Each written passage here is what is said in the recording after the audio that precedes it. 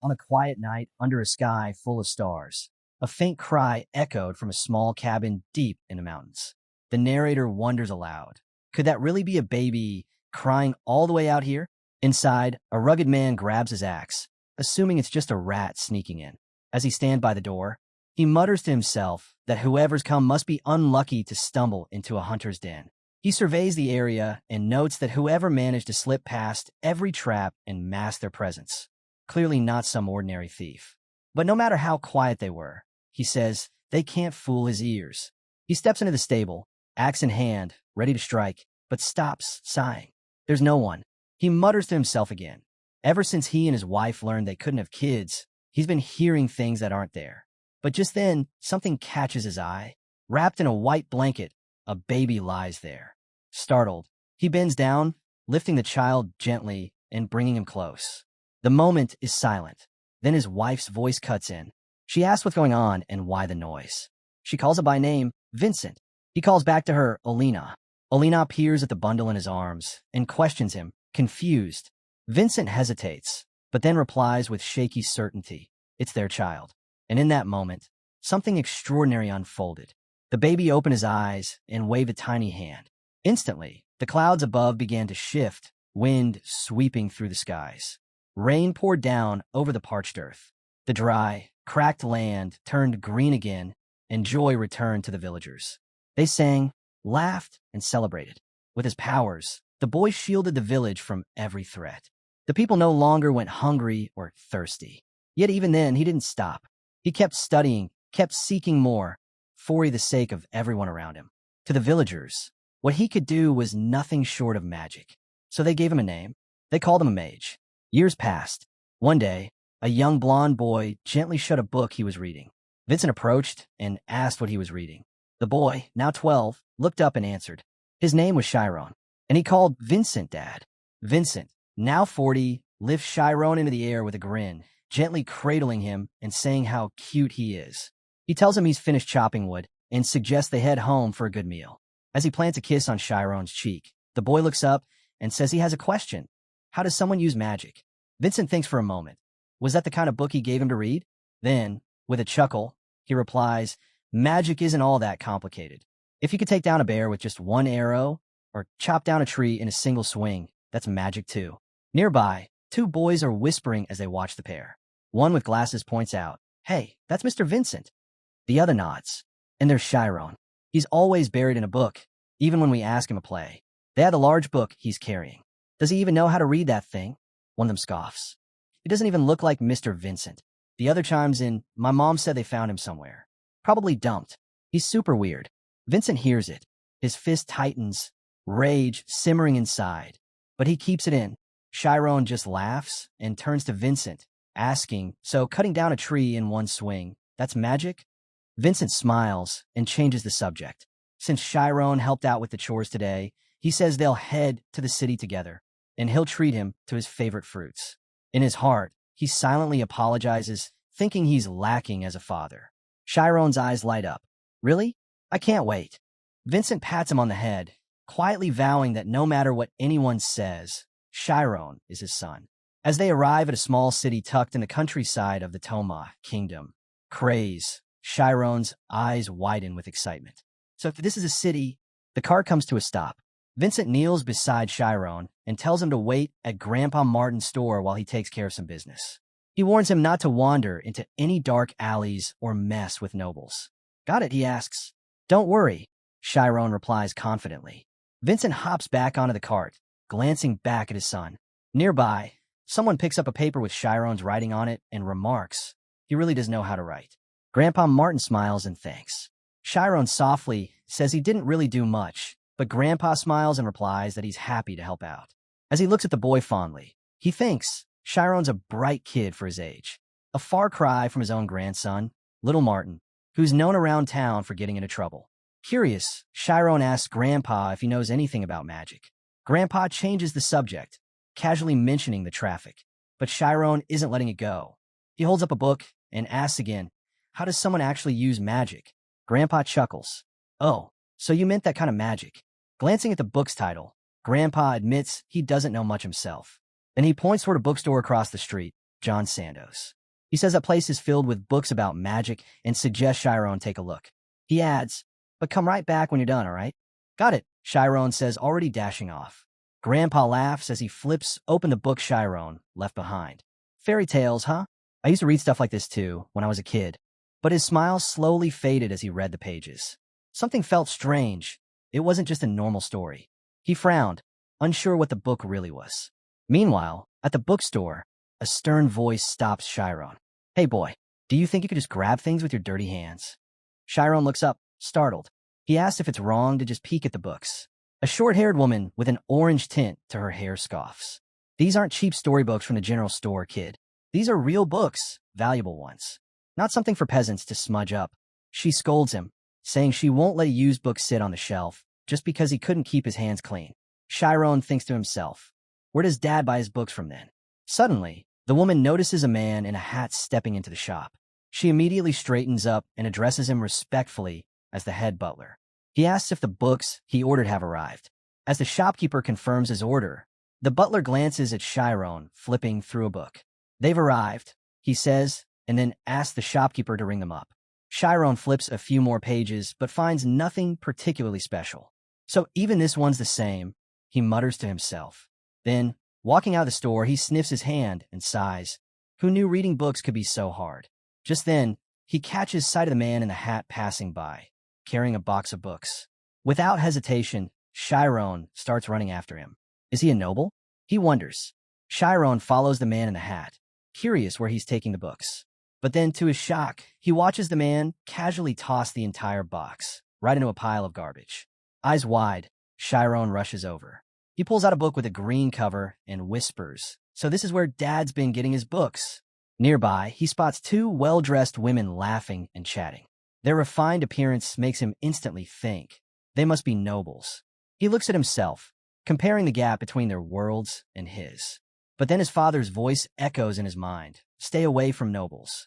Chiron turns around, his thoughts churning. Why is it okay for them, but not for me? As he walks, a guard steps in front of him. Hey kid, this isn't a place you should be wandering around. Past that door's restricted. Nobles only. The guard eyes him suspiciously. Where are your parents? Chiron nervously replies. They're nearby. Another guard joins in, frowning. He doesn't look like he belongs around here. Probably an orphan. Could be working for bandits. The first guard grabs Chiron's arm. You're coming with us. But just as he's about to pull him away, the guard looks down. Chiron's coat is lying empty on the ground. Where did he go? He shouts. Don't tell me you let a kid slip past you, the second one mutters. Meanwhile, Chiron crouches silently in the bushes.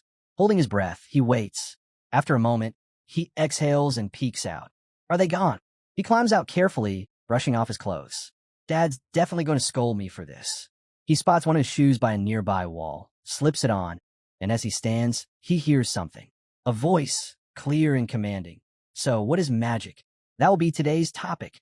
Chiron freezes, eyes snapping toward the wall. Voices continue. Master, show us fire magic, someone calls out excitedly. Chiron's eyes widen. Is this a magic academy? The voices keep drifting over. If you use magic indoors, you'll get in trouble, someone says. But if you answer his question correctly, he'll show you a spell. The instructor asks his students, what's the most important trait for learning magic? One answers knowledge. Another says, hard work. You have to study it all your life. A third laughs. It's money, of course. You need tons of it to buy magical gear. Their teacher chuckles. None of you are right. Chiron listens closely, eyes shining with wonder. What could the answer be? It's not about brains, effort, or even wealth, and it definitely doesn't require noble blood. According to the master, the key to mastering magic is something else entirely. Insight. A curious child raises a hand, asking what exactly insight is. Instead of a direct answer, the old master poses a question. Is there anyone here who doesn't know what 1 + 1 is? The child scoffs. It's clearly 2. The master nods, then challenges them again. Can someone explain why it's 2? He goes on to say that the odd feelings stirring inside them now. That's what insight is. Long ago, people didn't know 1 + 1 = 2. Scholars spent years trying to prove it. Even without solid proof, they just knew. That's because this truth has always existed, part of the world's natural laws. And just like numbers, magic is one of those laws, something you don't need to memorize to understand. If you have insight, you just feel it. That's why insight beats raw knowledge and even surpasses hard work. The child asks, so, does that make someone a genius? The master chuckles. Exactly. And if you nurture that spark, you could become a true mage. Meanwhile, Chiron wonderly is lost in thought, wondering if he'll ever get a shot at becoming a mage himself. The master suddenly glances over and says, you, behind the wall, care to share what you're thinking? Caught off guard, Chiron freezes. Should he run? Answer? He's a mess and terrified of what might happen. But just then, a powerful thought hits him. Chiron steps up onto the wall, thinking, if I don't do this now, I'll regret it forever. He climbs over and finds himself face to face with the master and a small group of students. The old man is none other than Meyer Alpheus, headmaster of Alpheus Magic Academy and a certified grade 4 mage. Meyer smiles and asks, did you come to keep us company? Chiron silently leaps down, his eyes locked on the group. One student sneers, pointing out that Chiron isn't a noble, he's just a commoner. Others chime in, telling him he doesn't belong there. Chiron watched anxiously as the headmaster, still smiling, called out to Chiron. Come here. Were you curious about what I said earlier? Chiron stepped forward and replied, I want to see magic. The headmaster chuckled. You've never seen magic before? I've read about it, Chiron admitted, but I've never actually seen it happen. The students scoffed, one of them snapping. What kind of commoner even reads books? Chiron bowed respectfully, his voice trembling as he responded, it doesn't matter who does. Please just show me. The headmaster burst out laughing. That's easy enough. I'll show you a simple wind spell. But before the spell was cast, Chiron unexpectedly clenched his fists, focusing on the thought of wind itself. He suddenly felt a powerful gust sweep past him. There it is, he thought in awe, the wind. As the spell lifted everyone into the air, the students laughed joyfully, floating around the courtyard. Chiron, now airborne, looked down in panic. The ground seemed impossibly far away. When the magic wore off, they began to descend slowly. Chiron, still tense, let out a terrified scream, drawing more laughter from the group. As he landed and sat on the ground, he stared up, dazed. That was magic, he said. He turned to the headmaster and asked, what is magic? With a kind smile, the headmaster answered, that was just an example. But Chiron snapped, his voice rising. I don't care if I don't get it. Just tell me the truth. The students gasped. How can he speak to the headmaster like that? Even teachers wouldn't dare. The headmaster's expression turned serious before he broke into a soft chuckle. Then let me explain it another way. He leaned forward. Magic operates beyond common sense. It's like a mental process that breaks through the boundaries of reality. Chiron suddenly interrupted. So, an irrational reality? Maybe that's why it feels closer to the truth. The headmaster's eyes widened. Then he laughed again. Did you read that in a book? No, Chiron replied. But I noticed a pattern in the books I read. So many brilliant thinkers were called irrational in their time. People dismissed their ideas until they became new truths. So maybe the truth hides within what we think is nonsense. Maybe. The headmaster nodded thoughtfully. Chiron then asked, what do I need to do to learn magic? The headmaster's eyes gleamed. This boy, he's truly gifted. Even if the path is hard, he's already seeking the right questions, ready to find the answers himself. Chiron silently braced himself, deep in thought. If Chiron truly believed in himself, then maybe, just maybe, he could do it. The headmaster, watching him closely, thought, he's just a commoner. Still, he said, rather than explaining, let me show you. He called out, Shumin, enter the spirit zone. The purple-haired girl, named Shumin, nodded. Understood. As Chiron silently repeated the words spirit zone in his mind, Shumin's eyes began to glow faintly. I'm in, she said calmly. The headmaster held up his hand. Can you tell me how many coins I'm holding? 6, she answered instantly. The students chuckled until the headmaster said, correct. Everyone fell silent, stunned. The headmaster explained, when a mage focuses their mind, they become hypersensitive to their surroundings. The best of them can count the number of leaves on a tree from across a field. That level of awareness is what we call the spirit zone. Shumin spoke again. Now, there are 3. The headmaster continued. Entering the zone means reaching a state where you're attuned to the world in a supernatural way. It's not about counting coins. It's about feeling everything that's happening at once. Chiron couldn't help but wonder, could I do that? As if reading his thoughts, the headmaster said, anyone can. He turned to Chiron. Find a quiet place to train. Your first step is to sense yourself, and then let go of yourself. But in his mind, the headmaster thought, while anyone can try, not everyone succeeds. He told Chiron, when you do, you'll discover a world far beyond the one you know. Do you understand what I'm saying? He asked. Chiron replied, if I can't sense myself, then I won't be able to let go of myself either. The headmaster stared at him, silently impressed again. Then he asked, want to try it now? He thought to himself, if he can't enter the spirit zone, he won't be able to learn magic at all. Chiron closed his eyes. Sense me, he whispered inwardly. He began questioning himself. What am I? A voice in his mind answered back. Just a brain, a simple organ. But Chiron kept pushing. What I feel, what I perceive, does that all stop at the brain? It's not about defining, it's about sensing. One by one, everything he identified as himself faded away.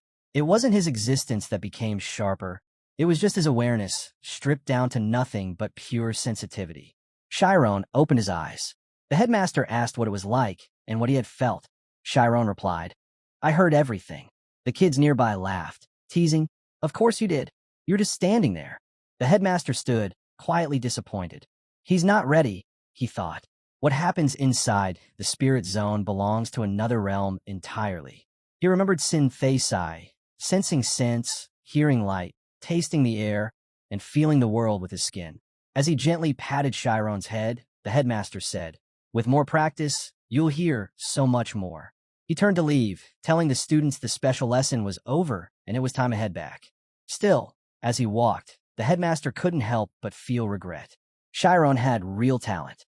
If he'd been born and noble and trained from childhood, his potential would have far surpassed this. There are so many gifted children in the world. Some simply didn't get the chance. Chiron climbed over the wall and dropped into the street below, drenched in sweat. It worked, he whispered, stunned. He'd heard a thunderous sound. Was that really the spirit zone?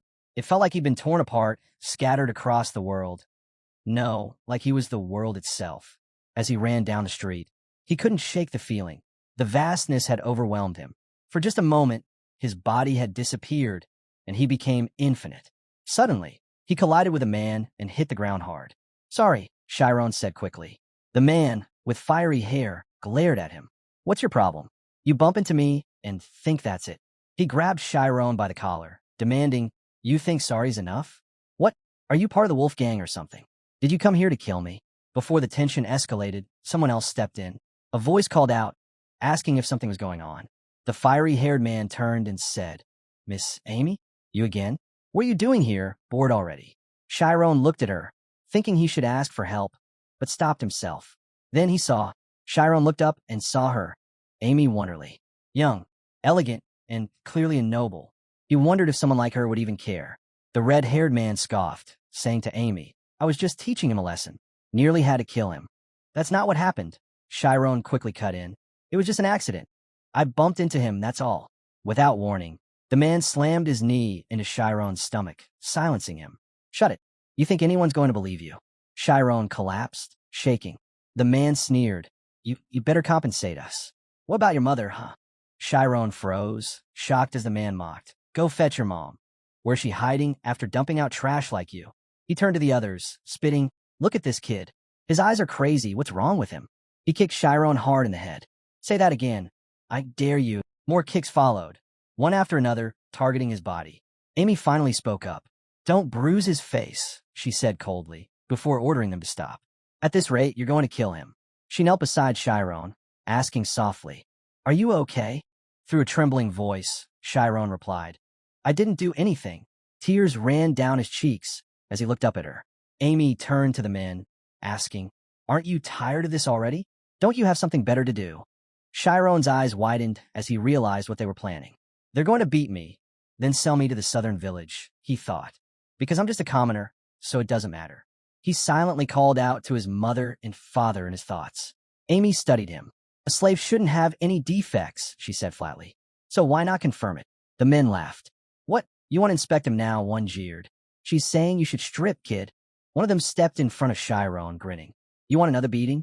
Amy watched, confused. What is it they're trying to strip off? She wondered. I just want to see his face. Why is he acting like this? I'll let him go after we mess with him a bit. He better not lose it. The laughter grew louder.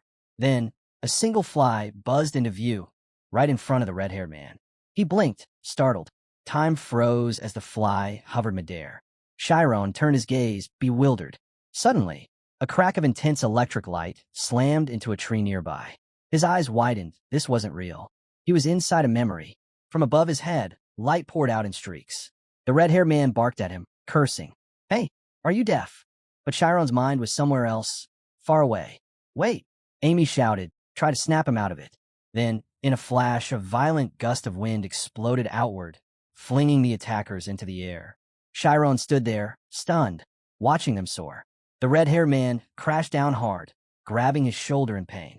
Another one hit the ground and screamed. His leg was clearly broken. The rest fell unconscious on impact. Chiron stared in horror. Amy called out to him, asking, What are you? Her eyes narrowed. Where'd you learn that kind of magic? How's a commoner? She stopped mid-sentence, her attention shifting. 3 figures appeared, shouting, Over there! We heard something. Amy jumped, vaulting high into the air and vanishing in an instant. Chiron blinked. How did she move like that? One of the men said, Someone's been knocked out over there. Chiron looked down at the bodies, knowing full well no one would believe a word he said. He turned and bolted. As he ran, one of the men shouted for help, but Chiron just kept going, thinking only of his father. The narrator cut in. This world is harsh, far away. Inside the noble house of Karmas, someone scoffed. You're telling me that kid beat them? The man speaking was Karmas Shakura, head of the household. Beside him, Amy arrived. You're back early, he noted. Skipped class again? I already learned everything they had to teach, Amy said casually. It's boring. Shakur sighed. You're a genius, sure, but reckless. Keep going like that, and you're going to get blindsided someday. Amy suddenly went quiet. Shakur gave her a look. What's with you today? She didn't answer at first, then said softly, Magic. Her eyes flicked to him with suspicion. He raised an eyebrow. What about it? But before he could finish, Amy cut in. Do you know anyone working at a magic academy? Can you introduce me? Just then, someone called out, Vincent, calling for Chiron. While knitting a sweater, Vincent casually mentions that Chiron went to the logging area for wood. He pauses, concerned, realizing it's still snowing. You want to chop wood in this weather? He mutters, worried, and quickly decides to go after him. As Vincent trudges through the snow, he remembers the spring when he first brought Chiron to the city. Back then, Chiron disappeared into the forest. He had said he got lost, but Vincent always felt something else happened that day. Deep in the snow-covered woods, Chiron stands by a tree, coughing, an axe in hand. He recalls the magic he accidentally triggered back then, the one he hasn't been able to replicate since. He'd unconsciously cast a spell, one he didn't understand. Due to his insight, he grasped the result, but not the process. The entire middle step was a mystery to him, since he had no formal magic knowledge. But now, he's entering the spirit zone. As he steps in, he focuses on the tree. In the spirit zone, every part of it becomes tangible. He can feel its texture, shape, even the scent. It's as if the tree's essence surrounds him. Suddenly, a light pulses from its trunk. He doesn't know what it means, but he can feel it. He lifts his axe and strikes the glowing spot. The tree shatters instantly, blown apart in one swing. Stunned, Chiron looks at what he's done. Magic, he says, his eyes lighting up. From a hidden spot, Vincent watches in disbelief. What did I just witness? He whispers, recalling the thunderous impact of that strike. He slowly approaches. Chiron, now using a saw, calmly continues cutting wood. In his mind, he reflects. It's the first time he's ever managed to do that. Out of countless attempts, this was the one. Just like back then. Vincent, overwhelmed, grips a red-covered book as tears well in his eyes. Chiron, however, is focused. He doesn't want luck. He wants real, grounded knowledge. Starting tomorrow, and every day after, he'll keep repeating this, waiting for the opportunity he knows will come. 3 years later, Chiron, now older, sits on a tree stump. A petal drifts beside him. He rises and cuts into the wood. As his hands touch it, he no longer needs to see. He simply feels it. He pauses, then raises his axe again. Another strike. Another tree. He doesn't just sense the magic, he sees it. Lights flicker across the bark, guiding him. And once again, they fall. Sitting on the ground and staring at a tree, Chiron murmurs that he almost went home after spending the whole time meditating and exploring the spirit zone. It's already been 5 hours. He thinks to himself, Out here, it's like becoming one with nature. The rustle of the bushes, the worms moving beneath the soil, even the faint sound of trees drinking through their roots. 5 hours isn't enough to take it all in. If this really is possible, it's like stepping into another world. With a stack of chopped wood slung over his shoulder, Chiron walks off, thinking to himself, another world. Yeah, that's the perfect way to describe it. He says aloud that it's time to head home. Arriving back, he sees white horses and a carriage outside. Noticing the unfamiliar scene, he puts the wood down and wonders if guests have arrived. Walking inside, he announces his return and asks if Vincent is already back. Vincent, already aware, tells him to come meet an old man seated across from him, the assistant butler of the House of Ogent. The old man greets Chiron with a smile and asks him to call him Temurin. Vincent warns Chiron sternly, no wandering into shady alleys, no crossing paths with nobles. Chiron nods, telling him not to worry. As Temurin studies him, Chiron quietly wonders why someone working under a noble family is so interested in him. He recalls that the House of Ogent are second-tier nobles in the kingdom. Temurin then steps closer, covering his mouth thoughtfully, and asks, "Can you read?" Chiron answers that he's read a bit here and there since he was young. Temurin turns him around, observing him carefully. Curious, Chiron asks what he's doing. Temurin explains that Chiron seems to have a solid reputation. A woodsman's son who knows how to read and is well-mannered. Chiron steps aside for a moment, but before he can go far, Temurin asks if he's willing to work for the House of Ogent. Chiron pauses, surprised. Temurin continues. They'll be relocating books from the family's great library. Nearly 10,000 in total. Among them, some are rare and important. The job will last 2 years, but the heavy lifting? That's for someone else. But the real task, sorting all those books, will be left to just the two of them. Chiron thinks to himself, if this is the House of Ogent's library, then it must be filled with magical knowledge, priceless to any mage. Temurin lowers his voice and tells him, only my family knows about this. If even one book leaks, or word of this spreads, it'll cost me and my family our lives. Looking at his parents, Chiron realizes why they both seemed so uneasy earlier. Temurin adds, our lives are on the line here, but we'll pay you well, far more than anything you'd earn from hunting. He smiles slightly, implying that raising Chiron right is finally paying off. But Vincent snaps. He angrily says it was never about the money. I didn't raise him just to make a profit. I wanted him to follow his dreams. Temurin bursts into laughter, mocking him. Dreams? What? You think this job will magically lead to a career? He presses further, asking Vincent why he came to him in the first place. If it wasn't for the money, then why ask me to use your son? Vincent fires back. It was because Temurin said Chiron could read books. Temurin nods, but counters that even if he can read, it's not like they can keep an eye on him all the time. You say you want him to chase dreams. Have you been lying to your son this whole time? That stings. Vincent goes quiet, caught off guard by the question. Memories flood in. He remembers asking Chiron if he was reading again. Olena had only taught him a few words for fun, but once Chiron turned 6, he started reading seriously, all on his own. Sure, he was cute and looked sharp, but more than that, he was smart. Maybe even too smart. Vincent wonders if Chiron could have noble blood in him. He taps his own head, frustrated by the thought. If nobles had raised him, he could have gone to school. But shaking off that idea, he reminds himself, Chiron is his son. And if he's the son of a woodsman, then it's only right that he learns through hard work, just like his father did. Vincent reflects. He taught Chiron how to survive in the mountains. But when Chiron first started working out there, he was scared. Deep down, Vincent thinks bitterly. He truly raised his son to become a woodsman's child. Swallowing his pride, Vincent falls to his knees before Temurin. He pleads, if all he needs is a commoner who can read, then let it be his son. He's been reading since he was young, Vincent says, voice trembling. He's smart, really smart. Just let him read some of the books. His body shakes with regret. He confesses, if he had known things would turn out this way, he never would have begged like he did. Yelling, he tells Temurin to get out of his house. Are you mocking my family just because we're poor? Temurin quietly puts his hat on, thinking to himself, some people just don't know their place. But then, Chiron speaks up. I'll do it. Temurin freezes in surprise, while Vincent yells his name, furious. Temurin turns to Chiron, asking if he's serious. This isn't to scare you, he says gravely. Even the tiniest rumor in your life is over. Chiron answers calmly, it's fine. He promises he won't say a word. And even if something goes wrong, he won't blame them. Let me do this. Temirin nods. If you're really interested, I'll come pick you up in a week. But if you change your mind, that's fine. Just remember, once you step into the manor, there's no turning back until it's finished. Later, Vincent confronts Chiron again. Why would you agree to that? They're just looking for someone to die in their place. It's my fault, Vincent growls. So, I'll take responsibility. Say no to this. But Chiron calls out to him, tears rolling down his cheeks. Thank you for giving me something so big. Tears well up in Vincent's eyes as he pulls Chiron into a hug.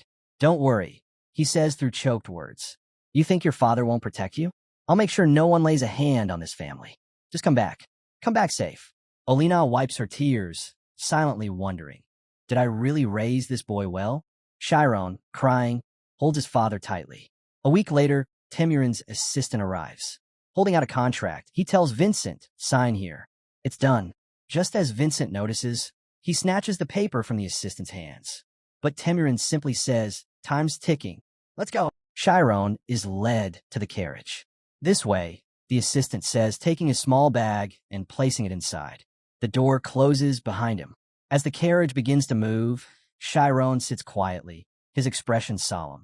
He closes his eyes and enters the spirit zone. There, he sees his parents crying. He reaches out his hand toward them, whispering to himself not to waver. This is the chance of a lifetime, but also a double-edged sword.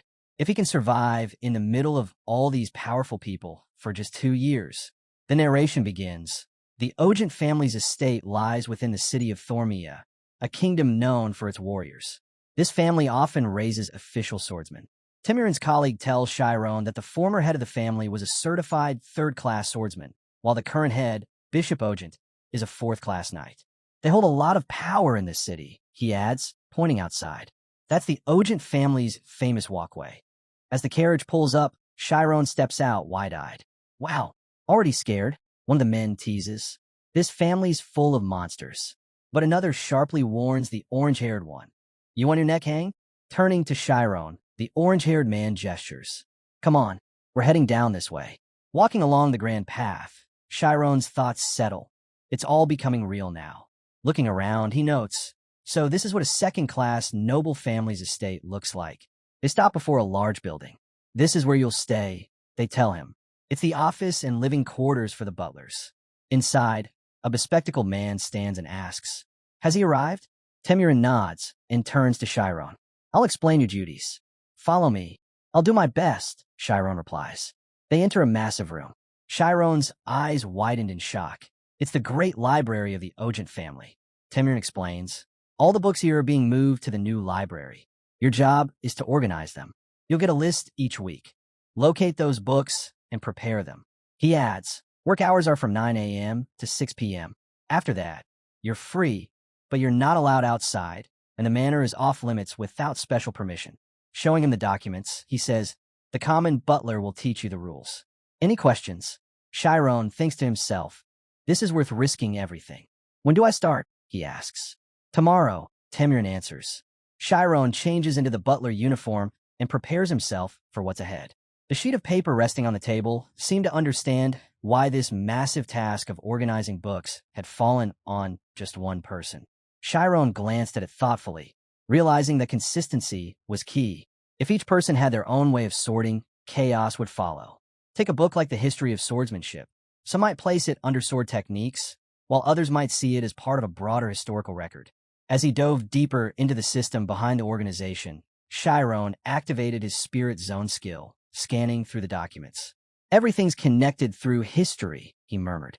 Knowledge builds upon itself, layer by layer, with history as its foundation. Once you fully grasp history, other fields start to fall into place more easily.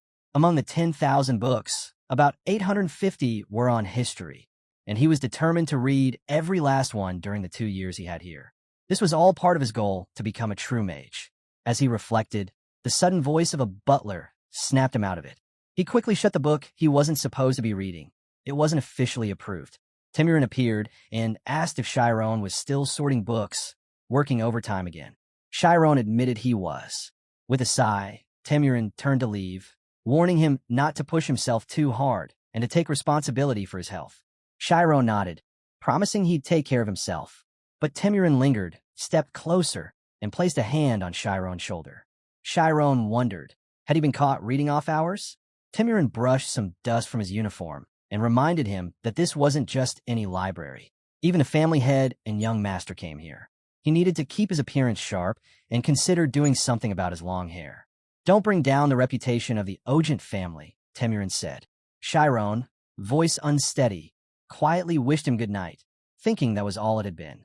Still, he knew he had to stay sharp for the next 2 years and avoid any kind of trouble. Later, seated alone in the quiet night, Chiron read under the dim light. The real challenge wasn't the workload, it was the content. The 3 emperors, the 7 kingdoms. Even understanding just the Thoria kingdom was overwhelming. He questioned if he truly understood enough, or if he'd need to memorize it all. To access this knowledge anytime, he had to know every event, every detail, inside and out. But then, Chiron's vision began to blur, and before he knew it, he had dozed off at the table. Temurin quietly approached, slipped the book from under Chiron's arm, and held up the lamp. He muttered, "You plan to hold on to this for an entire moon cycle? Do you really think studying alone is enough to succeed?" He scoffed, adding that if Chiron had been reading hands-on, practical texts, he would have banned him from staying past work hours. But thankfully, you're just a fool with big dreams. 3 months had gone by since Chiron started working at the Ogent family's great library. Someone asked if the stack of books nearby was the set he had organized that day. Chiron nodded and said he could take the whole pile. Narration followed, explaining how Chiron had slowly adjusted to the classified work and had also picked up bits and pieces of information from male servants. One day, a butler informed him he was taking a book, and Chiron asked if the second young master was borrowing it again. Looking through some notes, Chiron was surprised. They hadn't returned the book they borrowed last time. If he lost it, that could get awkward, he said. The butler agreed, saying he kept asking about it, but the noble always brushed it off. They don't really care if a book goes missing. It's just us butlers who have to clean up after them. The narrator explained. What shocked Chiron the most was realizing the nobles didn't even mind if books leaked outside. Chiron thought to himself, maybe it was because nothing in this library was truly vital. The butler quickly warned him not to repeat what he had just said, but Chiron knew it didn't matter. That kind of thinking didn't mean he was any less at risk. He quietly bowed his head as the butler reassured him, "I'll handle it," the narrator added. An aristocrat could afford to be relaxed only when backed by loyal commoners. Meanwhile, commoners had to put their lives on the line for things the nobles wouldn't even remember. Servants had to be flawless, because one small mistake could cost everything. Chiron quietly resolved. It didn't matter whether nobles cared or not. The safest path was to live quietly and unnoticed. Just then, a blue-haired boy burst into the library, yelling rudely at an old man. Chiron turned, startled by the scene. Chiron blinked, confused by the sudden commotion. The blue-haired boy, trembling slightly, mumbled, "Come on, what's the big deal about taking a little break today?" Chiron recognized him instantly. He was the youngest son of the Lord, Rian Ogent. An older man's voice thundered through the library, calling out Rian's name and shouting that once he caught him, he'd be running another 100 laps. Rian leaned on Chiron's shoulder and whispered, "Don't tell him I'm here." Then he quickly ducked under a bookshelf. Moments later, a bald, bearded man stormed in, clearly out of breath from running. "Rian, I know you're in here," he growled. He glared at Chiron. "You saw a blue-haired kid, small as a peanut, come through here?" Chiron thought, if that boy's a peanut to him, what must I look like in his eyes? Out loud, he said, "From what I saw, he looked like the youngest young master." "And who are you, sir?" The man snapped. "I'm the swordsmanship instructor, and I've got every right to discipline that little brat." He clenched his fists. "So, speak up. No jokes, unless you want a taste of what he's getting." Pointing toward the bookshelf, Chiron replied, "The youngest master is hiding under there." Rian's voice came from under the shelf. "Are you trying to get me killed?" The instructor yanked Rian out by the collar. Rian stammered, "This is all a big misunderstanding." But it was no use. The instructor dragged him off, muttering about needing to rebuild his mental fortitude from scratch. As Rian was pulled away, he shot a furious glare at Chiron. "You'll regret this." Chiron watched, thinking the instructor's influence might even outweigh the family heads. "I didn't have a choice." According to what he'd heard, Rian ended up being taken to the mountains for an entire month as punishment. Narration resumed. It had taken Chiron 2 full days to finish reading his first book, but after fully grasping its content, he managed to complete 80 more in just 4 days. As he flipped through another volume, he realized, just like he suspected, the beginning was the hardest part. None of the books contained totally unfamiliar material. If he could build a solid foundation with the first 200, the remaining 650 would be much easier to absorb. But as he continued reading through the histories, doubts slowly started creeping in. Was studying history really the right path at this moment? Am I really making the right call? Chiron wondered, reflecting on the history of mages. The more he studied their past, the more confident he became in his choice. If scholars create theories, then mages are the ones who bring those theories to life. That realization cemented his belief. Scholars and mages are essentially the same. But not every scholar qualifies as a mage. Only those who can reach the elusive state known as the spirit zone. Closing the book, Chiron thought, if I can combine this spirit zone with vast knowledge, maybe I can truly become a real mage. Just then, Rian stormed into the library, shouting at Chiron with rage. He barked that he had suffered endlessly, waiting for this moment. Chiron, noting Rian's relentless nature, asked if this was really what he came for. Rian snapped back, demanding if Chiron understood the hell he went through, climbing that cliff over and over, his grip failing, feeling like death was near. But every time, revenge kept him going. Chiron was taken aback. This was far worse than he had imagined. Rian's fury had clearly hit its limit. Rian pressed him, asking if he had nothing to say. Did Chiron think all this anger was just because of a few hardships? Rian reminded him of the favor he had asked, the trust he placed in him, and how Chiron betrayed that trust by snitching. He admitted he pitted someone so weak. Chiron replied simply. He only spoke the truth. Rian fired back, saying he should have just refused a favor instead of pretending to help. Chiron thought, it's always easy for the strong to twist logic in their favor. So what am I supposed to do now? Rian, looking at him, recognized a man who had clawed his way through life like a butler who'd known nothing but work. But this calm, unshaken demeanor, was he mocking him too? Rian scoffed, accusing him of arrogance, and dragged Chiron out of the library. I'll show you who I really am, Rian growled. Chiron looked around. The training ground, he realized. So this is where Rian planned to take things next. To make himself feel better, Rian clearly planned to beat Chiron down, and Chiron knew it. But taking the hits was still better than losing the chance his parents fought to give him. He couldn't afford to throw it all away. Rian tossed him a wooden sword. Pick it up, he said, pointing his own steel blade at him. This is a duel. I'm not some loser who lets things slide when someone disrespects me. I'm going to be the greatest swordsman. You'll take my strikes. Chiron shot back, furious. Is this how you handle things? So weakly, but Rian wasn't done. I serve the house of Ogent. I protect the Ogents. You betrayed me to the master because you were scared of a beating. Someone else was in trouble, and you threw them under the bus. Chiron's heart pounded. Rian's eyes looked different now. There was no hesitation. No matter how much my family ignores me, Rian growled, I won't let someone like you look down on me. Come at me. I'll give you 3 shots. After that, it's my turn. Chiron froze. Those eyes, unmistakably Ogent blood. He glanced at the wooden sword. It was solid, but one wrong move, and he'd break something. He'd be sent home. What can I do? He asked himself. That's it. I'll just go for it. He had 3 tries. No more hesitation. He charged.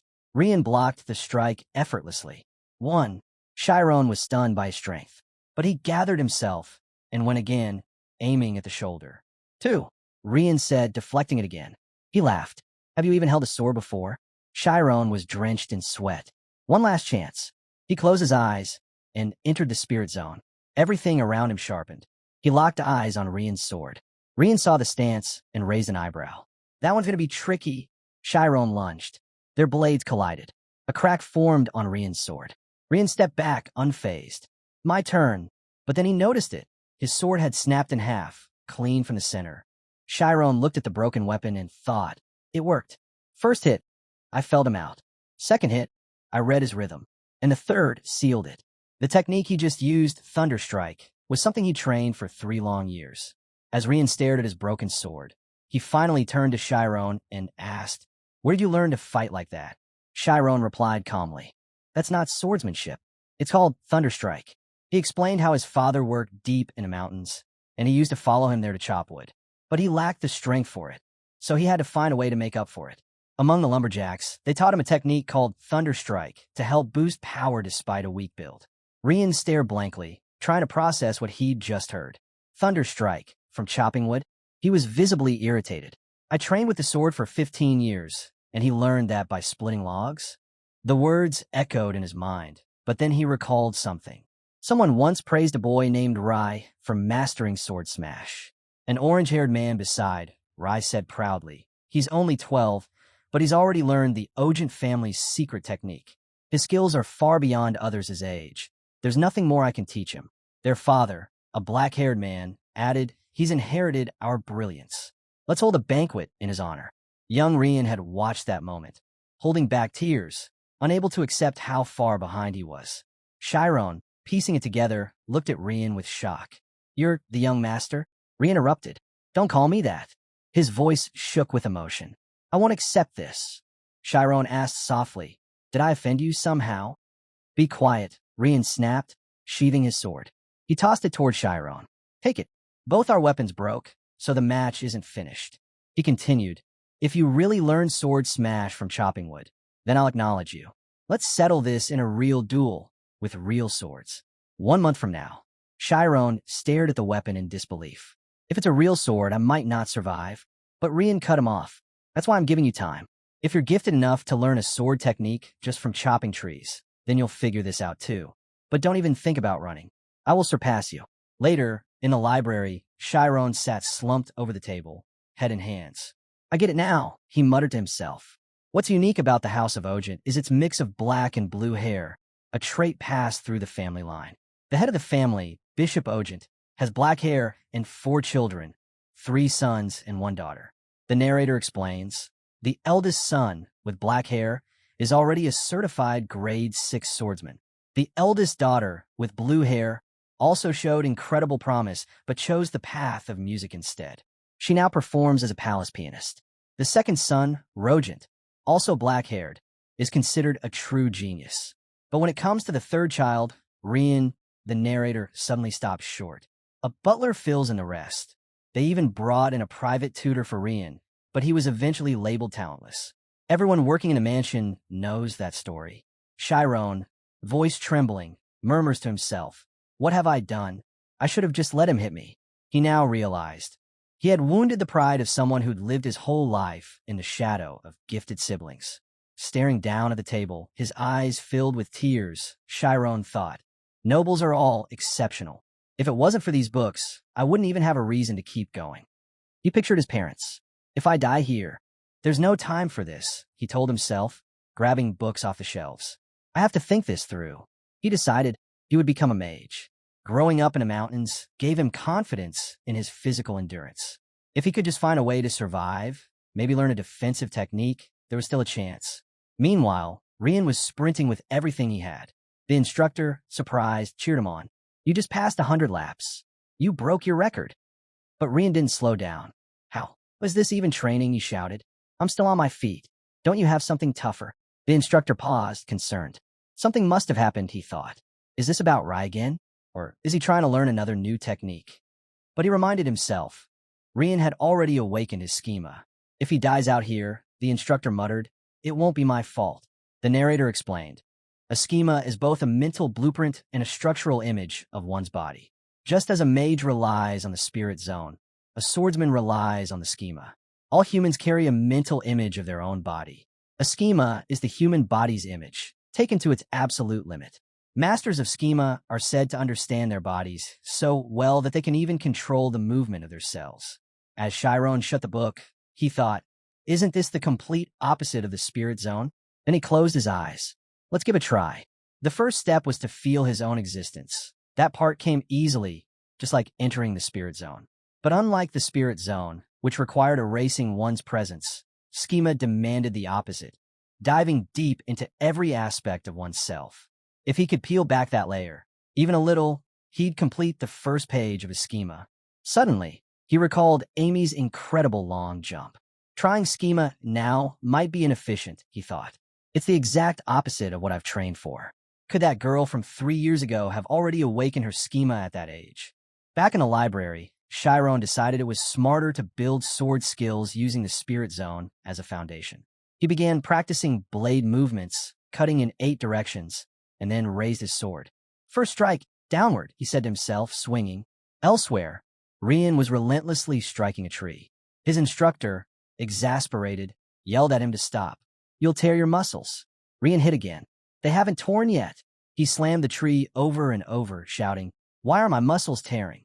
Why are my arms falling off? The instructor stood in silence, eyes wide with disbelief.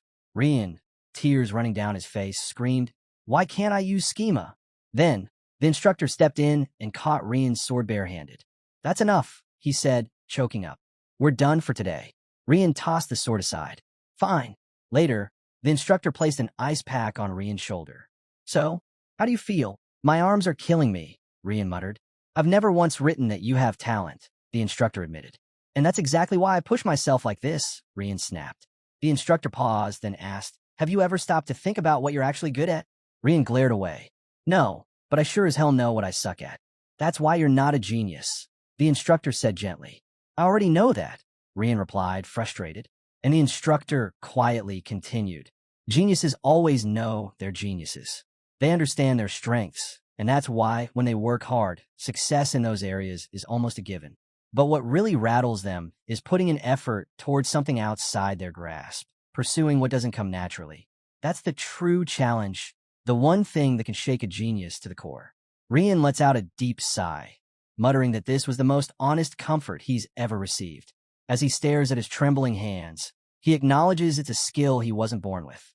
But if he pushes himself beyond his limits, he can earn it. With full confidence in himself, he's sure he's going to win. Meanwhile, Chiron reflects on the essence of swordsmanship. It's more than just a deadly art. It's psychological warfare at its peak.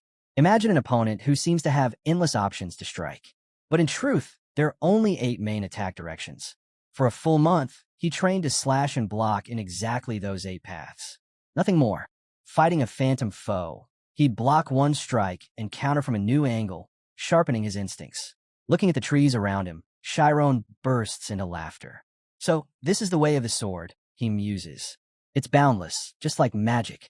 Unsheathing his blade, he quietly apologizes to his parents, unsure if he'll ever return. Still, he has no regrets. This journey teeters between life and death, but it's opened his eyes to something incredible. Out in the clearing, Rian approaches with his sword drawn. Let's begin, he says. Watching him, Chiron is stunned. Just a month ago, Rian was clumsy, lacking both form and balance. He hadn't even touched real swordsmanship. And yet, here he is, steady, focused, fearless with a real blade in hand. If he's got Rise talent, Rian tells himself, then I have to beat him. Charging forward, Rian calls out to Chiron. As they clash, Chiron realizes Rian's technique is on a whole different level, but he senses something deeper. Rian watches Chiron in disbelief. He's watching the sword, he thinks. He's not afraid of it. He can't overcome his fear of death, but death itself. The root of that fear lies in the future. And the future? It's nothing more than a fleeting illusion, something that doesn't actually exist. No one imagines the next second before leaping off a cliff. It's not just about being ready to die. It's like being completely consumed by raw emotion. He isn't even afraid of death anymore. Rian charges again. Chiron lifts his sword and blocks a strike from the right. But even that move reveals a wall he can't get past with simple tricks. Rian keeps switching up his angles, attacking relentlessly. Chiron holds his ground, but the blows are fast and powerful, too fast. The pace is now pushing past the speed at which his ability to sense and track the sword's path can keep up. Then Rian lands a clean hit across Chiron's chest. A flicker of blue energy flashes in Chiron's eyes as the thought hits. He might lose this. Rian pushes forward, every strike forcing Chiron backward. Chiron, overwhelmed, questions what's going wrong. How is this happening? Sitting on the ground, Chiron blocks another swing, and Rian stands over him, convinced it's over. He's done, Rian thinks smugly. Looking at the wounds, Rian mutters to himself. This is what elite swordsmanship is. It's built to forge top-tier warriors. There's no way Chiron can stand up to these blows. Every slash carries the weight of Rian's relentless, bone-deep effort. I'll crush him, Rian growls, launching another powerful attack. But Chiron is confused. If Rian had followed through with an upward slash after cutting his abdomen, it would have ended right there. His side would have been wide open. So why isn't Rian finishing it? Why is he sticking to these big, exaggerated swings? Then it clicks. Rian's grasp of swordsmanship isn't as deep as Chiron had assumed. He's skilled, no doubt, but his understanding of how to truly use those skills is still shallow. If that's the case, then all Chiron has to do is downgrade Rian's projected combat level. He halts his defense and pivots. Time for a new strategy. Chiron goes on the offensive. Rian's eyes widen. He didn't expect this sudden change. He's attacking again? How is he not exhausted? Even though the strikes are basic, they're coming in fast and sharp. Why are they suddenly so hard to block? Chiron spots it.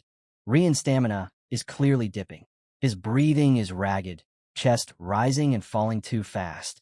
Chiron knows now. The key is to hold the rhythm. If he can control the pace, he can conserve his own strength, while Rian wears himself out. This isn't right. This can't be real, Rian thinks, confused and shaken. A memory flashes, his childhood. His father praised Rai, and Rian standing off to the side, confidence slowly crumbling. Rai glances over, smirking arrogantly, fully aware. Back in the present, Rian sprints forward, yelling that he'll become the world's greatest swordsman. Chiron halts his assault, puzzled. Did Rian just give up? Or is this another stubborn tactic? Is he thinking clearly right now? Chiron taps into the spirit zone, trying to read the sword's path, but there's too much chaos. Too many unpredictable elements. A sword slips from someone's hand and crashes to the ground. Both fighters are breathing heavily, bodies worn down. Rian questions whether this moment is even real. As Rian nears with another strike, Chiron makes a small but crucial shift. He changes his grip and sends his blade upward. Even Chiron is taken aback. He didn't expect to win. But whatever is about to unfold next, it's unpredictable. If this had been an official duel, Rian is a noble, and this fight has crushed his pride. Chiron can't even guess what he'll do now. He raises his sword toward Rian. Rian quietly says, "I lost."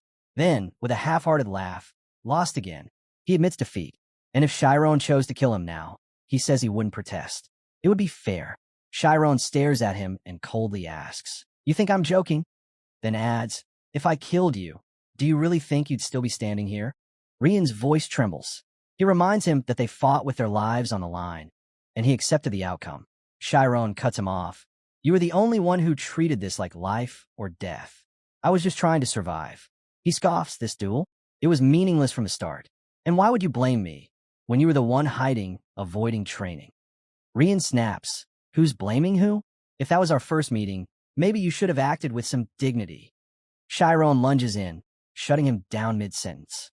But Rian's words linger, buried under the silence.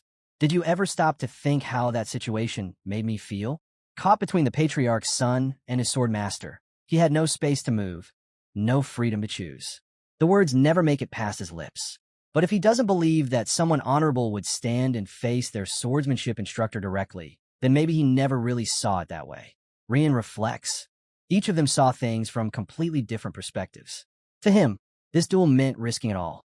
But for Chiron, it was a fight where, once it was over, no one would even come looking for him. Chiron collapses onto the ground, gasping, "I thought I was dead for sure." Rian watches silently, wondering, don't people usually exchange warm words after a fight like this?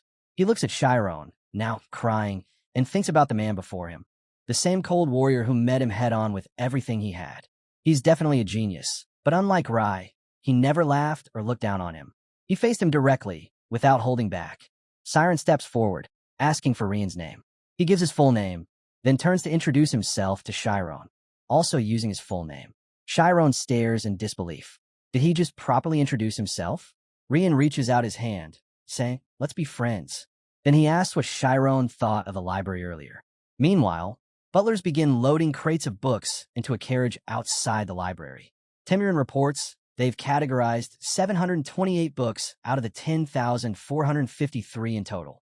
Tan gives Chiron a nod of approval, impressed by his work. The narrator chimes in, "It's been a full year since Chiron began working at the Great Ogent Library. As the number of books needing classification dropped, his efficiency grew. From the 850 history books he set as his personal goal, only 200 remain. Reading 3 a day, he's close to finishing. Soon, he'll reach the core knowledge he's always aimed for. That year wasn't just about books. He experienced real swordsmanship, stared down fear, and emerged stronger. His spirit zone feels more durable now. He remembers thinking he'd die back then, but now he knows even if you start slow, as long as you don't quit, you'll eventually get there. But more than anything, what mattered most was gaining a true friend. As Rian flips through a book, he blurts, "There's so many books here. Has your family read all these?" Chiron casually replies, "The head and the second eldest young master visit the library a lot." Over time, Chiron noticed the real Rian, affectionate, endearing in his own way, even with his tall frame. Actually, it suited him. He really was the youngest. Tossing a book aside, Rian groans, "So much to read." The narrator adds, "He acted every bit like the youngest sibling." He says it's because he'll be the one to die, then questions how a book could ever matter more than a person's life. Giving a thumbs up, he adds that if he burned the library down, he'd still protect him. No need to stress about it. Chiron, clutching his head, mutters that he wouldn't be so annoyed if he just stopped talking. He adds that Rian would be a lot safer doing nothing at all, then demands to know why he even showed up today and what kind of training he did. Rian casually shrugs it off, saying it was just the basics. He came to the library to do a bit of reading. Chiron snaps, telling him to hurry up and actually study. Rian yawns, saying he's already bored. Chiron thinks to himself that it's not like Rian suddenly became a scholar or anything. The narrator chimes in. Rian is like fire. Once he ignites, there's no stopping him. Give him the smallest spark, and he'll burn with it again and again. 10 minutes later, both are at a table, flipping through books. Chiron asks if Rian really came here to study. Rian replies that it's not like he wants to be a magician anyway. Why read so much? Chiron tells him he's way behind. He never had the chance to study before arriving here. But now, he's gone through 600 history books. He's got the basics down. Rian watches in disbelief as Chiron speeds through the pages, amazed every time. They're the same age, but Chiron just seems so much more grown up. Clearing his throat, Rian says the book he picked is kind of interesting. Reading the preface aloud, he mentions a question he's sure everyone's wondered at least once. If a swordsman fought a magician, who would win? Chiron pauses. He remembers scouring the world to answer that question. Even now, when he closes his eyes, he can picture the towering peaks of Mount Artusna, 6,000 meters high. In those mountains, there's even a man-eating tree that feeds on birds. Rian groans, calling the book boring. Chiron bursts out, insisting it's actually good. Marching over to him, he points out there aren't any illustrations and definitely nothing about sword techniques. Chiron challenges him. How can he judge the book when he hasn't even read a single page? Then asks, so, who wins according to the author? Rian, annoyed, mutters about a fight between a swordsman and a magician, when suddenly Rai appears and declares confidently, obviously, the swordsman wins. Chiron stands up and greets him. Rian, irritated, snaps back. How would he know? Then grumbles, calling him big brother. Ri picks up the book from the table, and Chiron stiffens, worried. Did he overhear their earlier conversation? But Rai stays silent, just watching them, thinking to himself that a steward daring to speak openly to a noble's child wouldn't just get scolded. It'd be a serious offense. Meanwhile, Rian questions Rai. How can he be so sure? Isn't he just taking the swordsman's side because he's one himself? Rai says he didn't think Rian would actually go there. He points out that the answer should be obvious. Just look at the rankings of swordsmen and magicians across the continent. But Rian scoffs. Rankings? Are they seriously basing a battlefield match on some kind of military status? He says that's not how fights work. Turning to Chiron, Rai asks for his opinion. Chiron feels a sudden tension. Rai's hard to read, even on normal days, but right now, there's something deeper going on. Still, he knows he needs to answer carefully. Chiron responds that if both fighters are on the same level, it'd be tough for a swordsman to win once the magician activates their spirit zone. But if the swordsman strikes fast before the magic is cast, then maybe they'd stand a chance. Ri immediately cuts in, saying he's wrong. The magician loses. Chiron suddenly remembers something, while Rian fumes silently. It had always been like this. Whenever Rai didn't like someone, he'd make it a point to crush whatever mattered to them. Ri then shifts gears, saying Chiron seems to enjoy history. He brings up the legendary 5 Dogs armor set and an artifact known to disrupt a mage's spirit zone. He's talking about anti-magic. The narrator explains, a mage's spirit zone is their innate advantage. Entering that space is like stepping into a shark's domain in the ocean. But anti-magic? It stirs those waters, blinding the shark. It strips away the mage's edge entirely. If even a spirit zone can't make contact with it, then technically anyone equipped with an artifact carrying that kind of ability should be able to stand against it. But that's just a theory. Anti-magic, after all, originates from the mana in a dragon's heart, an incredibly rare and special power. It also works more like a wave, and no matter how much you pour into it, the results barely budge. Even Yakra, the one who mastered the wave equation, could only draw out about 65% of the power that the Five Gods armor set was capable of. Rai cuts in, pointing out that each piece of that armor costs more than what an entire kingdom earns in a year. Rian, clearly confused, asks how a swordsman could be more powerful in all this. Ri, sounding full of himself, explains that the problem lies in the fact that mages were the ones who invented anti-magic in the first place. Rian shoots back. Why would a mage create something that undermines their own power? Ri laughs it off. He says there's a huge market for anti-magic. It's a gold mine. Mages are lining up, begging to be the test subject for this stuff. So why spend a fortune on some rare artifact when the source itself is willing? He leans in and tells them flat out, mages are a pitiful bunch, selling out their own kind just to make money. Rian snaps, saying he's going too far. But Chiron chimes in coldly, saying that's exactly what a mage is, then turns to Rai to continue. Just like Rai said, anti-magic was invented by mages themselves. Originally, it was developed to restrict magic use in forbidden zones, and it's still used effectively in magic academies as a training tool. Sure, it can be turned against mages, but it was created as a gift of intellect, willingly given up for the greater good. Chapter 10. That's why Chiron argues it's unfair to claim swordsmen are superior based on that alone. Rian can't help but chuckle quietly. Rai catches it and, just before leaving, throws one last line, ideals are nice, but reality doesn't care. A mage still loses to a swordsman in a real fight. Once Rai gone, Chiron casually drops to the ground, muttering he thought he was a goner. Rian wraps an arm around him and laughs, saying he's incredible. It's the first time he's ever seen his brother with that kind of expression, and if words were blades, he'd be the strongest swordsman alive. Rian breathes out, saying he feels completely refreshed. Chiron quietly reflects. Rai might be right that ideals and reality don't always align. But having a mind brave enough to test even one's own flaws, that's something else. 6 months later, someone is finishing a report in the library, sipping tea. Timur notes that it wrapped up sooner than expected. A gray-haired butler agrees. It's a relief the relocation was moved up by 6 months, and even more so that the dusty archives of the last 2 decades have finally been sorted. He then hesitates, wondering aloud if it's a waste to let go of someone so capable. Maybe they could find a reason to extend the contract. But Timurin cuts him off, telling him to stop rambling and just focus on the report. The butler bows and addresses him formally as deputy butler. Timurin quietly sips his tea. Meanwhile, Chiron flips the final page of a thick book. He muses, turning a book over is easy, but flipping it after reading every page. Now that feels like something out of a dream. Just then, Rian bursts into the library, shouting for Chiron. He hears the job's done and asks if he hasn't gone home yet. Rian, surprised, asks if he really finished. Chiron answers simply, there's nothing left to read here. At least, not on this side. As Rian pulls him into a hug, he thanks him deeply. Rian praises Chiron, calling him amazing. Before leaving, Chiron asks if he can come over to Rian's house sometime. Rian stares at him, surprised, and asks if he's being serious. Chiron wonders aloud if it's really that shocking. Rian tears up, admitting he always kept the friendship under wraps, and it made him feel a bit down. So hearing Chiron say that caught him off guard. Chiron, pressing a finger to his cheek, thinks maybe he regrets that too. He figures the place they spend the most time together is the school library. Rian, suddenly thrilled, calls out to Chiron, and the butlers come to greet them. Rian compliments them on their work and reflects on how little personal time he and Chiron actually get together.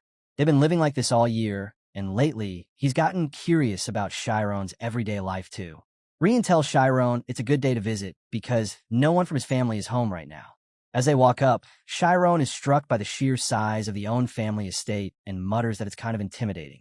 He asks Rian if it's really okay to just walk through the front door like this. Rian reassures him. His family won't be back until later this afternoon. Looking around, Chiron notes how quiet and massive the place is. Rian casually tells him that only the staff is here right now. As they pass a huge door, Chiron wonders if that's just a room entrance, or if one room here might be bigger than his entire house. It's clear to him that Rian really is from a rich family, even though he never acts like it. Rian then leads him to his room. Chiron is stunned. It's the smallest room in a long hallway, but still incredibly spacious. Rian opens the door, welcoming Chiron in. Chiron takes one look and jokingly asks if this is some kind of training center. As he surveys the cluttered room, he thinks it reminds him of the kind of lodge he'd crash at after an intense training session. Yet this is where Rian actually lives. Music plays in the background, annoying Rian. Frustrated, he tosses a deck of cards in the air, declaring that he's done playing. He lost again. Chiron asks for another round. Rian eyes him, suspicious, and accuses him of using some kind of spirit zone trick. Chiron shoots back, asking what Rian thinks he is. Then he casually mentions that he tends to move his card outward whenever he draws an ace, and Rian always takes a little longer to place his bets when that happens. It's pretty easy to tell if it's a pair or not, Chiron says casually, making Rian stare at him in disbelief. How do you even notice stuff like that? Rian asks. Chiron shrugs and replies that sometimes just observing without overthinking leads to better results. Instead of zoning in on one tiny habit, he watches everything a person does. That's how he figures out their next move. Rian, clutching his head in frustration, says he's trying to do exactly that. Look at the big picture, not the little stuff. He wonders aloud if that kind of awareness could help him awaken his schema. Chiron answers that it's what helped him enter the spirit zone. Even now, he says he kind of gets it, but at the same time, he kind of doesn't. Looking out the window, Chiron smiles and says, "This is fun." He grabs a book from a nearby shelf and asks Rian if he can borrow it. Lately, he's been tired of nothing but history books, and it's been a while since he's touched any fiction. But before he can finish his thought, he sees Rian, already asleep at the table. Chiron glances toward him, then pauses. Didn't he say his family wouldn't be back until the late afternoon? Just then, the sound of a piano drifts through the mansion. He stiffens. There's only one person who could be playing that piano, Rian's older sister, Reina Ogent, the court pianist. Suddenly, she appears, catching sight of Chiron hiding behind the door. "How was the sonata?" she asks. Chiron freezes, realizing he's been spotted. He nervously answers, "It was really good." His mind races, trying to figure out what to do next. Reina steps closer, eyeing him with curiosity. "First time seeing you here. Are you one of the new hires?" Chiron quickly replies that he's been in charge of organizing the library. Says he's been at it for a year now. She raises an eyebrow. "Oh, so you're that guy? I heard not just anyone can organize the books there. You must be pretty sharp." Then she asks, "Have you ever played piano?" Chiron immediately thinks he needs to stay alert. She's a pro, and she uses schema when she plays. "No, not at all," he replies, keeping his tone even. He also recalls something Rian said. The person with the worst personality in the entire mansion is his sister. Reina gestures to the spot beside her. "Come on, sit here. I'll teach you." Chiron hesitates, wondering if he should go along with it. But she smiles and says, "It's fine. No one's going to scold you. I gave you permission." He watches her carefully, thinking, Reina won't take no for an answer, and Chiron knows he's in no position to refuse. He sits beside her, thinking this might be the only time he ever gets to sit in front of a piano like this.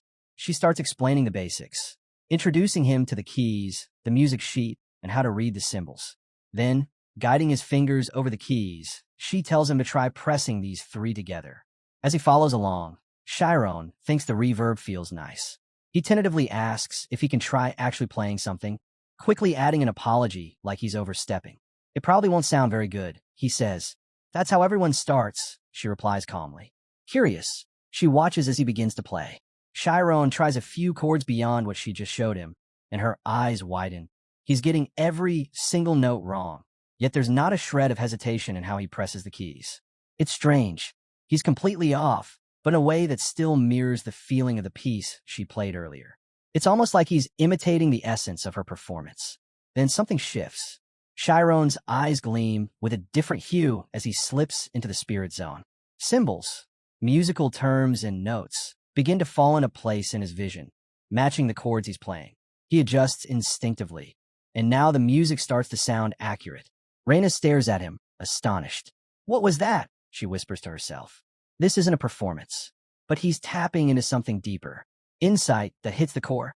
Why is he a butler? Chiron finishes playing and quietly apologizes. Before anything else can be said, a loud voice breaks the moment. Do you two have to be this loud? It's Rian, storming in.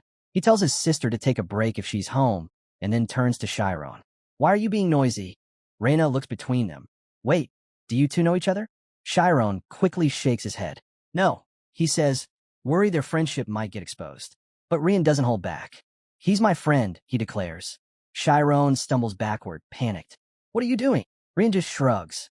Gremlin or not, she's got a rotten personality, but she doesn't care about this kind of thing.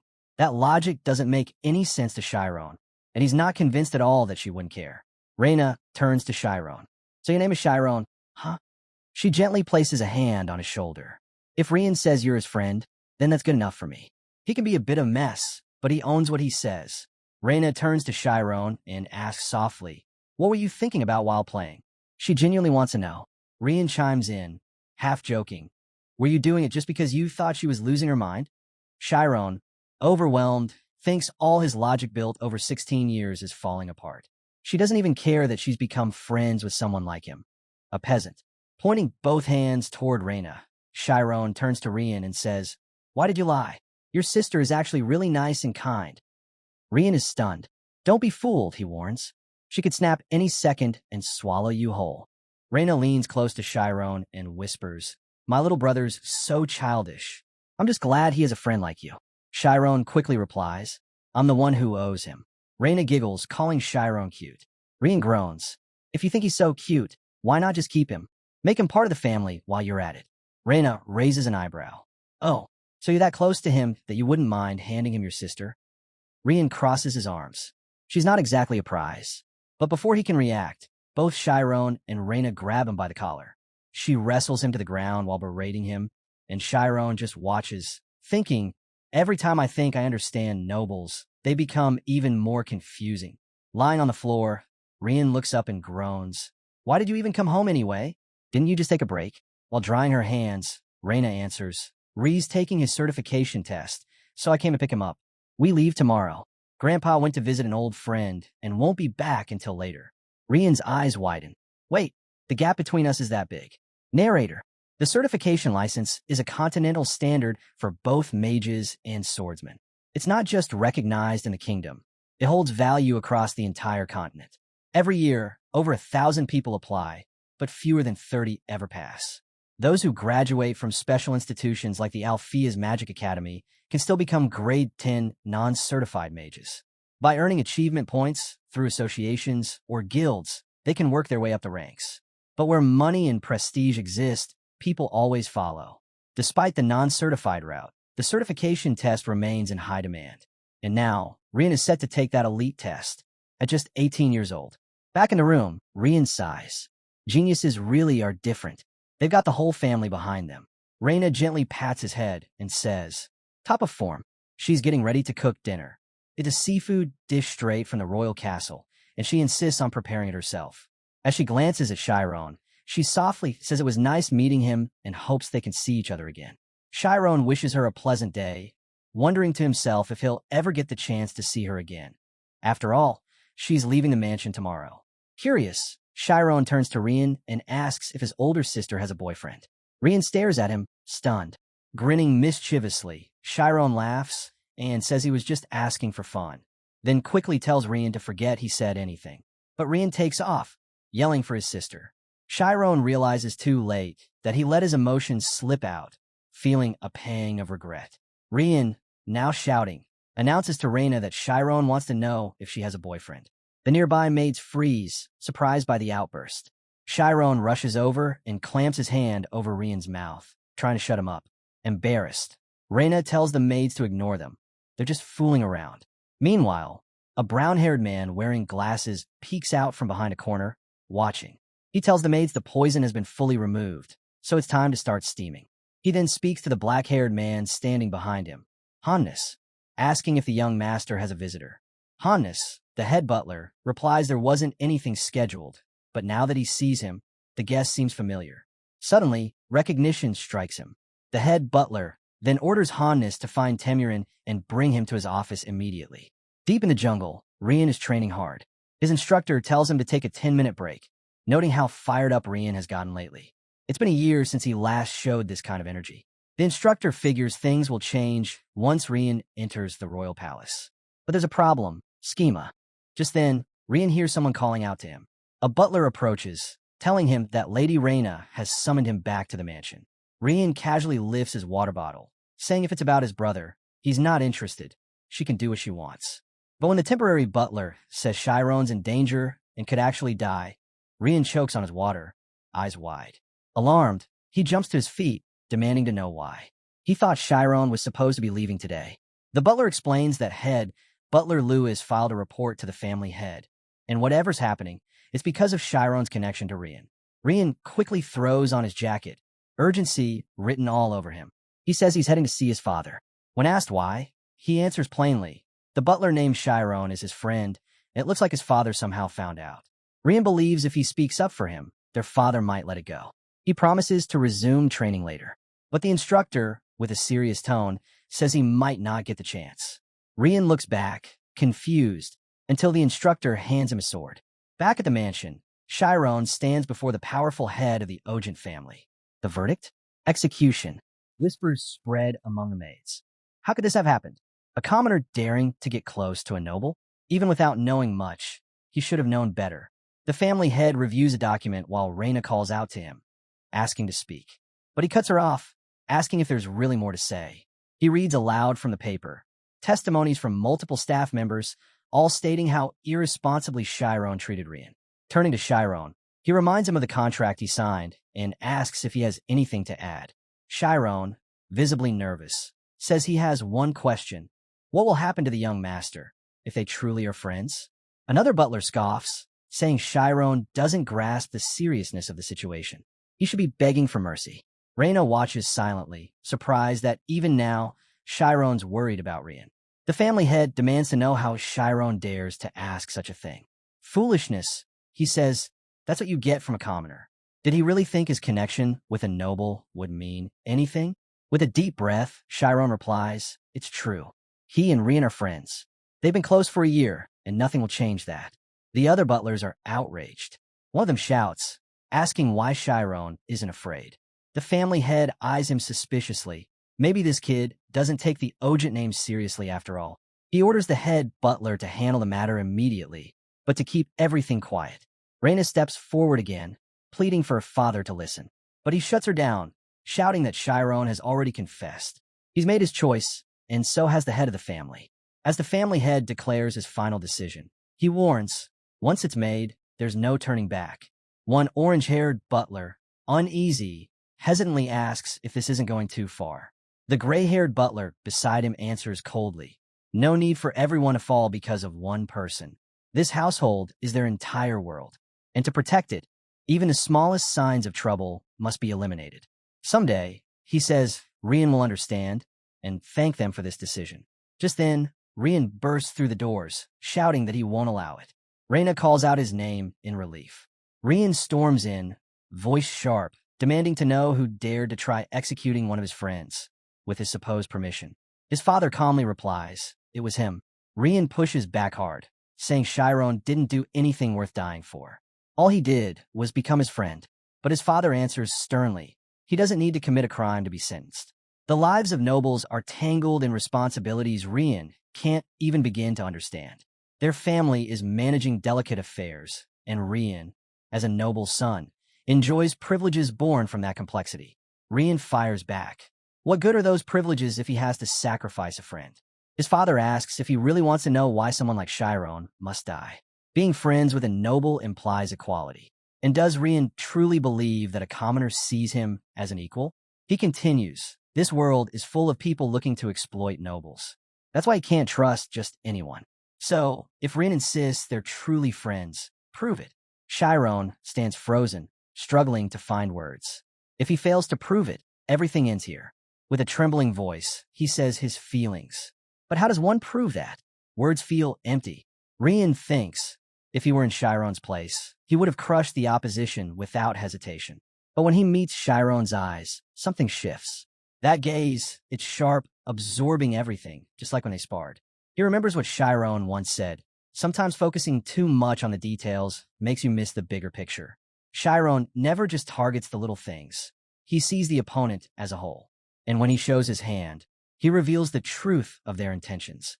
Rian refocuses. He needs to see the full picture. This person in front of him, standing before him, is not just his father. It's the second-class noble and head of the House of Ogent. A black-haired man of noble blood, a certified grade 4 knight. This isn't some simple argument between a father and his son. It's a formal clash, one where titles, power, and principles are on the line. Chiron grips his sword tightly. This isn't just tension, it's a duel. 30 minutes earlier, back at the training grounds, Rian had told his instructor that his friend's life was in danger. The instructor, confused at first, realized he meant the boy from the library.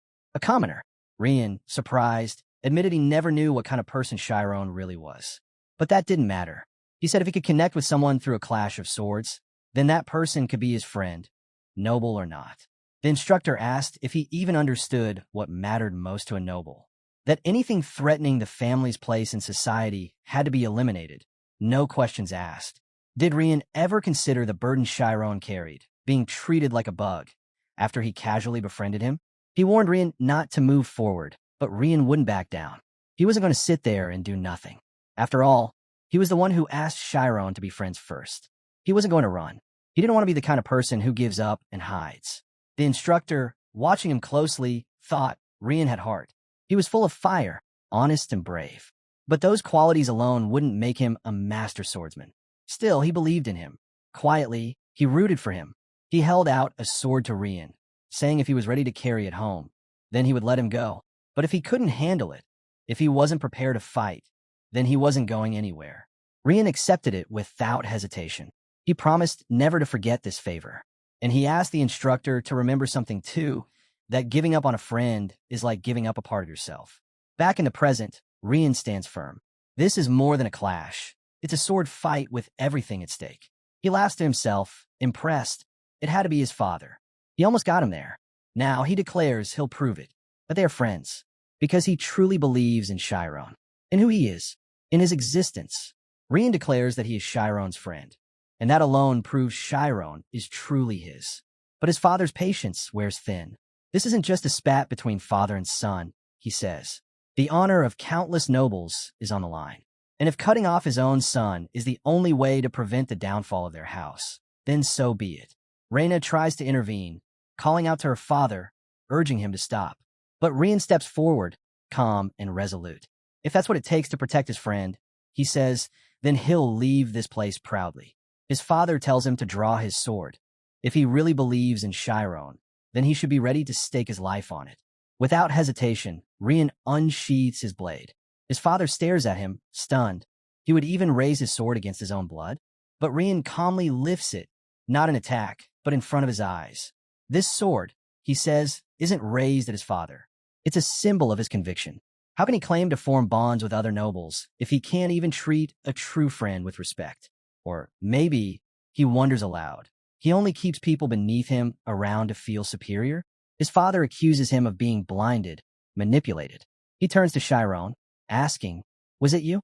Did you poison his mind into thinking a noble and a commoner could be equals?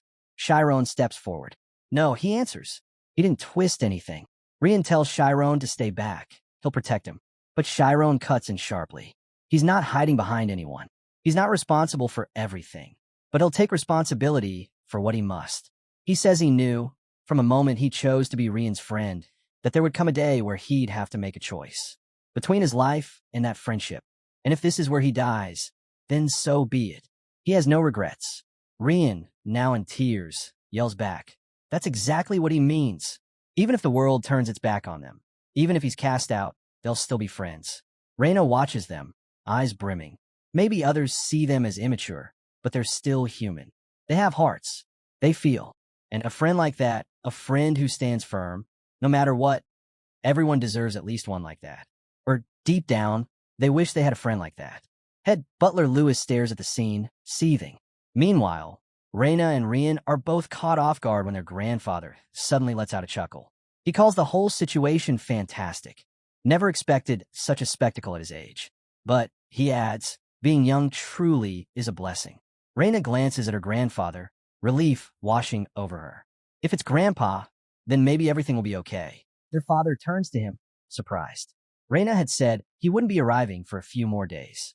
But the old man, Ogent, the previous family head, laughs again and says he came early. His friend ran off with a maiden, after all. Hearing that, Chiron's eyes go wide. That friend, he realizes, is Thormia's general, a grade 3 swordsman. Clumph, now seated, looks around and says this house hasn't changed. It's still full of noise and passion. Youth, he repeats, is a wonderful thing. Their father grumbles that it's not so wonderful right now. The family's reputation is in shambles. But Clumph waves it off. No need to jump to conclusions, he says. He's been observing quietly for a while, and it's clear that everyone here has something they need to express. So before judging if the family has lost face or not, they should hear each other out. First witness, Reyna Ogent. She steps forward and states that she only met Chiron yesterday. But from that brief encounter, it was clear he's bright and capable.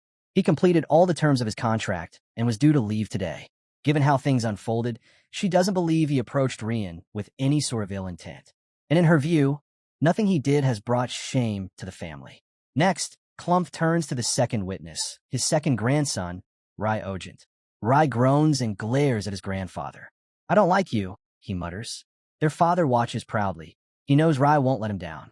But then Rai casually shrugs and says the issue doesn't concern him. His father stares, dumbfounded, as Rai continues. Yeah, doesn't like the kid, but who Rian chooses to befriend. That's his own business. He just wants all this wrapped up so they can head to the royal palace. Clumph chuckles, saying this is exactly why there's no place like home. Then he suggests they hear from someone who's observed Chiron the longest, the third witness. Deputy Butler Tamura. Timiran glances at the head butler, reading his thoughts. He knows the head butler is well aware. They aren't people who usually voice opinions, but rather people who act, who simply carry out their master's will. Timiran calmly states that Chiron completed every task given to him with perfection, and even finished his assignment 6 months ahead of schedule. Head butler Louis leans in, whispering, asking what Timiran thinks he's doing. But Clumph interrupts, asking Timiran directly, did he know Chiron and Rian were friends? Timiran replies that he only knew Chiron spent a lot of time around the young master, but didn't realize they were friends. Still, he adds, if Chiron had been an ordinary boy, there's no way he could have handled sorting through 10,000 books the way he did. Chiron looks at Tamura, surprised. Reyna watches with hope in her eyes. The mood in the room is shifting.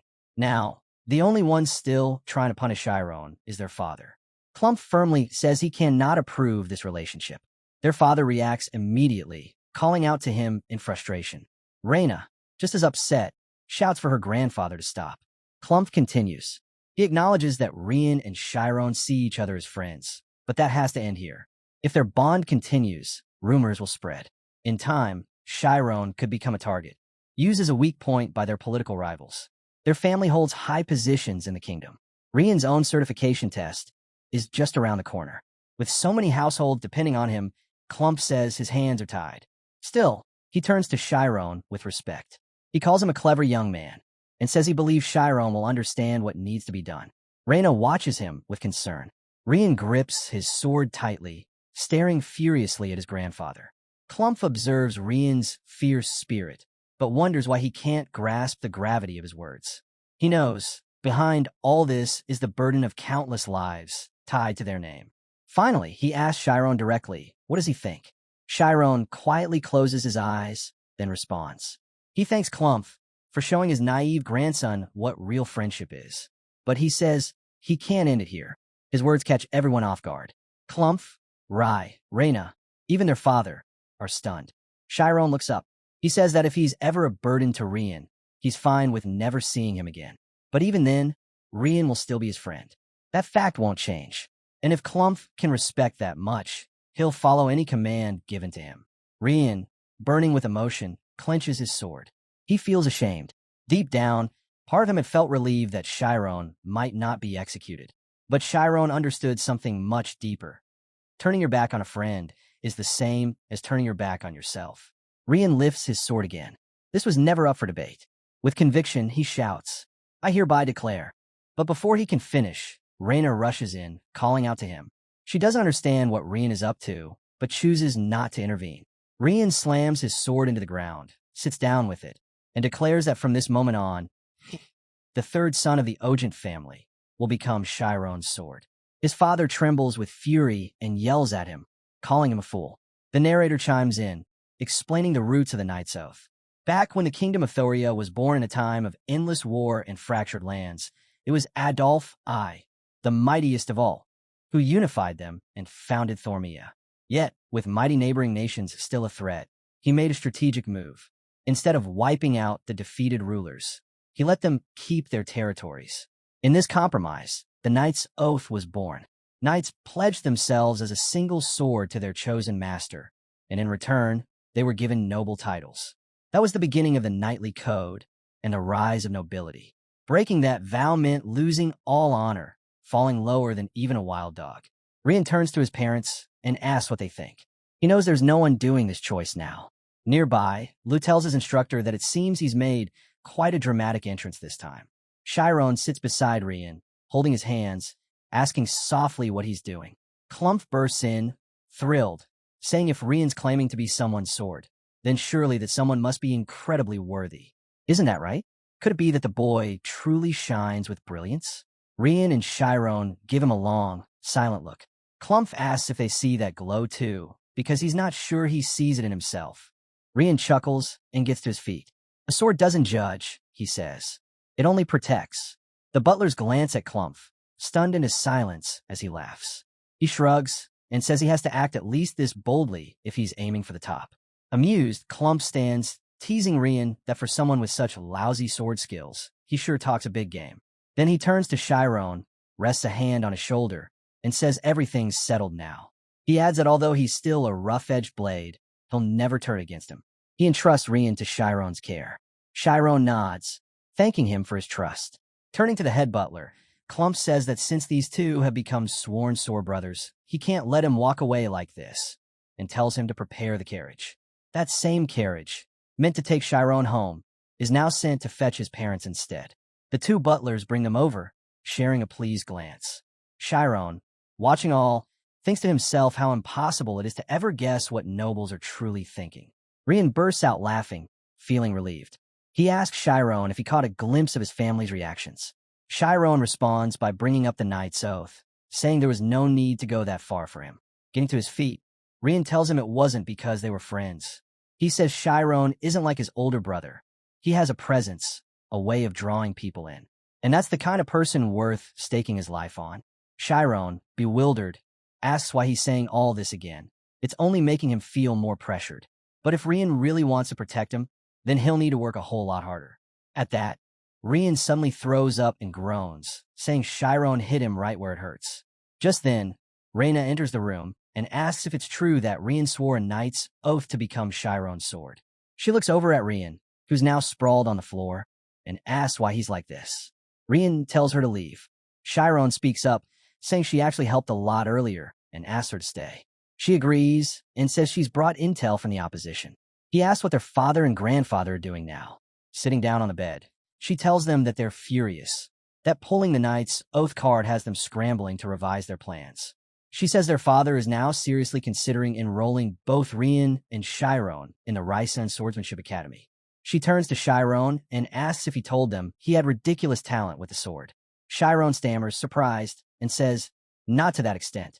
Reyna tells him straight. Now that he's part of the family, she let them know about his talent. If there's any chance they'll invest in someone, it's going to be him. They're likely counting on his success to secure Rian's future. Rian, boiling, yells at whoever decided to send him off to school without even asking. When is he supposed to get to play with Chiron again? Reyna drives her heel into his back, scolding him for causing such a mess in the first place. Rian mutters that it's pointless anyway. Chiron wouldn't attend a sword academy. He's a mage, and he's already opened his spirit zone. Reyna raises an eyebrow and asks if Chiron really did it, if he actually swore a knight's oath to a future partner. She says there's got to be a limit to how pathetic he can be. Rian snaps, yelling at her to get out. Unbothered, Reyna continues. She points out that Chiron used sthesia, a technique where he synced with his spirit zone to read Rian's movements and gain the upper hand. Chiron nods, confirming it. Surprised, Reyna admits that's some clever thinking. She adds that he must have a pretty dense spirit zone to pull that off. Chiron, caught off guard, quietly asks if that's really true. Reina explains that, at least from what she's learned in school, the more focused you are, the denser your spirit zone becomes. What's really impressive, though, is keeping that level of concentration while wielding a sword. Chiron looks down Chironly while Rian watches him, thinking that with how timid he is, he'll never manage to get a girlfriend like this. Reina tells Rian she's going to talk to Grandpa about Chiron's future and about him possibly attending the Sword Academy. She leaves the room after him. Rian, still frustrated, asks what's going to happen to his teacher. Reina casually tells him that Kite already knows about everything. He ended the contract yesterday and plans to say his goodbyes in the morning. Rian looks at his teacher's sword, deep in thought, already feeling the loss. Just then, a butler enters and respectfully addresses Chiron as young master, saying his parents have arrived and are waiting in the reception room. The family head has given permission for Chiron to meet them first if he'd like. Reina gently asks what he wants to do. Chiron replies that he'll go right away. As he rushes down the stairs, the gray-haired butler warns him to be careful. The steps are steep. Chiron says there's no need for all this formal treatment. They can talk to his parents just like before. He hasn't suddenly become noble. The older butler insists he shouldn't say things like that. The orange-haired one jokes that if they did, their heads would be on the line. Chiron laughs softly and promises he won't tell a soul. He pushes open the door to the reception room and sees his mother and father. Immediately, he runs to them. Looking at them, he realizes how thin they've gotten. They must have spent countless sleepless nights, terrified they'd never see him again. Olina breaks into tears and tells him not to worry. They've been eating and doing fine. Vincent begins to cry as well and chokes out. Vincent, overwhelmed, asks why Chiron called them in the first place. He should have just come home after finishing his job. He nervously wonders if the nobles are keeping him here against his will. Chiron quickly assures him it's nothing like that. He's been given a really good opportunity. When they ask what he means, Chiron explains everything. Their jaws drop in disbelief. They burst out laughing, not out of mockery, but from sheer disbelief. So you're telling us, they say, that while working at a noble's library, you somehow became friends with the young master, and he made a knight's oath with you, and now you've even gotten permission to stay close to him. Vincent, eyes welling with tears, tells him to be honest. He says a smart kid like Chiron would never be delusional on his own. Someone must be taking advantage of him. Chiron calmly says it's all true. He reminds them how people always say that once someone enters a noble house, they never come back. He wanted to prove otherwise. Just then, an announcement rings out. The family head has arrived. Bishop Ogent steps into the room and introduces himself formally. Rian announces proudly, "This is Chiron, my sword." Reina steps forward and adds, "And I'm the eldest daughter of the Ogent family. I've heard a great deal about you." Chiron's parents are stunned, quickly bowing their heads and introducing themselves as his mother and father, clearly overwhelmed by the presence of such high-ranking nobles. Reina, noticing their surprise, gently asks if Chiron didn't explain things to them already. Vincent, still shaken, quietly asks if everything Chiron said is actually true. Later, seated at the dining table, Vincent stares into space while Olina whispers in awe about all the different forks in front of her. Everyone seated around the sofa, sipping tea. Vincent's hand trembles as he holds his cup, his mind racing. He wonders if he truly understands what a knight's oath means. There's no way nobles would show this much kindness to the family of a woodsman, unless something very serious was going on. Finally, voice trembling, Vincent speaks up. He says he's grateful the young master thinks so highly of his son, but he's also scared. He can't believe someone from a noble family like the Ogents would really take such a vow for Chiron. Bishop calmly responds, "I'll admit, it is unusual, but for the Ogent family, one that holds military values above all, a knight's oath is absolute. To reject it over status would stain Rian's pride, not Chiron's." He assures them that from now on, their family will speak with honorifics and ask them not to feel uneasy. The Ogents will do everything they can to support Chiron. Kump remarks that it's rare to hear Bishop say anything kind. Bishop shrugs it off, calling him loud.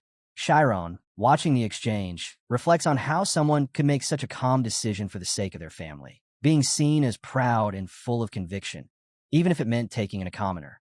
Yet, fear clearly wasn't something Bishop struggled with. Then, cutting straight to the point, Bishop reveals something surprising. Chiron's son can use a spirit zone. That's not something one can achieve through effort alone.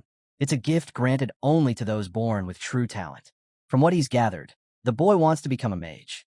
If that's the goal, the fastest path to an unofficial mage license would be through Alpheus's Magic Academy, one of the top 5 elite institutions in the kingdom. He clarifies he's not insisting that attending a magic school is the only way to become a mage, but skipping it is generally an option for those without resources, and he wouldn't recommend that route. To meet the standards of the House of Ogent, Chiron would need to attend a place like Alpheus Academy. Clump narrows his eyes and accuses Bishop of having no sympathy for commoners. Bishop, however, turns to Vincent and explains that if Chiron completes his education at the academy, he will officially become a mage. Vincent, stunned, asks if that means their son could really become one. Then, looking over at Chiron, he admits it feels like a dream. But Bishop quickly shifts to the biggest obstacle, Chiron's identity. Magic schools only accept noble-born children. No exceptions. That's when Clump steps in. He tells them there's only one solution. They want to adopt Chiron into their family. Vincent reacts with visible tension, but Clump explains this was the only idea that came out of their family meeting. His cousin, who is still unmarried and has no children, can add Chiron to his family register. Just a name on paper. Nothing more. They have no intention of taking Chiron away. This would officially make Chiron a noble. Vincent is shaken, replaying those words in his head. His son, becoming nobility. If they go through with this, Chiron would be granted a new identity.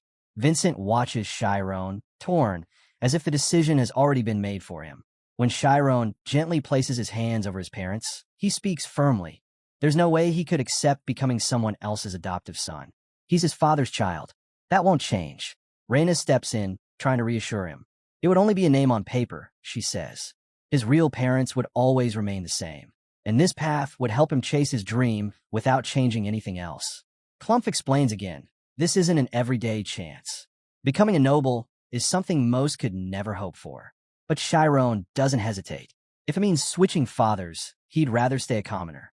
Clump warns him that without noble status, he won't be accepted into any magic school. Chiron simply replies, then he won't go. Clump fires back, then he can't become a mage. Chiron answers, then so be it. Frustrated, Clump stands up, asking why Chiron's being so stubborn. The world isn't that simple.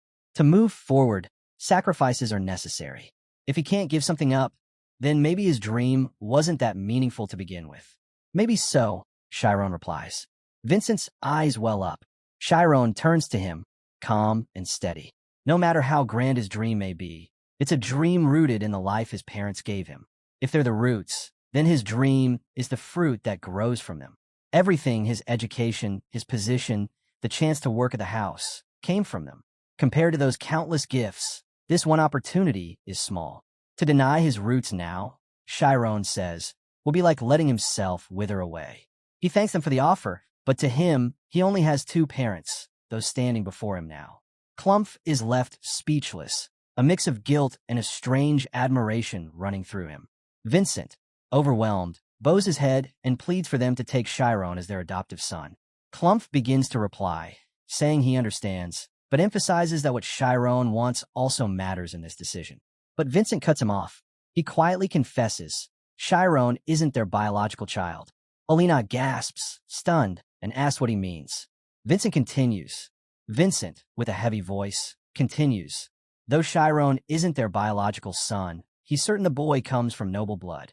He's simply too remarkable to be anything else. Raina and Clump stare in disbelief as Vincent explains that if Chiron becomes part of a noble house, he's not abandoning his roots. He's returning to where he truly belongs. Bishop watches quietly, questioning if that's really the case. Deep down, it seems everyone had suspected it. Chiron doesn't resemble his parents at all. But if this isn't a moment of emotional collapse, it certainly feels like a father surrendering his son. Chiron turns to Vincent, shocked. What are you doing? How can you say that? The adults begin to speak, but Vincent cuts through the noise, looking away as he says that Chiron is old enough to learn the truth.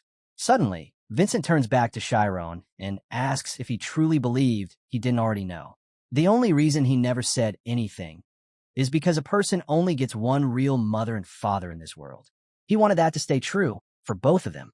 Were you trying to give me 6 parents? Chiron fires back, frustration rising.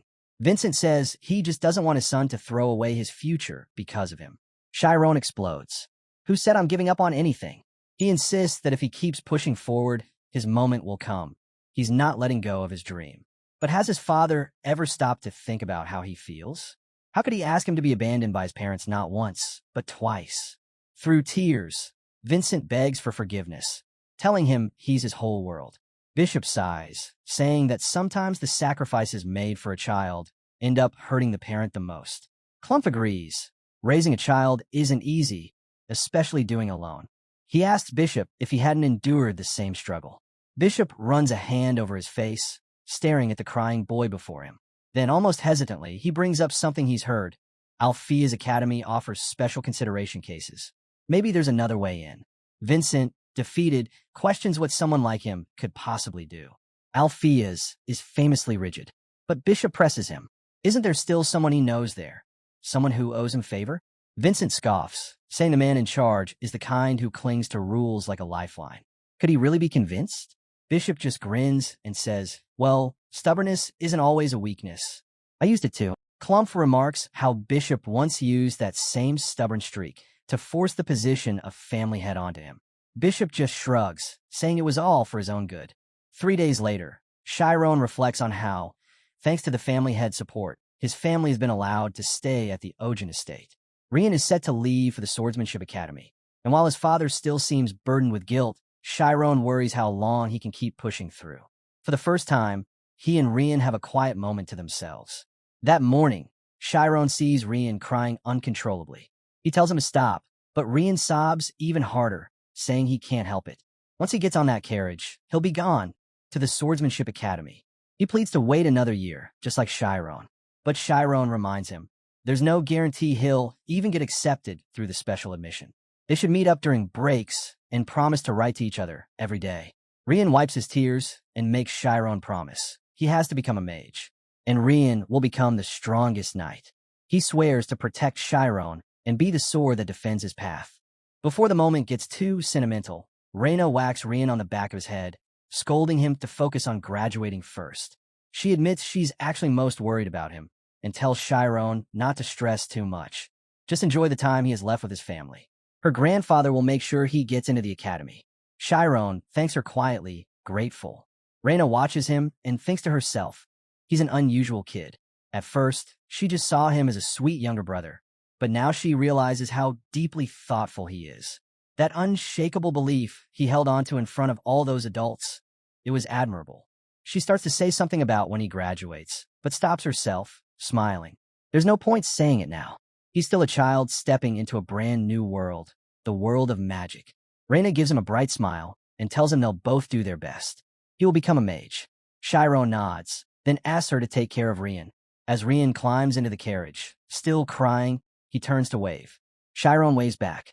A short while later, Chiron rides away in a different carriage, sitting beside his parents. As the wheels begin to turn, he looks out the window and catches one last glimpse of Rian. As the carriage pulls away, Rian shouts out through his tears, when you get into the Magic Academy, destroy them all. Chiron laughs and calls back, you too. The narrator cuts in, stating that this moment, this fateful meeting between two fiery-hearted boys, would later be remembered as the spark that shattered the structure of the world. Their carriages speed off in different directions, while nearby, a sparrow glances at her nest one last time before flying into the sky. Meanwhile, at Althea's Magic Academy, Clump places his teacup and saucer gently on the table.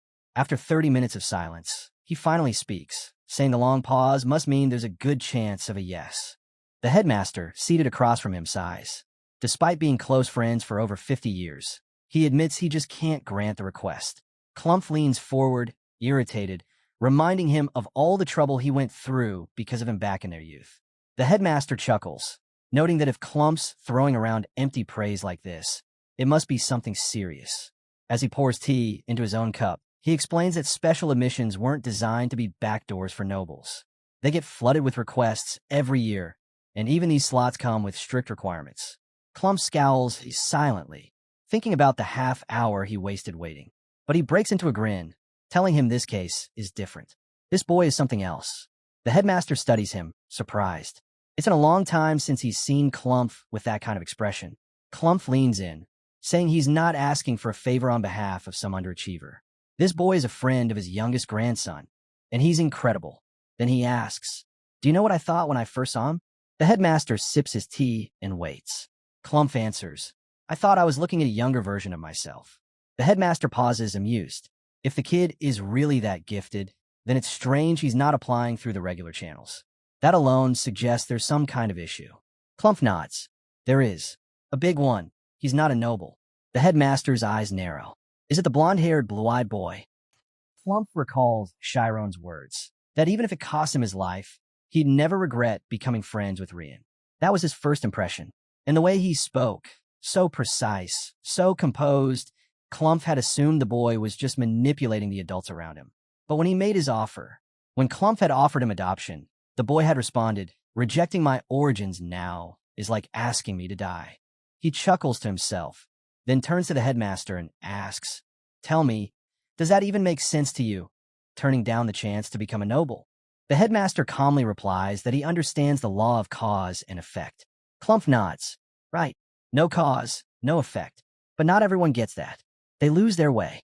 Opportunities might show up out of nowhere, but the moment someone denies their foundation, they lose everything. This kid, he never wavers from what he believes is right. He looks the headmaster in the eye and asks, "Doesn't that remind you of someone?" The headmaster responds quietly. When someone refuses to compromise, it means people will see them clearly, judge them clearly. And that's the danger. Clumph sighs, watching his friend. You still haven't forgiven yourself, have you? You did your part. You trained so many gifted students. Isn't it time to let it go? The headmaster lets out a dry laugh. Forgive myself? That would be arrogant. I teach children to make sure no one turns out like me. He gazes out the window. But if that boy really is like I was, there's no telling if he'll follow the same dark path. Clumph speaks softly now. Alpheus, you were a genius. One born maybe once in a century. They called you the light of the Milch family. Sure, you stumbled, maybe nearly lost everything. But you came back. And now here you are, headmaster of an academy tucked away in the countryside. Alpheus smiles faintly. Heaven must have lent a hand. And somehow, the fool with no talent ended up as an official class 3 swordsman. Clumph chuckles. Now you're just worried about the future of the Thoria kingdom. Alpheus stands, walking to the window. If there's no cause, there's no effect, he says again. Clumph raises a brow. Wait, are you telling me this is fate? You, knowing that boy, the same one who was driven out 4 years ago, meeting him again now. Alpheus laughs. I don't believe in fate, but maybe the talent that was once pushed away by the wall of status simply found another path. And 4 years later, here he is. He turns to Clumph. If this is fate, then I'll admit him. Chiron Arian. He'll start in spring. 3 months from now. 3 months later, Chiron steps out of the house, calling for his mom and dad. Chiron, now 17 years old. Chiron hugged his mom tightly, promising he'd be back soon. She called him her sweet boy and said she'd miss him dearly. He smiled and assured her he'd write often. Then, fussing over his appearance, he asked if his hair looked all right. It felt weird since it had never been cut like this before. She chuckled, telling him that Miss Reyna said short hair was now all the rage among the nobles. Just then, Vincent approached, clearing his throat. Aren't you forgetting something? He asked. Chiron groaned, brushing him off. I'm 17 now. A kiss is too much. Vincent raised an eyebrow and said if Chiron wouldn't do it, then he would. He leaned in, kissed Chiron's forehead, and pulled him into a hug. I'm proud of you, son. As they walked together, Chiron asked his father if it was really okay for him to have a house in the city like the family said. Vincent replied, I'm a hunter. Hunters belong in the mountains and forests. Vincent and Olina continued walking with him. Vincent casually mentioned how, no matter how many times they turned down the Ogent family's money, it still kept coming. Chiron thought to himself, everyone's celebrating because I'm going to the Magic Academy, but Dad didn't tell a soul. He figured it was his father's way of protecting him, making sure no one could use him against their family. Temurin. Soon, Temurin told him it was time to board the carriage. They'd escort him to the academy. Standing at the door, Chiron waved goodbye. That's how it all began, my first day at the Magic Academy. Inside the carriage, he and Temurin sat awkwardly. When they arrived, Temurin opened the door. Chiron stepped out, eyes wide in amazement. Urin stood nearby and told him, Welcome to Alfeo Wizard School. He added that all material costs would be covered. Chiron just needed to focus on studying. Chiron bowed slightly, thanking him and calling him Associate Butler. He admitted he hadn't said it enough, but he truly appreciated all Yurin had done for him. I wouldn't be here without your support, he said earnestly. Yurin looked at him, voice steady. A commoner, no matter how gifted, is still just that, a commoner. You'll never outshine a noble. But remember, not everyone gets a chance like this. As Chiron stepped through the school gates, he already sensed it. Many nobles weren't going to welcome him. But he reminded himself of Yurin's words. He has to endure. If he can push through to the end will come.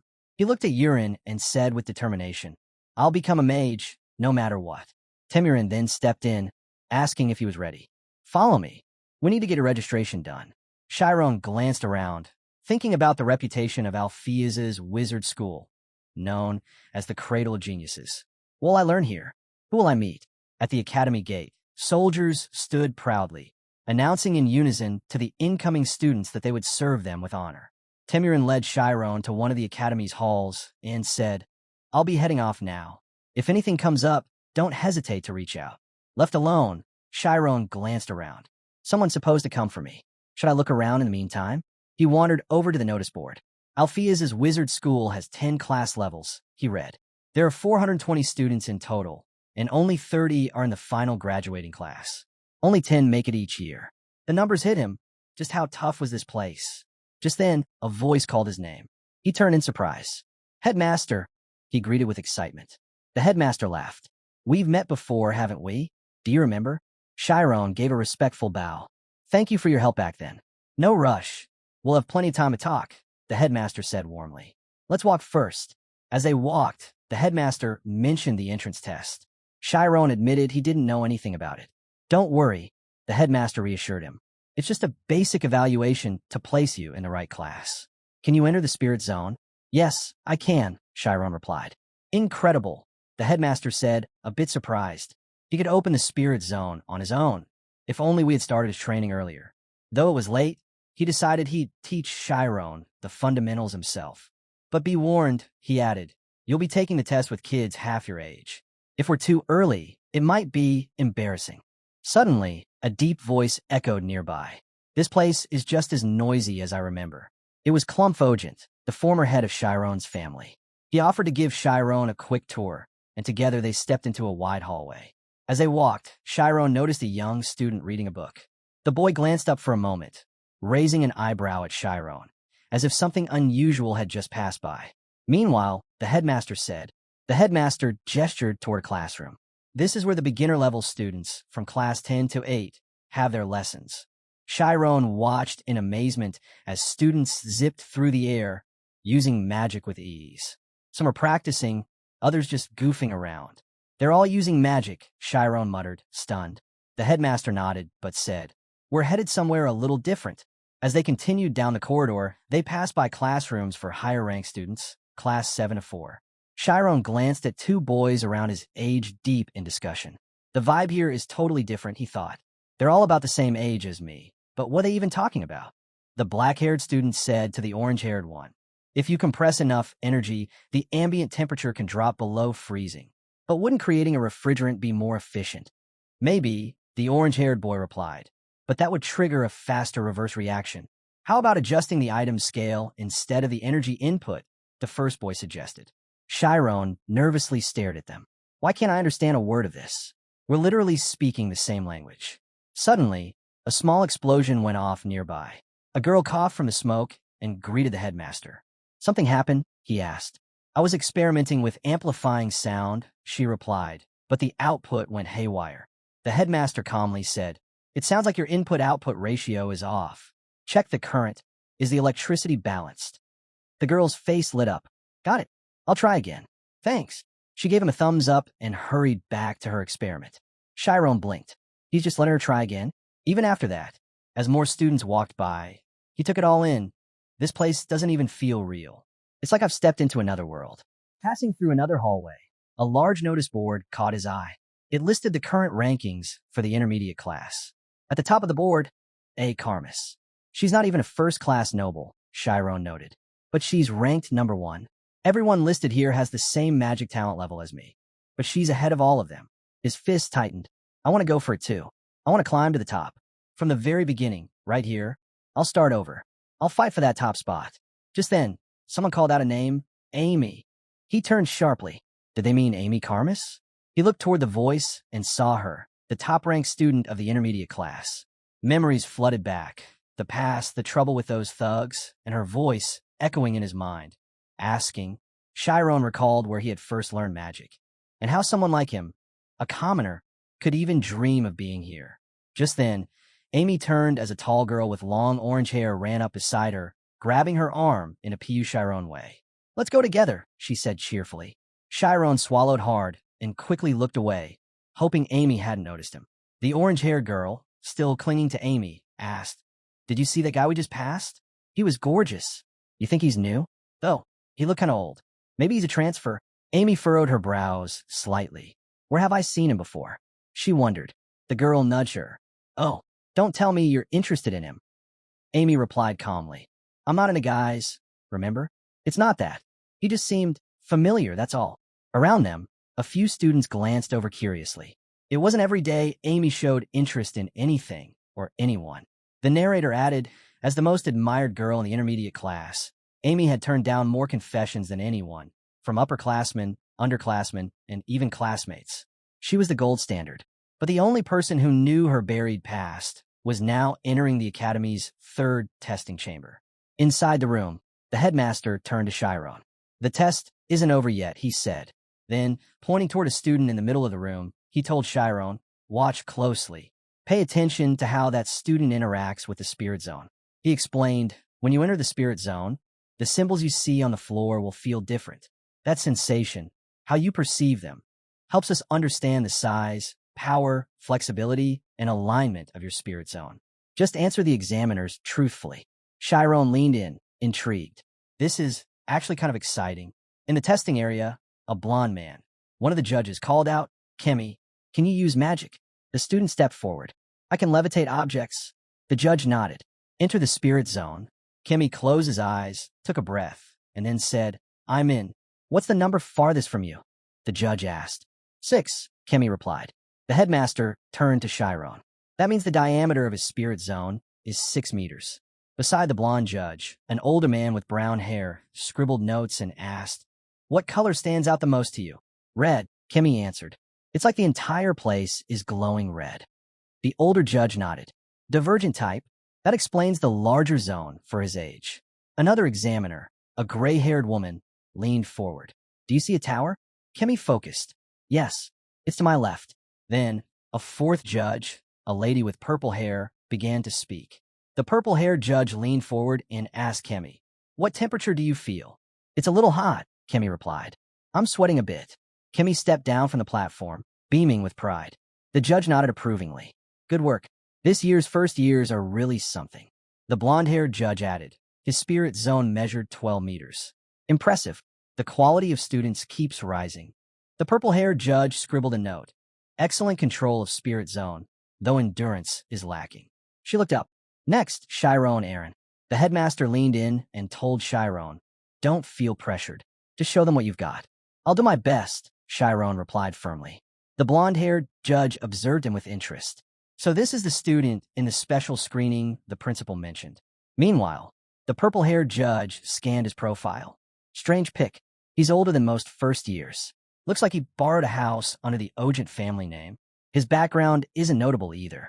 Probably discovered late. He may seem impressive outside, but here, he'll vanish fast. Can you use magic? The blonde-haired judge asked. Chiron shook his head. I haven't learned any yet.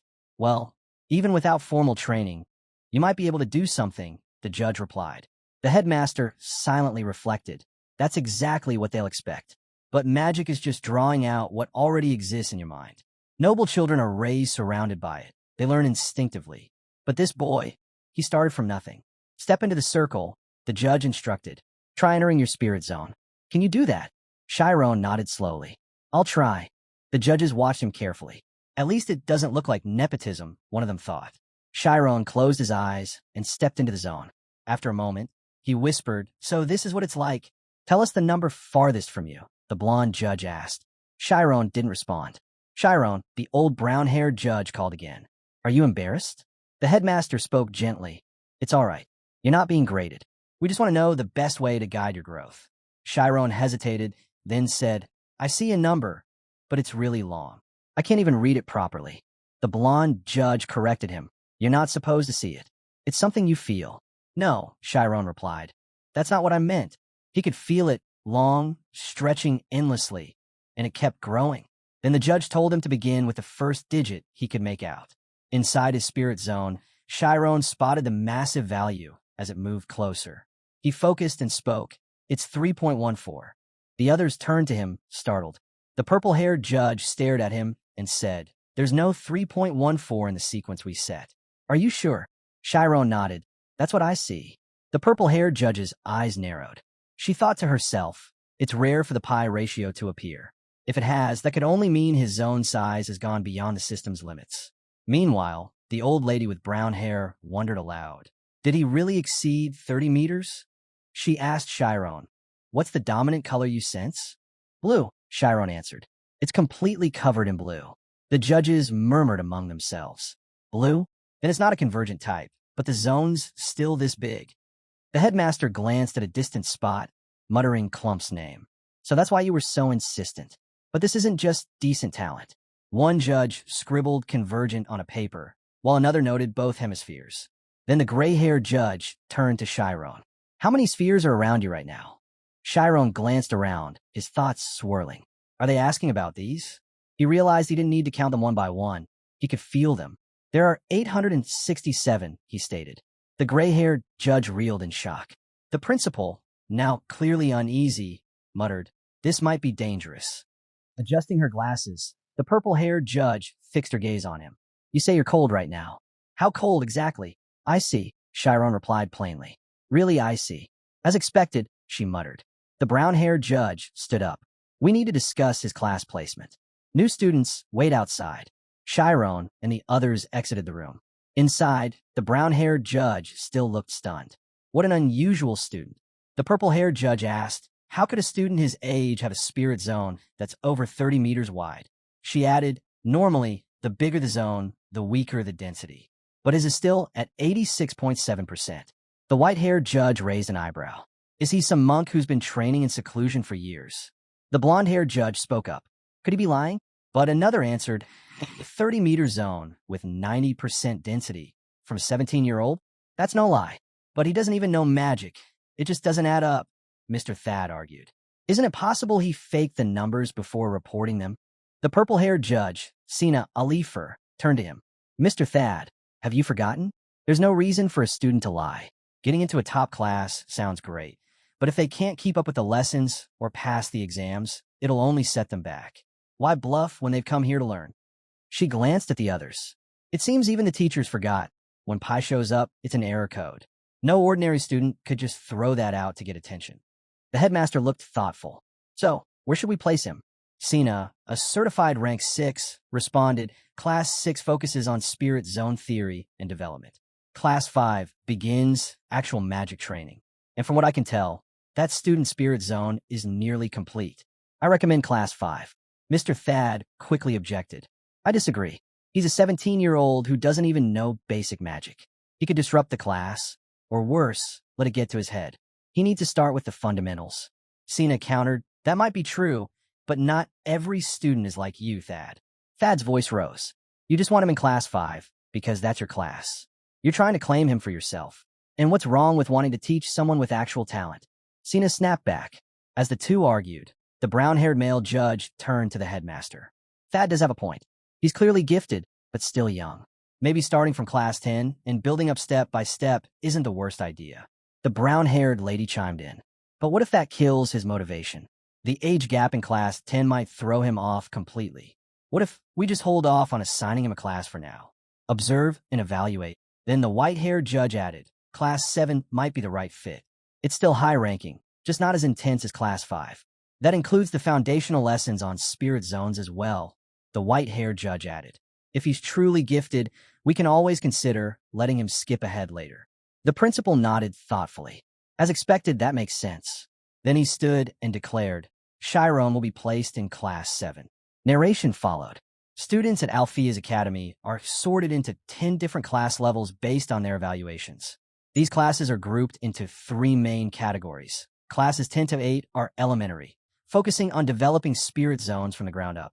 Classes 7 to 4 are considered high-ranking, where students begin learning how to apply magic and properly use their spirit zones. The top classes, 3 through 1, are the graduation classes where students undergo intense training to become professional mages.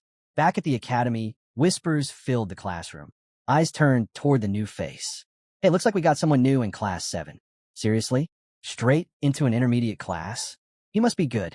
He looks kind of old, though, but still not bad looking. Chiron stood at the front of the class. I'm Chiron Arian. Let's get along. The class burst into laughter. Even the teacher looked a bit thrown off, and Chiron felt the sting of embarrassment. So, this is it. I finally made it to a magic school, he thought. Narration resumed. The Althea's magic school runs on a full schedule, 7 days a week, except for weekends. But that's hardly an issue, since most of the campus facilities are conveniently within reach. Classes end at 5 o'clock, and students are free to spend the rest of the day as they wish. Some head to the 24-hour library. Others form research associations based on shared interests. This thirst for knowledge is what fuels the spirit of the academy and gives it its elite reputation. Chiron, flipping through books, felt the pressure. These classes are tough. There's so many subjects and everything's so advanced. But he knew this was expected. After all, many of the nobles here had been studying since childhood. Why they're applauding, and his confidence takes a hit. Narrator continues. The nobles here had been training since they were young, and even they struggled to keep up. So for someone like Chiron, using every tool at his disposal to follow along was essential. As knowledge began to sink in, Chiron felt it unfold in him like a timeline, centuries of learning gradually building inside him. Morning classes wrapped up as the gray-haired teacher announced the end of the session. Chiron's eyes widened when he checked his schedule. Spirit Zone practical this afternoon, but there's no location listed. Scanning the classroom, he wondered who he could ask. His gaze landed on a purple-haired girl. Finally, someone around his age. He approached her. Hey, do you know where the Spirit Zone practical is happening? She blinked at him, caught off guard. You're talking to me? Isn't she a classmate? Chiron thought. She handed him a paper. It's at the 2nd Combined Training Center. He asked for more details, and she added, all intermediate classes train together there twice a week. At the training center, students were filing in and exchanging greetings. A group of younger students eagerly called out to Amy, waving her over to sit with them. Others gathered quickly around her. Chiron observed the scene, a bit stunned. That level of popularity, she's someone I should probably avoid if I can. But with only 2 group training sessions each week, and all levels mixing together, he wondered if staying unnoticed was even possible. The instructor arrived, Romy Atella, a Spirit Zone specialist and certified rank 6. Welcome, she said warmly. I'll be leading your Spirit Zone practicals again this year. Looks like we've got mostly familiar faces and one new student joining us today. Everyone turned to Chiron. This could go badly, he thought. Atella spoke up. Why don't you stand and introduce yourself? Nervously, Chiron stood. His throat tightened. Amy's orange-haired friend scanned the room as he began. I'm Chiron Arian. I just joined Class 7. I hope we can get along. Suddenly, the room broke into polite applause. Chiron froze. Why are they clapping? He wondered, his confidence starting to crumble.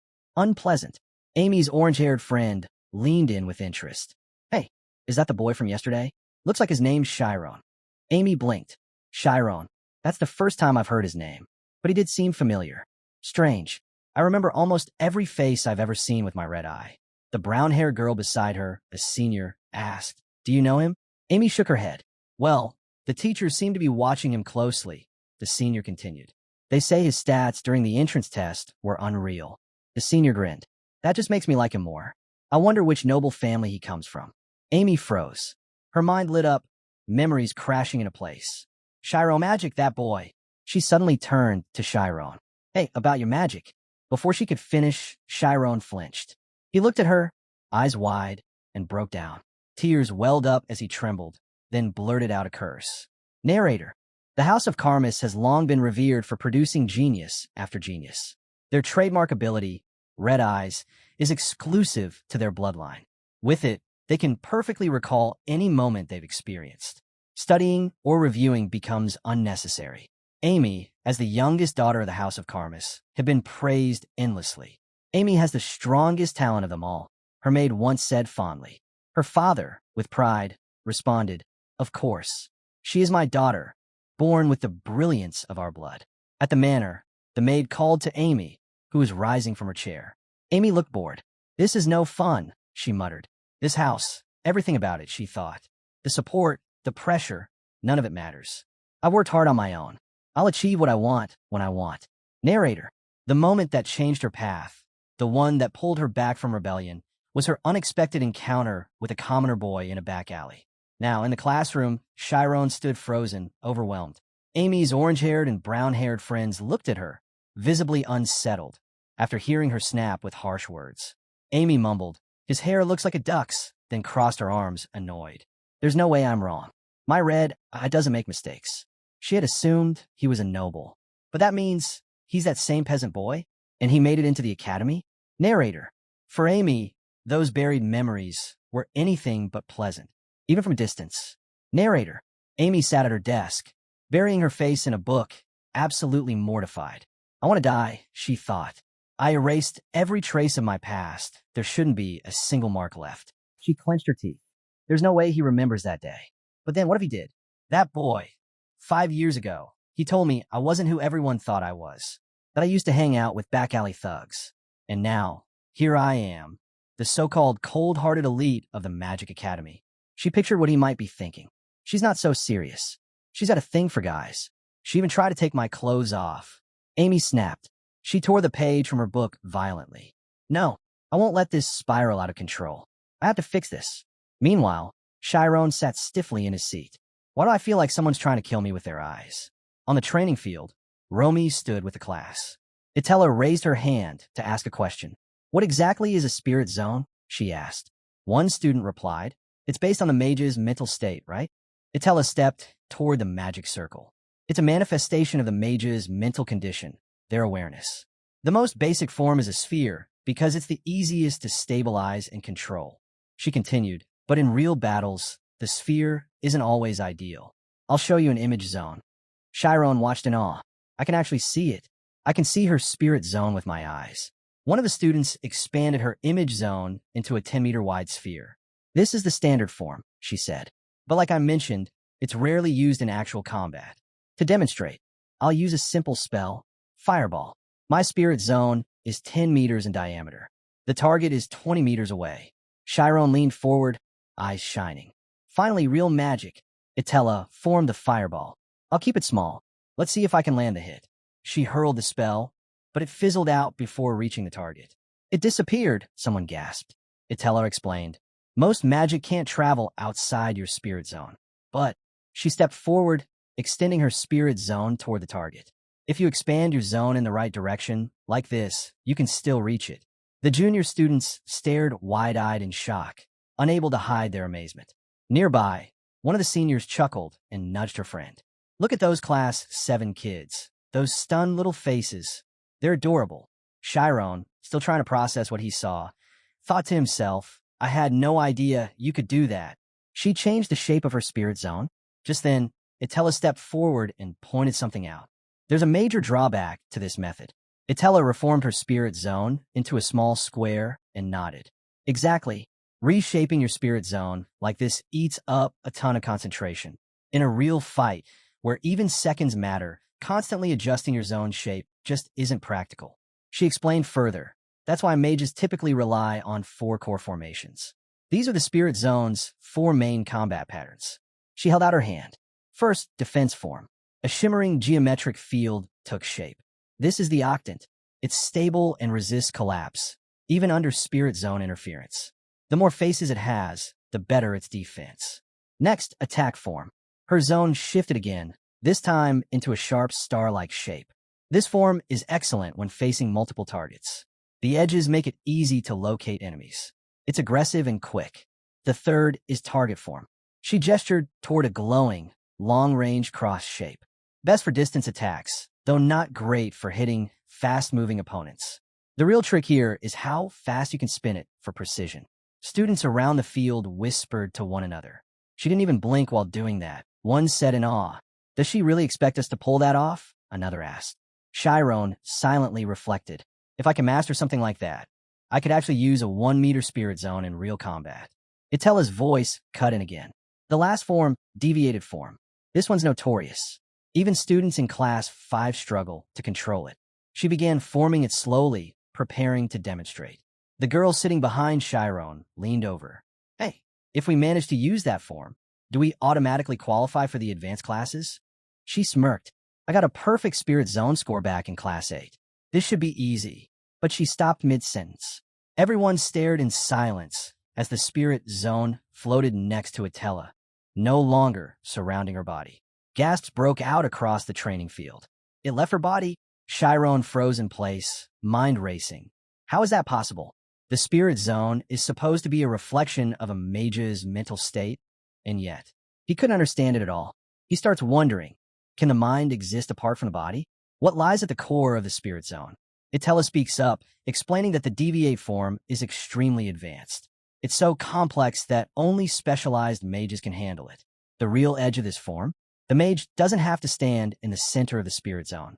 That means the zone isn't anchored. It can shift freely. With that, instantaneous casting isn't just possible, it becomes a powerful tool. The range? Practically limitless. Chiron catches sight of a brown-haired student staring at their teacher in disbelief, marveling at how she controls the deviate form so effortlessly, like it's second nature. Just stepping into a spirit zone is hard enough. The red-haired student beside him says flatly, that's the gap between us and a certified grade 6 mage. Chiron turns to look at his teacher, realizing that her gentle appearance conceals extraordinary talent. Itella continues, warning that anyone skipping training on the first day would regret it. She then announces that the student who tops the target form speed gun test will earn a reward. The mood lifts as excitement ripples through the class. Itella calls out Class 4's very own, Amy Carries, to begin the demo. One of the junior boys with brown hair lights up, saying Amy is seriously cool. She's ranked number 1 in their club. Her orange-haired friend chimes in, adding that Amy is the pride of the class, and the moment she steps up, every male student becomes an instant fan. But Amy, standing under the spotlight, thinks to herself that she really doesn't want all this attention right now. Among the 4 forms of the spirit zone, the target form excels at long-distance attacks. Its flaw? It struggles with quick or multiple targets. But pair it with a mage who has top-tier focus and control at high speeds. Suddenly, that weakness vanishes. Amy makes her move. A loud, powerful strike echoes across the field. The narrator continues. When executed at this level, the target form becomes an unbreakable barrier, perfect against threats from afar. A Class 7 student beside Chiron watches in awe. Senior Amy's on another level, he says. Most mages switch forms during the speed gun test. Not her. She always sticks with the target form. And yet, she always comes out on top. He wonders quietly, could he ever reach that level? Chiron watches intently, admitting to himself that he's still just an amateur. But even so, he can tell this is an advanced technique. Not only is Amy keeping the spirit zone spinning while standing completely still, she's also hitting everything the zone sweeps across. It's a full-range strike in one effortless move. And judging by her calm expression, she's not even close to her limit. There's a certain grace to the way she moves, almost like a dance. It's refined, beautiful. Nearby, a boy with a buzz cut size, saying if he had a chance to date someone like Amy, his whole school life would be a dream. The girl next to him laughs, brushing it off, saying Amy doesn't even give guys the time of day, doesn't matter where they come from. Chiron overhears and thinks to himself, yeah, now he gets why all the boys are smitten with her. And why it's not Amy. Amy's a top-tier noble, yet there's nothing she lacks. Skill, presence, everything about her stands out. Still, why was someone like her hanging around delinquents? The crowd cheers as Amy's demonstration wraps up. Chiron glances her way and blinks in surprise. Her juniors gasp. Did you see that? She just looked at the new guy. Amy quickly turns away, flustered. She didn't mean to look. It just happened. Something about him irritates her, and she can't ignore it. But now it's settled. Her suspicions were right. Someone nearby asks if they know each other. After all, she just enrolled yesterday. Meanwhile, Chiron starts to panic inside. It's clear now. Amy remembers him. Amy thinks fast. If he brings up anything about her past, it could be a problem. A big one. but she tells herself to stay calm. She's this academy's top student, the pride of the school. Even if he speaks out, who would believe him? She can't afford to act suspicious. If she reacts poorly, she might make things worse. But then her orange-haired friend catches her off guard, asking if something happened in the image zone, because her face is turning bright red. Amy stammers, trying to sound normal. It's nothing. The narrator cuts in. After the demo, training is divided by class. The students scatter into formation. Surrounded by her class, Itella speaks again. Class 7 will be starting with a defense form. At the very least, they need to learn to hold it, because staying focused is the only way to survive on a chaotic battlefield. Chiron stands still, feeling like this whole thing is meant to test more than just magic. He focuses, narrowing his awareness. Bit by bit, he compresses his consciousness, condensing the spirit zone into a solid structure. He raises the framework to keep it from falling apart, then opens his eyes, relieved. It worked. Chiron stares at the image zone, frustrated. He can't see his spirit zone through it. If only he could visualize it, things would be a lot simpler. So, he walks up to Itella and asks if he can give it a try. Itella glances away, saying the upperclassmen are supposed to go first. But Chiron thinks to himself, why should that matter? When it comes to magic, waiting your turn means missing chances to grow. You don't always get second shots. After a moment, Itella relents. The zone is free, so she allows him to experience it ahead of time. Off to the side, some students are whispering, gushing about how cute the new student is. Amy's friend nudges her, telling her to look. Chiron just stepped into the image zone. Amy, startled, spills the water she was holding. What is he doing? She blurts out. Her friend raises an eyebrow. What's with you? You've been acting strange ever since earlier. Everyone starts gathering, curious. Chiron stands right at the center of the image zone. Inside, he connects with his spirit zone. So this is my spirit zone, he says aloud. Gasps ripple through the crowd. His spirit zone size is clearly 16 meters. Chiron eyes the readout and thinks back. If they told him the size during the entrance exam, he'd know what to expect. But now, it's expanded to 20 meters in diameter. The onlookers are buzzing with questions. Is he really in Class 7? That's way beyond the average. A Class 5 student watching him closely mutters, if he didn't artificially inflate the size, then this is the real deal. But if he did, the density would drop so low, it'd look like a soap bubble. Meanwhile, Chiron pushes himself to stabilize the form. He barely manages it. Lucky, really. Now, time to shape the defense form.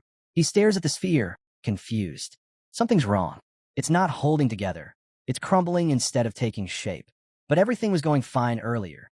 Amy, watching from Class 4, shakes her head in disbelief.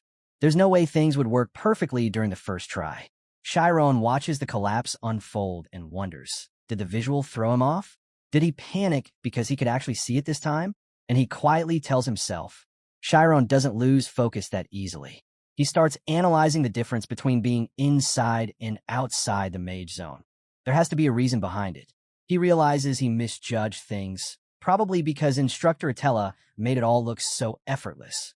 He recalls her words, any alteration to the spirit zone drains focus.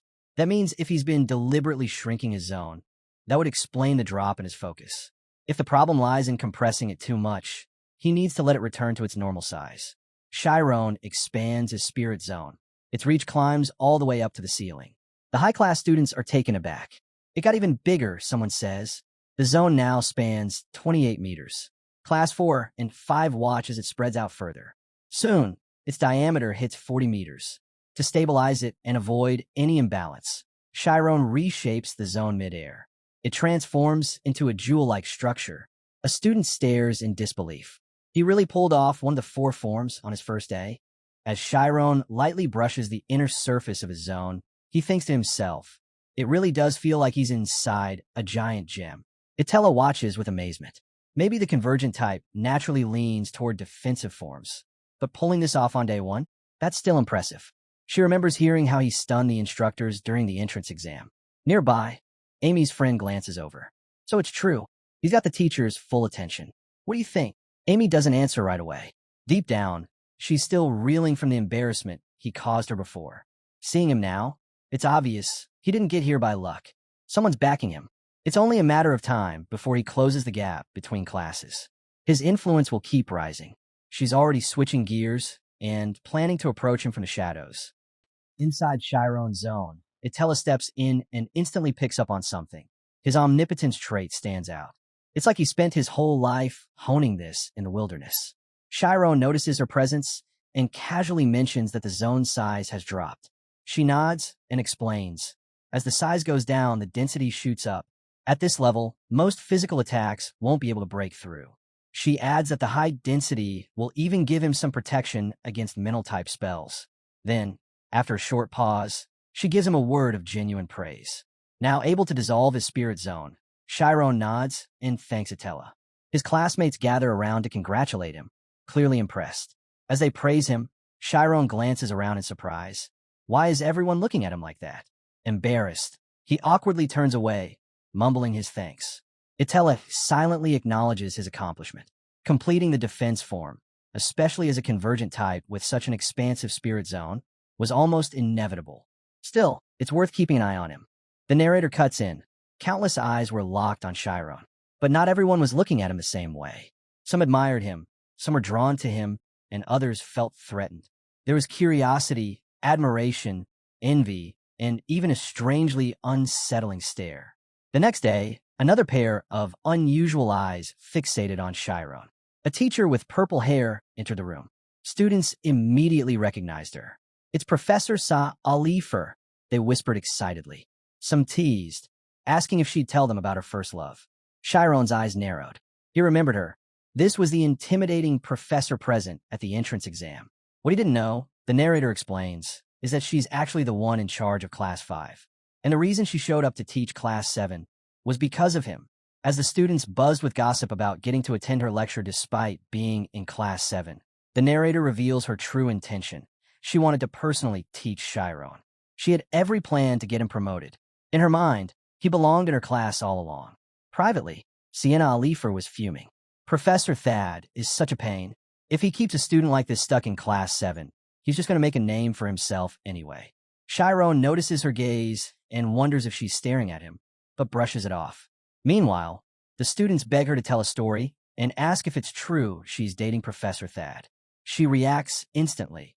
Blowing out a cold breath, she forms a solid stone in her hand. She cuts through the chatter with a question. Can anyone explain the theory behind this spell? And what exactly is cold air? As Chiron gazes out the window, she continues. What is refrigeration? The temperature in the room drops fast. Students start to shiver. She turns to them sharply. If you're cold, it means your body's losing energy. There's no such thing as cold energy in this world. She explains further. While temperature can rise without limit, there is a bottom line. It can't fall forever. Then in that chilling atmosphere, when energy drops to zero, that's what we call absolute zero, Alifer continues. If you take even a tiny bit of energy from a space like this room, you can easily form ice. But imagine breaking that down into countless particles and creating a convection current. What do you think would happen? She tosses out a handful of small stones as she speaks. The answer, temperature's cold enough to kill. And from the looks on the students' faces, most of them felt like they just narrowly escaped that fate. Turning to the board, she keeps going. Now tell me, how does a mage absorb all that energy? How do they manage it without gear, devices, or casting some elaborate spell? As she circles a symbol on the board, she explains, a mage controls the reality within their spirit zone. And inside that space, however small, they're like a god. She elaborates, a mage can shape everything within their zone. Sight, smell, touch. It's a complete sensory world under their command. This unique sensitivity gives them power over perception, the power to define reality. But even with all that godlike control, she pauses. If you don't understand what you're doing, what good is it? She answers herself. To cast magic, a mage needs two things, omniscience and omnipotence. You need both. Without knowledge, power alone is useless. That's why mages, despite their incredible sensitivity, study the world as deeply as scholars. Chiron hears her words and reflects. That's why he struggled with magic before. He never understood omniscience. All he ever did was build up his power. No wonder nothing worked. Back in the classroom, Alifer concludes, at this school, you'll study all kinds of things. The spirit zone is just one half of magic. If you don't study hard, you'll never become real mages.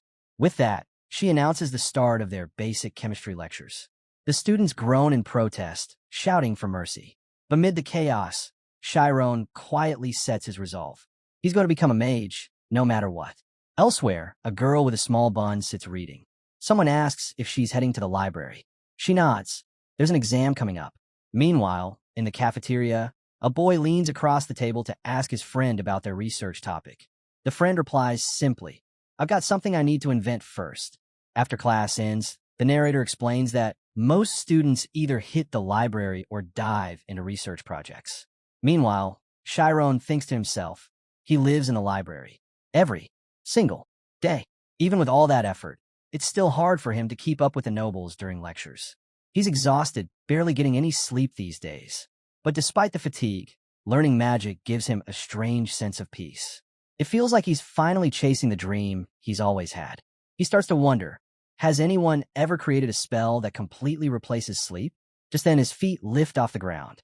Confused, he questions why his body is getting lighter and lighter. When he looks down, his eyes widen. He's floating. Before he can process it, he glances behind him, startled. Something's happening, something strange, and the next moment he's thrown through the air and crashes hard into the middle of a jungle. Dazed, Chiron's shock only deepens when he sees Amy standing there. He had a feeling they'd run into each other again someday, just not like this. He stares at her, wondering if she's really the same girl from 5 years ago.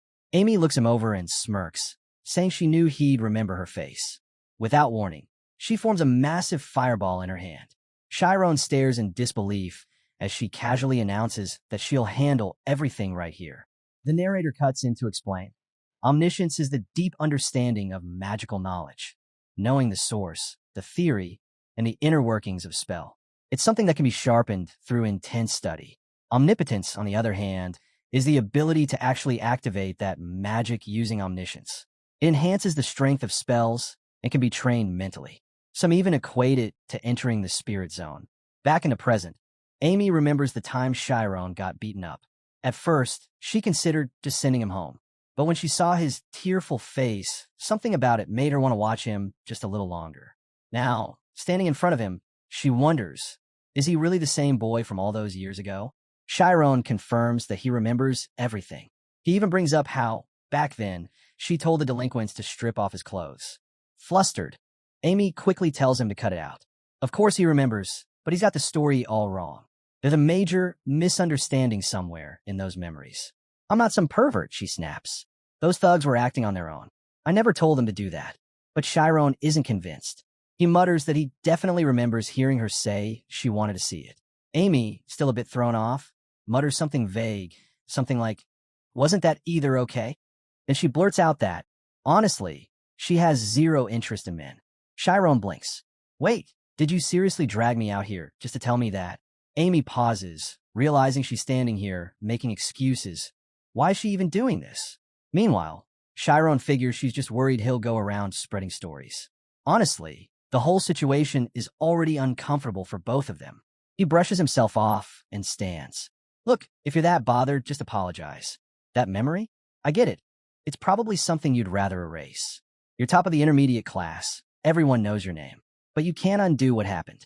So instead of dodging it, just say sorry and move on. That's what decent people do. Amy stares at him, caught off guard by the suggestion. Apologize? Seriously? She tells herself to snap out of it. This guy's got a silver tongue, playing the noble act, try to guilt trip her. She thinks he's using some reverse strategy to make her feel ashamed so he can come out on top. Does he really think she's that easy to manipulate? She glares at him. What exactly do I gain by apologizing to you? Chiron raises a brow. What did you just say? I'm saying, she replies, let's just say I apologized. What's stopping you from turning around and throwing that in my face later? Why should I believe you wouldn't twist it to your advantage? If I admit fault now, I'm giving you ammo to use against me. She looks at him closely, suspicious. You want me to say I'm sorry? That's the same as admitting I did something wrong. Who says you won't turn that around and use it to corner me later? Chiron responds calmly. Do you really think apologies are some kind of transaction? That they're only worth making if there's something in it for you? Saying sorry isn't about profit. It's the bare minimum when you've hurt someone. That's just basic decency. Amy bursts out laughing. Wow, you really have no clue how the world works, do you? She thinks to herself, There he goes again, trying to win with logic and moral high ground. But she's not falling for it. Not this time. If there's nothing to gain from it, she says sharply, then why should I bother? I'm not going to waste effort just to look like a good person. She scoffs, realizing something.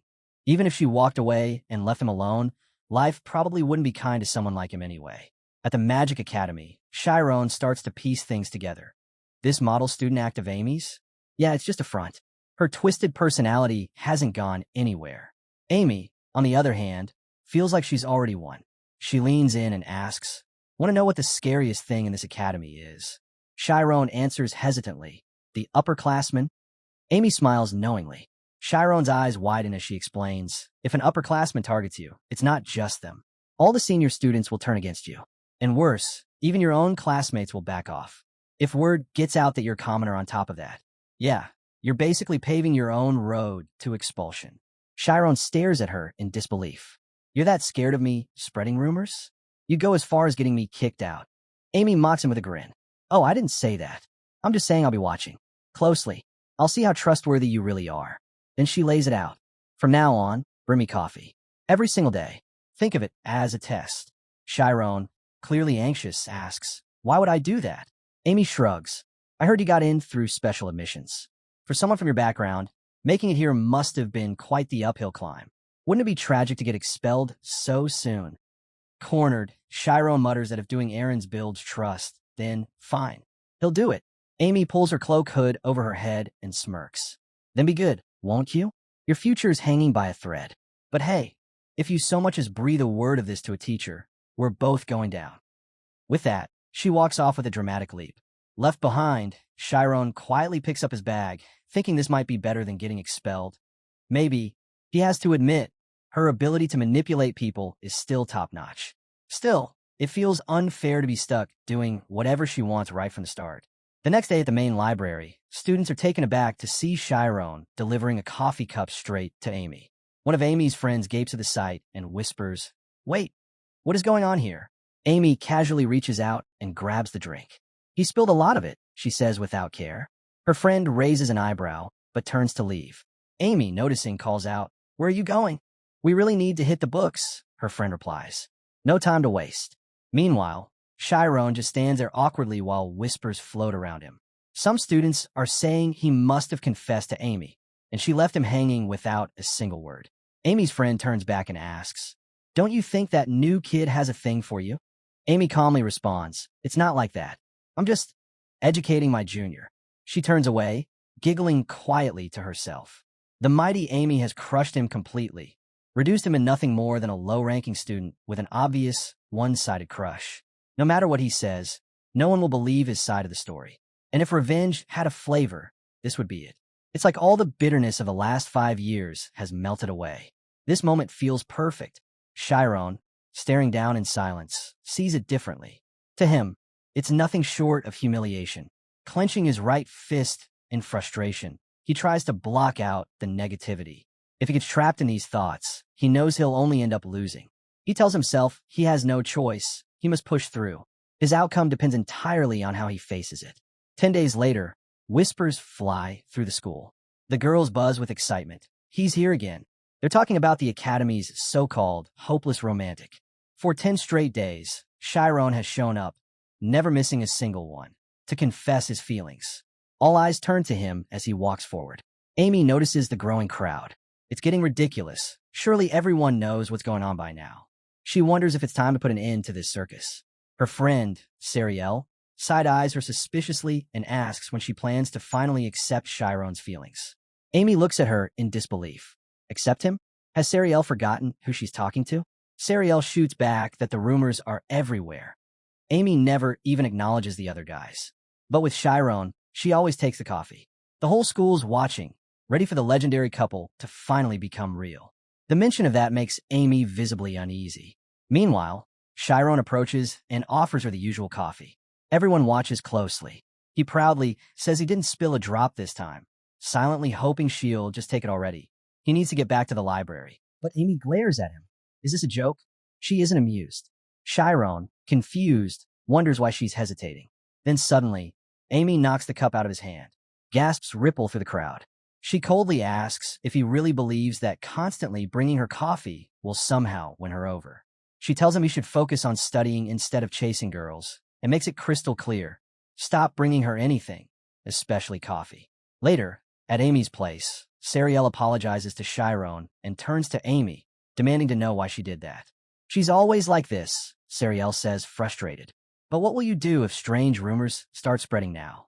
Amy fires back with a question of her own. What can she possibly do if Chiron was never really involved in the first place? Besides, once she advances to the higher class, this whole thing will be behind her. Meanwhile, the crowd watches Chiron silently picking up the fallen cup. Whispers float around. That was brutal. Wasn't that too much? They call him pitiful. But to everyone's surprise, Chiron doesn't look defeated. In fact, he suddenly feels like he doesn't have to keep this up anymore. Onlookers say he must have been emotionally crushed. How tragic. Yet there he is, leaping away with unexpected energy, thinking to himself, I'm free. Later that evening, in the first library, Amy is buried in her work. She tells herself she only did all of this to stop some clueless freshman from stirring up unnecessary drama. But in trying to prevent rumors, she may have sparked them herself. Sure, she ended it before things spiraled further, but that wasn't the real issue now. The narrator explains that the red eye of Caries is the academic term for a mental ability called perfect self-memory. When triggered, it allows the user to recall everything exactly as they experienced it at a specific moment in time.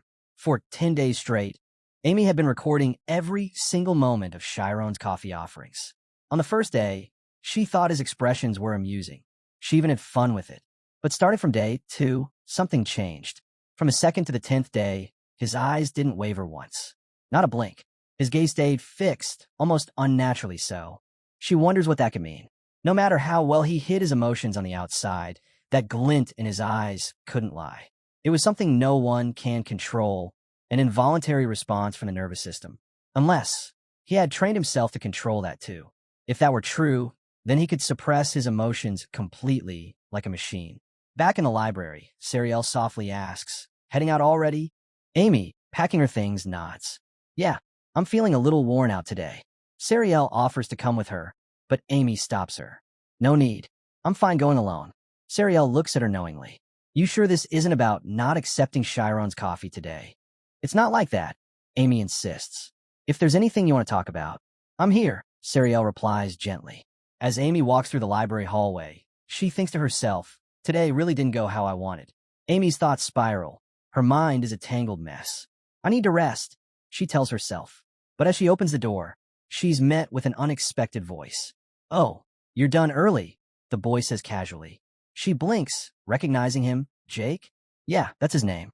Jake smirks. I thought I'd be stuck waiting till midnight. Amy narrows her eyes. And why would you be waiting for me? Don't tell me you're that free. He waves her attitude off. Come on, don't be like that. I heard some kid named Chiron's been glued to your side lately. Her patience thins. Did you seriously come all the way here just to mock me over that? Jake opens the lid of a steaming drink, unbothered. Don't be ridiculous. This is CET's finest coffee. You won't find better anywhere in the academy. A girl of your stature should be drinking nothing less. Amy glares. What do you think you're doing? He smiles. What does it look like? I'm courting you. Then, smugly, he adds, after all, I'll be inheriting the Royal Finance Office. I'm far more suited for you, don't you think? Her expression darkens. I'm not in the mood for your disgusting games. Who said we were close enough to be having this conversation? Your little research group has done nothing but try to drag me down. Don't act like I wouldn't notice. Jake chuckles, unfazed. You got it all wrong. But regardless of what you think, your tone is the issue here. Disrespecting me is disrespecting my entire household. His voice turns cold. An attitude like that, looking down on my family's name, I won't tolerate it. Amy's reply is sharp. Good, because I feel the same way. I'm from the House of Karmas, remember?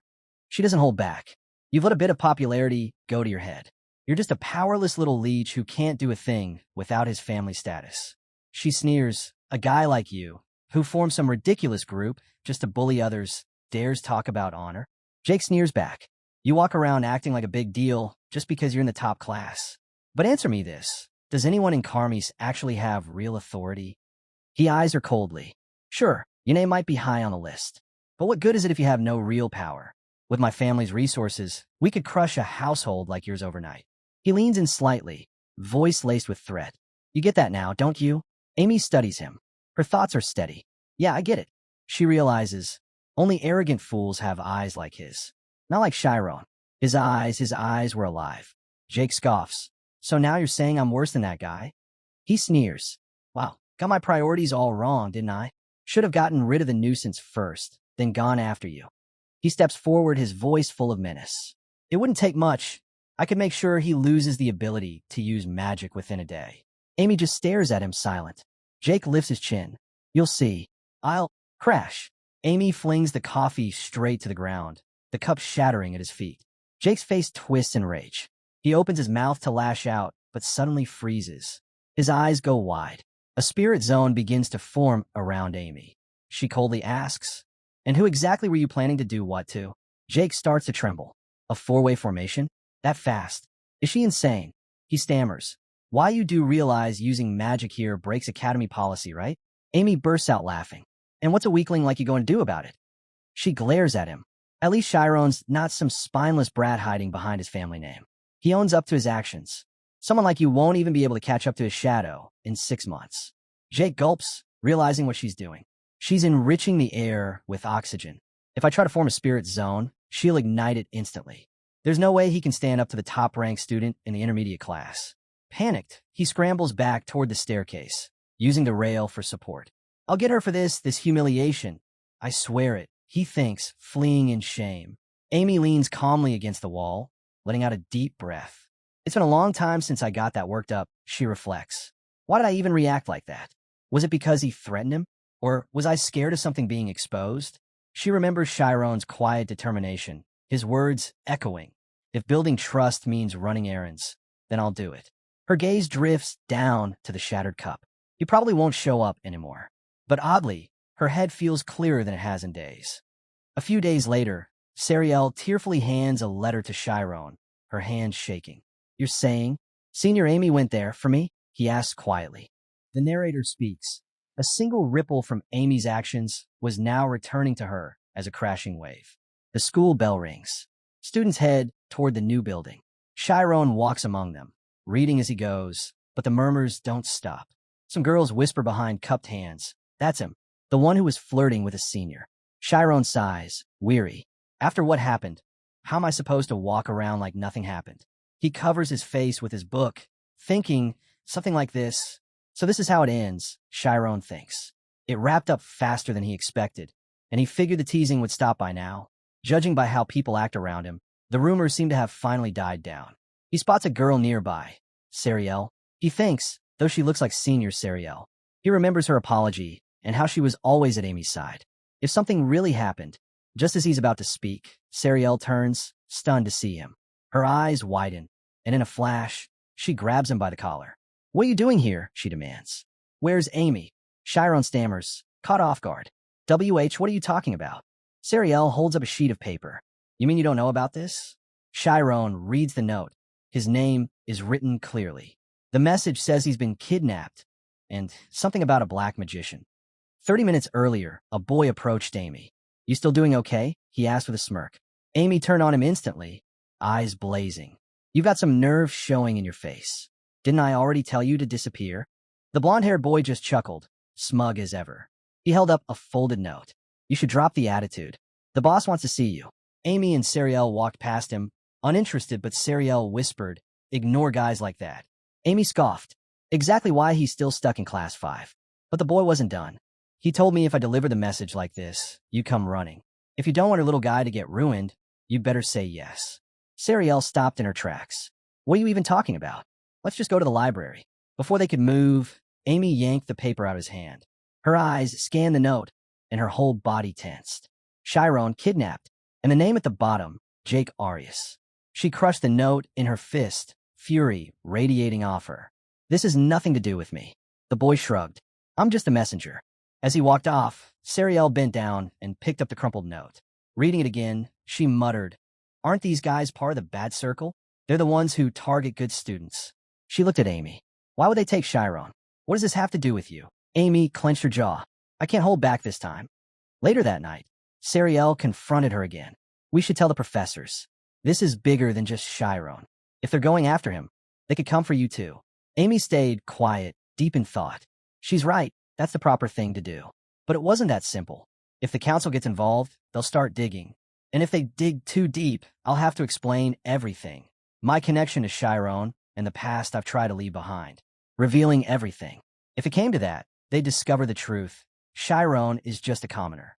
Amy's mind flashes back to the jungle, to the day she met him. She remembers his childhood, the way he stood even then.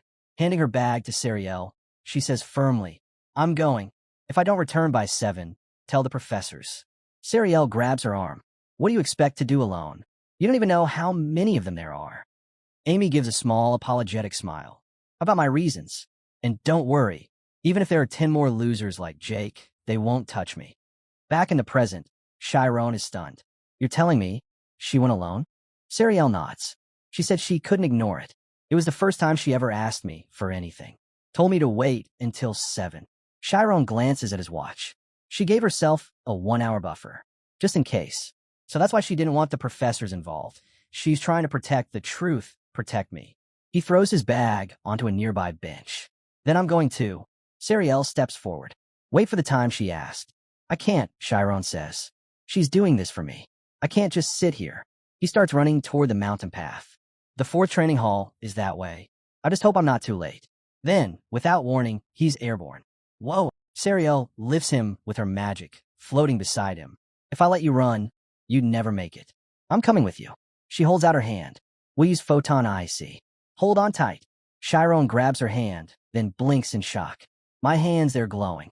From the school building, students glance outside, murmuring, who's using magic out there? Looking down at the jungle, Sariel warns, if we teleport directly, we might hit the trees.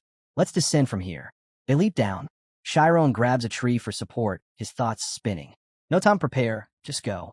Sariel charges ahead. Amy, where are you? They reach the 14th training hall. It's empty. Sariel bites her lip. No one's here, but we came 10 minutes early. Chiron, catching his breath, scans the area.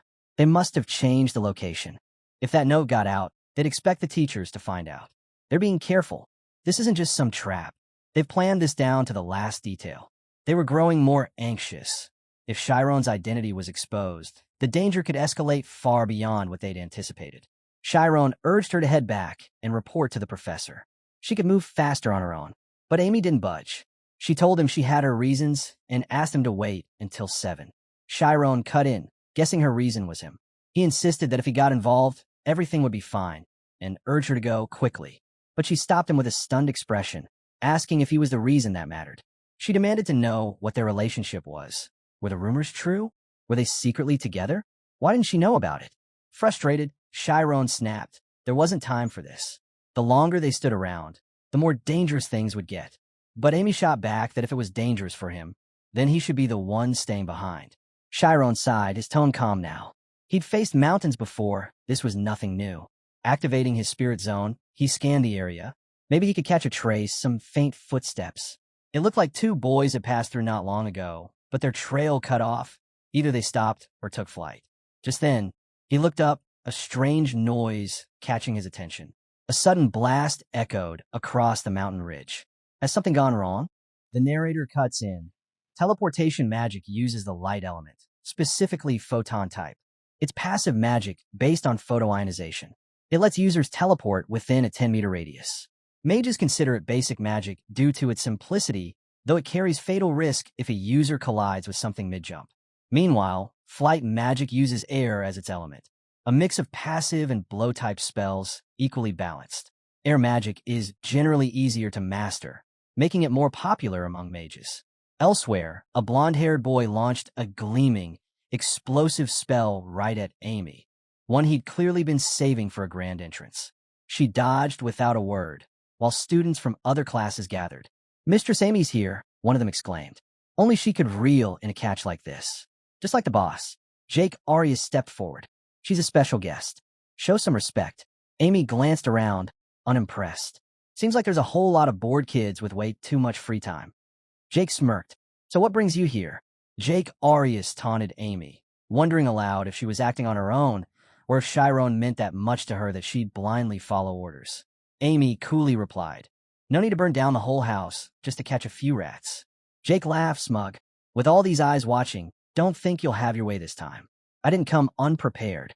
Amy, unfazed, dismissed his so-called plan. I didn't come to entertain your schemes. Where's Chiron? Jake and his crew laughed among themselves. Probably off in a library somewhere licking his precious books, one of them joked. Not like he knows what his girl's dealing with. Another added mockingly. He loves his books, right? Just licking. They waved off her question. None of them cared where Chiron was. They were all focused on her. Each of them wanted a piece of revenge for what she'd done. Jake stepped forward, clearly irritated. You ticked me off last night. I'll be sure to return the favor. Be ready. Amy smiled faintly. Well, without Chiron here, that just makes this simpler. Then, with a playful laugh, she added, though things might get messy with all of you watching. Without another word, she activated her mage zone. I suppose I just need to clear the field.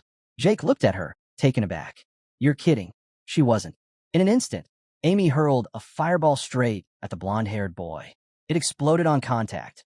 He yelped, hot, clutching his burned arm. The group froze in shock.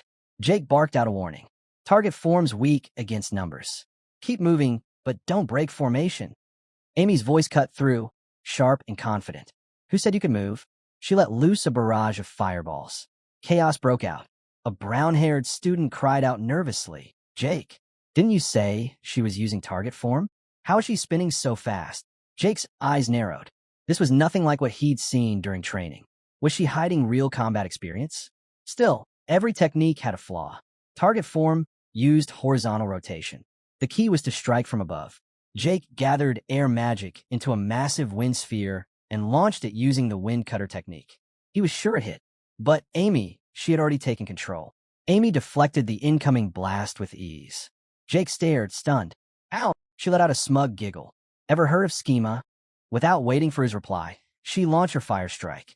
A searing blast erupted in the air, hitting Jake Arias head-on. He was thrown back, tumbling hard across the ground. Groaning, he shouted at her with rage. But Amy calmly walked over to him. This is exactly why your grades suck. You waste your time on trash like this. Jake barked back.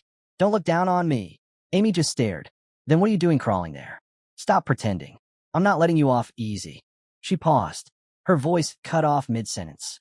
Her eyes widened in alarm. Something was wrong. A strange distortion blurred her vision. Her own magic was emitting back at her. She gasped. Jake shouted to his crew. Put some effort in. She's not easy to catch. Then he laughed cruelly. You wild little freak. You'll lose your mind if you don't drop your spirit zone. What you're feeling right now. That's anti-magic. Amy's eyes turned crimson. You really used forbidden spells? Even our eye can't fix what this'll do. She looked down. Her hands and feet were shackled by magical binds. Jake grinned wickedly. Finally caught you. He stepped closer. Remember what I offered you yesterday? How about reconsider it? Drawing a knife, he held it up. Might be smart to answer properly. I'm feeling criminal today. Amy warned through gritted teeth. If you touch me, I'll kill you. She struggled, but schema wasn't enough to break free. This is too much. I stopped training when I was 12. I need to think. Jake leaned in. You don't get it, do you? You're tired of guys? I'll help you with that. He turned the knife, exposing the blade. If I mess up that pretty face, maybe they'll stop chasing after you. Amy's eyes followed the knife, helplessly. Jake laughed again, hot breath laced with satisfaction. This is what I've been waiting for. You should have been terrified from the start. He loomed closer. Now beg me for a second chance. Amy's eyes closed, her strength draining. In the darkness, a memory appeared. Young Chiron's face, the look he had when he felt powerless. Then, stop! Chiron's voice rang out, furious. Amy and the boys whipped their heads toward him, startled. The narrator returns. Fire Strike belongs to the Heat Magic Flare series. It's a fusion spell combining fire and air elements, active-type magic. Despite its explosive power, it has low mass and inherits fire's drawback, slow casting speed. That's why air magic is added, increasing physical force. Any such spell combining air will include the word strike. Meanwhile, Wind Cutter uses air magic and blow-type traits. A sharp blade of wind magic cut through the air as the group turned, stunned. Chiron stood there, breathing heavily, gripping a wooden staff. Jake Arias sneered. Well, look who decided to show up. The little prince himself. Amy snapped. Why would you come here alone? Chiron's mind raced. If they had the numbers, they could overpower even a top-ranked student in the intermediate class. But Senior Serial should have alerted the teachers by now. All he had to do was stall. I beat Rian before with just swordsmanship. I can handle this. Activating his spirit zone, he stepped forward. Let Senior Amy go. Now, Jake raised a brow. And if we do, what? The two of you won't attack us. Chiron charged. Jake's lackey blinked. Is he really running at us? Jake shouted, open up. But something was off. Chiron noticed it too. Their eyes glowed green. No, he felt it. The anti-magic was closing in fast. Grabbing his head, Chiron stumbled. The staff slipped from his hands, clattering to the ground. The group chuckled darkly. As expected of the prince, at least he put on a good show. Now what, mage boy? Amy yelled, Chiron, dispel your spirit zone. It's anti-magic.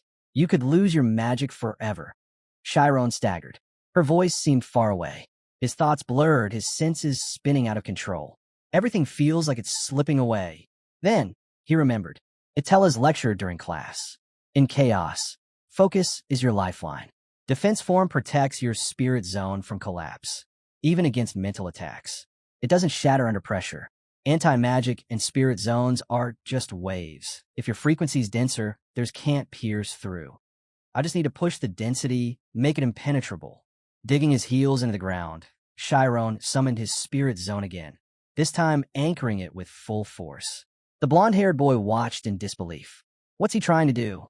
Jake narrowed his eyes. What's this? Trying to act like the top student, huh? He scowled and shouted, everyone, ramp it up. Amy looked at Chiron, her voice trembling. There's too many of them. You have to stop. You can't hold out forever. But then her words caught in her throat. She froze. Right in front of her, Chiron was forming a defense zone, and not just any zone. He was holding it steady as the enemy's anti-magic began pouring into it.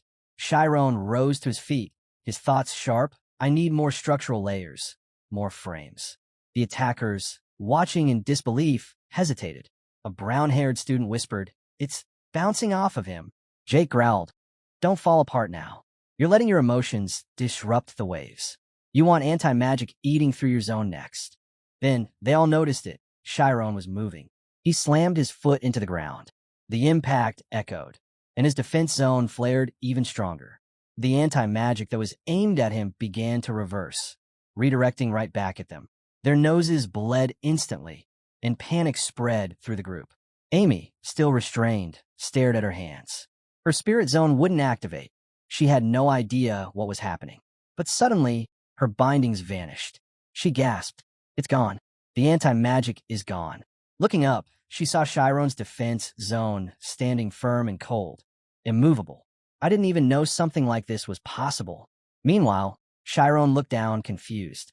He could feel something faint, like a worm squirming underfoot. Jake Arias was pale, shaking. This doesn't make sense. We had 6 people. How could we lose to him? Chiron answered calmly.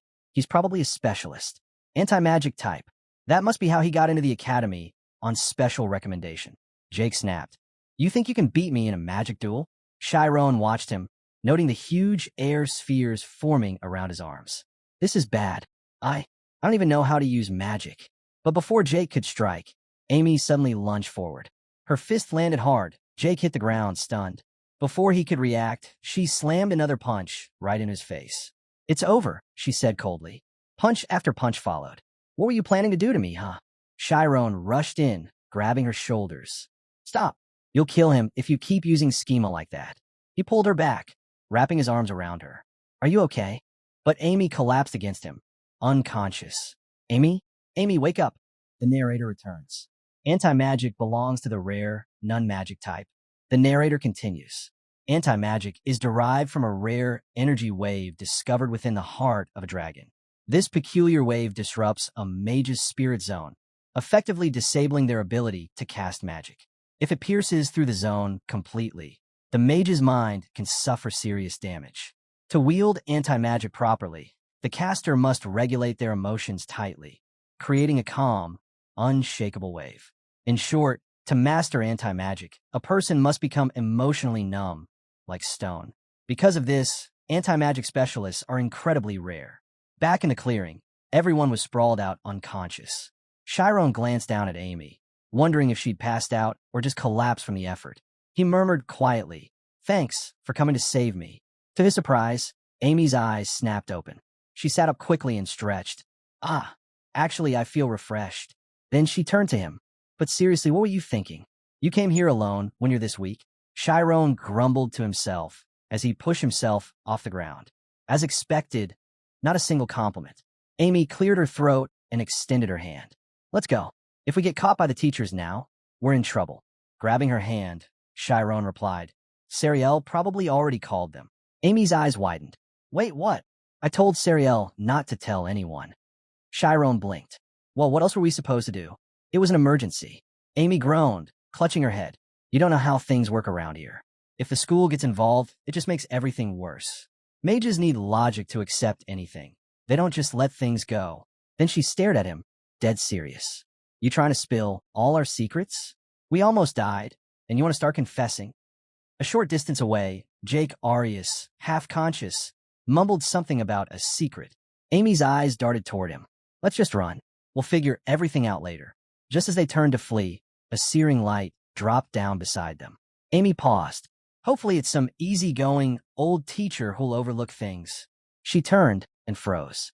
It was Thad of Flames and Alifer of the Ice, two of the most ruthless instructors in the academy. Sariel sprinted toward Amy, panic on her face. "Amy, are you okay?" She cupped Amy's face, searching for injuries. "I'm fine," Amy answered quickly. "How'd you even get here so fast?" In the background, Thad raised a hand and launched a fireball high into the sky. Chiron looked up in awe. "That's Fire Sun, one of the hardest fire spells to cast." Thad scanned the scene and caught sight of Jake and his gang sprawled out on the ground. His gaze then locked onto Amy and Chiron, burning with fury. They looked away awkwardly, dread settling in. "How could someone as smart as you end up like this? Are you hurt anywhere?" Alifer steps in, walking up to Chiron. "We came as soon as we heard something might have happened. Mind explaining what's going on?"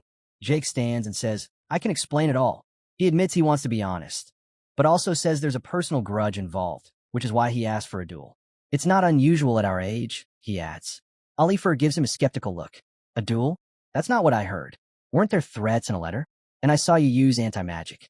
You do realize that's against the school rules, right?" Jake shrugs it off. "Amy was too powerful. That was the only way we could level the playing field. But we're the ones who got hurt in the end." He claims Amy was the first to break the rules, attacking him in the library, which is what led him to challenge her. "I was furious. And isn't it weird she never reported it to the teachers?" Amy shouts back, "You're the one who threatened me first, in the library, and then you wrote that you'd kidnapped Chiron." Jake interrupts coldly. "Did we actually kidnap him, though? Even today, she made the first move, and Chiron didn't report anything to the teachers. Instead, he ran here. That tells me they're hiding something." Thad eyes Jake, then glances toward Chiron. Amy snaps, calling Jake out harshly, while Jake just smirks and says, "If you won't come clean now, do you even understand what the Black Magician is capable of?"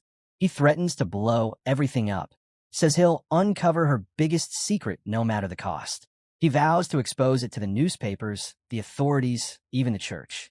He'll make sure the whole world hears. Sienna, furious, tells Jake to shut it. "You and your friends used anti-magic as a weapon. You went way beyond just defense. You knew full well that Amy or Chiron could have lost their minds from that." Sienna looks at Jake and declares this is more than enough reason to have him expelled. Jake just laughs smugly. "And what? A mere instructor like you thinks she can expel me?" Thad quietly leans towards Sienna. The Arya household basically keeps this academy afloat.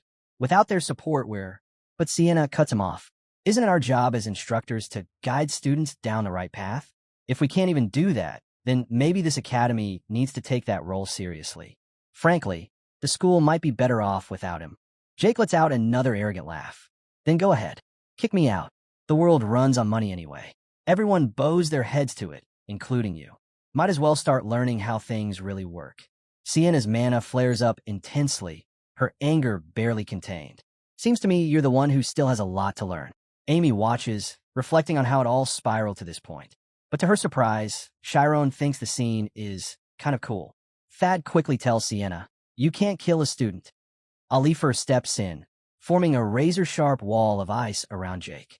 Chiron, watching closely, is impressed. Not a single shred of his clothing is touched. Her spell control is flawless. No wonder she's called a genius of ice magic. Alifer turns to Jake. Do you really think money can get you everything? Jake snaps, ordering her to take the spell down. She calmly pinches her fingers and shatters the ice wall. Jake coughs, dropping to the ground. Alifer speaks firmly. We've known for a while that you've hurt other students. The only reason you haven't been punished yet is because of your family's influence. Jake says as much himself, that it's all thanks to money. But Alifer doesn't let it slide. Don't get it twisted. This school doesn't trade knowledge for money. We teach something far more valuable, something you can't buy. She asks him, isn't this about what you once dreamed of? Didn't you want to become a mage? Jake stays quiet, flashes of memories flooding his mind. Old dreams, friends he trained with, the path he once walked. Then, almost pleading, he says, if you promote me to class 5, I'll become a great mage. I swear I'll repay you. Alifer reminds him of the dream he once shared with his friends, the goal they all had when they studied together. Isn't that the reason you've come this far? Jake, lost in thought, recalls the faces of those childhood friends. Alifer looks him in the eye and asks. Alifer asks Jake one final question. Do you really want to trample over something precious with your own 2 feet? Jake suddenly snaps out of it. Lowering his head, he sincerely apologizes to Alifer. The narrator explains that Jake and the other members of the Black Magician eventually came to regret their actions and once again pursued the path of becoming mages. But that part of the story would unfold later. For now, after receiving treatment for their injuries, they had to face the consequences in the Academy's punishment room. And soon, the moment everyone was waiting for arrived. An instructor turns to Chiron. Why didn't you report this right away?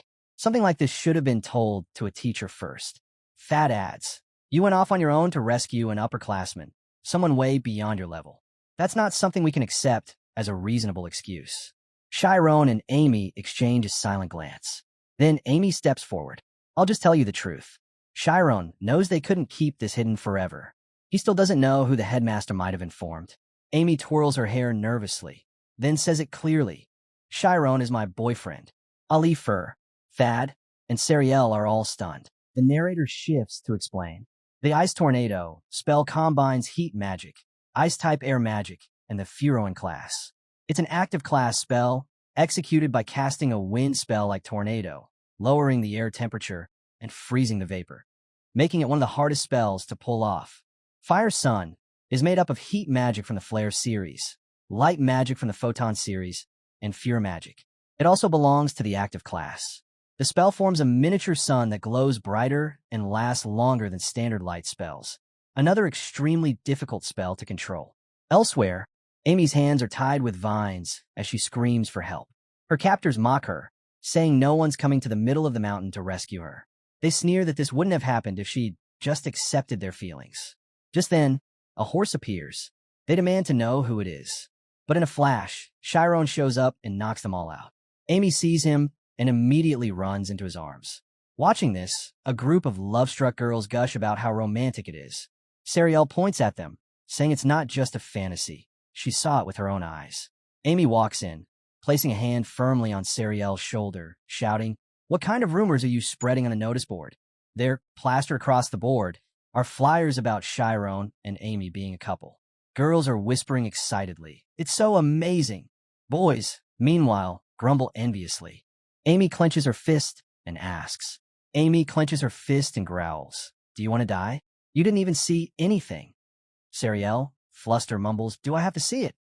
Then adds with pauses, they were dating, and even if they did kiss, so what? She shrugs it off. Worked out well either way. Now, those annoying guys will stop bothering her. Amy just replies nonchalantly. Guess it did turn out okay. A few days before the incident, Thad slams a paper down on the table, glaring. This is a lie. The Amy I know doesn't care about dating. And Chiron? He's a freshman who just got here. Amy simply says, we met when we were kids. Meeting again here? You could call it fate.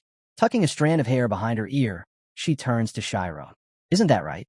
Chiron, caught off guard, slowly nods. All right. He nervously sips a cold drink.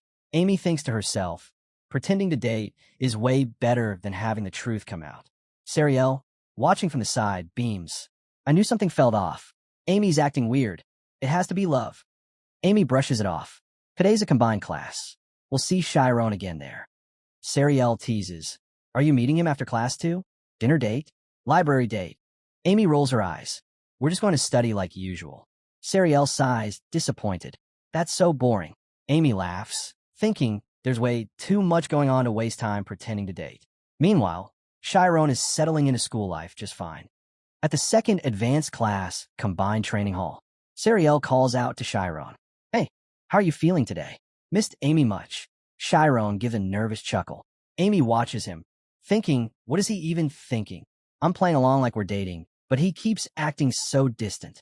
Chiron looks over just as Amy clears her throat. She tells him, you don't have to be so formal when it's just us. It's weird. Sariel is stunned. It's the first time she's ever heard Amy talk like that. Is this the power of love? Amy states plainly, we're in a relationship. Chiron responds, it's fine. You're my senior, after all. Then adds, I'll be heading. As the students file into class, Amy glances back at Sariel. Meanwhile, Chiron walks in from the opposite direction, taking a seat without saying a word. Whispers ripple through the classroom. Everyone's talking. He only got in because of his looks, one student mutters. Yeah, he's just here to date instead of study. No wonder he can't use magic, another chimes in. Chiron sits quietly, clenching his left fist under the table as the judgment rains down. The narrator cuts in. 2 days earlier, the rumors had only just begun to spread. In front of Class 7's door, a crowd gathers around the notice board. Gossip is in full swing. Did you hear? Senior Amy's dating a freshman, someone says in shock. They even confessed in front of the professors, another adds. One of the boys breaks into tears. Amy was supposed to be mine. Does anyone even like me? The other sobs. Let's cry together. Nearby, a girl with black hair scoffs. I'm jealous they're the talk of the academy now. I called dibs on the freshman first. She shakes her head. Guess birds of a feather really do flock together. Another girl shrugs. Well, I guess we should congratulate them. Just then, the purple-haired girl freezes in surprise as a classmate stands up and places a sheet of paper on the table. Hey, doesn't this seem a little off? He asks, eyeing the others. The gray-haired boy glances at the paper and narrows his eyes. Wait, is this the midterm evaluation? Everyone leans in, stunned. Chiron's name sits at the very bottom. 30 points. Across every subject. Wasn't he supposed to be an honor student? Someone says. Come to think of it, he doesn't even know how to use magic, another points out. The brown-haired boy scoffs. It's obvious. He got in through special connections. His family's got money. Probably started the genius rumor himself, just to snag a girl from a good family. He sighs. A rich kid who's done nothing but play his whole life, walks into the academy, and walks out with a girlfriend. The white-haired boy slams his hand down. So he really did get in through connections? The purple-haired girl yells. Doesn't it seem shady to anyone else? We're all working our asses off here. The brown-haired boy adds. Why does the academy keep turning a blind eye to something so obviously unfair? Just then, the door creaks open. Chiron freezes in place, eyes locked on the room ahead. Something's off. He's sure of it. It was so noisy just moments ago. He walks to his seat, leans over, and casually asks the boy beside him what the next class is. But the boy stands up and walks off without a word. Chiron stares after him, stunned. He doesn't even need an explanation anymore. The answer's obvious. They were talking that loud on purpose, wanting him to hear every word. And now, Amy might get dragged into this. Fast forward to the present, inside the combined classroom hall where all 7 classes are practicing their spirit zones. Chiron activates his zone, and a girl nearby glares at him, annoyed that his spirit zone is brushing up against hers. She grumbles to herself. Why is he even here? And why is his zone so ridiculously huge if it's that useless? Itella walks over and checks in. How's it going? Chiron sighs. This deviating form is tough. Every time I try to separate my spirit zone, it feels like my consciousness is being pulled out of me. Itella nods. It should. Your zone is the convergent type. It mirrors natural logic, anchored around a circular consciousness. It's not made for deviation, so it needs to be forced into it. She then asks, what about the other forms? No problem with those, he replies. Then let's have you show them in the image zone, she says. Chiron glances at the zone. Right now, if you're not feeling up to it, we can wait, Itella assures him. But you're the only one in class who can use all 4 forms. I think it's time the others saw that. She recalls how eager he was to try the image zone on day 1, but also how careful he's been ever since. Understandable. Emotions run high at this age. Still, those who truly believe in themselves won't be shaken by that. I'll give it a shot, Chiron says, stepping forward. Please let me know what you think. Around him, classmates shoot irritated glances. One of them mutters, bet he's just trying to impress his girlfriend. It's the only thing he's even good at. Chiron takes his place in the center of the image zone. Itella addresses the class. Let's take a look at each form, one at a time. Chiron, whenever you're ready. Chiron steadies his breathing and thinks. Mastering all 4 forms smoothly is a key requirement for advancement. If Chiron can pull it off early, he might just get bumped up, far away from Class 7 and all the chaos that comes with it. He shuts his eyes and focuses. First, the defense form. Instantly, his spirit zone materializes, solid and unyielding. Amy watches in disbelief. It's even stronger than when they fought the Dark Magician. From the sidelines, a black-haired student observes, there are 44 layers. That's top tier. With defense like that, it's like he's fully armored. Next, Chiron switches to the star form, then the 4-corner zone. Itella nods to herself. He's got a solid foundation. His transitions are smoother than even Class 6 students. Advancing him wouldn't be an issue at all. But now comes the tricky part. Chiron's chest rises and falls quickly. The deviated form. He's never managed to pull it off, and showing it in front of everyone is a risk. Still, if he wants real feedback, he has to go through with it. Even if it fails, he summons a blurry, unstable spirit zone. Class 5 students whisper among themselves, stunned. Wait, is he trying the deviated form? You have to be at least Class 5 for that. The key is to shrink the zone and shift its core before it collapses. Chiron tries. Just like in practice, it starts well enough. When it's close to him, he can move the center point. But the moment it drifts further away, it's like his mind is being yanked along with it. He pushes for one more attempt, only to hear stifled laughter around him. The students are mocking him, sneering at his failure. There goes the so-called genius, acting all high and mighty. What a joke. The deviated form flickers and begins to unravel. Amy watches, confused and worried. Why is he losing control? He was doing fine. Is it because of all the attention? Is something else going on? It's enough to throw anyone off. Chiron's thoughts spiral. Why do people enjoy watching others fail? Why is everyone so quick to tear someone down? He doesn't belong here. That much is clear. Then, suddenly, someone's voice cuts through his thoughts. You're thinking about way too much nonsense, says a brown-haired boy, calmly but firmly. Stop hesitating, the brown-haired boy says. If you're going to do something, then do it. You came here to become a mage, right? That jolts Chiron back to focus. He shakes off the noise in his head, closes his eyes, and reminds himself, I'm here to become a mage. His spirit zone bursts outward, massive and detached from his body. Class 4 and 5 students gasp. The zone had left his body completely. Inside, Chiron wonders, will it break free first, or will it collapse first? Meanwhile, Alifa reviews some reports. She's thinking back to the time Chiron resisted anti-magic with just his defense form. Anti-magic alone is so dangerous that even trained specialists need artifacts to handle it. There's no way those students used it properly. Still, he held his own against 6 of them. That means one of 2 things. Either Chiron's mental strength outweighs all 6 of theirs, or his talent is just that rare. Just then, Itella calls out to her.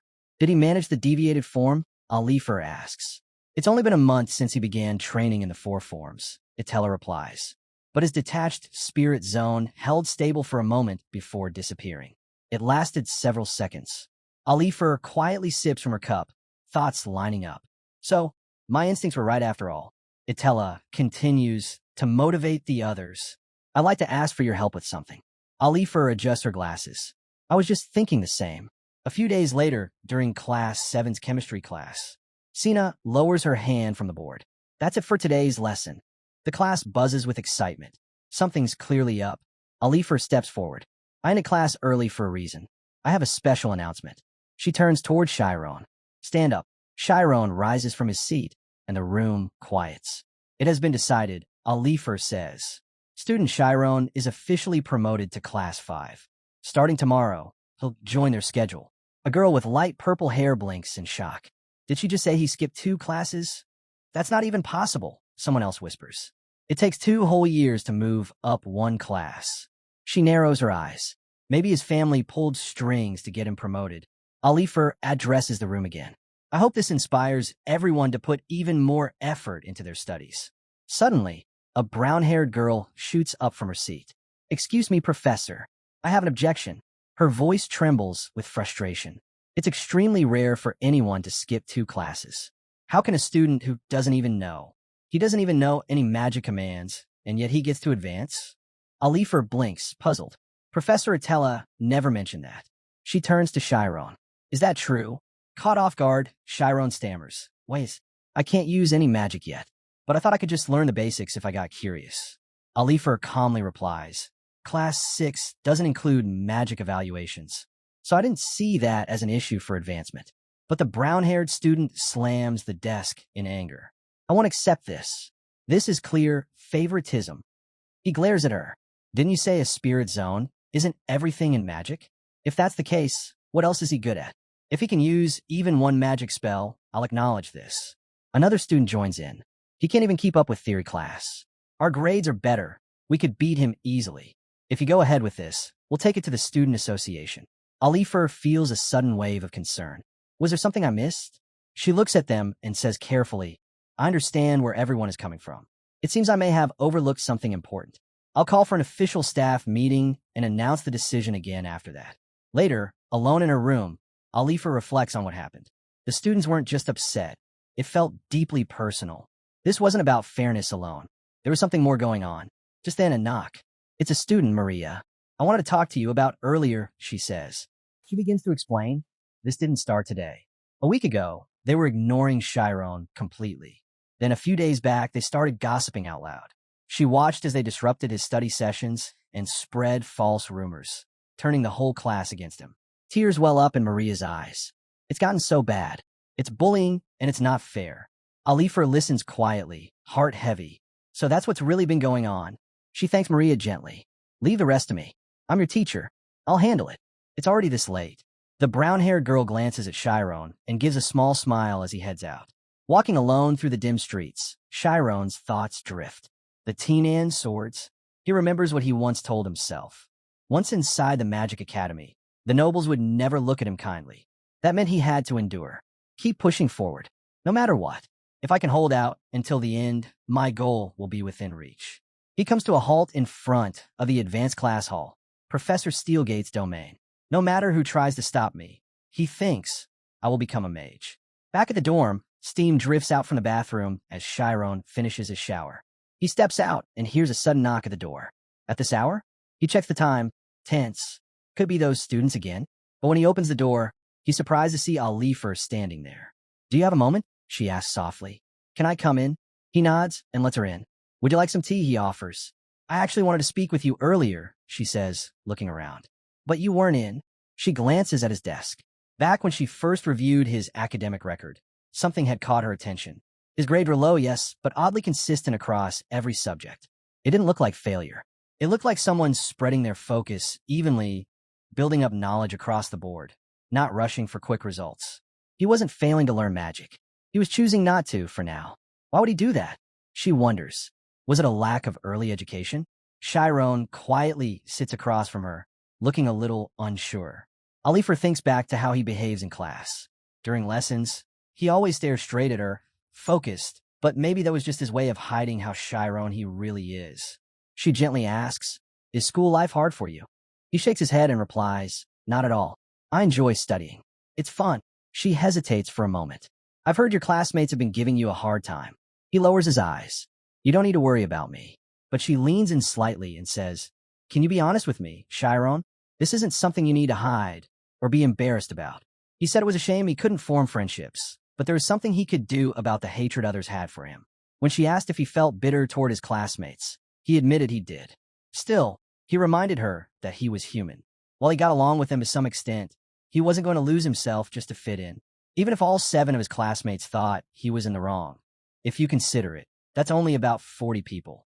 Somewhere out there, someone would understand him. She smiled, saying she understood what he meant and would remember that during the teacher's meeting. She also sensed that Chiron was eager for early promotion. Holding a book in her hands, Alifer concluded the announcement with her opinion. Chiron should move up ahead of schedule. As the other instructors flipped through the pages in front of them, they questioned whether it made any sense. An entire class bullying one student just because he couldn't use magic? In the Magic Academy's meeting room, The teachers discussed how this kind of thing could easily happen in the lower classes. Many of the kids lacked talent, and older were often mixed in, creating a massive skill gap. An older, brown-haired teacher spoke up, saying promoting Chiron early was the right move. If it were up to him, Chiron could graduate within 4 years, and for the academy, the sooner he graduates, the better. Alifer was about to take her seat when Thad cut in, saying he had some objections. When the principal asked him to explain, Thad said he didn't doubt Chiron's talent, but the fact remained the boy couldn't use magic. Student backlash couldn't just be brushed off. Alifer reminded everyone that Chiron's goal was to master knowledge across all fields at once. His delay in learning magic was part of that. A teacher shouldn't interfere with a student's personal learning method, but Thad interrupted her, saying that wasn't the issue. He wasn't questioning Chiron's methods. What concerned him was how much favoritism she was showing. Even if Chiron surpassed the others in overall ability, he still lagged behind in magical expertise. Promoting him now could make the rest of the class feel alienated and, worse, kill their motivation to study. A teacher shouldn't give everything to just one student. They accused the academy of turning everything into a race to crown a single genius.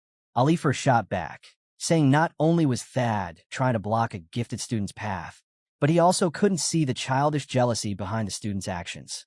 Thad and Alifer immediately clashed, practically leaping from their benches to argue. The rest of the teachers sat in silence, wondering how two people with such opposite personalities ever managed to become mages in the first place.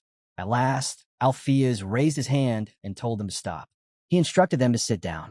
Both Alifer and Thad remained standing, but fell quiet. Alpheus acknowledged that both sides had valid points. Alifer's argument held weight, but Thad's concerns about the school's balance were equally important. His objections weren't rooted in bias, but in genuine care for the academy. The sense of favoritism among students needed to be considered too. Thad agreed. Those were the exact words he'd been trying to say. Alifer turned to glance at him silently, then looked to the headmaster, who posed a new idea. The following morning, students gathered in front of the advanced class notice board. A new announcement had been posted. There would be a test to determine who would receive early promotion. Only one student would advance, straight to Class 5.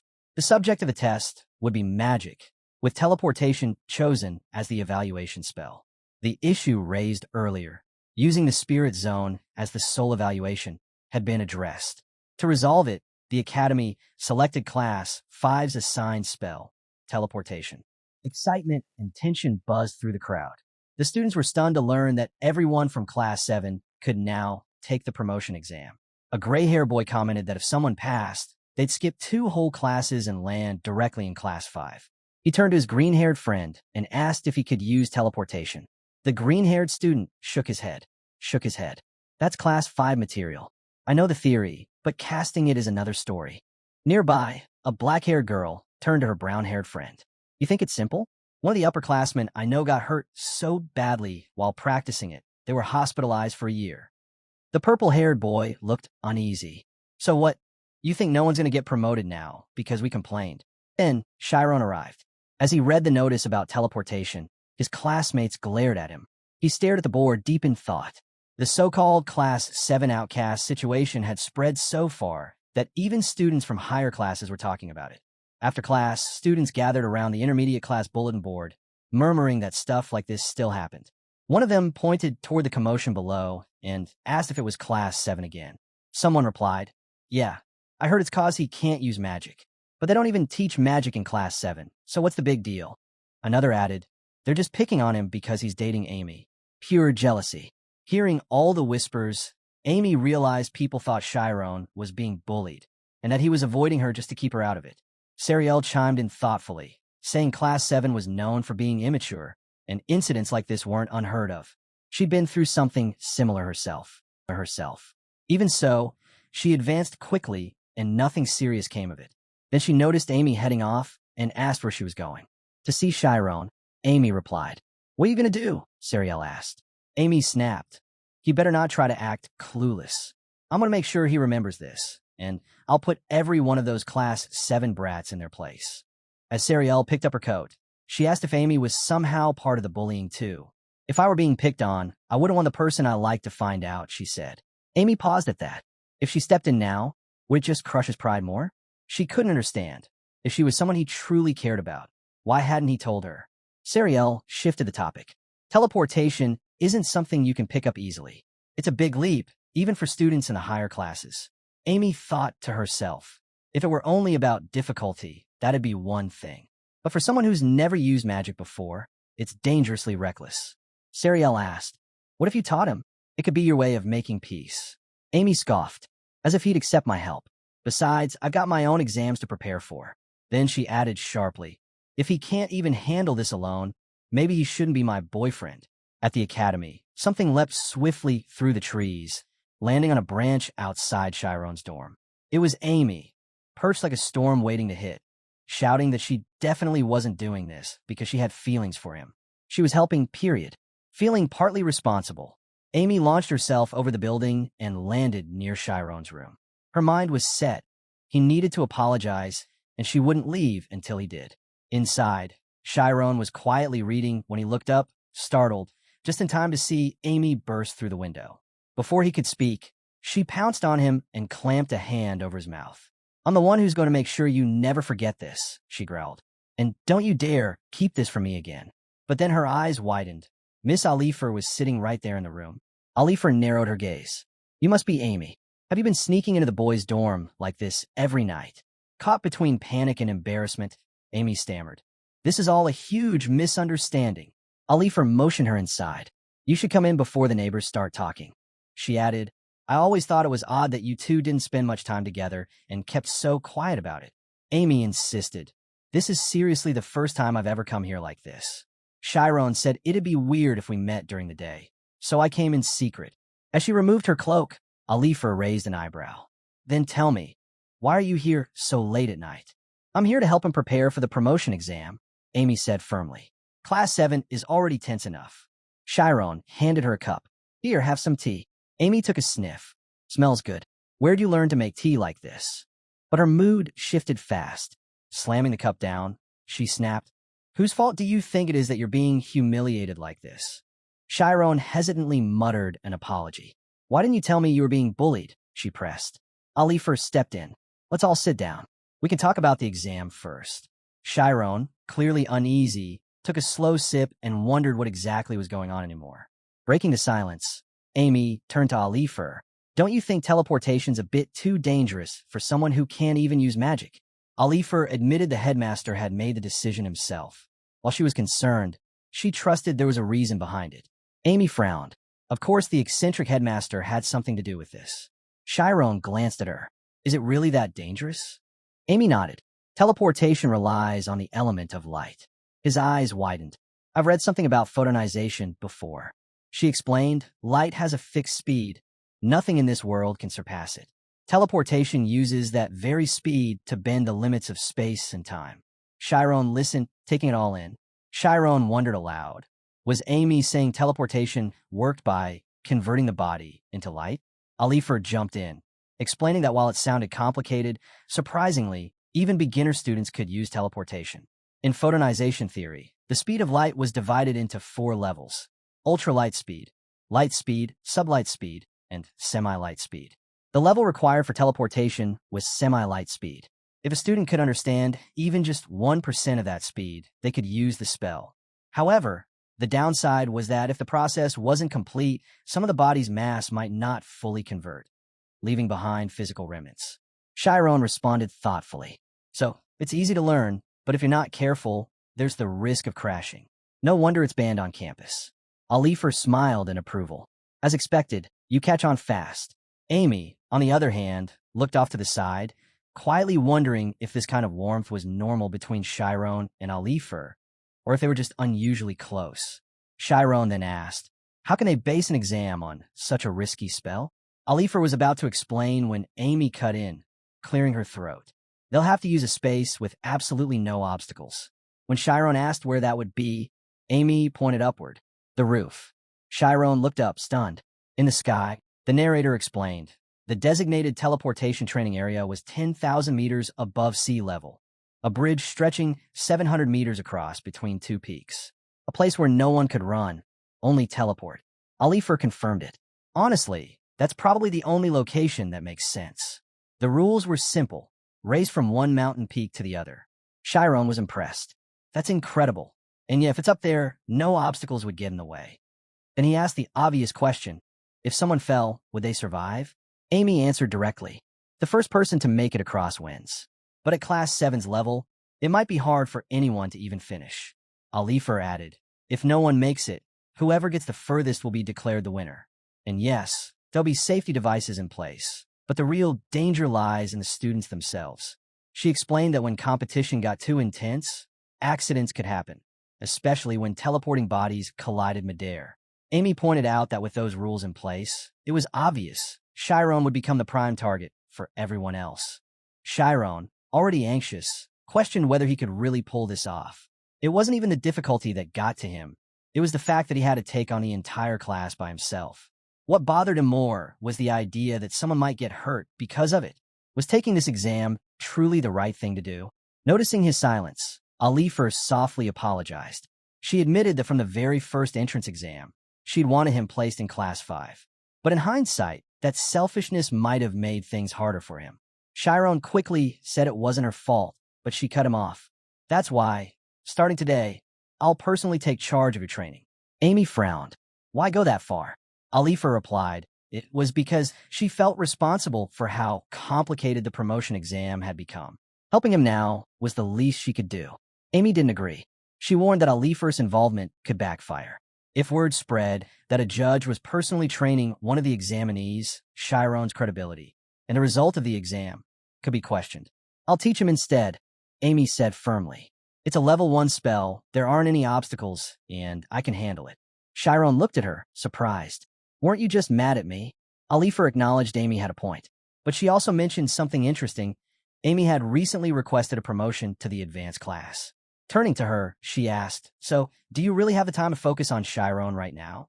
Chiron was stunned. The advanced class? The narrator explained. The advanced class was every aspiring mage's ultimate goal. The students in that group were recognized as semi-pros. Being accepted into a famous academy's advanced class meant making headlines in the kingdom's magic magazines. Once inside, there was no more leisurely school life.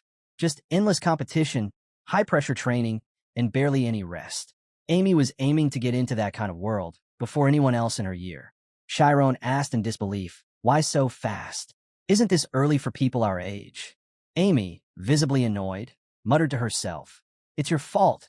Your ridiculous improvement speed is throwing everything off. The only place left for her to escape now is the advanced class. Chiron's sure of one thing. She's not planning to settle for being number 1 in the intermediate division. She's unfazed about her chances.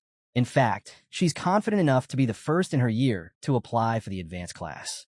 And even though this is a crucial time for her, she still made the effort to come all the way here just to help him. Amy insists that no matter how hectic things get, something like this shouldn't be her concern. She tells her to let it go. But Chiron responds calmly. She gets where Amy's coming from. Still, as his girlfriend, it's okay to trust his training to a teacher. Alifer steps in, adding that this is Chiron's first exposure to magic. Having an experienced professor guide him would be much more effective. Hearing this, Amy suddenly feels lightheaded. She turns to Chiron, demanding he choose her or Alifer. Chiron, who's been quietly observing, suddenly reacts in surprise. Amy presses on, saying that obviously, a boyfriend would rather be taught by his girlfriend. Shinor, clearly nervous, tries to settle it with a simple answer. He'll handle it by himself. Both Alifer and Amy stare at him in shock. Meanwhile, the narrator explains. The teleportation training grounds, known as the bridge that cannot be crossed, are located high in the twin peaks of the Academy's mountain range. The design allows students to train in midair, free of obstacles. And thanks to safety gear installed for higher-ranked students, there's no danger of falling. Difficulty levels range from 1 to 10, with customizable obstacle challenges. Time mages have defined 4 distinct tiers of light speed training. First is semi-light speed, not quite sublight, but faster than sound. To the average eye, it looks as fast as light. This is the base level speed needed to cast a basic teleportation spell. Next is sublight speed, 90% the speed of light. At this level, space-time begins to distort. It's the threshold needed to use spatial warp spells. Then there's light speed. Only a handful of mages have ever reached it. This is the level required to perform the stop spell, which halts time itself. Finally, there's ultra-light speed. Faster than light, only theoretical. No mage in recorded history has ever reached this state. In truth, ultralight speed would be the level of omnipotence required to use the time leap spell. A spell that, in theory, would allow a mage to move through time itself. Amy, clearly concerned, asks Chiron if he really doesn't see what a huge opportunity this is. Chiron responds quietly. He doesn't want to be a burden, not to her or to the professor. He knows how important her upcoming exam is, and that she'll be among the examiners. Amy points out that everyone else is hiring top-tier tutors just to master this one spell. No one's taking it lightly. On top of that, his classmates are already against him. This isn't something he can handle alone. But Chiron calmly replies, that's exactly why she's pushing ahead and joining the graduating class early. She can't afford to linger when she's focused on bigger dreams. To her, Class 5 is just a stepping stone to becoming a mage at her level. Amy looks away, struggling to respond. Chiron turns to Alifer and asks her to believe in him. He won't make promises he can't keep, but he'll do his best, and he won't regret the path he's chosen. Sina, who had been silently putting away a chair, speaks up. If that's what her student truly wants, then she'll respect it. But if he has questions later, he's free to come to her, just like any other student.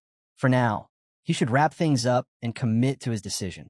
As she opens the door, Alifer turns to Amy and says she'll let her off this time. But if she tries climbing through the boys' dorm window again, she knows what'll happen. Amy bows slightly and mutters a quiet yes. Taking a deep breath, Amy sits down on the bed. An awkward silence settles between them. She eventually stands, walks toward the window, and tells Chiron she'll be heading out. He thanks her, respectfully calling her senior, and appreciates her for coming. But Amy doesn't move just yet.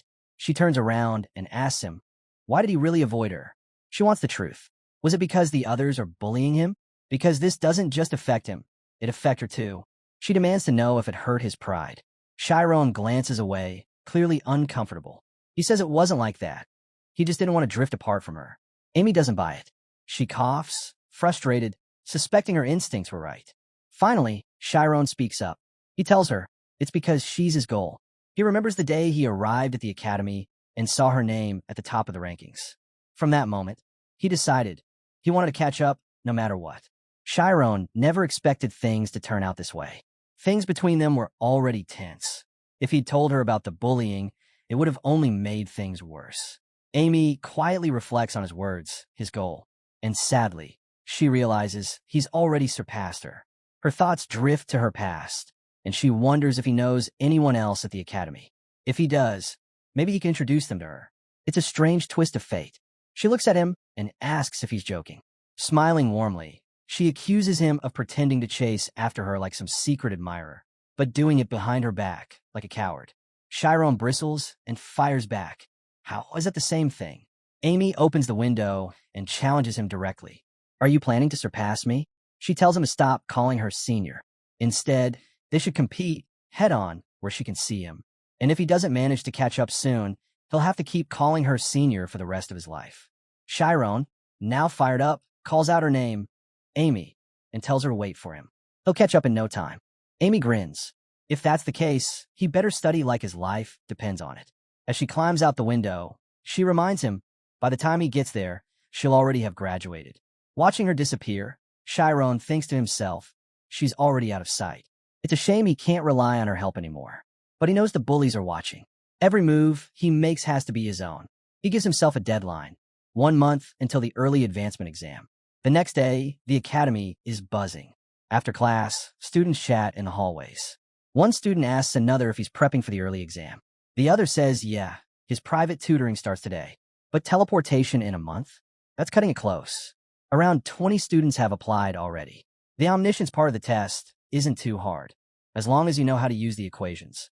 But the gray-haired student remarks that omnipotence is where it gets tough. He glances over at Chiron. Meanwhile, Chiron is buried in books in the library, surrounded by thick stacks. He promised himself he'd learn this alone, but the challenge lies in applying the spell in real-world conditions. A mage's surroundings are always shifting, and that unpredictability makes all the difference. In teleportation magic, knowledge of the terrain is absolutely critical. The moment the situation unfolds, the mage must instantly calibrate omnipotence and determine the exact light value. But that calculation alone can stretch across 10 to 20 formula squares. Chiron ties a rope around his forehead, steeling himself he won't give up. If the exam were truly impossible, they wouldn't have assigned it. He remembers what Professor Alifer once said, teleportation is relatively easy to learn. But what if that's not the case for someone like him? Someone who's never studied magic before. His thoughts drift back to the headmaster's words. Class 7 students, raised in elite conditions, were practically destined to succeed. They were trained from childhood, had access to expensive private tutors, and were far ahead in magical theory and practice. Can he really close that gap? That question lingers, but deep down he knows he's already been given the answer. Meanwhile, at the teleportation field, a student is performing a successful teleport. The gray-haired instructor claps in approval, calling the demonstration flawless. He praises the student, recognizing him as the son of the famed Sir Slider, the Magic Association's renowned advisor. The student is introduced. Mark Slider, 15 years old, currently in Class 7. Mark humbly replies that he's being taught by a certified Class 9 instructor. Wiping away sweat with a towel, he admits he was nervous at first, but teleportation turned out to be surprisingly simple. The instructor nods, explaining that while full mastery is impossible in such a short time, if Mark can handle the key components for the exam and spend the rest of his time refining them, he has a good shot at completing the course. Mark laughs, wondering aloud if he just has a natural parachute for fast progress. After all, he's managed to jump ahead 2 levels in record time. Taking a drink, he casually asks what Chiron is up to. The instructor says they're keeping watch, just as Mark ordered. Apparently, Chiron is studying alone, relying entirely on books. Mark smirks. He figures Chiron would have used some connection to hire a top-tier teacher. Still, he tells them to keep watching. They can't afford to get careless. After all, nobody can master magic just by reading books. Back in the library, Chiron pauses, thinking he's done enough for now. Chiron has done everything he possibly can. He's poured countless hours into understanding omniscience, committing every essential theory to memory. Even if he's not completely confident, time is running out. At the Class 7 exclusive training grounds, Chiron warms up, mentally preparing himself. He knows he has to demonstrate real magic now. There's no other way. He can only hope the spell responds the way he's visualized. Stepping into his spirit zone, he focuses hard. He needs to integrate the theory of photoionization into the zone. The biggest obstacle standing between omniscience and omnipotence is himself. That mental block must be destroyed. Looking at the faint glow starting to cover his body, Chiron mutters, "It's working. Now it's time to teleport." No normal human could possibly calculate the value of light instantly. But he remembers a vital lesson. When a mage's concentration reaches its peak, even the wind around them becomes part of their senses. The most skilled can detect the number of leaves scattered across the ground without ever seeing them. This hyper-focused state is the spirit zone. Mages within it don't rely on logic alone. They perceive the world through heightened awareness. And from that awareness, they manipulate reality itself. Instead of calculating values, he chooses to sense everything at once. The countdown continues. 13 days remain before the teleportation exam. By the 9th day, students in the classroom are shocked to see Chiron walk in with a bruised and battered face. They whisper, wondering if he's training without any safety gear. Chiron, unfazed, scribbles away on a sheet of paper. His first teleportation attempt had failed hard. To fix his mistakes, there's only one way forward: trial and error. He remembers crashing painfully to the ground, knees buckling from the impact. Now, 8 days in, he's been furiously writing formulas nonstop. He notes that if his margin of error is just plus or minus 0.02 microc, it's absurdly small, but his body is learning through repetition. It remembers. Day 7, day 6, they race by. On day 1, Chiron exhales deeply, sweat dripping onto the ground. With the test tomorrow, he thinks hard. What else can he do? For every error he fixes, a new one appears. He raises his hand, as if to stop the doubt. There's nothing more to adjust. This has to be it. He glances at his hand, then covers his ears, forcing himself to focus. Get it together, he tells himself. I'll make it. Then he starts to run. As his momentum builds, he wills the teleportation spell to activate. In a flash, he vanishes, reappearing elsewhere. He crashes to the ground hard. But this time, he grins through the pain. It doesn't hurt. He did it. There's no room for breaks now. No time to slack off. If he wants to get anywhere, He'll have to keep pushing, sharpening his control, mastering the art of linking Shinor and sleep. But his thoughts trail off. Morning arrives. Mark stands by his window. Behind him, his gray-haired tutor asks how he's feeling. Fantastic, Mark replies confidently. Today's the day. I'm hitting class 5. That 700-meter mark? I'll crush it. Meanwhile, over at the academy, Maria pauses at the classroom entrance when someone calls out to her. Giving up already? It's Mark. She frowns. Aren't you supposed to be training? Studying, maybe? Mark smirks. Do I look like some pathetic bookworm? Don't insult me. He eyes her. And what about you? Slacking off again? No wonder your grades suck. Maria turns back to the classroom, but Mark doesn't stop. You should be out there, watching real talent. Learn from us. You might actually improve. Her voice trembles as she mutters, good luck. Mark lets out a loud, mocking laugh. Wishing me luck now? Wow, you really are something. You know that. He suddenly leans in. You didn't snitch, did you? Maria gasps, covering her mouth in shock. How could you even? Mark cuts her off coldly, just checking if it was really you. As her bag slips from her hand, Mark stares down at her. I have my ways of finding things out. Bit odd, though, for someone like you to wander into the teacher's office. He steps closer. I've been civil, cause we're classmates. But once I'm above you, you really think I'll stay nice? Maria's legs buckle as fear grips her. Mark just stares, thinking she's nothing more than a pathetic dreamer trying to become a mage. For years older and still in the same class. What a joke. He strides off with a smirk, leaving her behind, curled up by the wall, sobbing silently. A moment later, Mark pushes open the classroom door. 4 boys are waiting. We all set? He asks. The one with black hair nods. Yeah, 2 of us will tail Chiron once it starts. The other 2 will cover the outside. We'll have exactly 2 shots to take him down. Mark nods. His first turn range is 10 meters.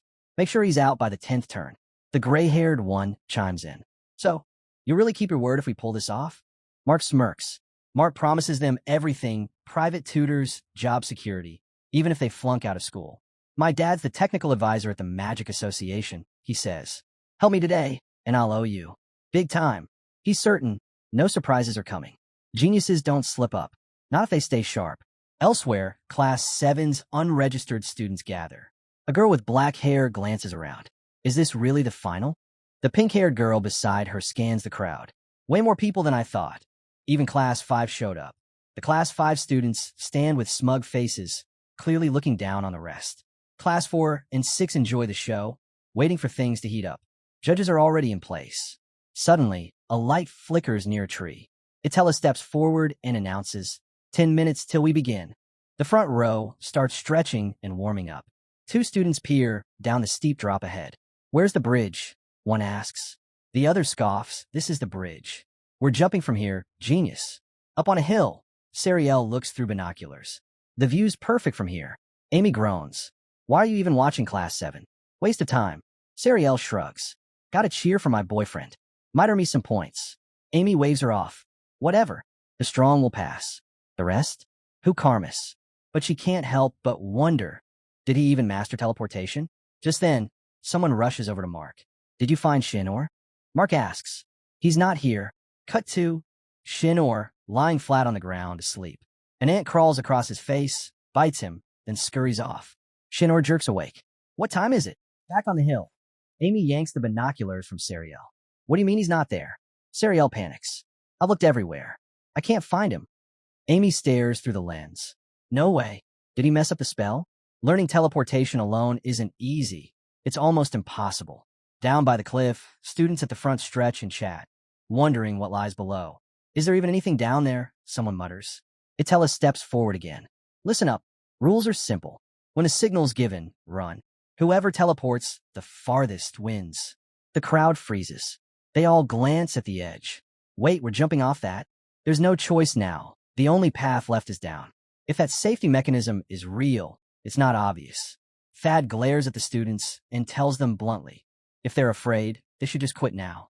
At the Magic Academy, every lesson carries the risk of death. This is an early promotion exam. Only those with real ability will advance to Class 5. If they can't even protect themselves, they shouldn't be here. He warns them, if their determination isn't firm, now's the time to walk away.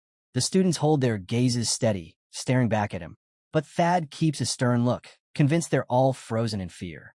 To prevent a disaster, he thinks it's best to keep them on edge. The real danger, he muses, lies in those boys too eager to charge in without a second thought. Mark glances over at his peers and scoffs inwardly. Why are these people, who couldn't even finish the course, trying to take the exam? Either they're delusional, or they'll be nothing in the real world. And if the rumors were true that someone tried to master everything solo, it must have ended in disaster. Regardless, he's already plotting his next move. Up on the platform, it telecalls for the frontliners to assemble. The exam is about to start. But then, all heads turn as Chiron suddenly dashes up, gasping for air. The students stare in disbelief. Chiron, drenched in sweat, quickly apologizes and asks if he can still take part. Charel looks to Attila, who rushes to Chiron's side. Before anything more is said, Amy snatches the binoculars from Charel in frustration, snapping at why Chiron showed up so late. Biting her lip, she glares at him, wondering why he's battered and bruised. Had he been training without safety gear? Alifer turns to the headmaster and asks if Attila is signaling for a delay, hoping they can stall the exam for the late arrival. But the headmaster simply replies that survival is each student's responsibility. The test must begin on schedule. Attila looks toward the flash and addresses the group. It's time to prepare. The test will proceed as planned. She tells Chiron that if he wants to back out, he can still speak up.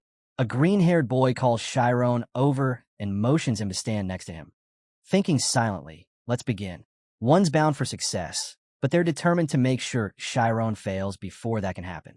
Panting, Chiron steels himself, muttering that he has to give it everything he's got. Attila announces that Class 7's early promotion exam is about to begin. On your marks, get set. She raises her hand, finger hovering over the timer. The students take their positions. Mark eyes the student next to him and assumes he's got a plan, so he decides to stick close. Attila shoots a flash of light into the sky, the signal. The exam begins. Everyone surges forward.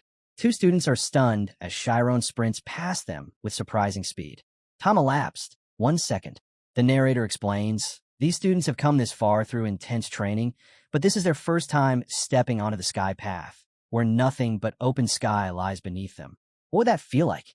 The rush that begins at the tips of their toes. Was it thrill or fear? They didn't know. All they could do was move forward with the one plan they all shared. Run. An orange-haired boy pushes ahead, thinking he just needs to stay in front. As long as he keeps going, things should be fine. Time elapsed. 2 seconds. Distance to the cliff, 20 meters. Mark sprints forward, but he knows speed alone won't win this. What really matters is where he casts his teleportation spell. It's all about timing. Picking the perfect spot to launch from will decide who comes out on top. Repeating that gap would be impossible unless he's brave enough to take the risk. The orange-haired student reaches the edge and teleports. A black-haired boy mutters, "Me too," and follows. One by one, the lead group blinks out of sight. Time elapsed, 3 seconds. Just 5 meters left to the cliff's edge. The front runners continue to teleport away. One of Mark's teammates yells that he can't go any further. Mark snaps at him. What's he supposed to do if the supposed guard squad backs out first? As he reaches the cliff's edge, Mark calculates. If he falls and then teleports at just 2 meters down, time ticks to 3.5 seconds. Chiron is still running at full speed. The green-haired boy watching him wonders, why is he still running? The gray-haired one thinks to himself that they're the only ones left now. If they keep this up, they're going to fall. At the 3.7-second mark, 2 boys teleport away, barely a meter from the edge.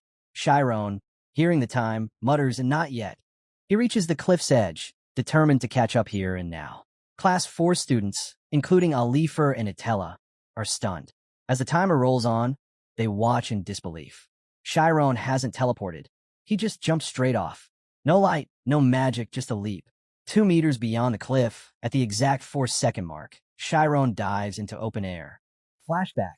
1 year ago, inside the Ogent mansion, Rian's room. Rian stares at Chiron and asks, shocked, "Weren't you scared?" Chiron answers nervously, "I read in a book. Fear comes from imagination." He explains, imagination makes us think we'll die in a situation. Like when someone jumps off a cliff, they don't die until they hit the ground. That's why he focuses only on the present. No thinking ahead. Only act when he can clearly see the solution. Rian's eyes widen as Chiron throws the question back. Isn't that obvious? Rian insists, you'll die if you fall. But Chiron calmly replies, that's not the point. He tells Rian to think about it.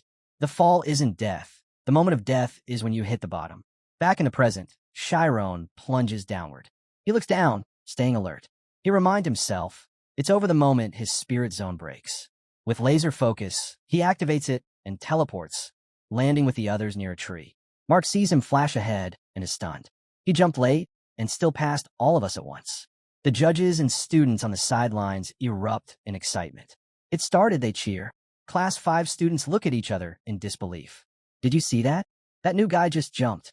Sariel turns to Amy, surprised. That was his first time using magic. Amy narrows her eyes. His star was delayed, but he's bouncing back. If he keeps this up, he'll be first. Mark grits his teeth, furious. What's my team doing? Watching Chiron push ahead, he sees, I gave it my all. And he's still ahead. Meanwhile, Maria walks silently through the jungle, lost in thought. I wasn't always talentless. She remembers a time in her past. A teacher asked her why her grades were slipping. Holding back tears, she told him the other kids were cruel. I just couldn't handle it. The teacher coldly tells Maria that competition is part of life. Everyone else faces the same pressure and still manages to improve. If she can't handle that, how does she expect to become a mage? The narrator explains, Maria remained in class 7 for 6 whole years. Maria stops in her tracks.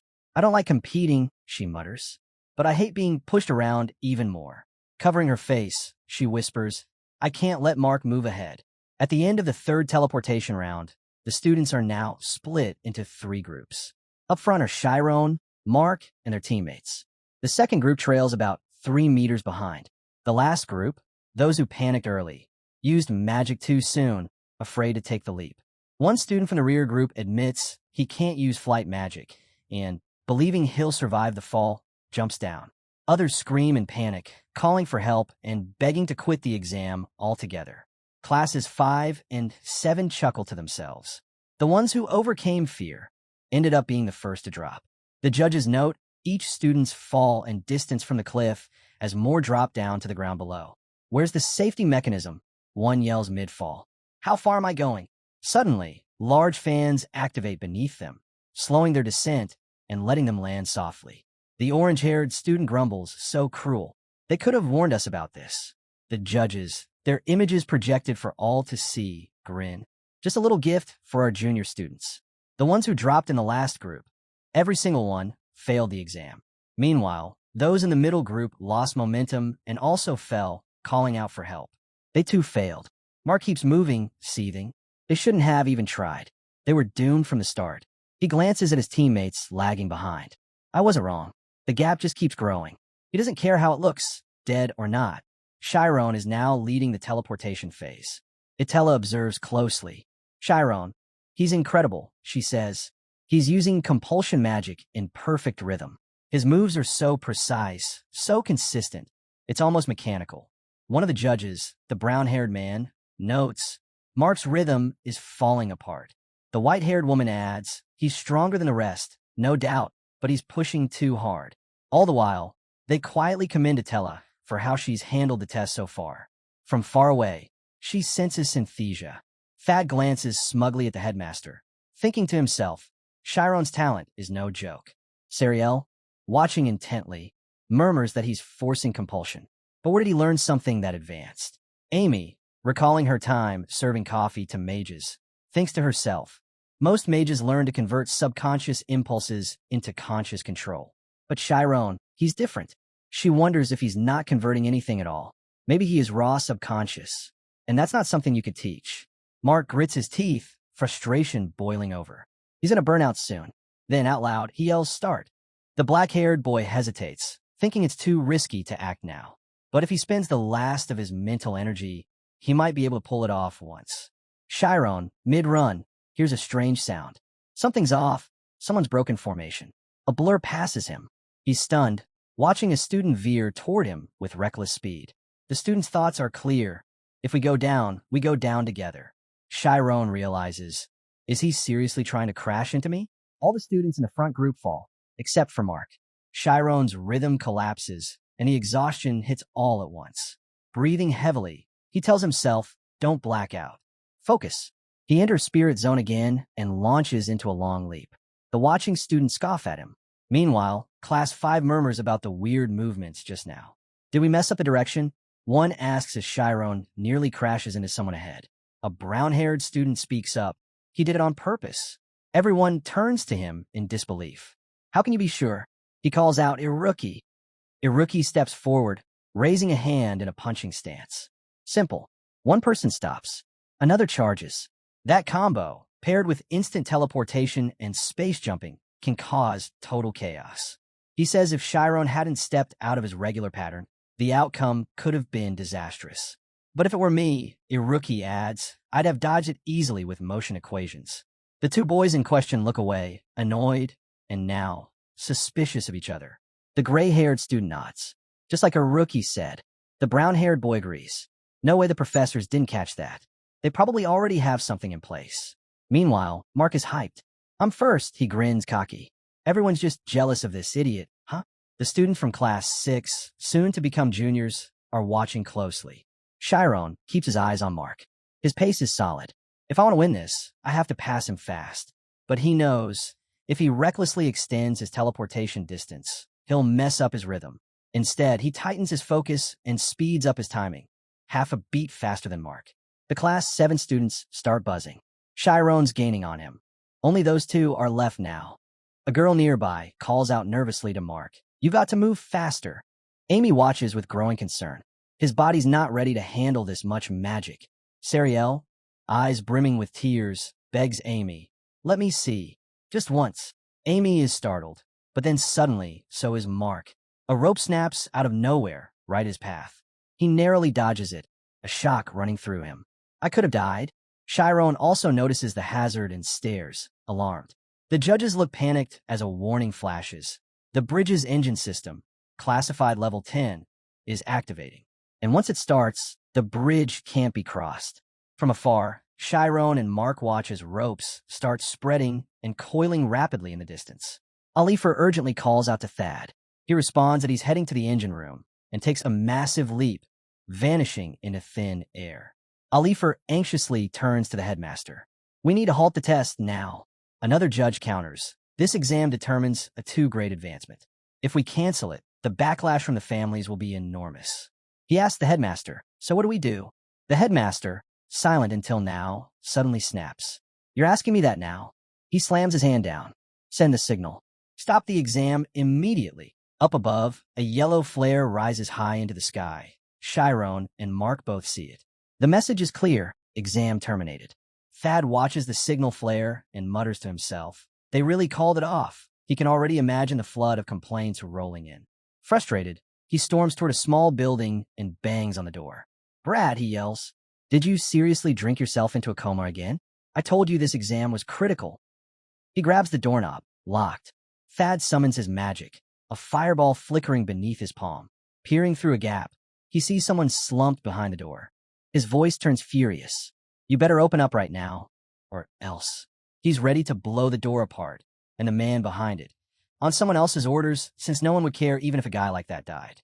Hearing the voice, Thad freezes, recognizing it. He asks if it's Maria, then slams his fist on the door, demanding she open up. He accuses her of causing a serious problem, warning that this won't just be brushed off with a slap on the wrist. Inside, Maria cries out, saying everything's already over. If Mark succeeds, she'll just be dragged back into a miserable life. What difference does it make if she dies now? Maria trembles, her voice thatting. Thad sighs softly. He tells her he understands. If she doesn't want to come out, fine, there's no need to. The exam's over, just like she wanted. Nearby, Mark watches the flickering yellow fire, irritated. The trial's been halted. He was so close to advancing. His eyes shift to Chiron. He knows he has to win now. If they don't do it here, they might never get another chance to take him out. Without a word, both Mark and Chiron dash forward, aiming for the final stage. Elsewhere, the judges urgently inform the headmaster that Mark and Chiron are entering the maze. Furious, the headmaster slams his desk and hurls insults. Alifer questions why they aren't being stopped. Are they too proud to intervene? He insists they act now before it's too late and yells at the headmaster again. The headmaster reflects on Chiron.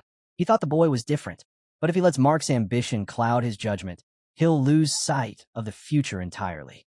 As Mark and Chiron push deeper into the maze, Class 4 watches anxiously, unsure if they should do something. Amy voices her concern. The 10th level is for specialists. This is too much. Iron ropes lash out from the mountain walls, slamming into the ground. The pressure boxes close in on Chiron, but he narrowly dodges them.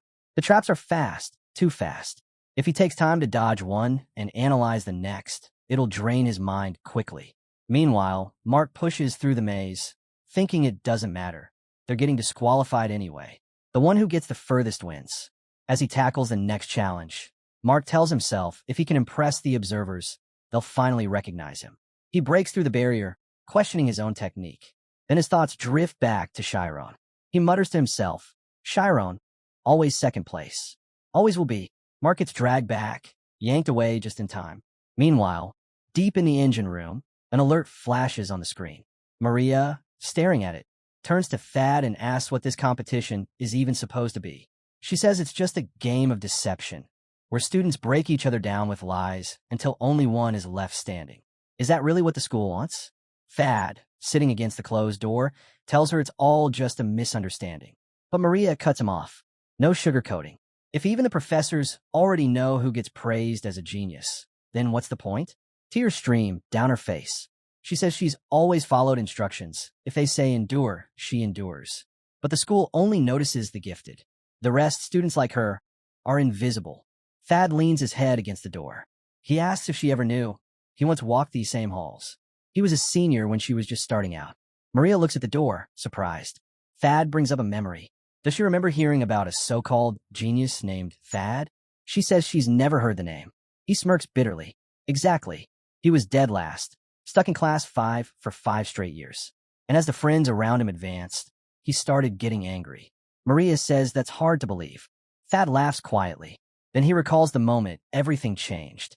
One day, the headmaster caught him slacking off and tore into him. The headmaster asked what was eating at him. Thad replied, saying the school usually didn't bother with students like him. So why now? But the headmaster interrupted. Do you know the one thing a mage should never do? He asked. Then answered himself, never compare yourself to others. Thad looked away, unimpressed. He thought it would just be another long lecture. But the headmaster's voice turned sharp. A mage must vanish, erase everything but themselves. Only then can they truly grow. If you're always chasing the person beside you, you'll lose your path completely. Back in the maze, Mark arrives at the net and realizes too late that it's a dead end. Panic hits. He looks down at his hands. Is this it? Am I really going to die like this? He yells, pleading for help. The judges shout frantically, no. Then, Chiron's hand bursts through the haze, grabbing Mark's collar and yanking him back from the edge. Class 7 stares in disbelief. Someone shouts, Chiron saved him. One of the brown-haired students stammers. Why would he help him? This is still a test. A blonde classmate answers calmly. Because, what's the point of winning if someone dies in the process? Right beside her, the short-haired girl brushes it off, saying that's not the point. They're more impressed by how he pulled off those moves. Mark, trembling, begs to be saved. But Chiron, dragging him back, tells him to stay put. He's thinking. Chiron suspects the traps are illusions. To break free, he needs to decode the patterns forming in the distance. As traps snap around them, Chiron keeps pulling Mark clear. Class 5 students shout that vertical teleportation won't work. They have to dodge instead. Chiron, staring into the illusion, realizes gaining height is useless. He needs to retreat. Iruki cheers, saying moving forward isn't always the answer. Sometimes turning back is a valid choice. One of the Class 7 students is shocked, wondering if it's true he trained all on his own in just a month. Another says she thought he was just some guy who got in with connections. The blonde girl starts to worry they were wrong about him, while the pink-haired one cheers him on, saying he's got this. Class 5 keeps yelling for him to dodge, while Amy quietly says his training wasn't just about passing some exam. Recalling Chiron's words, she remembers. All he ever wanted was to master magic. Thad tells Maria that competition is just a tool, just something to help you reach the finish line faster.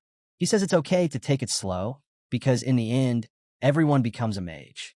Maria hesitantly asks if it won't be too late, and Thad reassures her. He promises to help and urges her to find her courage again. She breaks down in tears, unable to respond. The headmaster declares that the exam must go on, and says he'll take full responsibility. Chiron, still holding Mark, scans the brutal terrain ahead. He realizes the trap is alive, shifting. His position is risky. He's too focused on protecting Mark. Mark screams that he doesn't want to die. Chiron enters his spirit zone, analyzing the treacherous maze and the illusions cloaking it. He decides to feel out the structure, sensing the real paths. As the layout becomes clear, he tells himself to focus. He's almost there. Just like before, it's that moment again, when he veered off the path and suddenly crossed it in an instant. Class 7 stares, stunned, while Mark stands frozen in fear. Amy, Sariel, and even the judges watch Chiron in disbelief. Alpheus reflects that danger sharpens ability, but most people hit their ceiling once they're satisfied. Yet, that child, he doesn't seem to feel pride or resentment. Maybe that's why he has no limits. Chiron moves through the hurdles, eyes fixed straight ahead. Itella watches him in awe. He has no stray thoughts, no obsession holding him back. His spirit zone density is nearing 99.9%, and he's tracing out the route with precision. She admits his talent is undeniable, but this time, he could truly be at risk. The mirage boxes start spinning. Chiron notes the gaps between the obstacles are now only a meter apart. That's too narrow for a 10-meter teleport. As he approaches the boxes, he decides to split his teleportation, just 10% at a time. Left, right. He follows that rhythm and makes it through. But ahead of him now is a wall of nets, layered thick with illusions. He realizes the next trap is locking down the forward path, and the space left to move is shrinking rapidly. Spotting a small gap, he slides through, planning to break his movement into even smaller segments. Iruki watches in shock, calling out that he's about to pull off a rainbow drop. His classmates question why the light is curving. Doesn't it only move straight? Iruki chuckles, telling them they're thinking too literally. If you differentiate a circle, you get infinite straight lines. If you split teleportation distance into 1/1000ths. Surprised, they ask how he can possibly measure that. Iruki replies, it's not math. It's something he senses. Call it instinct or maybe insight. Either he's got divine precision, or he's just a genius wired in reverse. Iron ropes lash toward Chiron. He glances up and mutters, they're massive. The judges exchange nervous glances, realizing that's a dragon mage. Alifer charges in with a furious leap, yelling about whatever Professor Thad is pulling. Mark, disoriented, slowly blinks his eyes open and gasps at the sight. A monster, he screams, pointing at the dragon mage. Chiron watches closely, thinking he has to memorize every move, every pattern. But first, he needs to shift left and enter the circle. Mark, still terrified, mutters helplessly beside him. Mark, desperate, pleads with Chiron to save him, promising he'll be nice. Meanwhile, Alifer uses teleportation to rush to the engine room, confronting Thad and demanding to know what's going on. Thad replies calmly that there's a situation, but Alifer yells at him to shut it down immediately. They're out of time. Thad, surprised, asks what's wrong, since as far as he knows, the exam was already called off. Alifer shouts that it wasn't. Chiron and Mark are still inside. Realizing the gravity of it, Thad bolts toward the control device. Just then, Alifer sees Itella appear and calls out to her, warning that Chiron is inside the mouth of the dragon maze. The maze snaps shut. Sariel hides her face in fear, while Amy, Class 7, and the judges look on, shaken. The timer hits 0. A minute before Itella arrived, Chiron, soaked in sweat, had been calming himself. He told himself to stay focused. He was still alive. Every 10th of a second mattered. Every 100th. There were 6 pivot points and 9 total teleportations, including the escape route. But now, Chiron sees he can't get out with Mark the way they came in. He needs another way. Alpheus watches anxiously, until suddenly, Chiron emerges from the dragon maze. Gasps erupt from both Class 5 and Class 7. They can't believe it. Some whisper if he's even real, or if they're seeing ghosts. Itella is stunned and backs away in disbelief.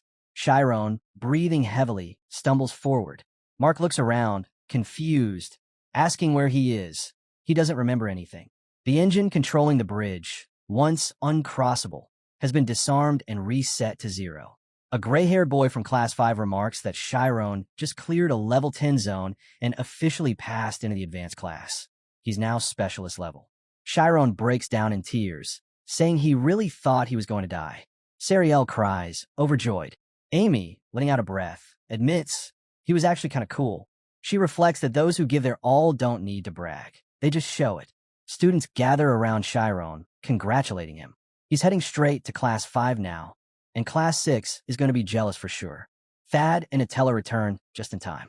Alifer demands to know if Chiron really passed. She missed the crucial moment because of Thad. Flustered, Thad says he'll explain everything later, insisting he did his best. Alifer, clearly not buying it, fires back that he was absolutely no help, then adds that in the end, both of them made it through. They reached the finish line at the same time, and now everyone waits for confirmation. Someone urges the headmaster to make the final announcement, but stops mid-sentence as the headmaster unexpectedly closes his eyes. In that moment of silence, the headmaster reflects. Was he worried for nothing? A quiet gratitude stirs within him, grateful to have witnessed such brilliance. Thad watches him, deep in thought, recalling the title Milch Family's Light, a name once given to the one who redefined the nature of photons. But he breaks from his thoughts as Alifer questions the headmaster's strange behavior. Thad wonders if maybe, for just a moment, a flicker of greed had sparked inside him, fueled by Chiron's incredible talent and the admiration he holds for the headmaster. He silently pleads with him to say something. He thinks someone who could brighten the academy's future has finally arrived. The headmaster suddenly lets out a laugh and admits maybe he's lost his mind. Thad realizes he's reminiscing, triggered by seeing such a gifted student. As the headmaster stands, he reflects on Chiron's pure passion for magic and remembers a meeting with Rian's grandfather, saying he never believed in fate. Clutching the necklace around his neck, the headmaster acknowledges it's been a long time since his heart pounded like this. Then, he declares, only one person will pass. He praises all the students, saying their courage today will shape the future of the world. And the one who passes today's exam, he announces, is Arian Chiron. Mark slowly rises to his feet, legs trembling. The headmaster calls to him, asking if he wants to stay silent. After all, he entered the test beside Chiron, but it was Chiron who saved him. And the way things happened, especially the collision, left a lot of questions. Mark stares at Chiron, stunned. He'd seen it with his own eyes. This wasn't luck. Chiron was the real deal. Bowing deeply, Mark admits he was wrong all along. He calls Chiron a true genius and offers a sincere apology, promising as a fellow mage, he'll take full responsibility. Chiron's classmates follow, lowering their heads in shame. They apologize, accepting any punishment. Chiron, glaring at them, gives a flat okay, hoping they mean it. In his mind, all he wants now is to sleep. The narrator adds, Chiron is absolutely drained. He's not even thinking straight anymore. Amy turns to Sariel, saying they should leave. But Sariel insists. Today, of all days, they should stay by Chiron's side. Amy disagrees. There's no time to rest.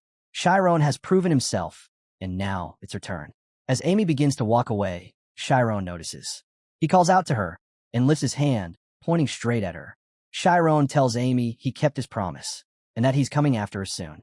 Both Amy and Sariel stare at him, completely stunned.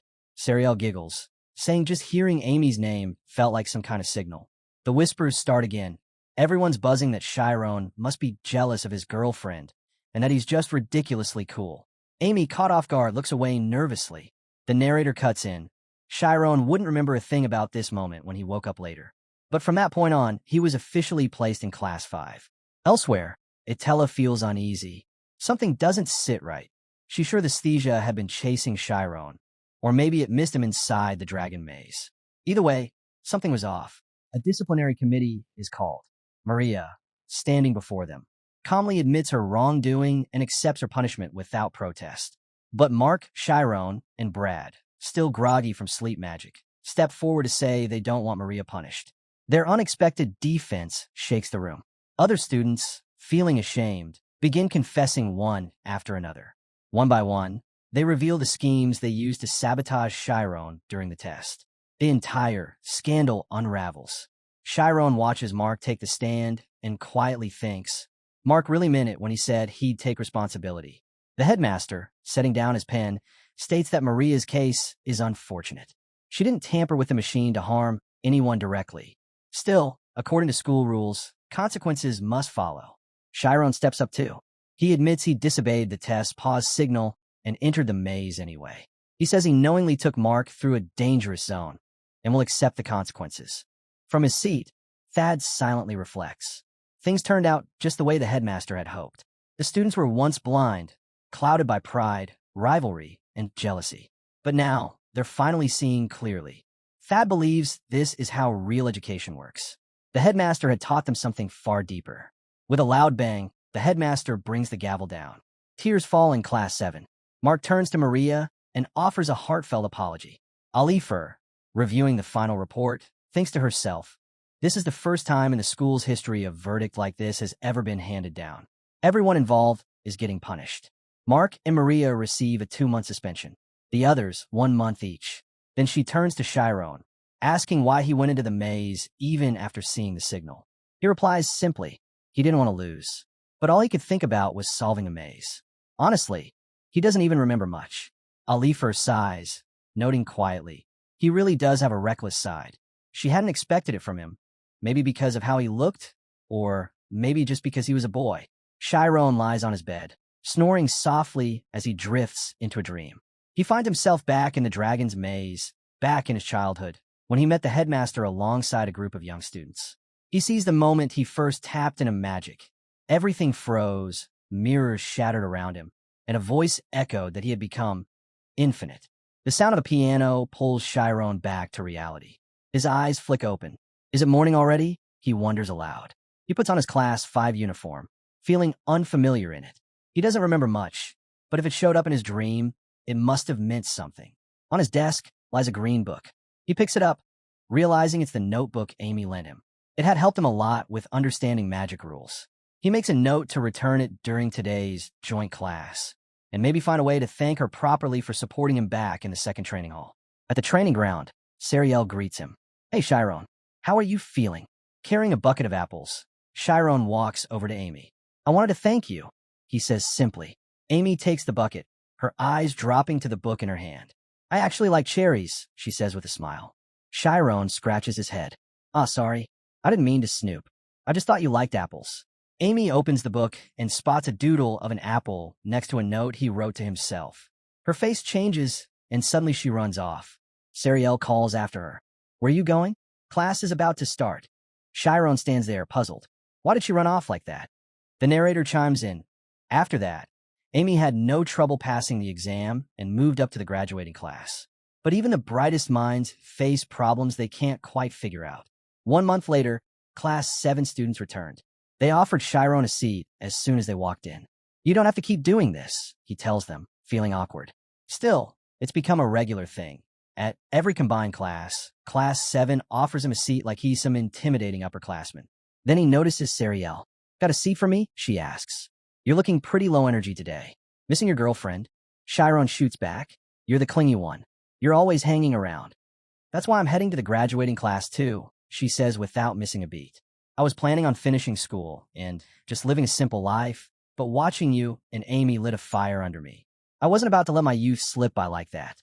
Amy casually mentions that she's aiming to become a soldier. Chiron stares at her in shock. Wait, are you saying you're actually going to war?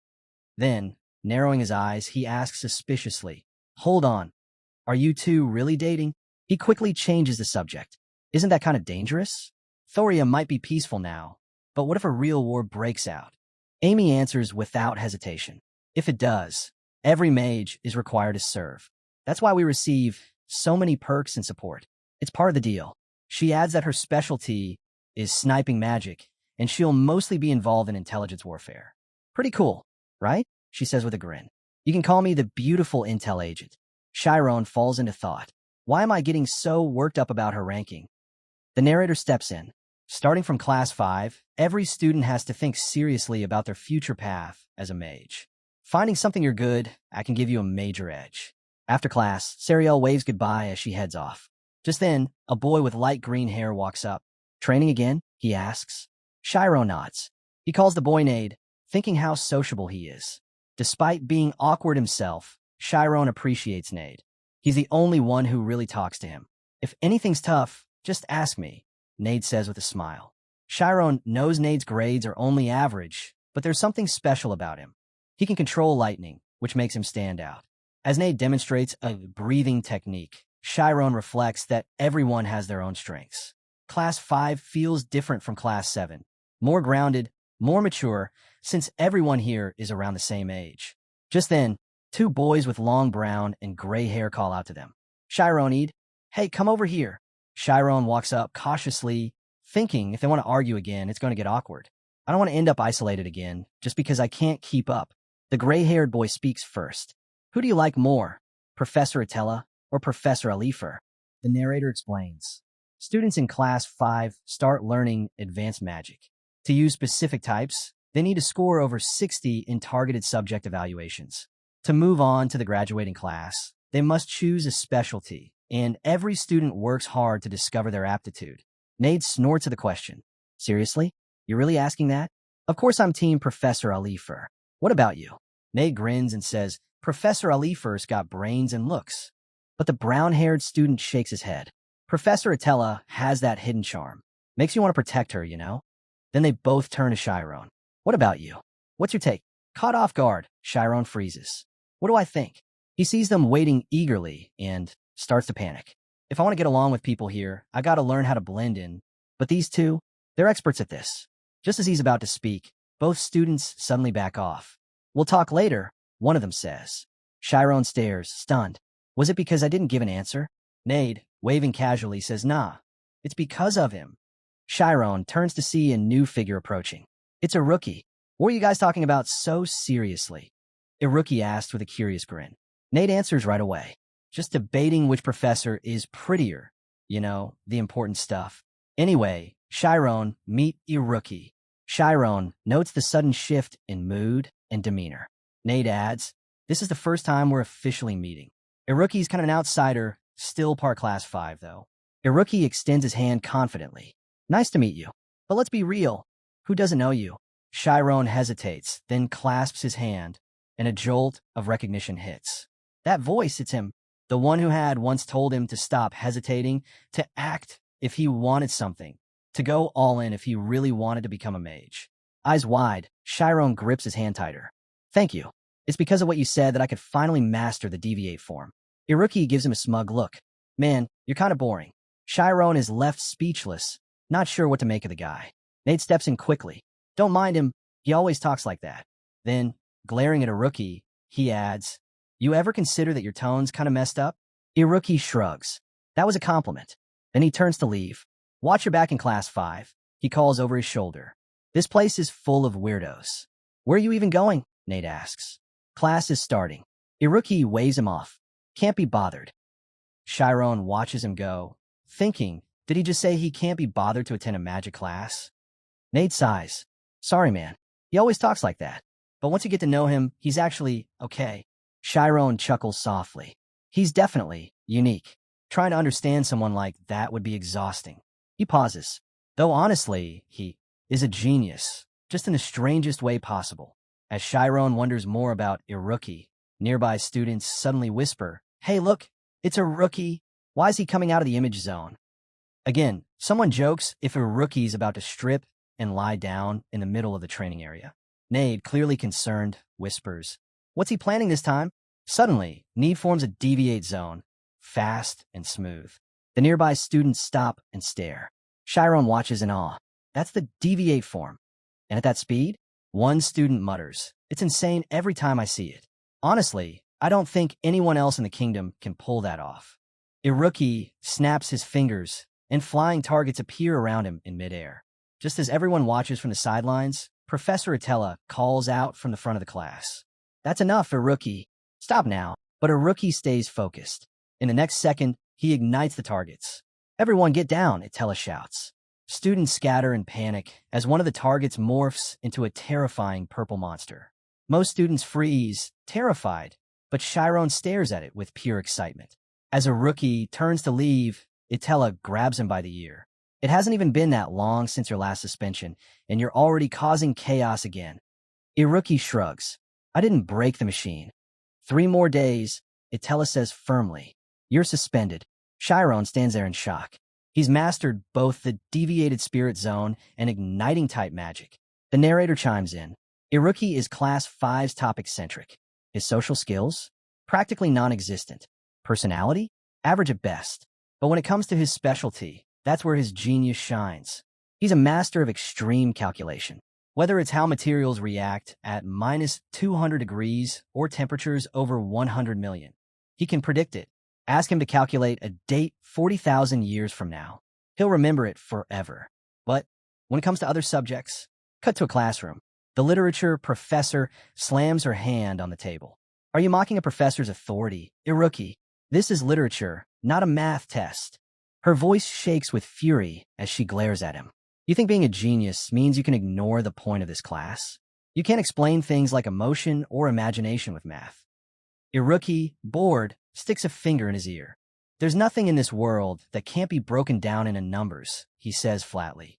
If you couldn't explain the world logically, it'd be a terrifying place to live in. He glances at her. Take your face right now. That rage? Just a chemical chain reaction in your body. Your hormones are out of balance. Your autonomic nerves are stressed. That's it. The professor's pulse spikes. Her face twitches in fury as Rookie continues without flinching. When your blood vessels expand, your face turns red, he explains calmly. But when the veins overcontract, they pop and turn bluish. Her face grows even darker. Finally, through gritted teeth, she snaps out. Now, and just like that, 0 marks. Watching it all unfold, Chiron is stunned. He speaks with so much confidence. And he's the same age as me? Nade, looking away awkwardly, mutters, back then, the professors tried really hard with a rookie. Everyone gave up eventually. He sighs. Who would have thought you'd be the one to get curious about him? That's new. Chiron admits to himself he is curious. But Nade seems to know everything already. Just then, a blonde-haired girl approaches them. Nade, Chiron, she calls out. Both turn to look at her, surprised. She turns to Chiron. Would you like to join our research project? She explains that they're working on material teleportation magic. And with someone like Chiron, who's strong in photon magic, their research could accelerate quickly. If you submit a paper, you'll skip holiday evaluations, she adds. And with the time left, we could even study together. Chiron hesitates. I haven't done well in my current classes. I should probably focus on those first. She smiles politely. No problem. But if you change your mind, you're welcome to join us anytime. After she leaves, Nade shakes his head. What a shame. That research group's no joke. But with Amy as your senior, I guess you're already getting attention. Chiron groans, thinking back to his disappointing midterm scores. It's frustrating. I've still got a long way to go. Just keeping my grades up is hard enough. Joining a research group? Out of the question. He turns to Nade. Don't you have a research group? If anyone's in one, it's gotta be you. Nade laughs awkwardly. Actually, I'm the president of mine, but it's kind of embarrassing. We've only got 2 members, and our funding got cut. What happened? All the seniors graduated. That's how I ended up in charge. Chiron's eyes widen. Wait, seniors from the graduating class? That means it used to be a top-tier group with serious potential. Do you mind if I take a look at your lab? Chiron asks, genuinely curious. Nade nods. Sure. Follow me. He leads him deep into the jungle area on campus. He answers that he thought research wasn't really his thing, but Chiron quickly corrects him. He's actually super into it. He even jokes that joining would basically make them brothers. As he eyes the massive cuboid structure, Chiron explains that research groups aren't what they sound like. They have fun, learn a lot. And this place? It's their lab. When asked about it, Chiron calls it the Magic Storage Room Estes, a training aid vault for the entire school. It's a high-tech space where you can store school supplies inside a cube, and it'll automatically deliver them to whatever room you're in. Nade adds that while it may not look like much, it's incredibly solid on the inside, and Chiron will be blown away once he steps in. Nade says it's a place that's been guarded carefully by their seniors, and when Chiron asks if he's excited, someone nearby scribbles something on the blackboard. Nade continues, hinting at surprises waiting inside. The narrator chimes in. Ignite's attribute is explosion magic, a trigger type that sets off blasts on impact. Since explosions spread outward from a central point and weaken with distance, it's best used in a spirit zone. Still, it's hard to control, so stepping into one could be dangerous. Nade says other research teams were after this room too, but their seniors fought hard to claim it. Now, everything inside is theirs to use freely, and every time they locate something they need, the entire structure reconfigures itself. Chiron asks if that's even legal. As they walk deeper in, Nade tells him no one else can find this place. He wonders aloud if it's like a secret base, hidden from the world. Then, pointing to a door labeled Science of Supernatural Spirit Research Room. He declares it's their main lab. Chiron hears that name and hesitates. Supernatural spirits? In a magic academy? Nade, clearly excited, asks if it isn't awesome. He starts listing topics they explore: ghosts, souls, the afterlife, aliens, hell, even gods. At that, Chiron begins to question his life choices. He's not exactly against it, but this is way beyond what he expected. Suddenly caught off guard, he throws up his arm to cover his mouth, visibly stunned. As they arrive, Nade glances around. It's dusty, but you'll get used to it. Chiron raises an eyebrow. Why should I get used to the mess instead of just cleaning it? Inside, he's surprised to see Iruki scribbling calculations across a blackboard. Nade leans in. Our research group's kind of notorious. That's why I didn't say anything earlier. We keep our members under wraps. Chiron stares at Iruki. Is he actually interested in the supernatural? Nade chuckles. Actually, it's the opposite. He joins because he disapproves of it. It's perfect bait for someone who thinks everything has to be logical. Iruki suddenly turns, eyes gleaming. He grabs Chiron's hand. So, what brings you to this humble little cave? He asks with an unsettling grin. It's good you came. Now listen carefully. He doesn't wait for a reply. When we break matter down, the atoms stay behind, right? Chiron blinks, caught off guard. Why is he jumping into this out of nowhere? Iruki presses on. But what if I told you I could break those atoms down even further? What do you think is inside them? Chiron hesitates. I'm not sure, but maybe there's a huge amount of hidden energy. Iruki's eyes light up as he shakes Chiron's hand harder. Yes, you get it. There is energy. So much that it could wipe out a whole city. He leans closer. So, what do you think would happen? Chiron replies, people would get hurt. Iruki sticks a finger in his nose and sighs. Man, what are you even talking about? He flicks the finger clean and continues. There's that much power just sitting inside. Why waste time worrying? Chiron stares at him, wondering if Iruki even understands what he's saying. Didn't the headmaster say we, as mages, have to consider how our magic affects the earth? He tries to explain. It's not about power. The headmaster told us. We can't ignore the impact magic has on the world. Iruki waves him off. If your desire is strong enough, it's okay to sacrifice a few things along the way. He picks up a cherry from a glass nearby and takes a bite. You're so boring, he mutters. You think other mages know how to do this stuff and just choose not to? No, they can't. That's why. Popping the cherry into his mouth, he continues. This genius brain of mine wasn't given for nothing. It's here to do something. Chiron calmly answers, doesn't matter if you're a genius. Instead of becoming a genius who hurts others, he'd rather be called an idiot. Iruki scoffs, his gaze sharp, saying only a rare few geniuses are meant to lead the masses. And history backs that up. The world runs on logic, not dreams. Idealism? He can't stand it. Chiron fires back, saying Iruki's logic reeks of someone who's already given up. He insists that turning ideas into reality isn't hard at all. Nade tries to defuse the tension, calling it an interesting debate and urging them to sit and talk it out calmly. But Chiron pulls away, saying he's done talking. Tearing up, admits he doesn't even know how to leave. 2, barely glancing over, tells Chiron to just go back the way he came. And if he can't figure that out, maybe he really is an idiot. Nade lashes out at 2, demanding to know why he did that. If it were him, he could have just explained things better. Sitting casually on the sofa, Iruki shrugs and says he lost his cool because Chiron is his rival. Nade's taken aback. Did he just say rival? From someone who only karmas about numbers? Iruki brushes his hair back and says that's exactly why, because numbers are all he knows. He saw Chiron's advancement exam. But Nade counters, saying he's seen it too. That's why they're all on the same grade. Iruki isn't convinced. He brings up teleportation, asks if Chiron even knows how fast you have to be to get through level 10, especially the Dragon's Maze. He says it's not something you can clear by just splitting time casually. In fact, he says the time division needed might have been as precise as 10,000 ths of a second. Nade stares at him, stunned. 10,000th of a second. Iruki grins, hugging his knees. That's the magic of intuition. It's sharper than effort, more exact than knowledge. No conscious ability can match the raw speed of instinct. Then, giving Nade a curious glance, he asks if he's the one. Nade confirms it's a duel now, calculation versus instinct, and they'll settle it in tomorrow's speed gun test. But a rumor spreads, it's actually in 2 weeks. Someone points out that if Chiron fails again, he won't be able to move forward. As Chiron packs his things into his bag, someone nearby says he's great at practicals and wonders what insane score he'll pull off this time. The narrator cuts in. The speed gun test involves using active magic to hit moving targets and rack up points. Even those without offensive, healing, or support magic can participate, so long as they can clear all the targets. To move to the next stage, you need to hit the targets with fast, accurate magic. No exceptions. Chiron turns to his professor, concerned.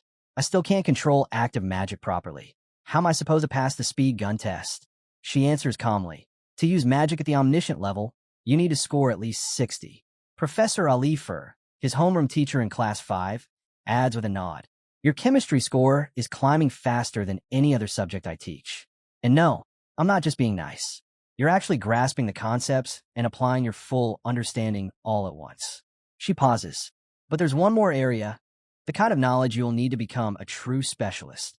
Chiron blinks. Wait, are you talking about the photoionization theory? His thoughts race. Teleportation magic is based on the photoionization theory. It's passive magic that turns your body into photons. He stares at her. You can use that theory for active magic? Professor Alifer smiles. A new form of it was recently approved by the Magic Association. Chiron glances down at the book in his hand and thinks of Amy. Photon magic. It sounds incredible. I've never used active magic like this before. He flips through the pages, skimming a section on a new breakthrough in the theory. Are you sure you recommended this to me? He asks. Even if I take the exam, I'm not confident I can pull this off. Alifer responds, it may not look impressive at first glance, but photon output magic has huge potential.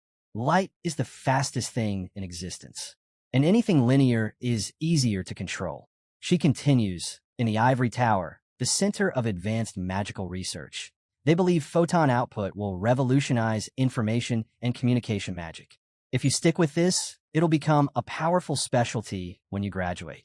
Chiron studies the book again, deep in thought. If this really is the future, learning it early wouldn't be such a bad idea. He decides to go for it. At training ground number 32, Class 5 gathers for a hands-on lesson. The narrator explains, magic doesn't come directly from your hand. It comes from your spirit zone. But when learning, imagining the magic flowing from your hand can help with control, especially with something as abstract as a photon. Chiron stares at his palm. Generating photons. This isn't easy. Is it because my spirit zone is convergent type?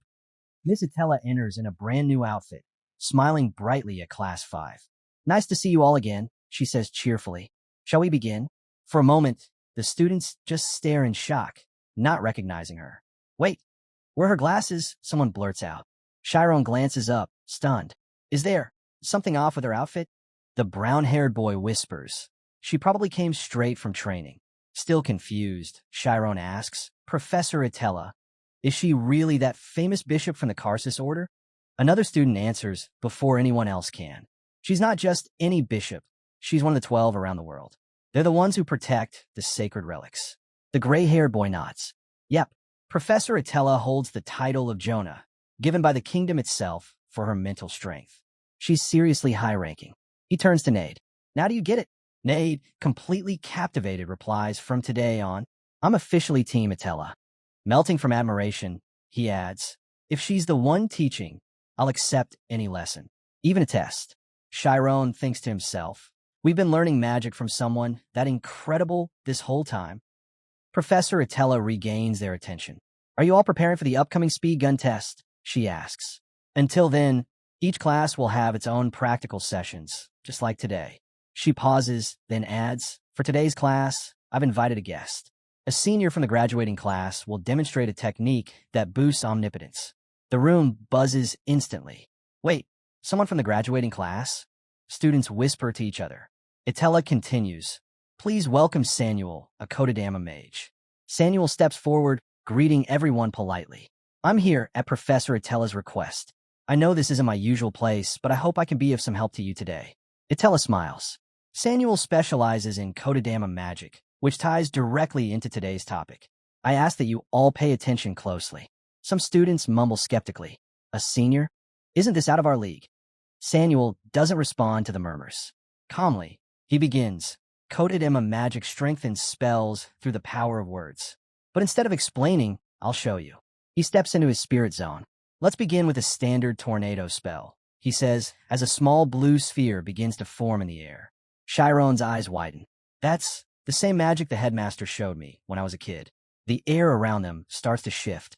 Explosions erupt around them, and the students quickly realize this is no joke. Samuel flips open a small notebook and warns them to remember the force behind this spell. He's about to amplify it using Kodadama magic. He begins to chant, calling upon the wild Mother Earth to lend him her strength. He raises his hands to the sky, channeling the weight of countless generations in a single moment. The shrine of nature beats in his chest, and he pours his will into the earth, singing words of praise and reverence. An ashen spark could ignite a blaze, and a searing gust could summon a storm. Some of the girls whisper, captivated by the sound of his voice. 3 minutes pass. Samuel, still immersed in the chant, reads about a soul being bound to a vessel. The students call out to him, but he presses on. A mage fears no lion's might, he reads. The sun holds the sea holds H, the earth holds the wind, and the wind, older than time, births endless devotion. Class 5 begins to lose focus, growing lightheaded. When's this going to end? Someone mutters. Snapping at them, Samuel shouts not to fall asleep. He unleashes a blast of tornado magic, making Shinor stare in disbelief. This isn't your average spell, Samuel declares. I'm not just reading. I'm pouring my will into every word. It's the will, he says, that fuels Kodadama's true essence. The process is long and too slow for combat, but what comes next is something special, the Saponic technique. Closing the notebook, he begins again, his voice loud and unwavering. As he channels his magic, a massive tornado forms, sweeping across the area. The force is so intense that every student hits the ground without even realizing it. Itella steps forward. I hope you all paid attention to your senior's display, she says, while Chiron is left stunned by the sheer power. If this is what a graduating mage can do, what kind of strength does someone like Professor Itella, an official 6th class mage, possess? Samuel respectfully bows to Itella, offering his assistance whenever needed. She thanks him, and then May nervously asks if they'll also have to perform Kodadama magic. Itella reassures them it's a specialized field, they won't be learning it. Instead, she introduces a new technique, sequencing. This method boosts their magical potential by sharpening focus through number counting. Curious, Chiron asks if just counting alone can really make them stronger. Itella steps into her spirit zone and explains, numbers aren't just digits. They're symbolic and follow universal laws, making them deeply compatible with spirit zones. Like Kodadama magic, they gain power by assigning meaning to what they say. She begins a demonstration, enhancing her spirit zone with sequencing. Starting with a 10-step count, she calls out 100. The students watch, wondering if she's simply counting to 100. As they observe, her spirit zone visibly expands, now reaching a 12-meter radius. Then Itella pushes further. 1,700, 2,400. Chiron watches stunned, questioning how anyone could count that fast. She stops at 10,000. Her spirit zone now stretches to a massive 40 meters, covering a large portion of the area. The students gasp. Just through sequencing, her power has multiplied 4 times over. Itella turns to them. Kodadama magic reflects images. Sequencing, on the other hand, is about thought and reflection. She explains that the faster they count, the more their spirit zone amplifies, not just in size, but also in power, precision, and control. Chiron thinks to himself that with this, he might even be able to produce a photon. But Itella gives a warning. Sequencing isn't all-powerful. If their mental endurance isn't strong enough, the technique loses its edge. Discipline and deep understanding are key to unlocking its full potential. She asks if they're ready. The students nod and spread out into position. Chiron reflects. He managed to count up to 1,000 in just 1 minute. But doing it without moving? That's much tougher than it sounds. If not for his relentless training during lessons, he wouldn't have lasted. Then a realization hits him. When he used teleportation before, he had relied on sequencing without realizing it, breaking numbers into hundreds, categorizing them, and processing them in one burst, all in about 10 seconds. Raising his hand, he wonders, should he fire toward the tree? He focuses on photon output. His palm begins to glow. A bright, concentrated beam of yellow light shoots forward and hits the target. His classmates stare in shock. What was that just now? Chiron quietly thinks that was a bit showy. His friends gather around. Wait, was that photon output? One asks. Did you actually learn that for the speed gun test? They all look at him in disbelief. The light was incredibly fast. Because it wasn't a bullet. It was pure light. Because it's just for a test, the photon output doesn't actually have any attack power. Itella watches Chiron in amazement. He's a defense specialist, yet he's already managed to use an active magic technique. Chiron quickly glances at Itella as she speaks. Looks like your sequencing was successful. Caught off guard, he nervously admits, yeah, I think it was. She offers him a chance to practice inside the image zone. The other students whisper among themselves. Speed gun practice is starting already? Itella, now standing at the front, instructs Chiron to complete his sequencing and call for a target. Chiron closes his eyes, entering his spirit zone. Enhancing spirit zone through sequencing, he says to himself, then pinches his fingers to summon the targets. Multiple targets shoot into the air.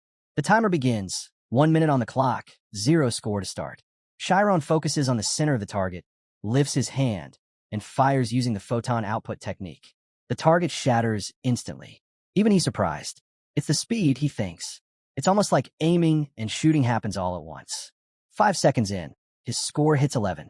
The students start buzzing. He doesn't even aim. He just hits instantly. It's like a spell that activates the moment you think of it.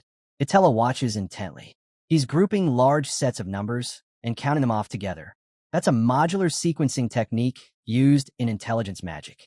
She suspects Chiron learned this from a mysterious bridge that can't be crossed, a place few ever master. By the time his minute ends, the screen displays a final score, 342. His classmates surround him, shouting, "Isn't that a perfect score?" One student wonders if they should try using photon output too, but another warns against it. Chiron's result is only possible because he understands the rainbow drop principle. Chiron quietly thinks to himself, at least I don't have to worry about the speed gun test anymore. He remembers how he struggled with magic before. Yet now, after just understanding the core concept, he nailed 342 points. Even A is impressed. You weren't getting it before, but now you're acing it. That's insane. Iruki stands up. Sloppy score, he says with a smirk. Chiron shrugs. Not bad for a first try. It's still sloppy, Iruki insists, but interesting. He raises his hand. Professor, can I give a shot too? Itella hesitates. Just don't cause any trouble. While Chiron wipes his mouth, he overhears someone asking if he wants another round of practice. He casually brushes off the method, not liking how it works, but deep down he's still intrigued. Iruki steps into the image zone, calmly entering his spirit zone. He pulls his hands from his pockets, and a radiant beam shoots skyward. Observers murmur that the speed gun looks different. It's not the usual setup. But Iruki has a different strategy in mind. He's aiming not with Synthesia's help, but by focusing directly on the targets. Chiron notices the targets are smaller now and wonders how Iruki plans to manage it. Iruki makes his move. One strike, lights flash, and the airborne targets shatter like firecrackers in 3 seconds. His score flashes, 13. Chiron is stunned. He doesn't even need to keep his eyes locked on the targets. Worse, he's on track to beat Chiron's record with ease. Iruki throws a smug glance at Chiron, silently thinking that this is just the beginning. He continues blasting more targets apart. The others start whispering, his speed is climbing. Was Iruki always this powerful? Chiron stares, astonished. Looking closer, he realizes Iruki isn't tracking the targets. He's predicting them using equations of motion. But even if he's doing that, Chiron believes he can still keep up using a modified form. Chiron turns and asks how Iruki's spirit zone is moving so quickly. Could it be that he's using 2 sequences at once? Mage chimes in, saying Iruki isn't counting in the hundreds or thousands. He's counting in the millions. Chiron falls silent, eyes fixed on Iruki's final score, 548. Time's up. Applause follows. Everyone's in awe. People begin asking why Iruki hid such talent, and if hitting targets with a slightly altered form is even possible for a human. Itella walks over to Chiron, smiling. She's impressed, thinking how clever Iruki is. She asks Chiron what he thought. Was it worth seeing? He replies that he never realized deviate form could be used like that. Iruki joins in, a little let down. He admits it's impressive, especially the idea of modularization. Chiron stares at him with intensity.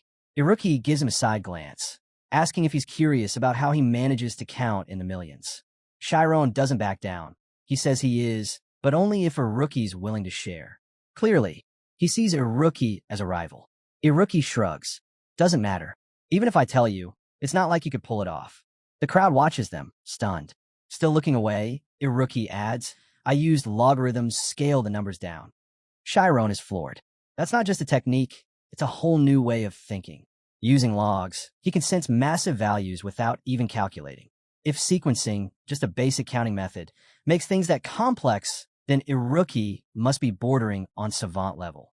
With a finger resting under his nose, Iruki casually wonders aloud what Chiron is thinking and whether he still believes he can beat him.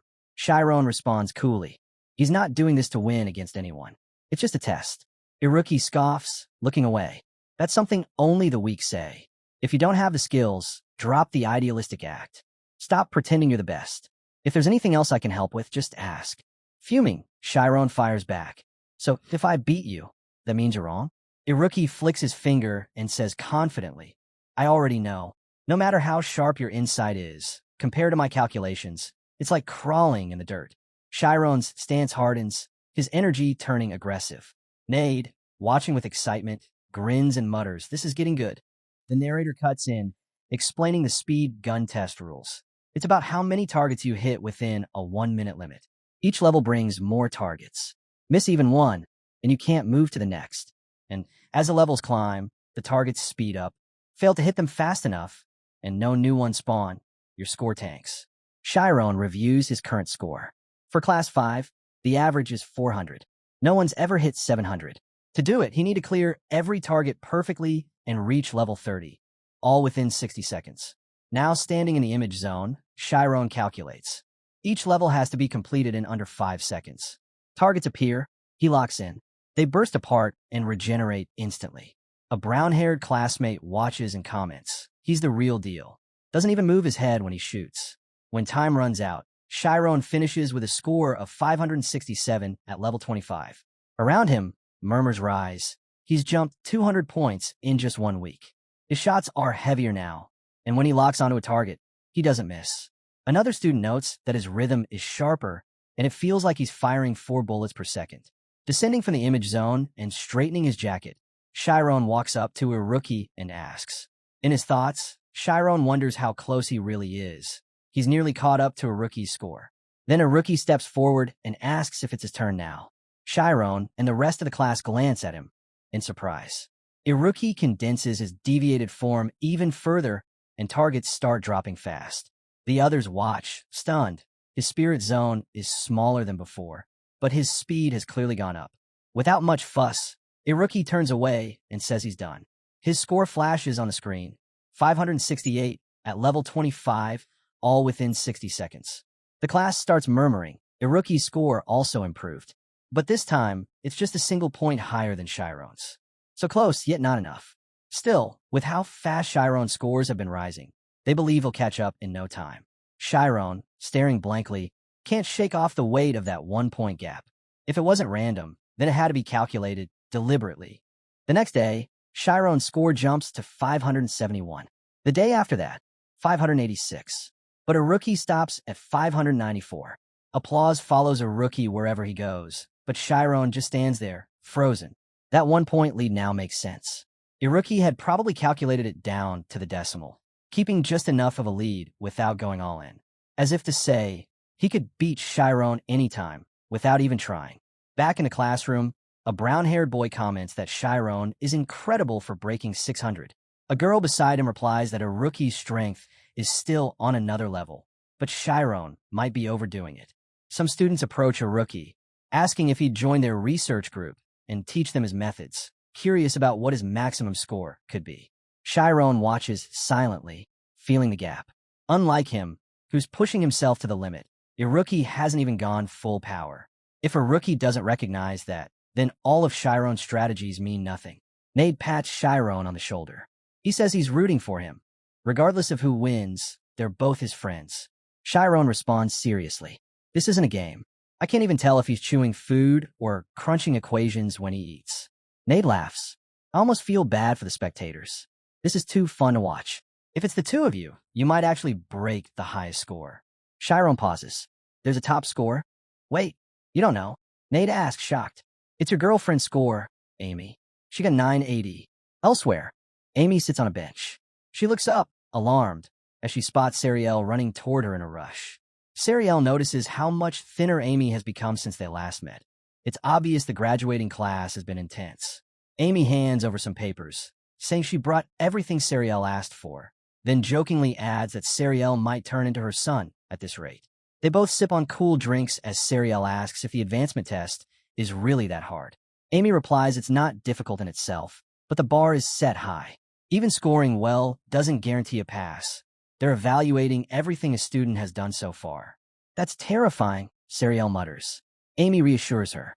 Don't worry. The graduating class is just another version of the elite class 4. With your skills, you'll be fine. Sariel silently observes the shift in Amy's presence. There's something different about her now. She seems more focused, mentally sharper. Amy suddenly asks how Chiron's doing. Sariel, a bit irritated, asks if they haven't seen each other at all lately. Then she smirks and says, something interesting's going on right now. Amy, still sipping her drink, casually guesses, is a rookie messing with Chiron? She then remembers, back when she was in class 5, he challenged her, too. He's strange, she adds. Acts like he doesn't care about others, but he knows how to use people's emotions after he defeats them. Sariel nods. He's like some genius predator. Shouldn't you help him, though? She asks. Amy shakes her head. He doesn't need my help. You're so mean, Sariel pouts. Aren't you being a little cold to your own boyfriend? That's not what I mean, Amy replies. Chiron knows exactly what he has to do, and he proves it. Chiron reaches level 30 in under 1 minute. His score hits 700. The classroom buzzes. A brown-haired student gasps. He never thought he'd see someone in class 5 hit 700. It means clearing 10 levels in 10 seconds. Unthinkable, yet here it is. As Chiron walks past, a rookie congratulates him on the score. Chiron just says, I had to prove something. Meanwhile, Amy, still drinking, comments, what's so special about winning? It's just a test. Sariel raises an eyebrow. Didn't you brag about being undefeated just the other day? Amy shrugs. Sure, I beat a rookie who held the top score of 987, but I never actually competed with him. I just ignored all his provocations. If they'd actually gone head-to-head, she wouldn't have stood a chance. Sariel just stood there, speechless. Meanwhile, a rookie racked up a staggering 701 points in under a minute. People were buzzing about another 1-point gap, but a rookie stayed completely unfazed, even after breaking the 700 mark. He casually asked what his limit might be. Chiron looked over at the score and felt the weight of defeat sinking in. It was clear he knew he couldn't win.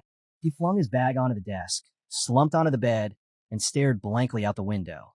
Exams would start right after the holidays, and he only had 3 days left. That wasn't nearly enough time to come up with a way to surpass a rookie. Was it even worth trying anymore? It was just a test, right? Then a rookie's words echoed in his mind. That's the kind of excuse the weak always make. The memory hit hard.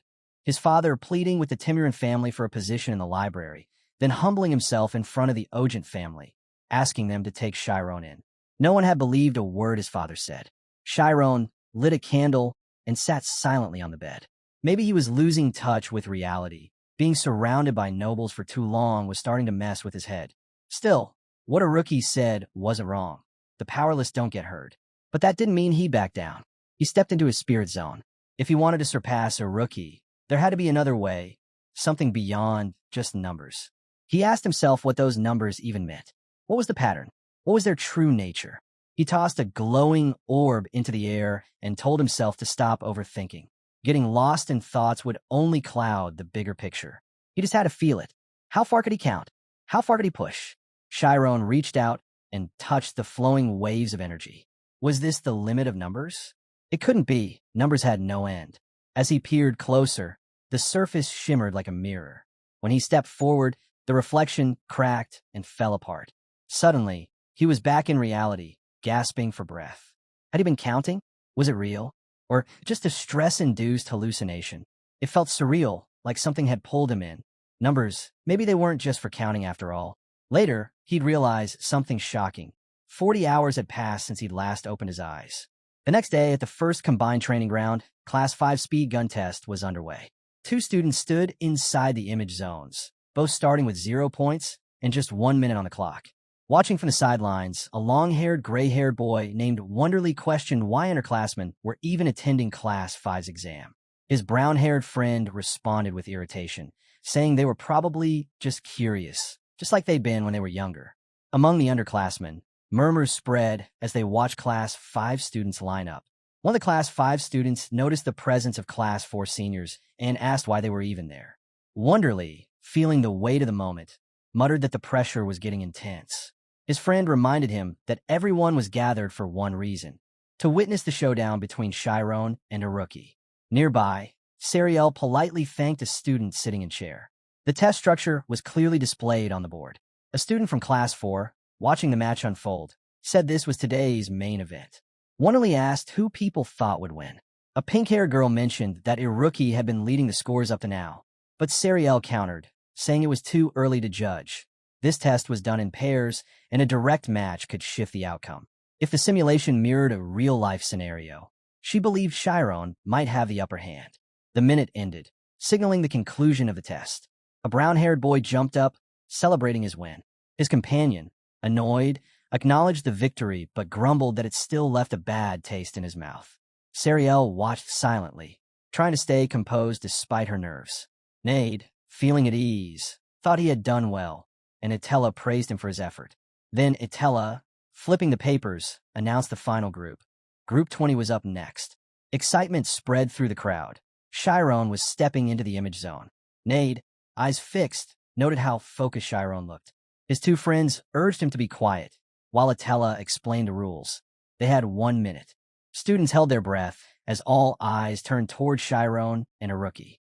Itella hoped both of them would push beyond their limits in this test. She gave a signal to begin.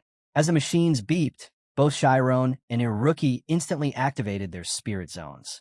Targets began forming, and then shattered in rapid succession. Classmates stared, stunned. Every target was exploding the moment the test started. They were unstoppable. Someone pointed out that a rookie's spirit zone was beginning to shrink. A pink-haired girl sitting beside Sariel gasped. It was a rookie's deviated form she was seeing. Sariel responds that it makes sense Amy called her a strong opponent. But then she notices Chiron's score and blurts out, it's actually higher. She quickly questions whether a rookie is messing around again or pulling some stunt just to flip the game at the last second. Itella looks at Chiron's spirit zone and reflects. When you take a path for the first time, it feels long, but once you've walked it before, getting to the end is faster. Same applies to counting. Still, he's covered an impressive distance. The rookie watches in disbelief, muttering that Chiron has gone completely off the rails. Chiron's energy suddenly spikes as he activates modularity. Itella, caught off guard, realizes he's now grouping numbers and running calculations, a method used when someone hits their mental counting limit. To pull this off, he must have slipped into a state of intense focus even before entering the test. Inside, Chiron knows that missing even one matrix will ruin the entire sequence. He tells himself to stay locked in, no matter what. Right now, he's trailing a rookie by 28 points. The pink-haired girl next to Sariel gasps. The gap in their scores is getting wider. Students all around start shouting, urging them to go faster. A rookie stares at his crackers, thinking this is his version of mental doping. He's abandoned his usual method and is going all in. He concedes that Chiron might be just as mentally intense as he is, but their gambles are on completely different levels. Suddenly, everyone notices something odd. IOI's scores have shot up. The brown-haired boy standing near says he doesn't think Chiron slowed down. His gray-haired friend adds that even the rhythm of a rookie's explosive pattern sounds different. A red-haired boy from Class 4 asks if anyone else noticed how rookie's spirit zone's afterimage looks like it's twisting, and Sariel, startled, says that's no afterimage. He's using 2 spirit zones. Itella stares in stunned silence. A double spirit zone? She thinks the deviate form's rare trait is that it splits time so precisely, and now someone's actually using it. And more than that, he's running 2 sequences and logging them at the same time. Only someone with savant syndrome could even attempt that. That kind of ability is incredibly rare. Who would have thought this kid was hiding something so powerful? Back at the academy, another unexpected shift unfolds. Sariel mutters that Amy was right. Iruki really is insane. He's destroying targets using 2 spirit zones at once. But the gap between Chiron and Iruki's scores is just too massive now. Itella steps forward and declares, it's over. The brown-haired student agrees, saying it's clear how this ends. Chiron was just unlucky. In his thoughts, Chiron admits defeat. He gave it everything he had. Yet it wasn't even close to what Iruki could do. Even after putting his heart into it, it still wasn't enough. Chiron clenches his fist, fear creeping in. He still doesn't know if he can keep going down this road. Frustrated, he slams his fist into the wall, cracking it. Raising his hand again, he tells himself he's pushing beyond the numbers. But suddenly, a blinding surge of light floods the room. Itella watches in disbelief as Chiron's targets begin striking themselves, completely surrounded by light. Class 4 gasps as the glow intensifies. A fierce white radiance now pulses around Chiron, and his scores start shooting up at an unbelievable rate. Iruki watches with prideful eyes, convinced that no matter how fast Chiron gets, he'll still calculate faster. In his mind, he boasts that he can process every number there is. Meanwhile, Iruki is fighting hard, thinking he's winning. He's going to win. But with just 1 second left, he screams internally, frustrated by how slowly time seems to pass. The match finally ends. Iruki collapses to the floor, looks at his score, and sighs. It's not bad. He looks over at Chiron and asks if he won. Then he stares curiously, trying to understand what Chiron is doing. Chiron doesn't respond until Sariel gently shakes him back to reality. Concerned, she asks if he's all right. Still dazed, he asks her about the test. Sariel checks the results. He won. Not only that, he just set a new record. Level 40, score 1253. Cheers erupt around them as students rush to congratulate Chiron. All eyes turn to Iruki, who calls out to him. He jokes that wide-range magic is banned in a speed gun test. Chiron silently recalls how the entire testing area was flooded with light. Iruki offers him a hand, smirking. He says photon output isn't technically photon magic, clearly teasing, then congratulates him. Everyone from Class 5 is stunned. Iruki actually admitted defeat. Someone even jokes, asking if the sun rose from the west. Chiron stands up, takes Iruki's hand, and asks, do you finally acknowledge me now? Iruki replies, yes. Life matters more than research. You're absolutely right to question him, and Chiron challenges Iruki's perspective. Iruki tells him he's got it all wrong. Explosions aren't inherently violent. They're just concentrated energy. Violence, he explains, only comes into play when there's intent to harm. Chiron quickly counters. Even if someone controls the energy, that doesn't make it any less dangerous. Iruki responds that handling that level of energy will be up to someone in the research division. Then, almost out of nowhere, he shifts the conversation. He tells Chiron that from this moment on, he's putting his trust in him. He's placing responsibility for himself in Chiron's hands. Iruki reiterates, explosions are just raw energy, something he can't control. But if someone can, that energy could be used to save 100,000 lives. It could usher in a new era, one where they stop fighting nature and start working within its limits. Still, he admits, he doesn't cling to some grand, noble ideal. Chiron replies that if Iruki had just said that from the beginning, there wouldn't have been any misunderstanding. But Iruki had a reason. He wanted to see where Chiron stood, whether he was someone who sought power or someone who understood fear. Chiron looks at him, puzzled. Deep down, he starts to think maybe Iruki is afraid of what he could become, afraid he might lose control and become something destructive. Iruki continues. By defeating him, Chiron has shown that his conviction shapes reality.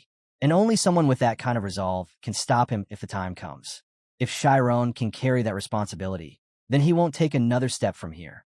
A silver-haired boy nearby, unsure and tense, asks if Iruki means he's standing still out of fear of his own power.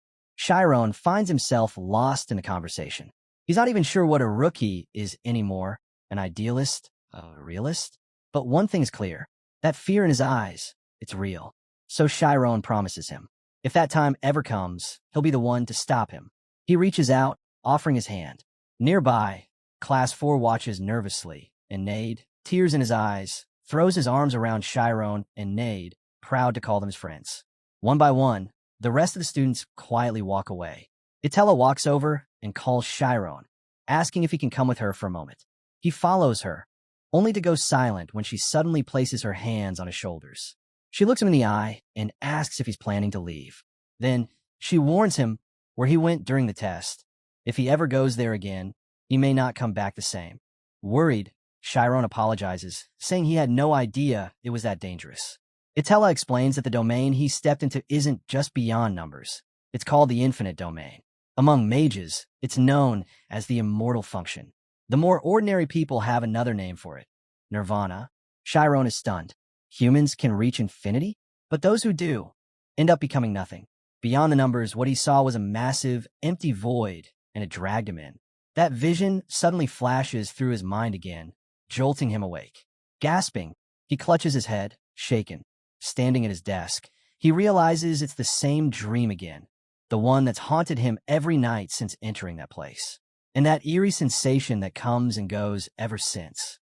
Staring down at his reflection in the water on the table, he thinks about how he consulted with Professor Itella. Yet nothing seemed wrong with his body or what he was experiencing. Back at Istis, Chiron tells his friends.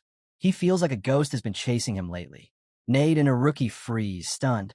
Nade nervously jokes that Chiron sounded way too serious, and it threw him off for a second. But Chiron doesn't laugh. He is serious. He reminds them, this research group is about studying supernatural spirits, isn't it? Iruki comments that the troubles of the genius who beat him really are on a different scale. Nade wonders why they're treating it like a real concern. Chiron asks if he said something weird. Iruki, thinking back, brings up the dream Chiron once described, a black, hollow space, stars being pulled into it, and at the far end of the thread, a trembling light. Chiron nods, saying the light was pulsing, like a heartbeat. Iruki explains that based on the size and rhythm, it's something no one on the continent could ever calculate. And if they assume it's a real location, that kind of phenomenon happens in outer space. Both Nade and Chiron are taken aback. Chiron stares at him and slowly repeats, outer space. The same outer space from the books? How could he be dreaming of something he's never even seen before? Nade answers with full confidence. He's heard whispers of this before, an old case from 200 years ago. A death row inmate had been part of a controversial soul transfer experiment. The theory went like this. If a person's soul could be turned into a physical substance, then in theory, electricity could break it down. Nade explains further. The test involved placing a person inside a sealed metal box, a conductor, and flooding it with electricity. The process was so brutal, so inhumane, that the experiments were shut down. But the shocking part? The criminals survived. After an entire month, their consciousness returned. And when they came back, they knew things. Details about distant countries they'd never even heard of, places they couldn't have possibly known. Chiron asks, stunned, if that actually happened. Nate confirms it. Investigators cross-checked everything the criminals said, and it all matched. Nate continues. The electricity had decomposed the soul, ionizing it and triggering electromagnetic effects. He wonders aloud, couldn't that kind of power pull in knowledge from the world itself? That strange tingling sensation death row inmates reportedly experience. Nate calls that a supernatural reaction. At that moment, Chiron starts to feel those very tingles, a creeping unease settling in. Iruki steps in, telling him that sensation is the same thing that allowed Chiron to witness outer space. If his soul really was ionized by electricity, it could have caused a quantum reaction, something beyond conventional science. Chiron, rattled, asks what that means. Does he really mean transcending time and space? Iruki makes a small gesture with his fingers and explains. In a quantum world, smaller than even electrons, reality behaves differently. Events defy logic. You can't observe and measure at once. It's all governed by probability. If a soul weighed less than an electron, then the boundaries of time and space wouldn't apply anymore. And in that state, it might be possible to experience outer space directly. Nade, visibly excited, tells Chiron this explains everything about what he's been going through. Chiron stares, wide-eyed. Did they just break this whole thing down for real? Despite their appearance, Nade says they're basically a research team. Iruki casually chimes in. It's still just a theory, and if they want to prove it, they'll need more data. So why not be straight about it now? Iruki brings it back to something important.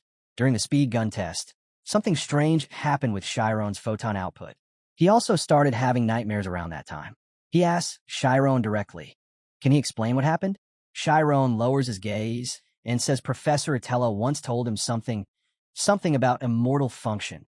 Need slowly turns to a rookie and asks if he knows what that means. Iruki suddenly breaks into giggles, then bursts into full-on laughter. Iruki tells Chiron he recognized it, the immortal function. He heard about it from his father before. It's known as a mathematician's dream domain, a function believed to be the key to unlocking everything in the world. But Chiron, still uneasy, recalls what the professor told him. It's dangerous. Iruki agrees, saying of course it is, because in that domain, everything becomes nothing. And if Chiron wants to surpass him, he'll need to master that immortal function. Watching them joke around, Chiron can't help but feel a little relief. He then announces his decision. He's officially joining the Science of Supernatural Spirits Research Group. Nade and Iruki light up with excitement. Chiron adds he doesn't want to run from this anymore. He wants to study it himself and face it head on. He jumps to his feet, fired up, saying that with them by his side, he's sure they'll uncover something big. Nade cheers. They're going to take on the immortal function together. And now that they have enough members, the group can finally be made official again. That means funding too. Iruki teases, asking if the professors actually approved Chiron's membership, considering their group isn't exactly held in high regard. But Nade grins and pulls out the paperwork. He's planning to submit it without the professors knowing. Chiron and Iruki look at each other in surprise, wondering if that's even allowed. Nade hugs them both, declaring they should celebrate right now, with a welcome party in the cafeteria. It's on him. As Chiron glances around the room, he thinks to himself, this is his research group now, and the first thing they need to do is a proper cleanup. But the narrator interjects. Unlike Nade's hopeful vision, something else is already in motion. The most dangerous professor has already discovered them. The narrator goes on to describe a mysterious phenomenon, something far beyond what the human body or limited experience can comprehend. Only those who've truly learned how to perceive it can sense its presence. Nothing has ever been proven about how to reach infinity or the true identity of anyone who's made it there. Meanwhile, Thad drops a stack of papers labeled Research Group Member Applications. He mutters that this always happens near the holidays. Students form temporary groups just to earn performance marks, and then dissolve them right after. He tells Alifer they should wrap up this paperwork quickly. But as Alifer bends down, he notices a page that's slipped away. Both Thad and Alifer glance at it, and their eyes narrow. It's that group, the infamous Science of Supernatural Spirits. And listed right there on the paper is Chiron's name. Thad wonders aloud. Isn't that the student? Alifer just stares at the paper in silence. Someone approaches Professor Atella and apologizes for interrupting her training. Atella, still composed, says if they came all the way out here, it must not be a small matter. As they sit together sipping tea, Alifer gently places her cup down and tells Atella that Chiron has joined a research group. Atella raises an eyebrow. He finally joined a group? She asks which one. Alifer hesitantly replies, it's the Science of Supernatural Spirits. Atella is so surprised her tea spills. Alifer quickly adds that as she knows, that group has a long, complicated history, even before they were professors. Just thinking about all the student and parent complaints they still get is enough to make anyone nervous. Alifer anxiously asks why that group. Chiron is one of the school's top prospects. This is the time he should be focused more than ever on his studies. But Atella wonders if things might be different now. Nade is the current group president, and he's a respectful student with a good reputation among his peers. She doesn't expect any problems. Besides, all the notorious members from before have already graduated. Even the current president of the Thormia Magic Association, Mikia Jailed, used to be a member of that very same group. Atella smiles calmly and says she's sure they'll end up learning something valuable and walking a good path. Back in the lab, Nade casually asks if Chiron's around. Chiron, brushing dust off a chair, says he's right there. Nade teases, asking if he's not going to class or even bothering to study anymore. Iruki adds that he's always skipping. Meanwhile, Iruki lazily stares at a checkmate board and suggests playing another round. Chiron looks around and mutters that he did clean the place, but it's a mess again. He sighs and says none of them are studying, researching, or even showing up to class. Nade jokes that he already regrets joining, but now he can't quit either. With a deep sigh, Chiron shrugs off his cloak and says fine, he'll go study. Suddenly, Iruki and Nade go quiet, joking that he's such a model student. Then a rookie turns to Nade and asks if he finished that new invention. Nade nods. Chiron overhears and perks up. What invention? Nade proudly reveals it's a cloak of invisibility. Chiron's eyes widen. Seriously? That's awesome. Nade explains it lasts for about an hour, and if he adds a power source like this, Chiron jumps to his feet, excited. He wants to see it too. Meanwhile, Alifa remarks that Nade might be fine, but the others in the group are a different story. A rookie, for example. He's from class 5 and pretends to be clueless, but that couldn't be further from the truth. She turns to Atella and asks, didn't she notice his true abilities? And Chiron. That monster was defeated, but once the current seniors graduate, they could shape the future of the academy itself. There's a concern. If Chiron keeps hanging around someone like a rookie, what if he ends up just like him? He might become the academy's biggest ticking time bomb. Atella hears the word bomb and chuckles softly, saying someone's clearly overthinking it. Meanwhile, Chiron is eyeing various colorful gadgets. Wearing the invisibility cloak, he picks one up and nervously asks if these aren't a bit too dangerous. Nade proudly says he's been saving them, planning one massive magic show. Iruki, flipping through a book, adds that Nade's dream is to become a magic engineer. That's why he's constantly tinkering and studying. Chiron turns to Iruki in amazement. He makes everything using electromagnetism. Then Chiron picks up a red book and curiously asks what it is. Iruki glances over and casually says it's from the Human Body Research Group. Chiron flips through it and instantly regrets it. The book is filled with sketchy drawings of girls. Embarrassed, he covers his face and asks, aren't these students from their school? Nade laughs, explaining it's kind of like a secret info booklet compiled by a shady underground group. Sure, the drawings are rough, but it's packed with rumors and school gossip. Iruki shrugs and says it's just entertainment for students with nothing better to do. Chiron, baffled, asks if the school's doing nothing about this. Then he spots a sketch of Amy and freezes. He stays silent as the others glance at him. Iruki grins and asks if he's really dating a senior. Chiron turns red and yells. He can't look at this garbage. He demands to know who's behind a group like this. Iruki explains that it's an anonymous group, but since most of the content is about seniors, odds are the creators are seniors themselves. Chiron is stunned. Seniors made this. Alifer, elsewhere, says the RSSS group is shady too.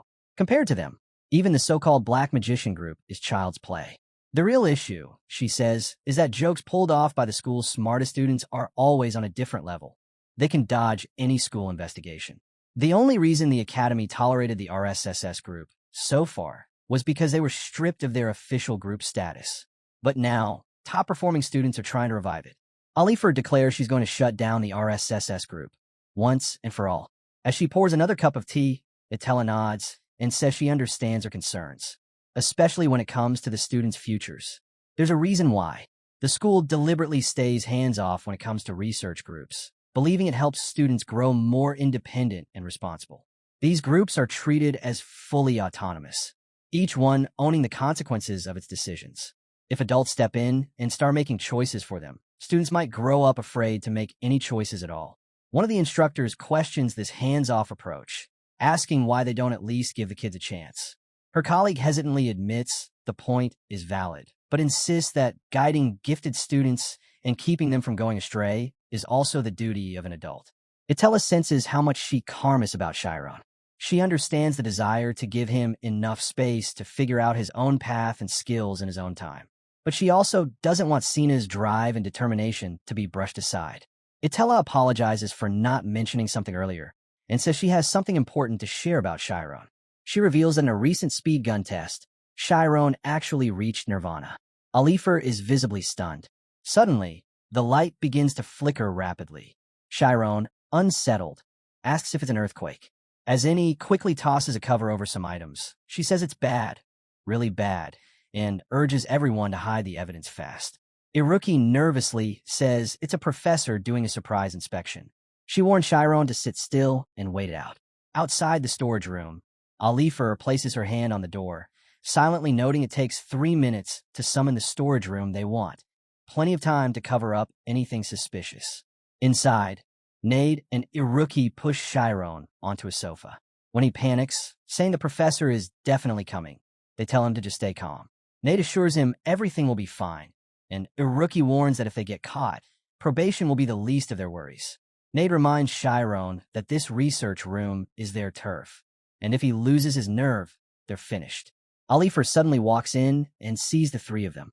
Nade and Iruki pretend to be nonchalant while Chiron avoids looking at her altogether, trying to act cool. Alifer watches them silently, already thinking, this group might need to be disbanded before it's too late. She takes a seat and coolly asks why they haven't even greeted their teacher. In her mind, she reflects on how these groups are built on full student autonomy and how teachers are supposed to follow protocol when expressing concerns. That's why she expected this kind of cold welcome. Nade offers a polite apology, explaining that they were deep in a discussion. If she had submitted an official request before visiting, they absolutely would have welcomed her properly. Alifer says nothing, but her eyes settle on Chiron, full of doubt. The most frustrating part is that Chiron ended up dying under their banner. Meanwhile, Chiron sits uncomfortably, wondering if it's really okay for him to be so relaxed in this situation. He hesitates, then says that regardless of the circumstances, since they have a guest, maybe he should at least serve some tea. Nade scoffs and throws a sharp question. Does she really trust him enough to drink anything they offer? Adjusting her glasses, Alifer cuts straight to the point. She says she'll keep it brief before heading out. She's here to return the research group's room. That statement stuns Chiron, Nade, and Iruki. Nai quickly asks why. Flipping a page in her file, Alifer explains. After reviewing their records, it's actually harder to justify keeping their group active. They haven't delivered any results in over 4 years. For over a semester, they've been short on members, and just that alone is enough to justify a shutdown. Plus, their funding was pulled some time ago. Per the rules, if the group doesn't produce something within the next month, they'll be officially disbanded. Nade slams his head down on the table, desperate, and pleads for a chance to hold a research presentation. He insists that supernatural science covers phenomena beyond measurable proof. Is she really okay with dissolving the only group that dares to question the Magic Society's blind devotion to science and logic? They'll do anything but give up. Alifer pauses, then offers an alternative. If he feels that strongly, there's one condition. Without hesitation, he agrees whatever it is. She drops the bomb. Chiron must be removed from the group. The three of them are left speechless. Alifer then asks if they even realize how serious the immortal function is, far beyond what this school can control. It's far too dangerous for a student to handle, and Chiron could have vanished completely. Chiron admits he knew the risks and had no intention of repeating it. But Alifer steps in, saying that's not the whole issue. The real danger is what comes after, the overflow. Chiron, confused, asks what the overflow is. At the same time, Iruki, still processing everything, asks, maybe you should just say it, like it's some cursed genius syndrome he picked up when he was 8. Nothing too serious. Iruki rolls her eyes and snaps. You're already crazy, so deal with it. Nade chimes in, admitting he doesn't even know what it is. Alifer sighs, clearly frustrated. This is exactly the problem. He keeps making it sound like a joke. She explains that an overflow happens when someone suddenly awakens and their mind just can't handle the flood of information. It's like a dam bursting under pressure. The result? A total mental collapse. But because people confuse it with this so-called diseased genius contract, some kids miss the window for treatment and end up suffering for the rest of their lives. They assume it's all because of the immortal function, and even their teacher doesn't want to imagine how dangerous that really is. Chiron sits silently, his thoughts spiraling. A mental breakdown, could that be it? That dream, his nightmare every night. What if it was a warning? What if he really is losing it? Alifer makes a decision. She's putting Chiron under focused psychological therapy. He'll only do the bare minimum for his academics, and she'll oversee everything personally to make sure it doesn't leave lasting trauma. So if they really care about him, she says they should let him go. She casts a suspicious glare at Nade, but Nade's clearly annoyed and denies it. He doesn't agree at all. Alifer's patience snaps. Is now really the time to throw a tantrum?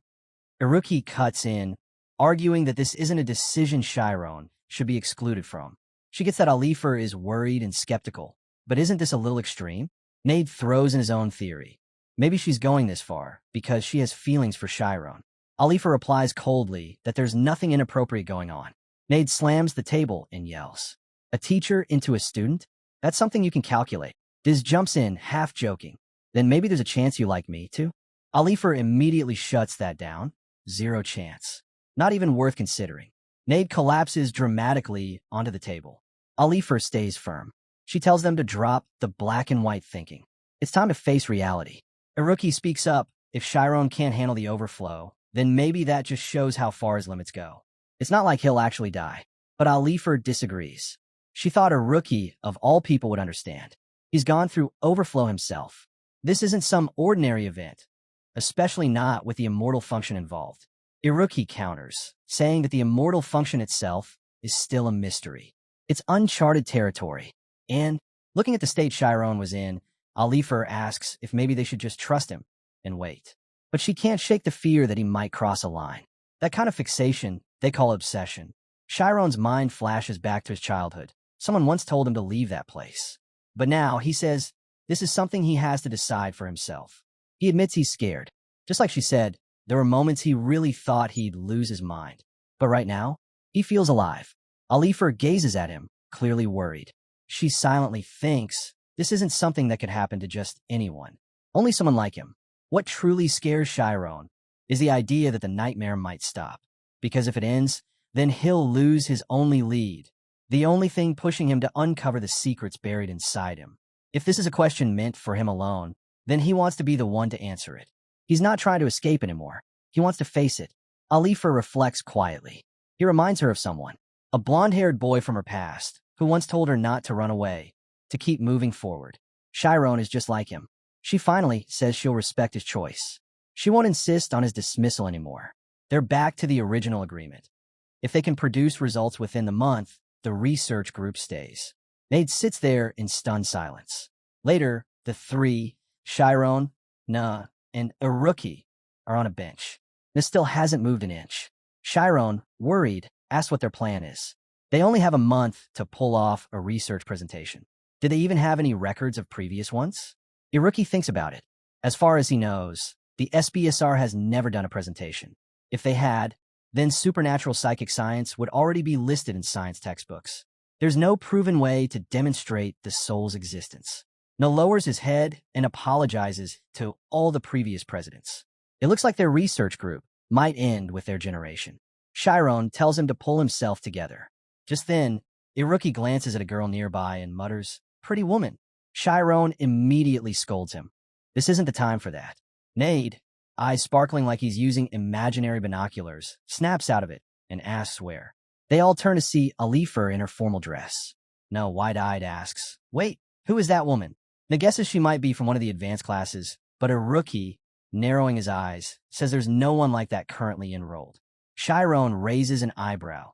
Has Iruki memorized the faces of every girl in the advanced class? But when Chiron gets a proper look at her, his eyes widen. Wait, that's teacher Alifer. Nade can't believe it. How does someone change that much? Iruki stares, stunned. You got a sharp eye, Chiron. Chiron, still puzzled, asks where she's headed all dressed up like that, especially on a weekend. Iruki casually throws in, she's probably on a date. I mean, she is at that age. Nade suddenly jumps up, determined. This is it. Our chance.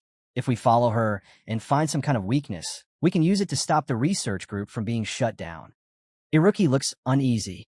You do know tailing a certified grade 6 mage isn't exactly a beginner mission, right? Do we even have the invisibility cloak? Without waiting for an answer, Iruki dashes off. I'll go first and track the teacher. Nade, still in sync with Iruki's mindset, says he'll grab the cloak from the research room. He knows how to keep a proper distance from the target. Chiron stares at them both in disbelief. If only you used this much energy for actual research. Meanwhile, Alifer glances over her shoulder suspiciously. Under the invisibility cloak, Iruki whispers that her awareness is incredibly sharp. They were nearly caught a few times. Chiron, completely exasperated, asks again why they're even doing this. And responds confidently. Come on, you can feel something's up. Who is she meeting? Why so cautious? Chiron looks away, mumbling that something's definitely strange. Nobles usually avoid commoner areas when they're out on dates. The narrator cuts in.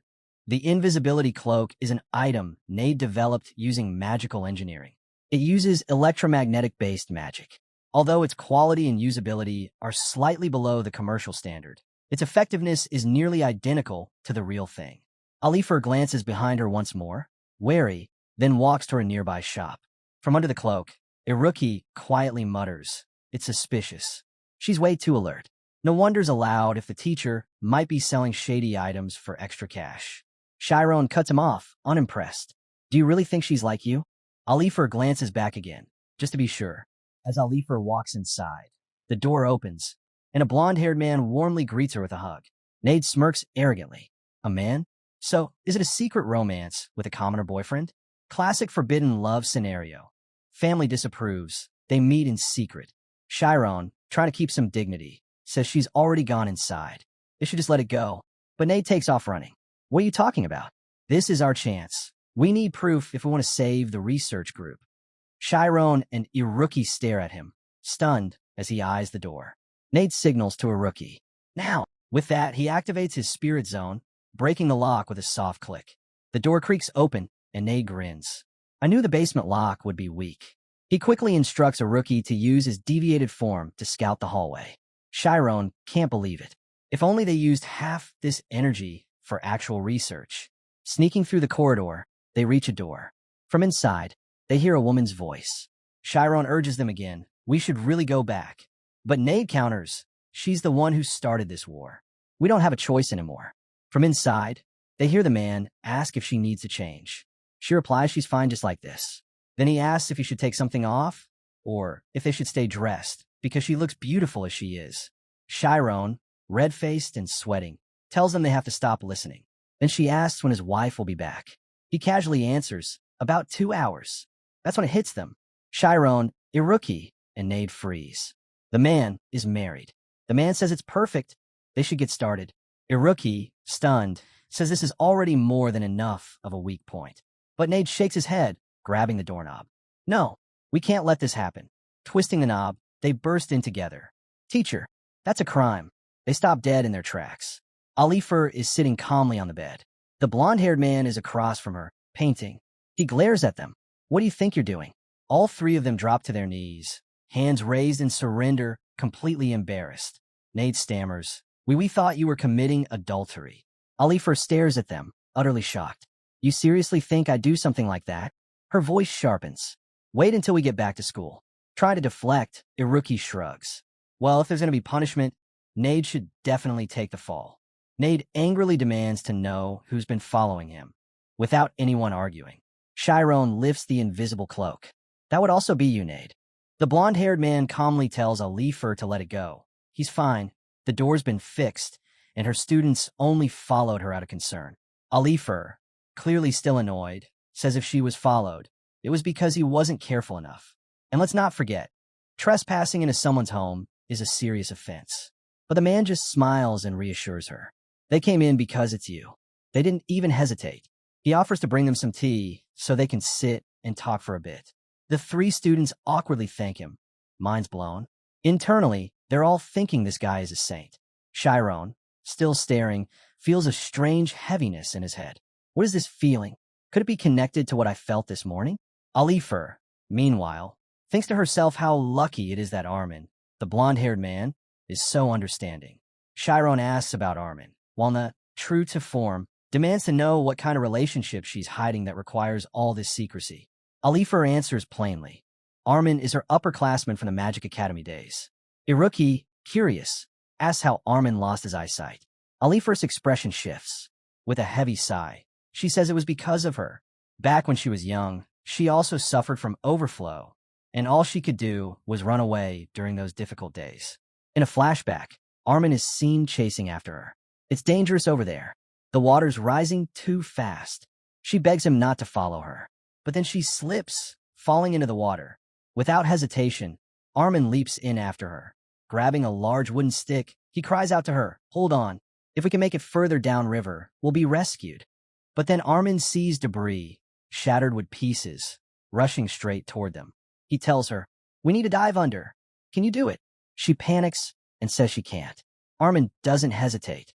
He pushes her under and holds her down, making sure she doesn't float back up too soon. "Just hold on. We'll survive." Looking at the oncoming wreckage, Armin thinks, as long as she lives, that's enough. A moment later, the debris slams straight into his eyes. Just like that, Armin, the once celebrated prodigy of the Magic Academy, lost his sight and let go of his dream to become a mage. Still, both he and Alifer made it through. So when she heard he'd taken up painting, she couldn't believe it. Iruki points out that's exactly why she's been so on edge about the overflow lately. Then Armin walks in, carrying 5 glasses. Alifer just likes a lecture a lot, he says casually. Chiron thanks him, adding that even if she nags, it's clear she cares about everyone. She's always thinking of her students. Nate agrees, saying they all have great respect for their teacher. As Armin sets up his canvas, Chiron quietly asks if it's really okay to watch him paint. Nate also expresses curiosity. Iruki, less tactful, blurts out, "How are you even able to paint?" before being told to cut it out. Armin assures them it's fine. With not much time left, he wants to keep painting. He turns to Alifer and asks if she's comfortable. A bit flustered, she nods, saying it's a little embarrassing, but she's okay. Alifer sits, and Armin begins sketching her. Nade watches in awe and wonders how Armin does it. Iruki mutters that Armin must be using his spirit zone. Nade confirms that if that's true, Armin's at least at the zoner level. Using his own spirit zone, Chiron steps forward and asks Armin directly, "Can he see?" Armin pauses, then smiles. Slowly, he removes the band from his eyes. "I've been waiting for you," he says. Chiron is stunned. Light isn't just glowing from Armin's eyes. It's radiating from his entire body. He wonders if anyone else can see it. He taps Nate on the head, telling him to look at Armin's eyes, but stops mid-sentence. Something's wrong. Nade, Iruki, and even Alifer are all completely still. "What is this?" Chiron asks in disbelief. Armin calmly answers, "It's a spell. Time magic. It's called Stop." Chiron reels. "Someone who can wield time magic that fast? It's beyond belief." "Come," Armin says, motioning for him to sit. "Let's talk properly. We've got all the time in the world." Chiron laughs awkwardly. Armin grins. "You've always been a nervous one.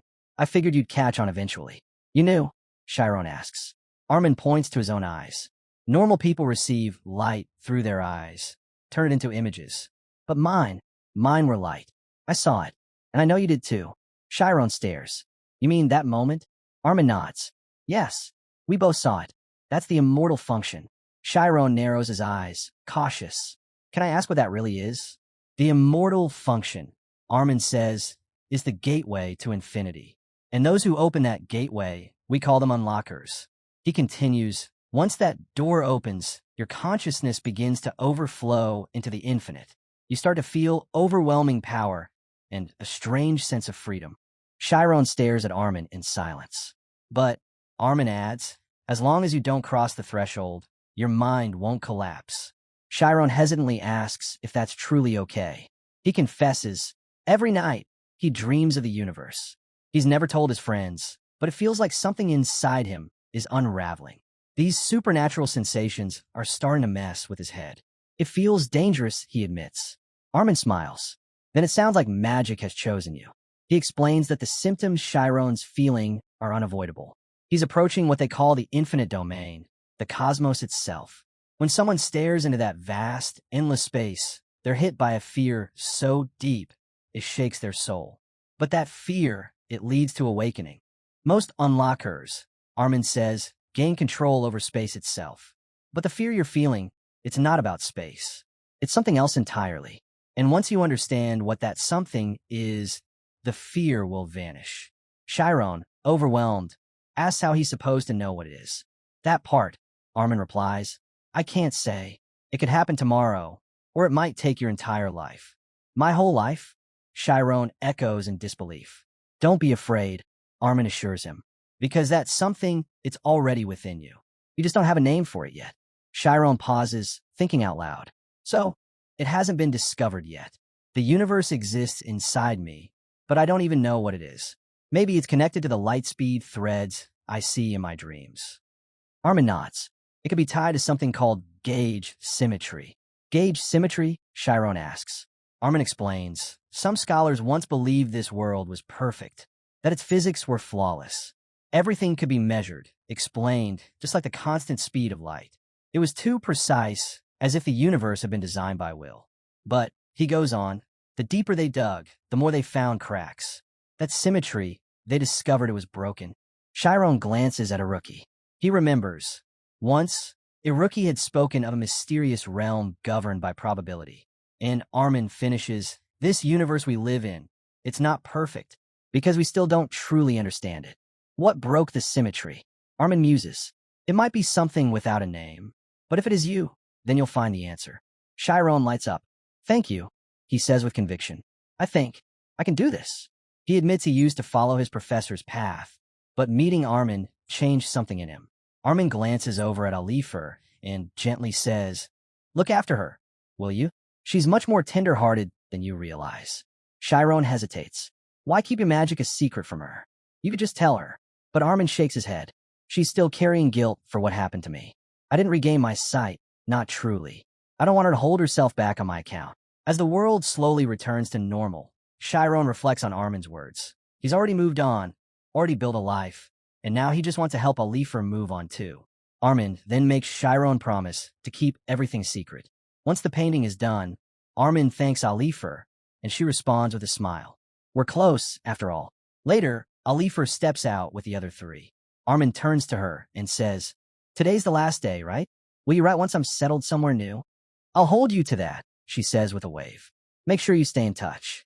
He smiles and tells the three students to study hard and promises they'll see each other again.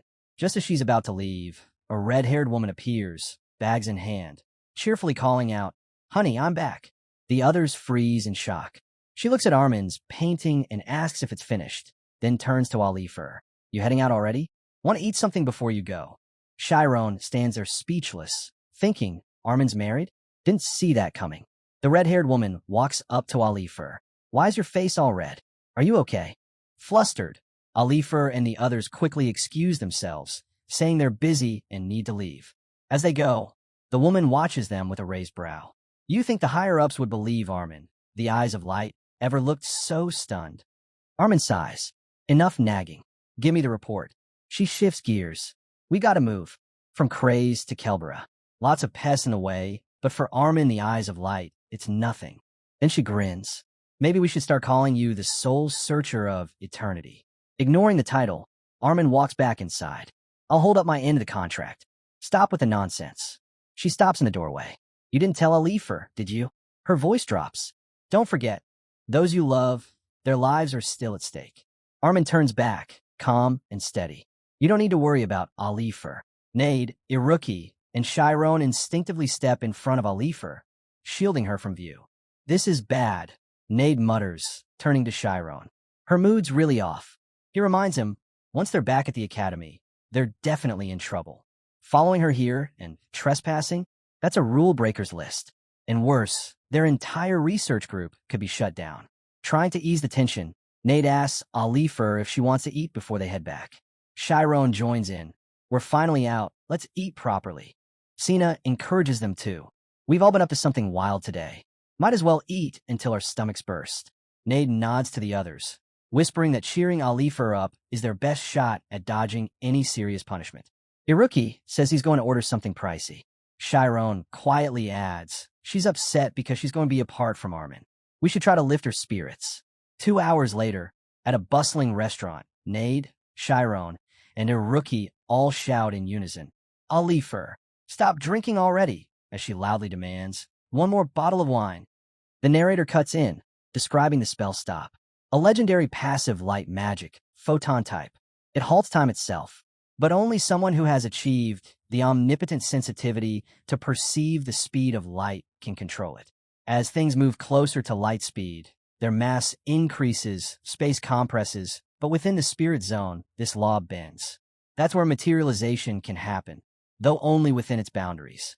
Back at the restaurant, 2 hours in, the table is overflowing with food. They ask Alifer again if she's really planning to drink more. She raises her glass, hesitates. We barged into a stranger's home today. Drinking feels wrong. Nade waves it off. It's your day off. Just one drink. Chiron is fully immersed in the food. This is amazing. Iruki eyes his dish and says, pretty sure this is my first time eating something like this. Nade, trying to keep her cheerful, offers to pour the drink. Alifer chuckles. You kids shouldn't even be near this stuff. Still, she pours a glass. Nade thinks to himself, just gotta keep her happy. Maybe I'll get something out of this. Chiron holds up a chunk of meat to Iruki. Try this. Iruki replies flatly, I'm already bored of eating it. Nade watches Alifer carefully, arrogance flickering in his eyes. I'm gonna find her weak spot, eventually. An hour later, with flushed cheeks and tipsy sway, Alifer leans over, pinching Nade's face. Why are your cheeks always so soft? Every time I see them. Chiron and Iruki exchange horrified glances, completely unsure how to handle what's coming next. Alifer, clearly drunk and emotional, suddenly bursts into tears. You two were top scorers during the speed gun test. So talented. So why are you slacking off in school? Tears stream down her face. Do you know how many people never get to chase their dreams? And do you think I'm just some evil professor? Chiron quickly speaks up, nervous. No, we don't think that at all. You're not terrible. But Alifer, still crying, collapses onto the table mid-sob. Iruki watches silently, picking food from his teeth. We finished everything, and she's still not waking up. Chiron leans over, gently shaking her. She hasn't even paid yet. He tries to rouse Sina when a brown-haired man appears, eyeing them with a smirk. She looks real out of it, he says casually. How about I take her back in my carriage? Just the lady, of course. He laughs. Nate steps up, voice cold. No thanks. But the man doesn't back off. Placing a hand on a chair, he sneers. Kids like you should step aside. Leave it to the adults. He reaches for Alifer. Look at her up close. She's got a fine body. Before he can finish, Chiron grabs his wrist. Why don't you take your hand off our professor? The man glares and steps forward angrily. So you're all students, huh? Doing this sort of thing at night? Kids like you should be sleeping in their mommy's arms. I could get you expelled with a single word. Suddenly, a crackle of light snaps through the air. An electric orb hovers between them. Nade, controlling the glowing ball, warns, if you don't want to wet yourself in front of everyone, I suggest you back off quietly. The gray-haired man blinks. Magic. The brown-haired man squints. Wait, are you from Alpheus's Magic Academy? Iruki narrows his eyes, scanning the man's ID. CRE Administrative Official. Douglas Silver. Douglas frantically pats his pockets. My wallet. Iruki tosses it at him. You want to expel someone? Go ahead and try. Look up Mercane Iruki. I'll be waiting. The wallet hits him square in the face. Mercane, he mutters, stunned. The narrator cuts in. First-class nobles. Those who serve as royal advisors for 3 generations. And that name is from the Maradan family. Douglas and his companion quickly retreat. Iruki watches them scurry off. Cowards couldn't even start a real fight. What's the point of flexing if you've got nothing to back it up? Nate turns to Iruki. Why'd you bring up your family? Iruki shrugs. Losers like them, they always fold when you do. Most people don't have much faith in their support system, but for this group, that makes them the exception. When they try to encourage someone to leave, it ends with a foul mood. Nade, meanwhile, spots Alifer sleeping and snaps a picture of her, thrilled. He starts dancing and singing, hyping up the fact that the ever-serious perfectionist got drunk and passed out. This is huge. He even thinks this might be the break they need to keep their group from falling apart. In stark contrast, Chiron is quietly carrying Alifer on his back. He remarks with a sigh that he's the only one stuck doing it. Nade teases him for it, asking if he's jealous. Iruki chimes in, saying Chiron's just the strongest among them. But after walking only 10 steps, Nade gives up. Iruki? He doesn't even bother trying. Iruki walks over to Chiron and suggests he try using schema. Chiron asks if that's something he can just tap into whenever, and Iruki tells him that if he can access the spirit zone, then yes, he's got what it takes. Mi adds that even the kingdom has magic swordsmen, and Iruki says Chiron definitely has the skill for it. Chiron nods, saying he wants to learn. Iruki then instructs him to close his eyes and focus inward. He tells Chiron to follow his voice, that he'll guide him with a question. Chiron listens and tries to concentrate. Iruki suddenly asks where he and Amy had their first kiss. Chiron's eyes snap open in irritation, while Nate cracks up laughing, shouting that Chiron totally fell for it in the dead of night. Later, Chiron, Nade, and Iruki are walking when Alifer calls out to them. She says they shouldn't be using Alifer's vulnerability as leverage. Nade retorts by asking why they went through all that effort then. Chiron replies that it's been a draining and sorrowful day. Iruki adds that she wouldn't want them to endure the same pain she once did. Nade, flustered, admits the former president left everything in his hands, and he's just hoping for the best. The three, Nade, Chiron, and Iruki, stand side by side, agreeing to do whatever they can. Suddenly, they jump in surprise when Alifer wakes up and asks what's going on.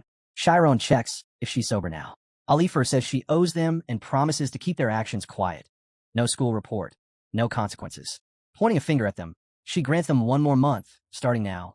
Alifer tells them bluntly, if they really believe in their research group, then they should stop hiding and boldly convince the school. If they want something, they need to go out and earn it. Nade grins, rubbing his nose, and casually replies that whether it's in a formal presentation or not, they'll prove their group's worth with full confidence and pride. Iruki, half joking, wonders if maybe it's time they start using their brains. Alifer encourages them to give it their best shot, and not to be surprised by what they're capable of.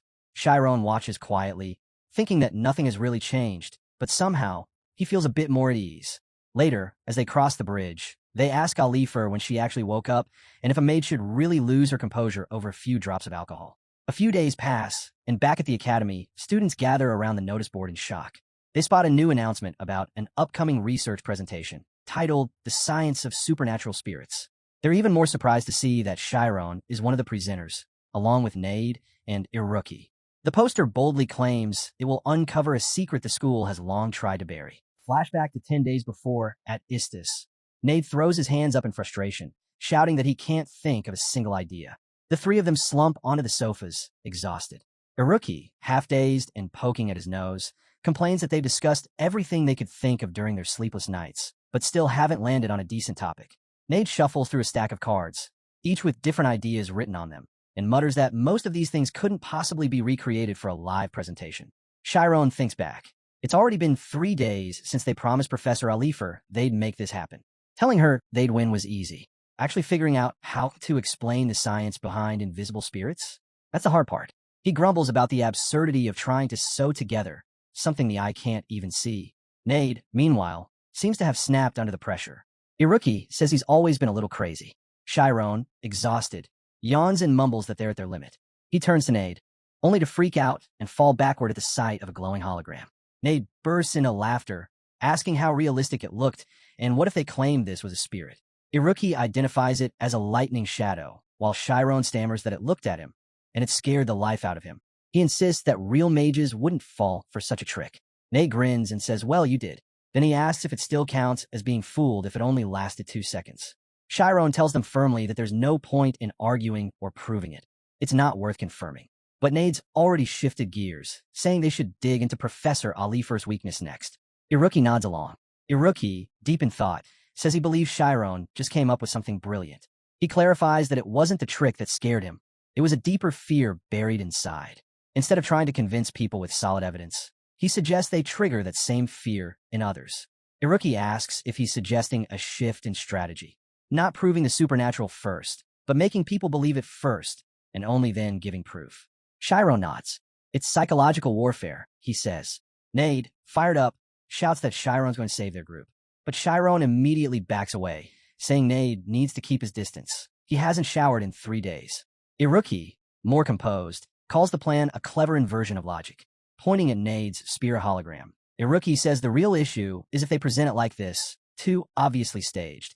It could make even true believers start doubting the supernatural. He asks if Nade can tweak it to look more otherworldly.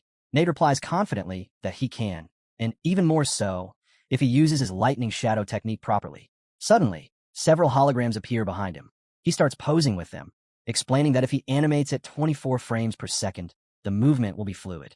Chiron just sighs, thinking Nade clearly hasn't slept in days. Iruki then asks if they could build a machine instead. Nade says he's already thought of that. But there's a hitch. He can program the machine to move the hologram, but without a human reaction, no one will buy it. Chiron, processing that, admits he's right. The thing that got him was the eye contact. It felt too real. Iruki, flipping his hand lazily around his neck, says he can handle that part. He proposes a system that reacts based on predicted behavior. Using complex system theory, they'll analyze common patterns, program those reactions, and run simulations. He gives a quick example. If Chiron tends to look left, then a spirit on the left will stare back. The next move could either be chasing him or simply holding the stare. Chiron looks at him, amazed, and asks if that's even doable. Iruki says it is. School routines don't vary much, so reactions are predictable. What they need now is a lot of data. They'll also need major storage capacity. But more importantly, they need a way to transmit the program across multiple machines. Nade jumps in, admitting that his lightning energy alone won't cut it. Suddenly, he turns to Chiron and asks if he can handle photon output. Before Chiron can answer, Nade adds, because Alifer told me you can. In the ivory tower, the heart of cutting-edge magic, It's long been predicted that photon output would revolutionize information transmission. Shiro nods, saying that's exactly what Professor Alifer told him. He can use it as a channel for data transfer. Nade lights up with excitement, saying they can now use it to craft the ultimate spirit illusion. But a rookie isn't convinced scaring the audience with just a spirit is enough. He turns to Chiron and asks if he has a deeper plan. Chiron responds by outlining a psychological approach, one that taps into fear on a more instinctive level. As Nade and a rookie read through what he's written, they pause in thought. Chiron hesitates, asking if the idea is bad. He offers to change the key phrase if needed. Nade immediately says it's brilliant. He never imagined they could apply the concept that way during a live presentation. Iruki adds that if it works, the entire school will flip their opinion overnight. Excited, Chiron and Nade look at each other. Nade declares it's settled. He'll build the machine, Iruki will code the program, and Chiron will focus on amplifying the photon output. Nade practically shouts that they're really going to save their group. Iruki, more measured, reminds them that he did a quick calculation earlier. He turns to Chiron and says the photon output required is 3 times what he can currently manage, and he has to hold it for 10 straight minutes. Then he asks if that's even possible. Chiron hesitates, clearly unsure, and says 10 minutes with a nervous look. 10 days later at Istis, Nade bursts through the door, arms full of papers, announcing he just finished hanging up the presentation posters. Iruki's been glued to the board all day working on movement pattern equations, while Chiron has been training nonstop to push his photon output limits. Nade excitedly shares the news. Everyone said they'll be attending. Chiron agrees. They'll definitely show up after seeing that kind of poster. Iruki raises an eyebrow, asking if it's because they put their names on it. If too many people come, it could turn chaotic. More people means more work. He asks how many Nade thinks will attend. Nade shrugs and says he's not sure, but probably more than half the school. The narrator chimes in. The long-awaited presentation from the Science of Supernatural Spirits Research Group is approaching. Elsewhere, Maria walks down a hallway, passing students whispering to one another. One asks if the presentation is going to be that, and his friend confirms. Both upperclassmen Chiron and a rookie will be on stage. She hears someone nearby, wondering aloud what they'll reveal. As she turns into an alley, a voice from behind a pillar whispers, "Is it true that the Supernatural Spirits Group is really going to present something?"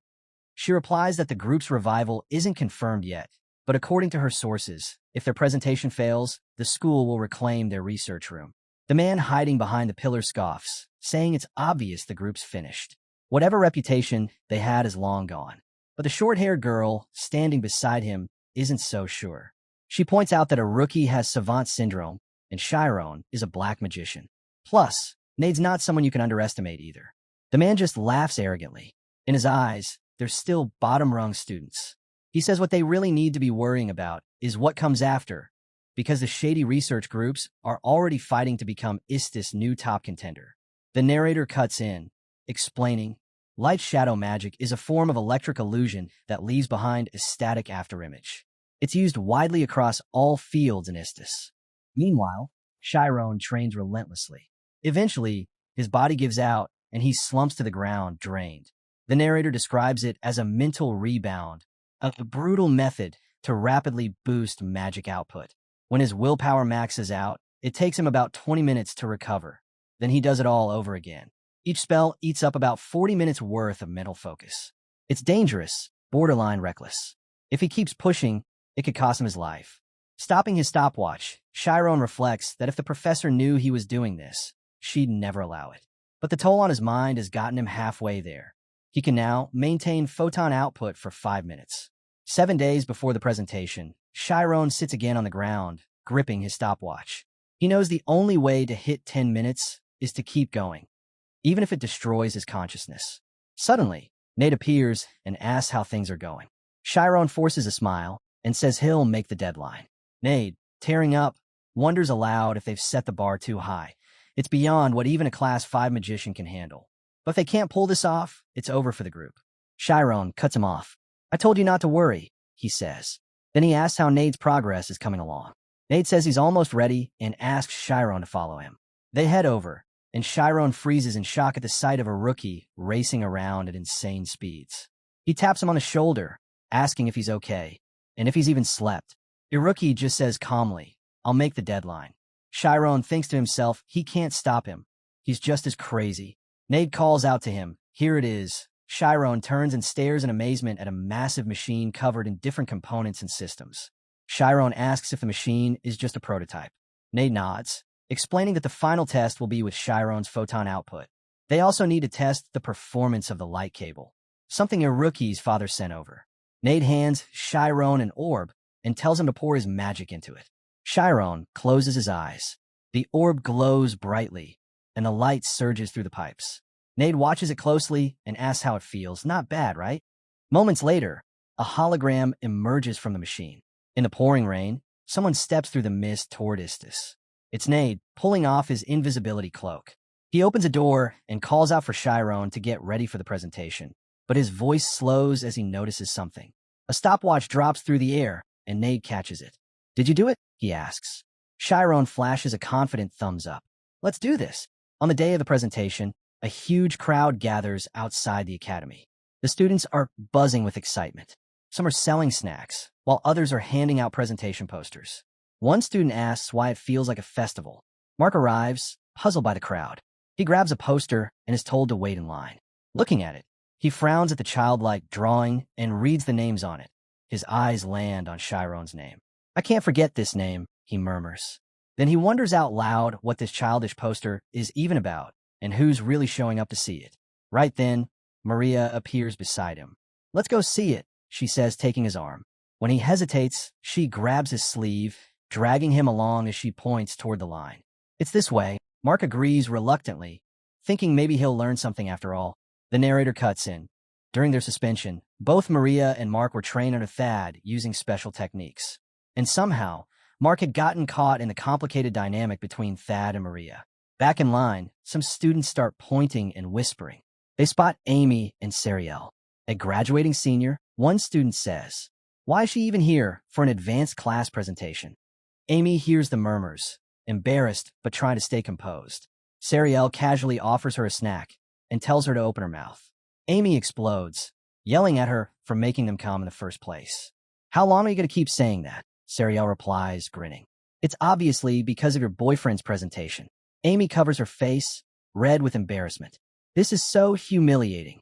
A new voice rises in the crowd. Someone says a Class 1 senior just showed up. Whispers ripple through the line. "Wait, he's here. What's Fermi doing at a presentation like this?"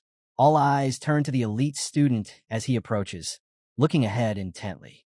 The blue-haired girl is identified as Senior Hershey. The blonde boy is Rian, nicknamed the Electric Monster.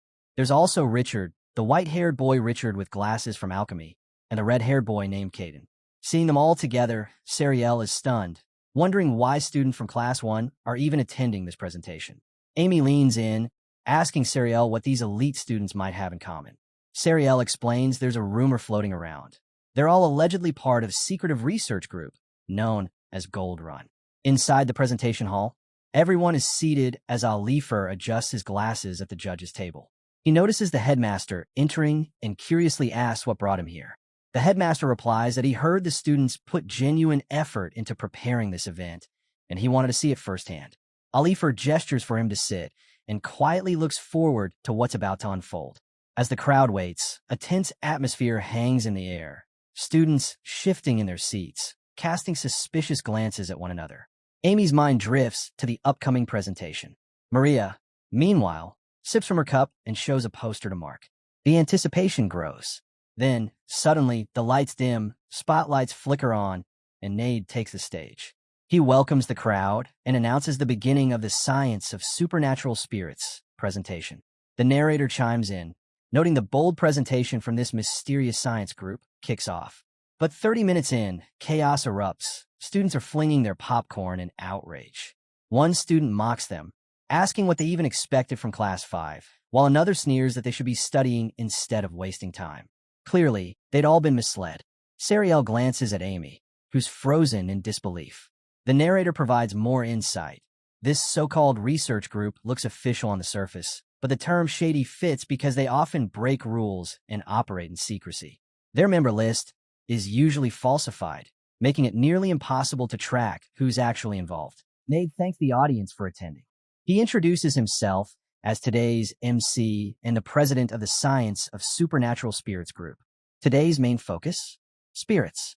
Mark mentions something about souls, and Aid warns that the visuals they're about to see might be unsettling. It varies from person to person. He advises them to brace themselves.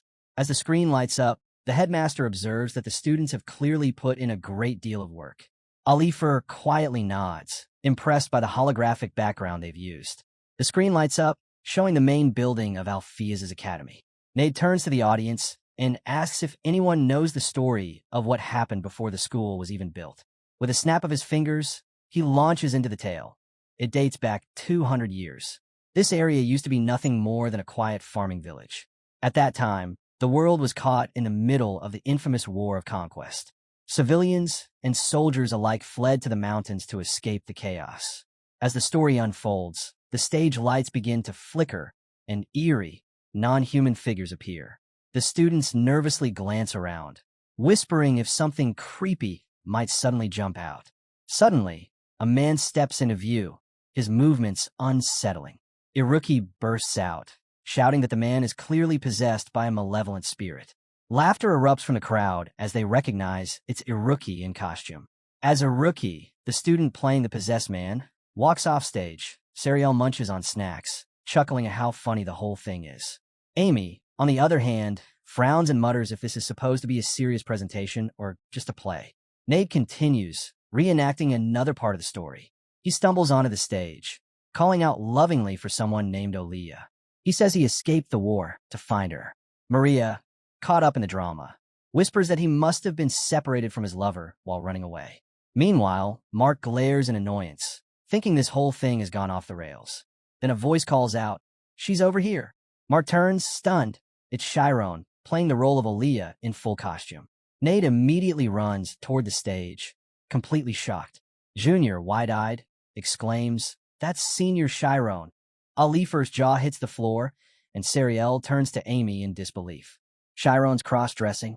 But what surprises her even more is the embarrassed look on Amy's face. "Get a grip," Sariel mutters. Back on stage, Nate and Chiron dramatically embrace.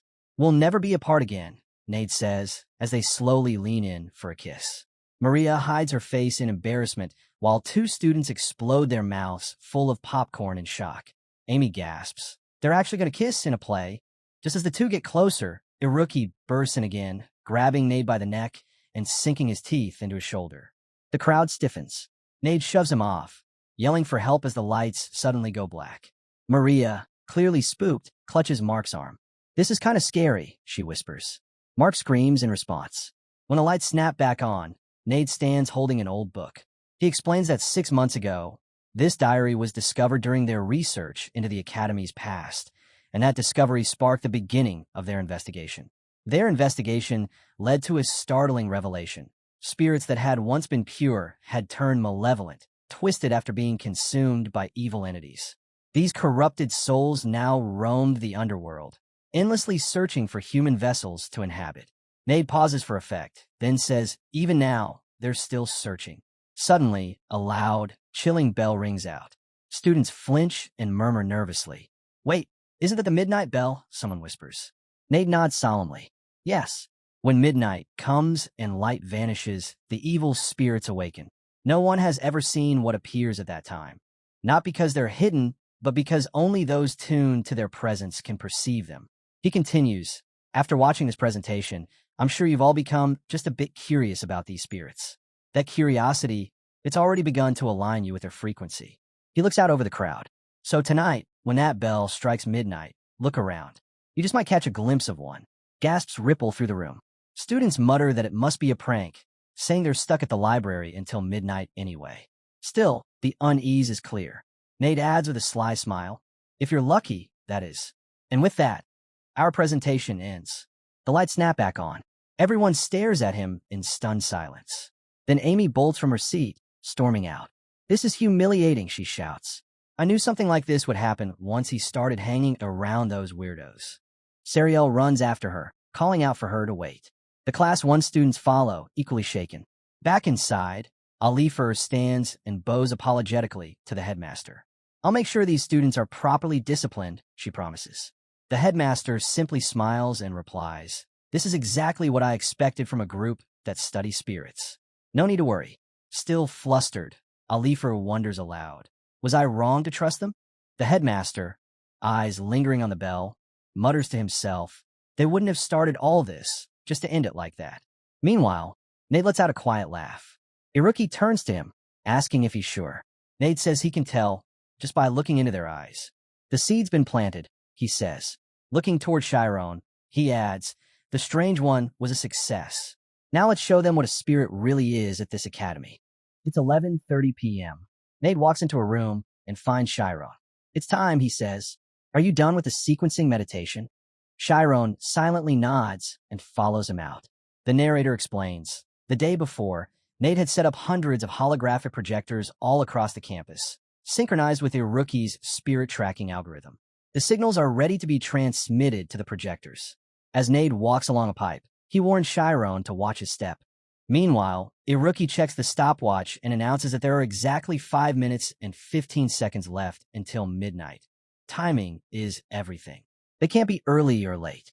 The whole point is to reveal the ghost at the stroke of midnight. Raising his hand, Iruki gives the signal that the operation will begin on his mark. Nade turns to Chiron and says it's his turn now. Everything is in his hands. Chiron grips an orb tightly as Iruki watches closely, confirming that everything is ready. They take their positions. Chiron immediately shifts into his spirit zone. A surge of brilliant light bursts out, flooding the room. Nade is in awe. "That's some insane output," he says. Iruki nods, stunned. They boosted his magic to this level in just a month. As expected from Chiron, Nade adds. Chiron, eyes closed, murmurs that something feels off. It's like pouring water into a bowl that has no bottom. Nade quickly turns to the machine, inspecting it. "Is something wrong?" he mutters. Iruki asks him directly, and with teary eyes, Nade admits, "The output isn't rising at all." "Can you fix it?" Iruki presses. "I don't know," Nade replies. "The calculations were perfect, but the energy is getting stuck in the pipes." Iruki looks up. "It's over," she says flatly. "We failed." Nade's voice cracks. "It's my fault. I'm useless. I couldn't even build the equipment right." He wipes his face, trembling. "I dragged all of you into this. I'll take full responsibility." He turns to Chiron and begs him to stop. But Chiron shakes his head. "No, we all worked for this. Sacrificed sleep, gave it everything we had. I won't let it end like this." Iruki shouts to Nade, "Stop him. He's going to activate the immortal function." Chiron steps forward, entering deeper into his spirit zone. Before him, a dark void swirls. Iruki stares, worried. Why isn't the magic flow stopping? Nade rushes to him. "Chiron, please. Stop.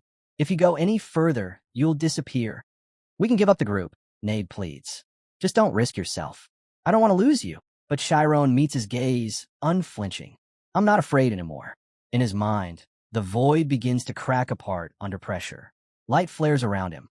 He remembers Armin's words. "You won't disappear." Even as his body starts to fade, piece by piece, Chiron tells himself, "I have to remember. I have to remember who I am." Chiron thinks to himself, "So I won't run away again." Nade rushes to his side, asking if he's all right. Chiron only responds with one word, "Output." Iruki yells for Nade to check the gauge. Spinning into action, Nade twists a dial, yanks the gauge out, and shouts, "Now." Iruki immediately flips the switch on the remote. Meanwhile, at the girls' dormitory, Maria closes her book with a sigh. "Too bad," she says. "But I should sleep. Class starts early tomorrow." Just as she's about to settle in, she shivers, remembering the story from the presentation. Midnight is close. She nervously mutters, "If spirits really do appear at midnight," and glances toward the window. And then, she sees it, a ghost staring straight at her through the glass. Terrified, Maria screams and hurls a flower pot through the window, shattering it. Over in Amy's room, a ghost has already appeared. She glares at it. "How did you even get in here?" The ghost silently smiles at her. Amy recoils. "Did it just smile?" Screaming, she bolts out of her room and bumps into Sariel. A spirit appeared. Amy yells, "Same here." Sariel replies in panic. The two girls take off running through the halls, shouting, "It's a spirit."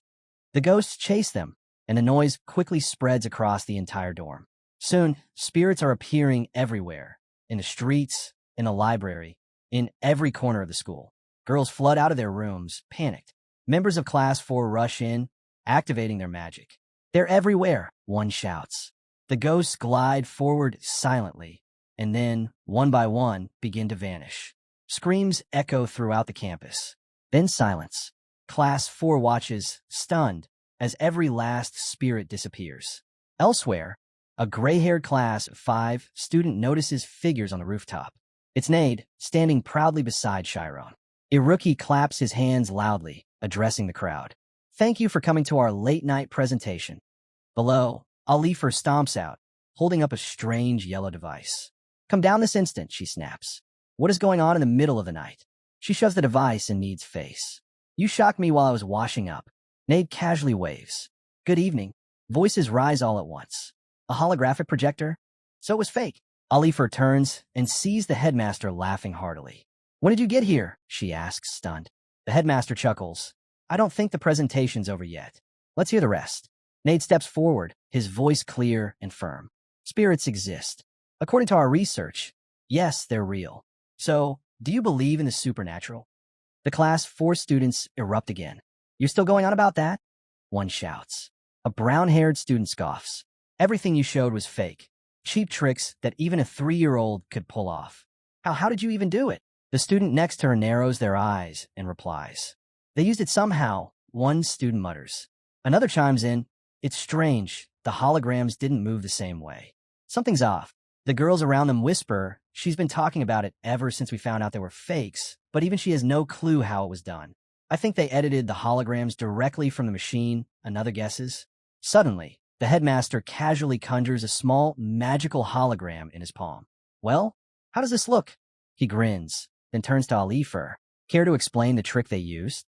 Alifer folds her arms and sighs. The level of their joke is unusually advanced. Chiron watches the crowd, thinking to himself, mages treasure knowledge above all else. Once curiosity is sparked, they can't ignore it. One Class 4 student with black hair seats. We got played by Class 5. His brown-haired friend clenches his fists, glaring. I still can't figure out the mechanism they used. Alifer adds, it was a difficult trick, yes, but not enough to validate their research group.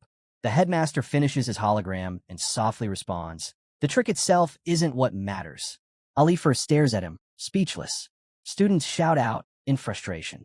They're still fake. There's no such thing as spirits. Then, a Class 4 student steps up and demands answers. If those ghosts were fakes, what's the point? How does this connect to the study of the supernatural? He glares at Nade. Do you really expect us to believe in ghosts after that? Nade doesn't flinch. Instead, he calmly asks, then tell me, why are all of you here? What exactly were you running from, trembling in fear? A sudden hush falls over the crowd. Amy and Sariel exchange a glance, silently listening. Nade continues, the emotion you all felt tonight, that fear, that's the core of what the science of supernatural spirits group studies. He pauses, then says, none of you believed in spirits. But the moment one appeared, you were afraid. He points at the crowd. That fear came from the smallest, most fragile idea, the possibility that spirits might be real. Chiron and Iruki glance at each other with quiet pride. Nade smiles slightly. We didn't prove that spirits exist. What we did was plant a single seed of doubt. And that doubt is what we're researching. From the back, a Class 6 student speaks up. There were times when things we know as truth today were considered lies in the past. Nade nods. Exactly. And today, thanks to all of you, we've proven that our research group matters. With that, he says, bowing alongside his group, we officially conclude the presentation of the Science of Supernatural Spirits Research Group. Thank you. 5 Class 4 students stare at each other, stunned and speechless. The crowd of students erupts in excitement. Cheers ring out as they shout their approval. If it's always going to be this incredible, we don't mind falling for his tricks again and again. The headmaster smiles, asking aloud, so, where did they come from, and where are they headed next? He pauses, then says thoughtfully, there are those who explore doubt, who reveal things once invisible. He turns to Alifer. What do you think? I admit, it was a significant presentation, she replies. Thad steps forward with a nod. No objections from me. Alifer lets out a deep sigh. Then, raising her voice so everyone can hear, she announces, the professors have agreed to recognize the Science of Supernatural Spirits Research Group's presentation. The crowd holds its breath, and as punishment for the chaos you caused, she shouts, "You're suspended for 3 days." Nade, Chiron, and Iruki throw their arms in the air, grinning. "We did it. It was a success." Alifer scowls. "Are you 3 even listening? You're suspended," but it's drowned out by the crowd. Students swarm them with congratulations and well wishes. Maria proudly says, "Chiron really is something else," and Mark nods. "He's cool and a genius." Sariel grins. "Honestly, that was amazing. Who doesn't want to do something like that once in their life? To shake up the world?"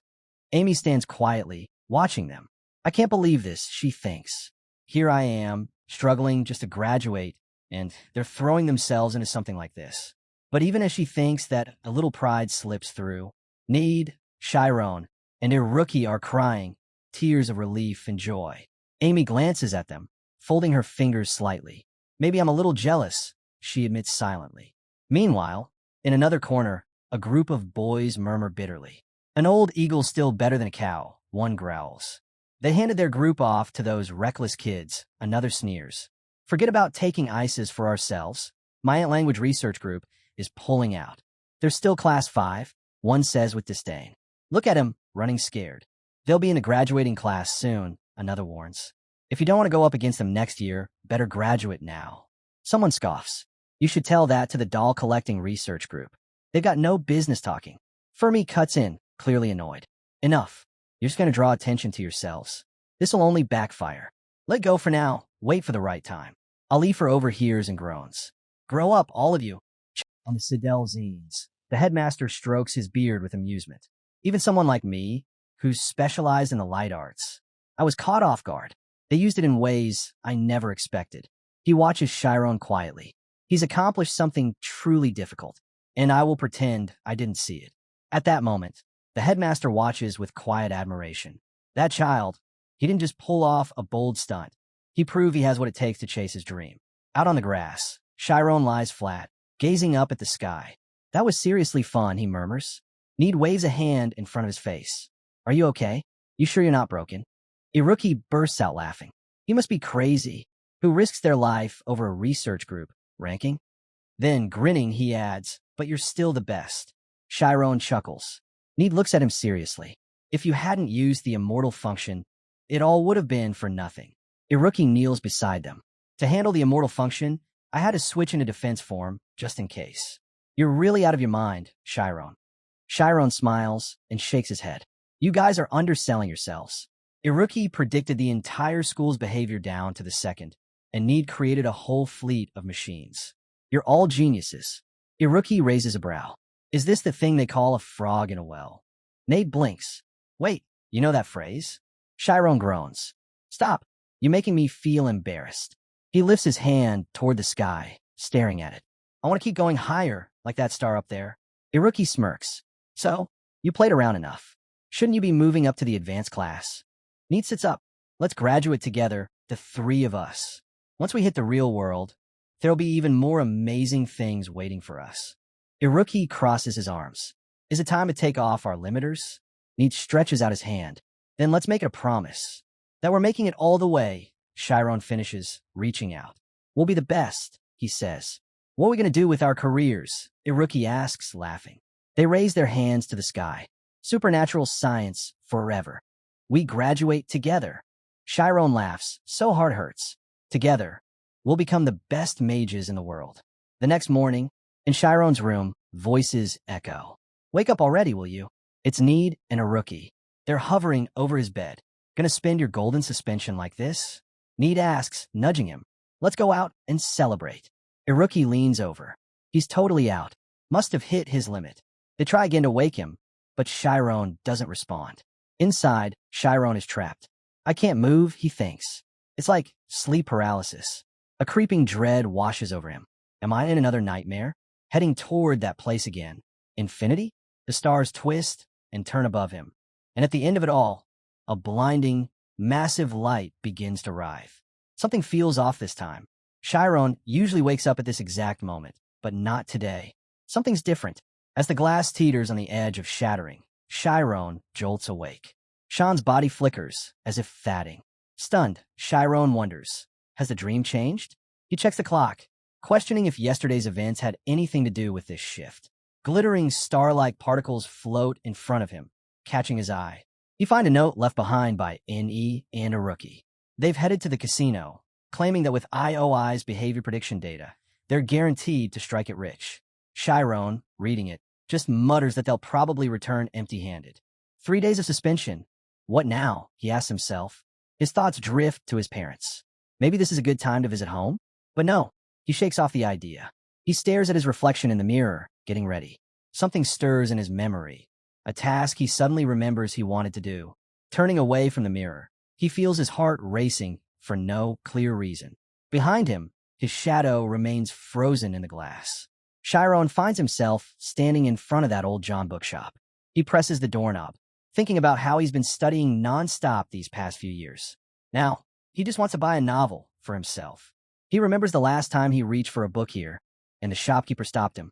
What if they refused to let him touch anything again? Still, he opens the door. The shopkeeper greets him warmly, saying it's an honor to have him in her humble store. She asks if he's delivering something today. Nervously, Chiron says he's just here by a book. She smiles and tells him to enjoy browsing. Chiron thinks to himself, has it really been 5 years? She doesn't recognize him. Has he changed that much? He picks up a book, hand her 2 gold coins. She comments sweetly on his generosity. The title catches his eye, Raising a Dragon to Wreck Demon Land. Chiron lights up. He's finally bought one. His very first novel. He dances in excitement, while others glance over in surprise. Thanks to saving up the subsidy the own family sent him, he could finally afford it. But his joy halts when someone calls out. A girl grabs his arm and asks, "Wait, are you really Shinor?" The girl asks, surprised. Chiron stares at her, taken aback. "Who are you?" he asks cautiously. She turns to her group and says with a grin, "It's him. It's really Shinor." Hearing that name, a rush of memories slams into Chiron. Before he can respond, a group of older boys approaches. One of them, now taller with brown hair, squints and asks, "Reading again, huh?" Chiron freezes as the recognition clicks. "Althor," he says, stunned, then turns to the girl. "Wait, are you Lumina?" She raises an eyebrow. "Don't tell me you forgot what I look like." Chiron quickly shakes his head. "No, I just didn't recognize you at first. You've changed. You're really pretty now." Lumina smirks. "So you're saying I wasn't pretty before?" He laughs nervously. "That's not what I meant." The boys gather around him, eyeing his tidy clothes. One with green hair comments, "Look at you, dressed like some kind of noble now." Althor steps forward, arms crossed. "It's been years, Shinor. What have you been up to?" I asked Vincent, but he's keeping quiet. Chiron hesitates, heart pounding. What should I say? He wonders. If I lie, they'll be disappointed anyway. Taking a deep breath, he says, "I've been attending a magic academy." Everyone falls silent. Eyes widen. Shock ripples through the group. Chiron's thoughts drift back to his childhood. How Althor always had a strong build and a kind nature. Naturally, he'd become the leader of the village kids before even turning 10. He remembers one day vividly. He was quietly reading when Althor came over. Chiron had glanced up, startled. Althor always had that confident air about him, but pride, that was his one little flaw. Looking down at the book, Althor frowned. "So many words. I don't get any of this," he muttered. The other kids chimed in. They couldn't read either. "I'm not going to school," Althor had said. "What's the point of reading anyway?" He grabbed the book from Chiron's hands. We need strength, not pages. In their small mountain village, danger was always around. One rule mattered above all: follow the leader. Chiron had smiled and nodded. "I get it." With a sigh, Althor handed the book back. "Fine, as long as you understand." Chiron remembered thinking, the leader protects the village. The others follow. That's how we survive here. Althor had then shouted, "Let's go kick the ball around," and ran off. Just then, a shrill voice cried out, "Althor!" Lumina came running, a stick in hand, nose runny. "Didn't I tell you not to bully Chiron?" She whacked Althor with the stick. "Ow! Who's bullying who now?" he protested. "You know he just got over a cold." Lumina yelled. "If you keep acting like this," Althor began, dodging another swing. "No one's going to want to marry her acting like that." Althor jokes. Chiron chuckles to himself. That's all in the past now. Althor turns to him. "So you're really attending school?" Lumina chimes in, eyes wide. "You know how to use magic?" One of their friends leans in eagerly. "Can you show us something?" Chiron shakes his head. "I've only just started, and we're not allowed to use magic outside the academy." Ah, that's a shame, the friend sighs. Althor eyes the book in Chiron's hand. Still carrying a book around like the old days. Huh? He reaches for it. So what kind of stuff do they make you read at a magic academy? Chiron panics a little. It's just a novel he picked up for fun. He doesn't let go, but the book slips from their hands and falls. As Chiron bends down to grab it, a wave of memory hits him. The time the headmaster lifted the children with a flash of magic, electric fields sparking all around. He catches the book, but loses his balance and tumbles to the ground. Why'd you suddenly collapse like that? Lumina asks, rushing over. She glares at Althor. Are you messing with him again? Althor holds up his hands. Don't look at me. I didn't do anything. Still on the ground, Chiron says softly, it just happens sometimes. Lumina kneels beside him, worried. And you think I wouldn't be concerned if you keep collapsing? Althor looks away, speechless. Then Lumina says, why don't you come with us instead of hanging out here alone? Clearing his throat, Althor steps in, resting a hand on her shoulder. To celebrate selling everything off, we plan a party at Lumina's place. Come hang out with us. Chiron nods. Sure, I've got nothing else going on anyway. Two of them roll over a cart, and Althor lifts Chiron easily into the seat. Hey, you just lifted me. Althor smirks. What's the point of being light if I can't toss you around? Sitting beside him, Chiron stares, shocked. He's a beast now, he thinks. Even if we lost touch, I bet he's well on his way to becoming the next village chief. By nightfall, they reach the shop. An older woman greets them at the door. Is that Chiron? You're growing more handsome by the day. Lumina must be thrilled. Embarrassed, Lumina waves her off. Don't say weird stuff. Inside, drinks are poured, cheers ring out, and cups are raised in celebration of Chiron. Lumina pushes food toward him with a smile. Eat up. Thanks, he says. I'll dig in. One of the pink-haired boys squints at his cup. Wait, could this drink be? The blonde-haired boy cuts in. It's just a carbonated drink, the blonde-haired boy says with a laugh. Althor watches quietly while the pink-haired boy turns to Chiron. So, tell me more about the academy. I bet you're top of your class, right? Chiron nearly chokes on his drink, coughing. The pink-haired boy leans closer. Come on, I'm dying to know. Are you really becoming a mage? Then the blonde one adds, I heard only nobles can get into that school. The black-haired boy jumps in. So you're studying with nobles? Chiron glances nervously at Althor.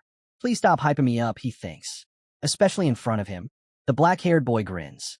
Bet the school's full of beautiful noble girls, huh? Chiron waves his hands. No, it's not like that. I've got enough trouble just keeping up with the classes. Lumina sighs softly, trying not to smile. Althor sets his cup down, expression serious. It's great that you're studying, he says. But have you thought about what's next? Chiron blinks. Next, think about Vincent, Althor continues. He's already running things for the family. At some point, you'll need to take on that role too. Get married, settle down. Can you do that after school ends? The words hit Chiron hard. There's no guarantee I'll even graduate. Althor takes another sip. I'm just saying, you should be realistic. Chiron thinks back. He's been so consumed with school that he never considered the bigger picture. His friends are already helping with family work, while his father is still out there struggling alone. Lumina watches him, her eyes full of concern. Althor raises a hand to break the tension. Hey, enough of that. Let's have an arm wrestling match. It's been forever. I used to be pretty good. Remember? Chiron looks up, surprised. The blonde-haired boy nods. Yeah, you two were evenly matched back in the day. Looking away, Chiron remembers beating Althor once long ago. They used to go at it all the time. But now, if I win, it could mess with the balance around here. So he puts on a confident face, raises his arm, and smirks. Are we betting on this match? Althor grins. Loser pays the bill. Their friends cheer. It's warrior versus mage. Chiron braces himself. I'll lose, but I need to drag it out. Give him some face. They lock hands. The table shakes. Items jump. But then, bam, Chiron loses. Hard. As Chiron reels from the crushing loss, his friends crowd around him, asking if he's okay. But he's too stunned, thinking what just happened. Lumina, visibly angry, snaps at Althor. Why'd you go so hard? I didn't think it'd turn out like that. Althor replies, flustered. He wasn't this weak before. Looking down, Althor sighs and apologizes. I'll cover the food tonight. Chiron shakes his head. I'm the one who lost. You've gotten way stronger. He opens his coin pouch, and suddenly, all his gold spills onto the floor. Everyone stares. Some friends scoop up the coins. Wait, you got 5 of these? Why are you carrying so much cash? Lumina's eyes go wide. 5 gold coins. That's like a month's worth of store sales. Althor narrows his eyes, glaring at the others. Chiron zones out, heart sinking. I'm done for. Why are you all fussing over some gold coins? Althor snaps. His voice booms. The group flinches, falling silent. Althor always gets edgy when it comes to Chiron, Lumina thinks quietly. Clearing his throat, Althor sits back down while the blonde-haired boy claps his hands. Hey, did you guys hear? A beast's been spotted in the mountains. The red-haired boy nods. I heard something too, but the wild animals are all supposed to be gone, right? Lumina turns to them. Brett, Martin, what exactly did you hear? The green-haired boy chimes in. My dad says it might be a cow bear. They say it doesn't attack humans, just eats stuff. Chiron adds, yeah, my father told me about that too. But aren't they from the north? What are they doing down here? Maybe it's breeding season, Lumina wonders. Still, every time hunters go out, they come back with nothing.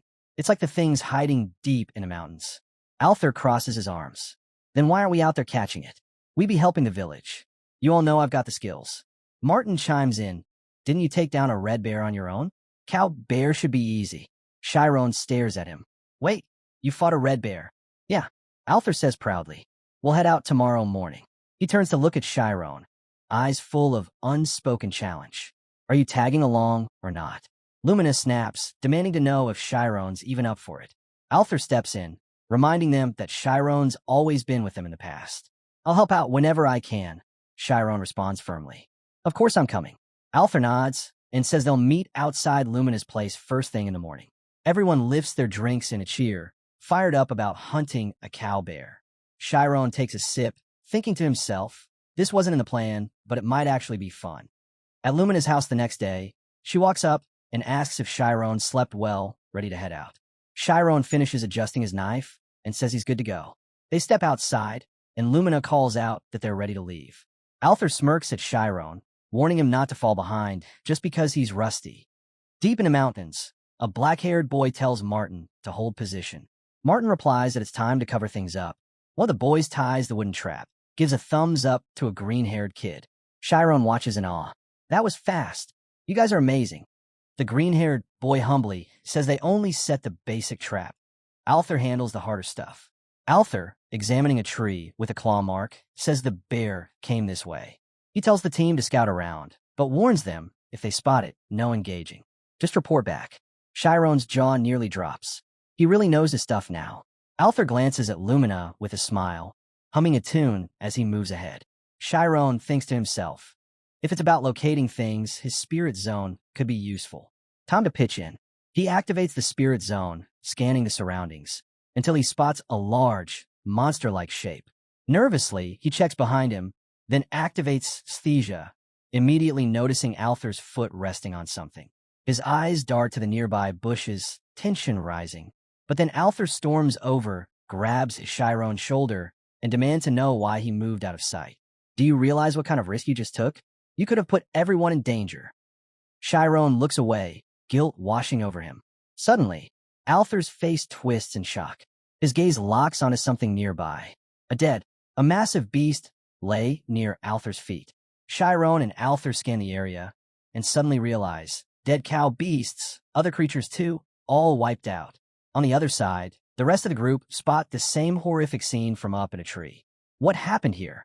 One of them asks, turning to Althor. This isn't the work of a cow bear, Althor replies grimly. Holding Chiron's arm, he says, we need to get the adults. Lock down the mountain. We may have to ask the city for backup. Chiron interrupts, insisting they can't wait. They don't even know what this thing is. Althor snaps. What are you talking about? Chiron argues. You've seen all this. You really think we can handle that thing? This isn't something we can take on. Althor explodes. And what do you know? I'm the leader here. I give the orders. You're doing it again, Chiron shoots back. Same as before. That's why I never saw you as a real leader. Don't treat me like a fool. Althor yells. Suddenly, Chiron freezes. Something rustles in the bushes behind him. Brett points, voice shaking. Do you see that? It's crouching there. Without missing a beat, Althor readies his bow. The others follow suit. Martin starts trembling. What they're seeing now, it's not just any beast. Chiron stares at it, recognizing something terrible. This thing doesn't follow nature's laws. It's in the book. Wolk. Suddenly, the monster moves fast. Alton hurls an arrow, but it slips away. Martin cries out, it dodged it. Chiron's thoughts race. Wolk is one of the intelligent monsters. Narration kicks in. Monsters like this surpass normal beasts in strength, speed, and cunning. Their origins are still under study, possibly evolving from entirely foreign life forms. Wolk charges, snapping a tree in half like its twig. Run! Alpha yells. Martin panics. Where to? Brett warns. If we run down, it'll head straight up to the summit. Chiron draws an arrow, steadying it in his bow, eyes locked on Wall. Alpha watches in horror. Chiron, what are you doing? Is he trying to act as bait? He releases. The arrow hits, but shatters on impact. Wolk lunges. The bow splinters in its claws, but Chiron teleports out just in time. Wolk roars, locked onto him. Chiron catches his breath. It's fast. Too fast. And its skin, nothing's piercing it. He looks back. If anyone's going to make it out alive, this is the only way. I've got to lead it away. Wolk strikes again. Chiron braces. Chiron teleports away. Wolk silently locks eyes with him, then turns its back and walks off without a care. What? Chiron's eyes widen. It's just leaving? Back with the others. Althor orders everyone to ditch their gear and keep moving forward. Lumina stares at him, worried. What are you doing? Althor, trembling with emotion, yells back. I can't leave him. I won't. Lumina falls silent, watching him. Suddenly, Wolk leaps toward Althor. Time seems to slow. Althor's mind races. Chiron. He only came because I asked him to. If I just listened and turned back. A blinding light flashes, hitting Wolk right in the eyes. Lumina steps forward, smiling in disbelief. It's dead? Was that magic? But it's not over. Chiron appears again, still chasing Wall. Run! Get out of here, he shouts. Wolk wipes his eyes and lets out a low chuckle. Lumina, now trembling, says, Maybe it was just a light. Wolk leaps again, closing in fast. Althor realizes too late. His body won't move. Wolk swings a claw straight at Lumina, but she falls back just in time, caught by Chiron, who grabs Wolk from behind midair. Chiron! Althor screams. Wolk turns its head, locking eyes with Chiron again. Chiron activates his teleportation zone, holding Wolk tightly as they vanish. They reappear high above the mountains. What I do now? Chiron thinks. If I release photoionization, I can drop him, but his claws will rip me apart. I can't let him go in this state, either. Neither of us are photonic right now. He tries to calculate how to throw Wall, make him fall with enough force. It would take triggering photoionization and manipulating gravity, a move that disrupts symmetry. His mind drifts. He sees a vision, a reflection of himself, a handshake with his own image. He thinks of omniscience, a mass and anchor. He locks onto a precise point, drops Wolk there, and vanishes into the deep mountains below. The narrator chimes in. Mass, a property unique to every object, constant no matter its form or surroundings. It defines inertia and energy when at rest. And photons have no mass. Chiron, falling through space and thought, wonders, why does the world exist? What gives anything the right to be? Why does matter have mass? The emptiness from my dream, that cracked, broken symmetry, and if that resembles the birth of the universe, could that be the true beginning of existence?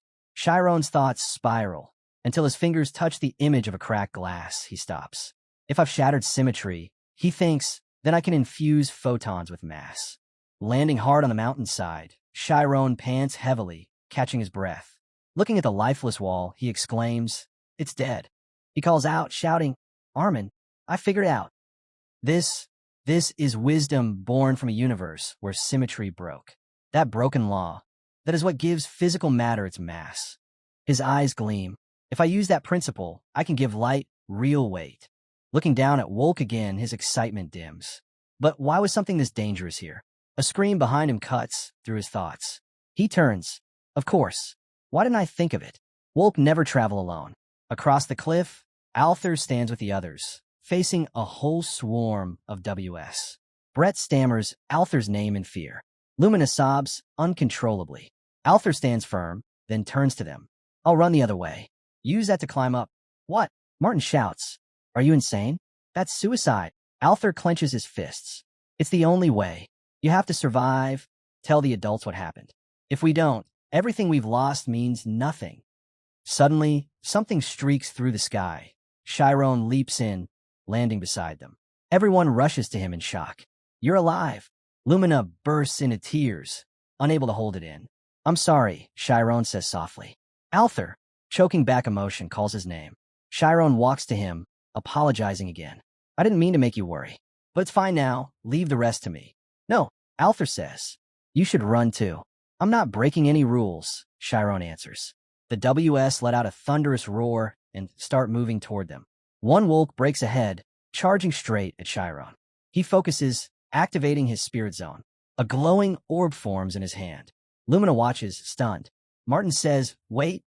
If he uses the same method as last time, it won't. But Chiron's forehead flares with light. Add mass to the photon output. He tells himself. The light in his hand thickens, dense, blinding. He raises his arm and hurls it straight at the charging wall. The creature's eyes widen in confusion, right before impact. The light sphere slams into the wall's neck, dropping it instantly. Everyone stares, stunned. Chiron narrows his eyes. This is it. This is my magic. I can do this. But the other WS roar in fury and start charging together. One swings its claws dangerously close. Chiron smirks and vanishes, teleporting into the air. The wolves look up, startled. From above, Chiron shapes another dense mass of light, tilting the angle just right. He hurls it. 5 wolves are obliterated on impact. Althor watches, speechless. That's a mage. Chiron steps forward slowly. This magic, it takes intense focus, he thinks. Through the mist, another Wolk emerges. Chiron doesn't hesitate. He fires again, and the beast convulses. The Wolk locks eyes with him. Chiron can tell. It's weaker now. More WS rush forward. From the crowd, Looter shouts, Chiron, it's too dangerous. Lumina pleads, please run. But Chiron stands firm, eyes fixed on the horde. There's still one way, he thinks. Can I do it? He activates his immortal function. From within a black hole, glowing light begins to radiate, slow, steady. Chiron's form starts to take Ada as his body channels the energy. He raises his hand and unleashes more mass-infused light balls. Multiple Wolks go down in an instant. Those that survive stagger back, dragging Lumina, Brett, and Althor with their eyes, stunned. Althor's mind reels. What is this? How is something like this even possible? Chiron keeps attacking, hitting every Wolk that dares to approach. But the power takes its toll. I can't keep this up. My thoughts, they're unraveling. Memories of when he used this much energy to summon ghosts flicker in his mind. I need to release this. I need to ground it. He pushes it all out. A massive flash of light erupts, tearing across the battlefield. It carves into the earth, then vanishes into silence. The 3 remaining WS, shaking, stare at the aftermath, then turn their eyes toward Chiron. He stands tall, glaring at them. Leave, and never come back, he says coldly. Terrified, they turn and flee. Chiron gasps, body trembling. He's on the edge of collapse. Just as he begins to fall, Althor rushes in and catches him. Everyone looks at him quietly, sadness settling in. Althor speaks gently. Let's go home. This childish hunt is over. Later that night, Chiron sits alone in the grass, staring silently at the stars above. Chiron gazes up at the stars. Althor walks over. When did you get here? Just now, Chiron replies. Slept so deeply, then suddenly felt like watching the sky. It's really been a long time, Chiron thinks. Since I've slept without being haunted, no visions, no nightmares. Just peace. The memory shifts. He wakes up in bed, surrounded by everyone in tears. Lumina, wiping her eyes, says through sobs, I thought you'd never wake up. Was I that deep asleep? Like I was gone, he wonders. No one left his side. Not until he finally opened his eyes. Chiron turns to Althor. What's everyone up to? Busy in the kitchen, Althor says. But it's a relief. No one else got hurt. Well, Lumina took a fall. Scared us half to death. He continues. Tomorrow, I'm heading out with the adults to clean things up. And hey, those monster pelts and fangs? They'll sell for a good price. What did you say to those monsters, anyway? Chiron shrugs. Just mention how expensive wars and their canines are. Althor chuckles, then unexpectedly goes quiet. I'm sorry, he says. Chiron looks over, caught off guard. Althor looks away. Truth is, I've been jealous of you. Chiron says nothing, just listens. His mind flickers to the past. Back when he used to sit with books, axe resting nearby, buried in study. Martin once asked, is it just me? Or is Chiron not actually that cool? Now, in the present, Althor watches him quietly. He speaks again, softly. I had a dream I wanted to chase. Still do. Chiron smiles, then turns back to the stars. At Lumina's house the next day, they ask him to stay another night. Why the rush? Lumina asks. Chiron gives a handshake. Althor answers for him. He'd love to, but he's got research. He's heading back to the academy. Yeah, Chiron nods. I'll come visit again. Althor smirks. You better. And make sure you become a proper man this time. Wearing his formal clothes, Chiron smiles. I will. Count on it. Lumina suddenly runs up and hugs him tight. You have to come back, she says. And if you start acting like a stranger, just cause you're a mage now. I'm punching you. Chiron laughs gently. I hear you. Take care, all of you. He starts to walk away as they wave him off. Althor glances at Lumina and taps her on the shoulder. Do you feel bad? Althor asks, nudging Lumina. Wanted to go drag him back. Lumina shakes her head through quiet tears. It's not like he's gone forever, and Chiron's always calmest when he's chasing his dream. Chiron arrives at Istis, notebook in hand, stepping through its familiar gates. His thoughts drift to the time he first came here, with Need. He had asked, how do you even find your way to the research group's room? There are 89 blocks here. Need had smiled and said, you're one of us now. I'll show you. In front of room 19, Chiron remembered being told, see that number on the ceiling corner? Yeah, it says 19, Nade. Exactly. Now look at the door. Chiron, scribbling into his notebook, glanced at the yellow door. Room 19 has a yellow door. That's 5. Walking forward, more of Need's words came back. 3 paths here, Chiron had asked. So, 3 blocks are connected? Need had simply shaken his head. As they climbed the stairs, Need explained how to map the directions. Label them X, Y, and Z. Then plug them into the equation. That's what we call Istis Master Key. Chiron had asked, who came up with this? Need told him one of Istis founders had Savant Syndrome. He created the whole thing. He showed it to a rookie once. Need had said, as Chiron opened the purple door, room 19, the Supernatural Psychic Science Research Group. It really is a beautiful equation, Chiron thought. From inside the room, he hears voices. That's why I said it, no. I told you there's a 57% chance it's a spade. I've lost count of how many times I listened to you. A familiar debate, heated, but full of energy. Chiron opens the door, smiling to himself. To find a right path here, you need all the pieces, just like the equation.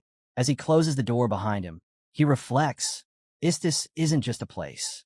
It's where I need to bring my roots, my bonds, all the moments that shaped me. He looks at a rookie and Need's still arguing, and quietly thinks this is what allows me. Why he's taking it one step at a time. Chiron looks at them. We came back after losing everything. Need turns serious. Chiron, listen to what I'm about to say. Iruki cuts in. Why are you acting all dramatic again? Chiron just smiles, warm and quiet. Thanks. I'm back.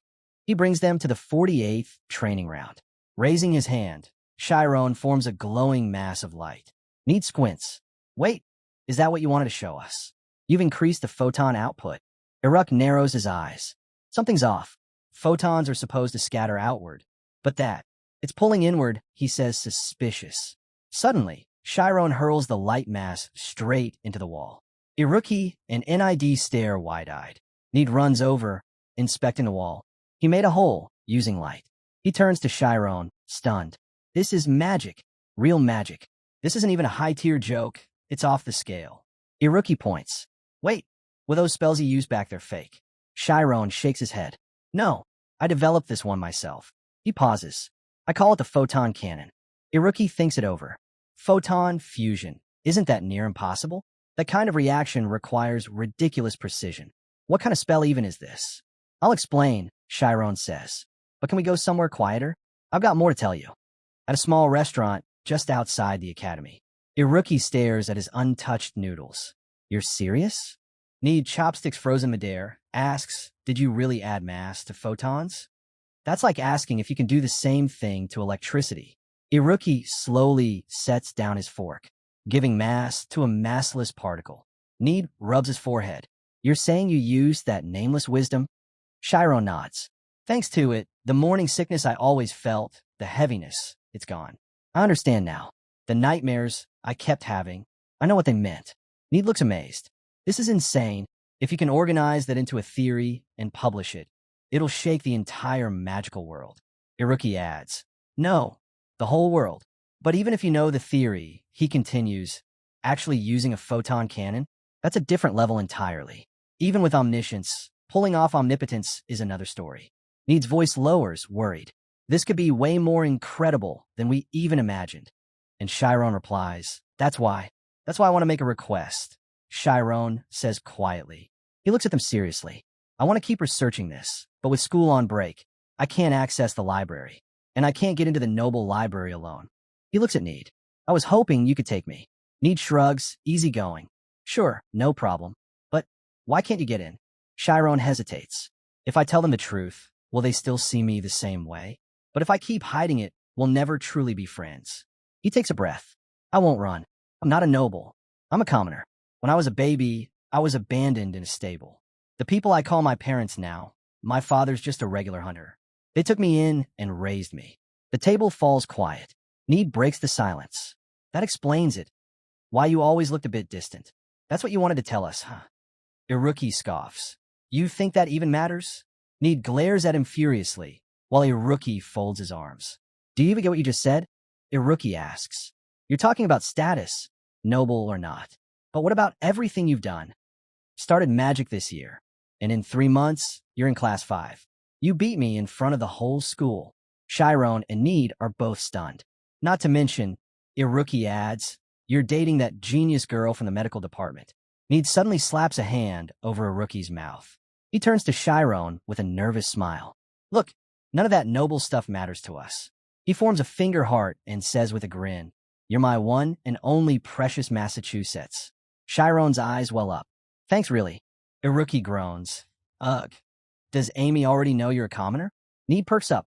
Wait, how long have you two known each other anyway? Chiron scratches his head. Not long, really. It started off a little rocky. Need leans forward, totally serious now. Tell me everything. Start from the beginning. Narration.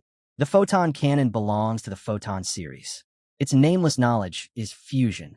It's classified as an active spell, one that draws on the omniscience of photon manipulation. By granting mass to light and firing it at near light speeds, it creates a devastating physical force. It's expected that as the casters control their omnipotence, over light improves, the photon speed and output will only continue to grow. Though the spell boasts immense power like most fusion magic, its toll on the mind and the intense focus it demands is overwhelming. Meanwhile, in the Thormia Kingdom's capital, a boy races through the crowded alleys of Bashukassid. The scene flashes back to 5 years earlier. A scrappy young boy named Canis sprints through narrow streets, clutching a scrap of food tightly as he pants for breath. Behind him, several thugs armed with knives close in. One sneers, looks like the brat's asking to die.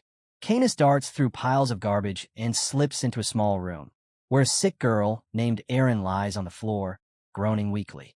Canis rushes to her side, asking if it hurts badly. Holding up the bread with trembling hands, he says, It's real bread. I got it. Suddenly, the door bursts open. The thugs have found him. Their shadows loom large. Canis turns, frightened, as one of the men sneers, Finally caught you, rat. A brutal punch sends Canis sprawling across the floor. The narrator cuts in. This is the start of it all. A hidden place that was never meant to be found, now completely exposed. The beating continues. One thug demands to know how long Canis planned on running. Another snatches the bread from his hand, laughing mockingly. You really thought you'd hide something this good? This little piece of meat? He sneers, then crushes Canis' face under his boot. Canis screams in rage, warning them to stay away from Erin. Touch her and I'll kill you. I'll kill all of you, he yells. The man laughs, amused by the threat. You hear that? He thinks he can kill us, maybe in his next life. The brown-haired man turns to his blonde companion. Kill him, he says coldly, casting a glance at Erin's weak form. Just as he raises his hand, a thick black fog suddenly materializes and engulfs them. In an instant, the attackers are slain. Canis stares in disbelief. The fog gently cradles Erin and lays her down with care. A mysterious voice emerges from the darkness, asking, So what do you think? Isn't magic fun? As Canis looks up, awestruck, a faint smile crosses his face. Back in present-day Bashuka, at the heart of the Thormia Kingdom, a figure sits quietly atop a building, scanning the one across from him. Security's tight, he mutters. Never seen this many relics in one place, and each one's priceless. Next to him, a boy asks, "So what exactly are we here for?" He responds calmly, "We're after the heart of the mana control system. The legendary artifact, known as the Dragon Heart, sits deep inside the secured chamber on the third floor of the STE building. 15 guards are stationed around it. But before anyone can lay hands on the artifact, there's a critical catch. Spirit zones are completely disabled inside the structure. With no other option, Canis decides to go by himself. His partner warns him to be careful, but Canis simply smirks, then takes a daring leap. As he dives toward the building, he hurls his black fog ahead, shattering the window. The moment he crashes inside, guards begin shouting, "Intruder!" Canis wastes no time. He takes them down in a flash, leaving the stunned guards gasping. How is he using magic? Without breaking pace, he pushes deeper into the building. Up ahead, 3 more guards spot him. "He's a mage," one of them shouts, as the other prepares to intercept. But Canis flings them aside with a wave of his black mist. He reaches the iron room, kicks the door open, and steps inside. His eyes lock onto a glowing stone in the center. There it is, he mutters, the Mona control system's core. He grabs the artifact, but before he can leave, more guards flood in. His black mist lashes out again, draining their energy instantly. Just then, footsteps echo behind him. Canis glances over his shoulder. "Perfect timing," he says with a grin. "Aaron." Aaron steps into view. Without turning, Canis asks, "You saw? I didn't kill anyone, right?" He jerks a thumb toward the unconscious guards. "Relax. Just knock them out." Suddenly, an explosion rocks the building. Outside, a brown-haired man watches the smoke swirl.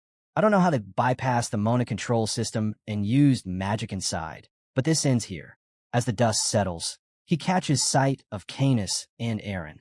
His eyes widen, dark magic. They launch their attack, but he quickly raises a defense, shielding himself from the blow.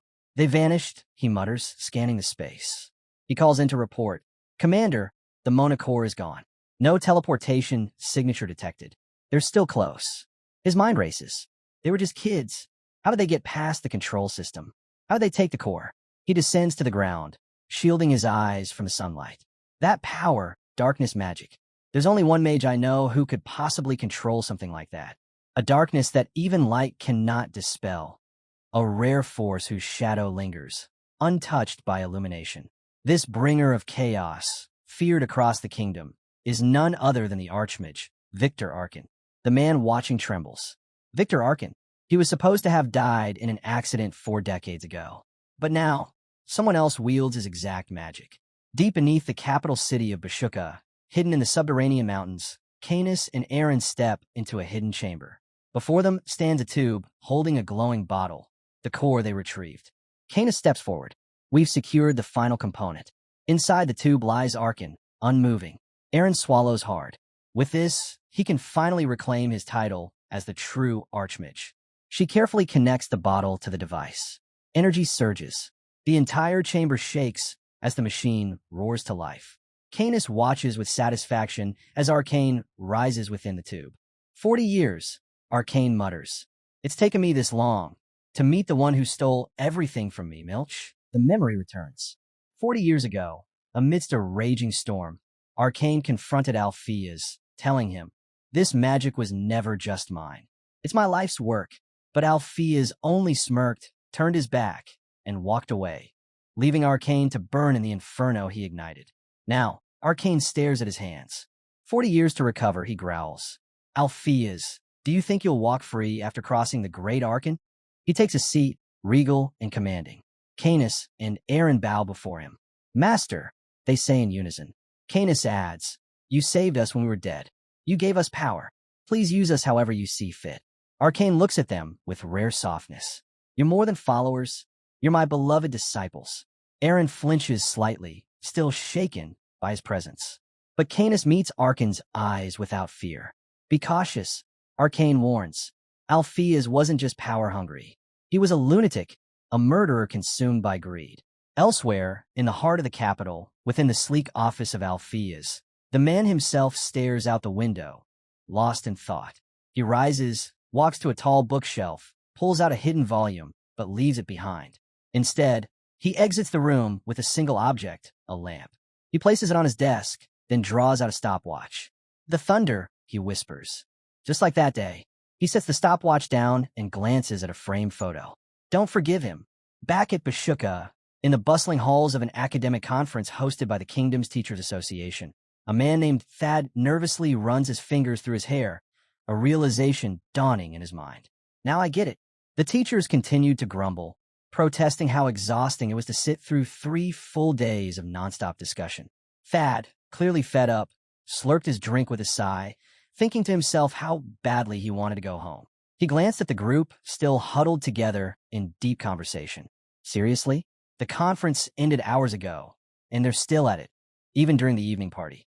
He couldn't figure out why he was still there, except maybe for one reason.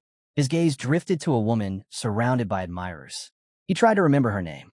Was it Ogent, an elite artist from the renowned 99 Artists Association, the court's official pianist, and a direct disciple of the legendary Melodies Merchant?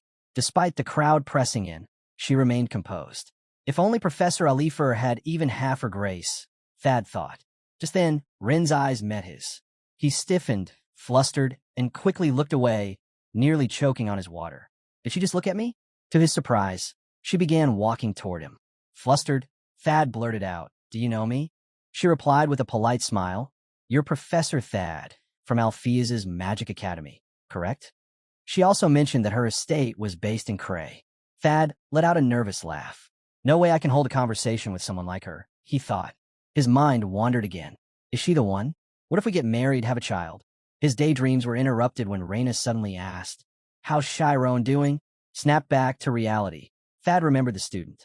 Raina had been like a guardian to Chiron, and she'd personally recommended him, a rising star at their academy. She's incredibly talented, Thad replied. Top of her class, actually, and she's getting along great, popular with everyone. The moment he mentioned Chiron having a girlfriend, rumored to be the prettiest student in the academy, Raina froze. Her expression shifted, as if struck by lightning. "Oh, I'm so glad," she said with a shaky voice. Thad, sensing the awkwardness, asked if there was anything she wanted to pass on to Chiron, but she just smiled and replied, "I'm just happy he's doing well." Trying to reassure her, Thad added, "You don't need to worry. Alpheus's is one of the kingdom's top academies. We'll take great care of him. You have my word." Raina gave him a warm smile. "Then I'll leave Chiron in your hands." At that moment, Ren clapped her hands cheerfully. "It must be fate we ran into each other tonight. Are you traveling to Sis tomorrow?" Thad nodded quickly. "Yes, and I was hoping to treat you to a nice lunch too." "I'd love that," she said, "though I have a concert in Bashuka first." Thad hesitated, then asked Chironly, "Would it be all right if I came to watch?" She smiled. "It would be a pleasure." Thad lit up with excitement, until Raina leaned in and said something ominous. Raina's voice dropped as she explained her concern. Something serious had happened in the capital. She worried that her concert might be nearly empty. Thad raised an eyebrow. "Something happened?" Raina continued, her tone more hushed. "Last night I heard Inferno was ambushed. A B-class criminal managed to escape." Thad's expression tensed. "Who was it?" She hesitated, then said quietly, "They're calling him an unidentified dark mage." His eyes widened. "A dark mage?" She nodded gravely. "Because of that, the entire capital's been placed under martial law." Thad froze in place, then leaned in urgently. "Tell me everything, please." Raina sighed. "They said he was an old man with white hair. That was all it took." Thad's heart dropped. In a flash, he bowed to Run. "I'm sorry. I have to leave." Before she could respond, he turned and ran. "Thad, where are you going?" she called after him. But he was already gone, sprinting through the party. A dark mage escaped. White hair. There's no doubt. It's him. This is exactly his style. And it had to happen while I was away. The night before, inside the high-security prison known as Inferno, chaos erupted. Criminals screamed as black fog slithered through the corridors, suffocating everything in its path. Bodies flew through the air as the darkness consumed them. Arcane walked calmly through the facility, flanked by Canis and Aaron, leaving devastation in their wake. Dark magic holds 2 terrifying traits: absorption and assimilation, the narrator explained. It absorbs energy and reshapes it. And though darkness may strike physically under strong willpower, it cannot overcome light on its own. Arcane placed a hand on Canis's shoulder in approval. Canis, looking up at him with admiration, thought, "This is the man who pulled us from hell." "Archmage Arkan, you're getting better," Arcane said. "Keep going, and soon, even the light will fall." Canis looked over the scene, bodies piled and crushed. His eyes burned with pride. "They're nothing but insects." Aaron, uneasy, stepped forward. "Master, this place isn't part of your revenge. Isn't this too much?" Canis cut in. "All we need to do is trust the master. You know he doesn't act without purpose." Aaron looked at Canis for a moment, then smiled. "You're right. I understand." The three reached Inferno's main hall, blowing through doors as if they were paper. A voice echoed from inside. "Breaking through the door like that. Impressive." One of the criminals, still alive, looked up at them. "You a mage?" he asked, eyes fixed on Canis. Aaron watched silently as another man stepped forward, amused. "What's this? Bringing kids along? What is this, a field trip?" He extended a hand with a smirk. "Still a pleasure to meet you." "He's Nightcat Kren," someone whispers. "He already knows who we are." Arcane glances at Kren, expression unreadable. Then, with a cold smirk, he finally speaks. "So you've come to fish in this place, but it's only filled with minnows." Kren and his crew bristle with anger. "Who are you calling small fry?" With a roar, they charge at Arkan. But within seconds, they freeze mid-step. "Where did he go?" "It's dark. I can't see anything." Suddenly, the walls start to close in. "What's happening?" "The walls. They're crushing us." Their screams echo through the prison halls before being silenced. Blood trickling down as their bodies are trapped and crushed between stone. Aaron glares down in disgust. Red splatters drip away from the ledge. Meanwhile, behind a massive stone pillar, another presence stirs. "Is that Schema?" Aaron asks, narrowing his eyes. He's masking his presence well. The man behind the pillar steps out, chains rattling as his muscled arms flex and swell. His eyes burn with fury. "You caught me," he growls. "But tell me, what are you after? Are you trying to rebel against the kingdom?" Canis and Aaron watch him with quiet contempt. "I've heard that line before," Canis mutters. The man grits his teeth and lifts his arms. The chains wrap around iron balls as he launches a strike straight at Arkan's face, slamming into him with raw force. But his eyes widen in disbelief. That hit barely landed, and the impact, it's being swallowed. The side of Arkan's face begins to dissolve, melting into black mist. "You pass," Arcane says calmly. The brown-haired prisoner scoffs, tossing the ball aside. "Pass? What are you even talking about? I didn't audition for anything." Arcane takes a step forward. The mist creeps closer. The man quickly shields himself, thinking this isn't good. He rips off the chains with a violent jerk. "I know what drives you," Arcane says. "Money. So here's a deal. I'll free you, and in return, I'll offer you work, profitable work." The man's eyes light up. "Now you're speaking my language." Canis observes silently as the deal is sealed. Far from the carnage, in a dense jungle, a cart rattles down a dirt road. "Can't this thing go any faster?" a passenger growls. "I paid you enough gold to fly." The driver grunts. "No matter how fast we go, we'll reach Cuss by morning. What's got you rushing around this late, anyway?" In the back of the cart, Thad lies on his back, staring blankly at the night sky. Last night, Arcane ambushed Inferno. If that was just the beginning, then next. Revenge for what happened 40 years ago. Thad thought grimly. "I need to warn the master, fast." Meanwhile, at Alphea's magic academy, heavy rain soaked the grounds. A brown-haired man with a tattoo on his arm pulled his coat tighter. "It's freezing," he muttered. "This downpour's insane. Do we really have to do this?" Kenny's, walking beside him, snapped, "Quit whining, Lucas. You signed a contract. Do your part." Lucas grumbled. "If I'd known the job meant raiding a magic academy, I'd have charged triple." Still, he followed, muttering to himself. "Why am I even mixed up in this?" They had promised a handsome payout, so he tagged along. But this was looking more like treason than mercenary work. He glanced over at Aaron. She looks like she's done this kind of thing before. Too pretty to be a high-profile criminal. Before he could say more, Kenny's turned on him. "Your job is simple. Watch the hostages. Follow the damn contract." Lucas lazily asked, "Where are they anyway?" "You'll see them in the morning," Kenny's replied, brushing past him with clear irritation. Why did Master even bring this guy? He thought. Lucas shrugged, watching Canis walk away. Whatever. Everything's falling into place, just as planned. Across the academy, Arcane cast his magic, spreading a dense black fog that began to engulf Alpheus's academy like a growing storm. Within the academy, in one of the library's deep corners, Chiron was immersed in his spirit zone. He spoke softly. When mass first formed, the symmetry of the universe broke, and from that, an event began. All the interconnected results led to the world we live in now. Nearby, under a pile of books, Need suddenly sat up. Wait, so if there's no mass, does that mean this world disappears? He paused, confused. More importantly, how was mass created in the first place? It just happened, he asked, looking around.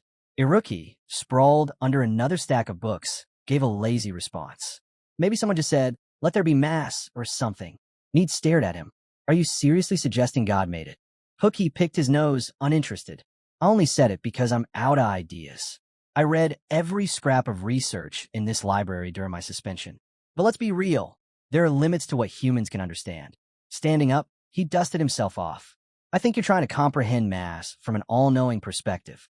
Then, he turned to Chiron.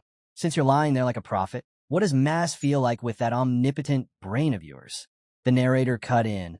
A mage's omniscience forms the foundation of their objectivity. But their omnipotence, that's always subjective. Chiron lowered the book from his face and answered, thoughtful and calm. It's hard to explain with numbers, Chiron said quietly. In his mind's eye, broken shards of mirror floated through the vastness of space. They slowly assembled into tiny orbs of light, each pulsing gently. It feels like existence itself, he added. When the others asked what he meant, Chiron reached toward the lights and touched one. It's like something fiercely trying to prove it exists. A will to be. Iruki nodded thoughtfully. So, it's a plunge into the essence of existence. Need turned to Iruki. What about Chiron's omnipotence? How would you define it? Iruki scratched his head, then said, what if we call it the God particle? Need's eyes widened. Not bad. It does spark the imagination. Chiron's eyes lit up. That's it. That's exactly what it feels like, he said excitedly. Need added. And since omnipotence gets stronger when you can picture it clearly. Chiron clenched his fist. Then I'll refine that image. God particle. I'll focus everything on it. Later, as the three walked through Alpheus's magic academy, Nate sighed. Guess vacation's over. Iruki rolled his eyes. Since when is suspension a vacation? Chiron smiled. You guys haven't forgotten our promise, have you? Need and Iruki blinked, staring off. Right? We need to make it a class for this semester, one mumbled. To graduate together, the other added with a sigh. Chiron crossed his arms. It's only been a day since you two got all fired up about it. Their voices trembled. You think we'll be stuck in class 5 alone? Iruki joked. Wouldn't you want to stay an extra year? No, Chiron replied bluntly. Your grades are better than mine. If anyone's at risk, it's me. As they strolled on, Nate said, it's our last free day. Want to chill in the research room? Chiron shook his head. I've got something to do. You guys go on ahead. Iruki called after him. Don't forget to swing by after. As Chiron walked alone, memories rushed in. How clueless he'd been when he first arrived, how much he'd changed since discovering the God particle, and how many valuable friends he'd made. He remembered Amy, visiting Thad's office, meeting Professor Alifer, bringing apples as an offering, presenting their work. Amy walking out after the presentation, annoyed that he still called her senior. Now, in the graduating class building, the steel door creaked open as students filed in. Amy and Sariel strolled through the corridor, only to stop, startled. There stood Chiron, holding out 2 cups of coffee. Sorry, he said with an awkward smile. Didn't mean to scare you. Just wanted to surprise you. Amy stared. Chiron bowed his head. Thanks, Amy, for everything. But instead of responding warmly, Amy asked sharply, since when do you talk to me so casually?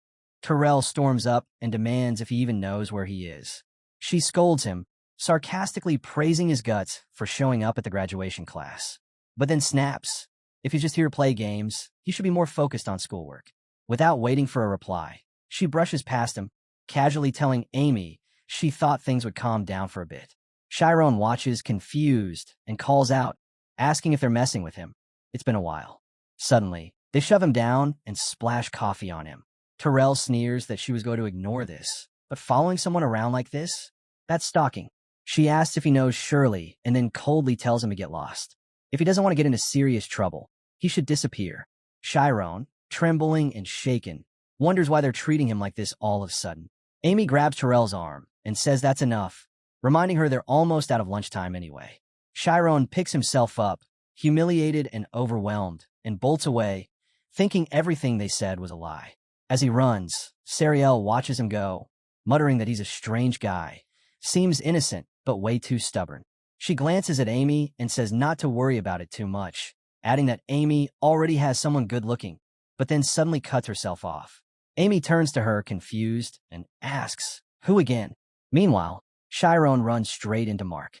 Mark glares at him, furious, demanding what he's doing. But as he sees Chiron's class tag, his expression changes. He stiffly bows and apologizes. Chiron, still trying to catch his breath, asks if Mark doesn't recognize him. He reminds him about the teleportation test they did together. Mark hesitates, squints at him, then nervously glances away, muttering he's not sure. Chiron, stunned, asks again if he seriously doesn't remember him. Just then, S shows up, asking what's going on. Chiron turns to speak, but freezes when Alifer appears beside her. Alifer looks Chiron up and down, confused. She asks if he's new. She's never seen him around. "What's your name?" she asks. Chiron just stares at her, speechless. Around them, whispers start. Students begin murmuring that they've never seen him before. Someone wonders if he's a thief. The tension builds until Chiron panics and dashes off. The students yell after him to stop, calling him suspicious. Running hard, Chiron tells himself none of this is real. It has to be fake. He flings open a door and finds Nade and a rookie inside. They freeze, stunned to see him. "Nade, you're rookie," Chiron calls out, stepping into the room. "Do you guys know me?" Nade immediately snaps, demanding how he got in. Both of them close in, questioning who he is. Chiron just stands there, overwhelmed, thinking just for a second, "I really thought." From the very start, he questions whether he ever truly belonged at this school. Confused, he wonders if he's just dreaming. He's asked how someone from outside could possibly know the master key to Istis, and whether another faction sent him here. Again, they press him for answers. Who exactly is he? Chiron's eyes start to well up, while Nade and Iruki, still awake, can't help but laugh. Iruki chuckles, asking how long he's been doing this, and Nade jokes about how great his acting was. Nade even starts repeating Chiron's words mockingly. Suddenly, Chiron drops to his knees, tears streaming down as he pleads. Do they really not remember him? He sobs uncontrollably. Nade, now serious, apologizes for teasing him. After a few moments, Nade gently asks if truly no one else remembers him. Iruki comments that it's strange. Professor Alifer didn't recognize him either. Still crying, Chiron says he saw it in her eyes. She genuinely had no idea who he was. Nade says they need to be sure. Worried, Chiron shouts, asking what they'll do if everyone forgets. Iruki suggests they come up with a sign. Iruki then scribbles something on N's hand, a starlight-shaped tattoo. NID calmly says he thinks they'll be fine, even if their memories disappear. Looking at the tattoo, Chiron wonders if something might have happened before, specifically with the Supernatural Spirits group. Mage says he isn't sure, but to his knowledge, nothing unusual occurred. Iruki insists they need confirmation from the academy. When they reach the academy, they're shocked. Students are moving in formation, heading somewhere as if in a trance. It's even stranger than Chiron had described. They decide to get closer. Chiron nervously asks if they'll end up like the others. Iruki says it's unlikely, since he's already interacted with them directly. As Chiron tries to make sense of things, Mee suddenly spots a gray-haired boy, Gabe, and calls out to him. Gabe looks stunned. "Do I know you?" he asks. Nade storms over, confirming they do know him and demands to know where he's going. Gabe stares back, confused. "Who am I to you? And what is this sound I keep hearing?" Just as he mentions it, the sound becomes overwhelming. He starts screaming. Eni urgently asks him about it. Strangely, Iruki says he's already forgotten what Gabe's voice and language even sounded like. As Gabe continues screaming, Iruki whispers. He's losing his memories right in front of them. And Chiron. Chiron suddenly gasps. He stopped moving. The three of them glance around, startled. Students, juniors, and others from different buildings are all quietly heading in the same direction. An old professor walks among them, his steps unnaturally guided by a dark fog drifting around him. Aaron stands nearby, manipulating it. Aaron turns to Canis and says everyone's gathered. It's time to move. She admits it's giving her chills. Canis gives a quick nod. Lucas watches the students blankly, commenting that they're like zombies now. Their minds are shut off, but their bodies still respond.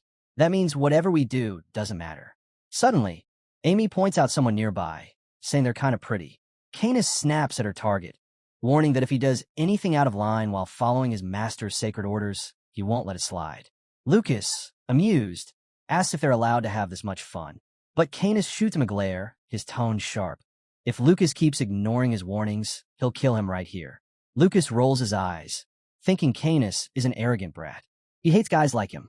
Truthfully, he wants to kill him now, but he's not foolish enough to fight inside a mage spirit zone. Slowly pulling his hand away from Amy, he silently vows to strike first when the moment comes. Out loud, Lucas just mutters that if he doesn't get paid, it's his loss. Canis says nothing, simply turning his back. Meanwhile, Chiron, Iruki, and Nate are quietly watching. Their eyes are fixed on the group, and they begin to suspect that this group is behind everything. Nate, furious, says they need to act now and stop them, but Iruki stops him. No, Iruki replies firmly. They used high-level memory wipe magic on over 500 people. That kind of spell isn't easy. He explains that among those affected are not just students, but some of the Academy's brightest minds, people with mental strength trained at elite magic schools.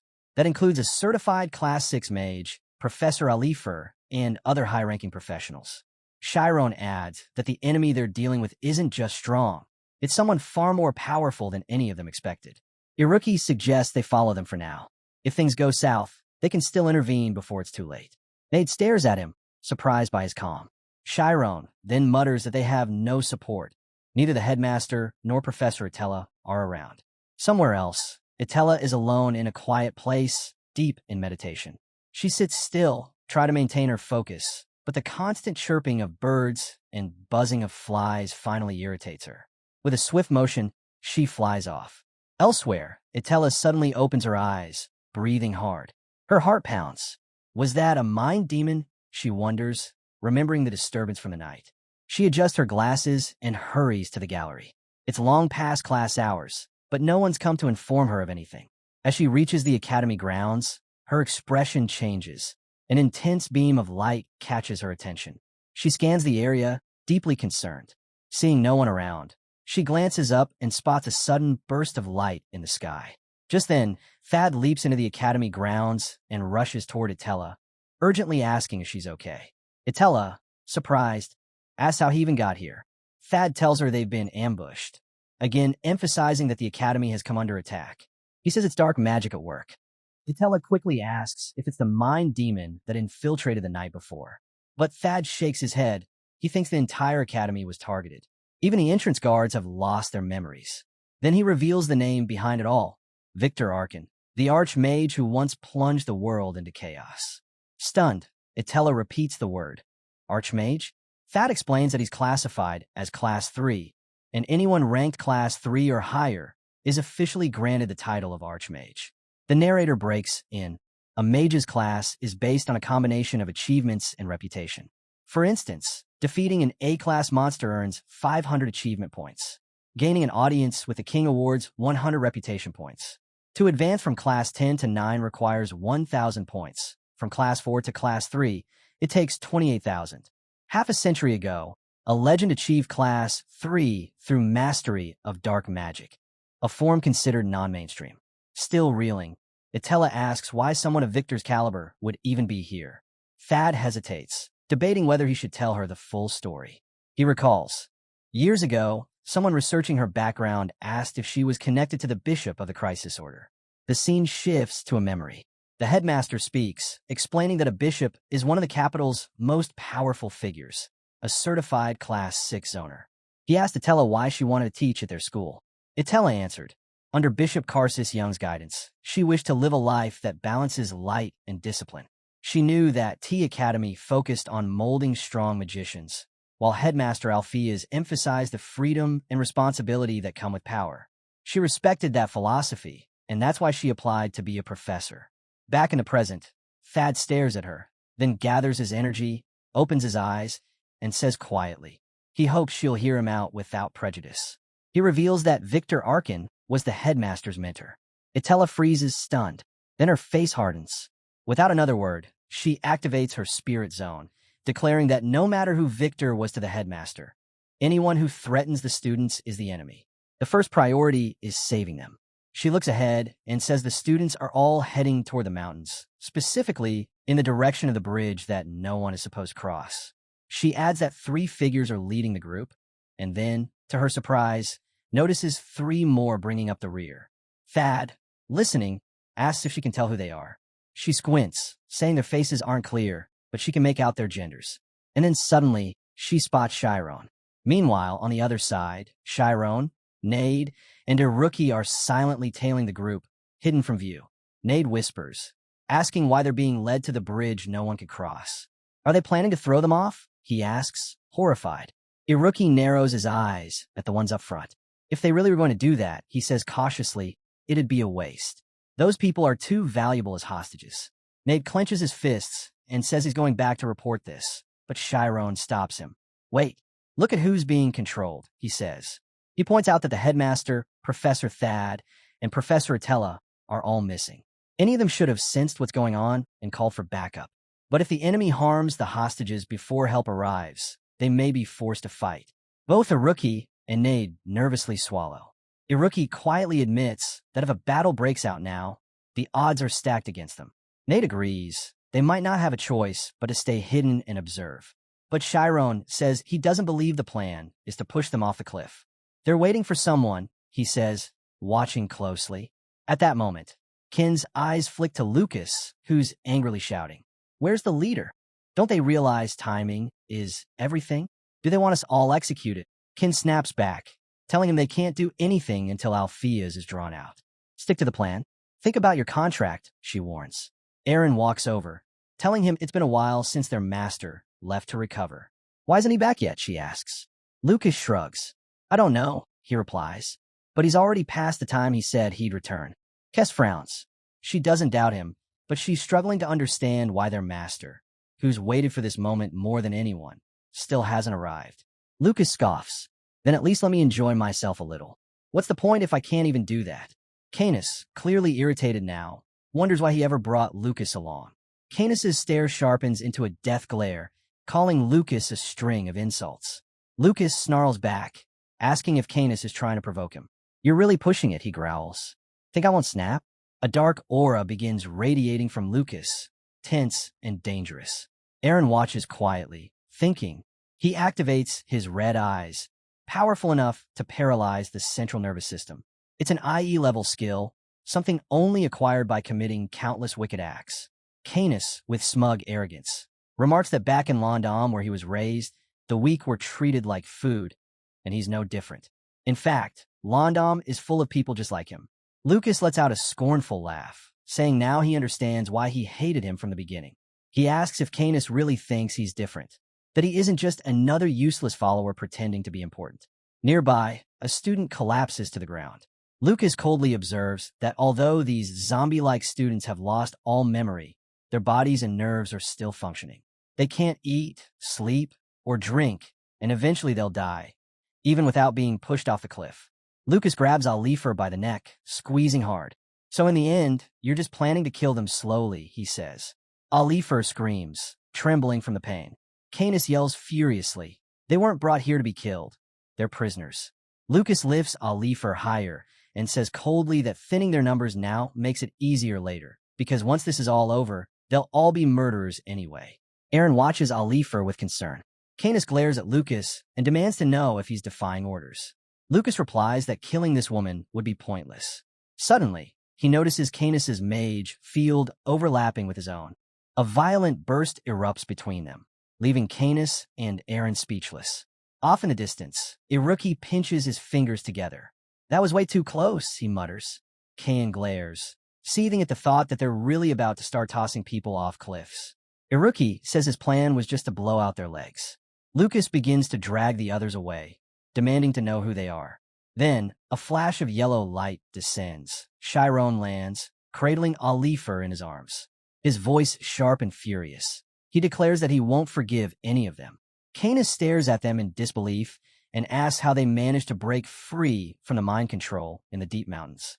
Meanwhile, Arcane steps out a small cave and spots Attila. He asks if she's alone. Just before this, Thad had told Atella that they're clever. He's confident they can stall for time. Atella asked, "What about you?" Thad replied that he would go search for the headmaster, saying his role is done now. Atella, resolute, says her path is already clear. Thad nods and leaves it in her hands, telling her to go find Arkan. Now face to face with him, Arcane notes her religious nature. Atella greets him with respectful calm. He introduces himself with a smirk, saying she must be Atella, a bishop of the Karsus order. An honor to meet a living legend, he adds.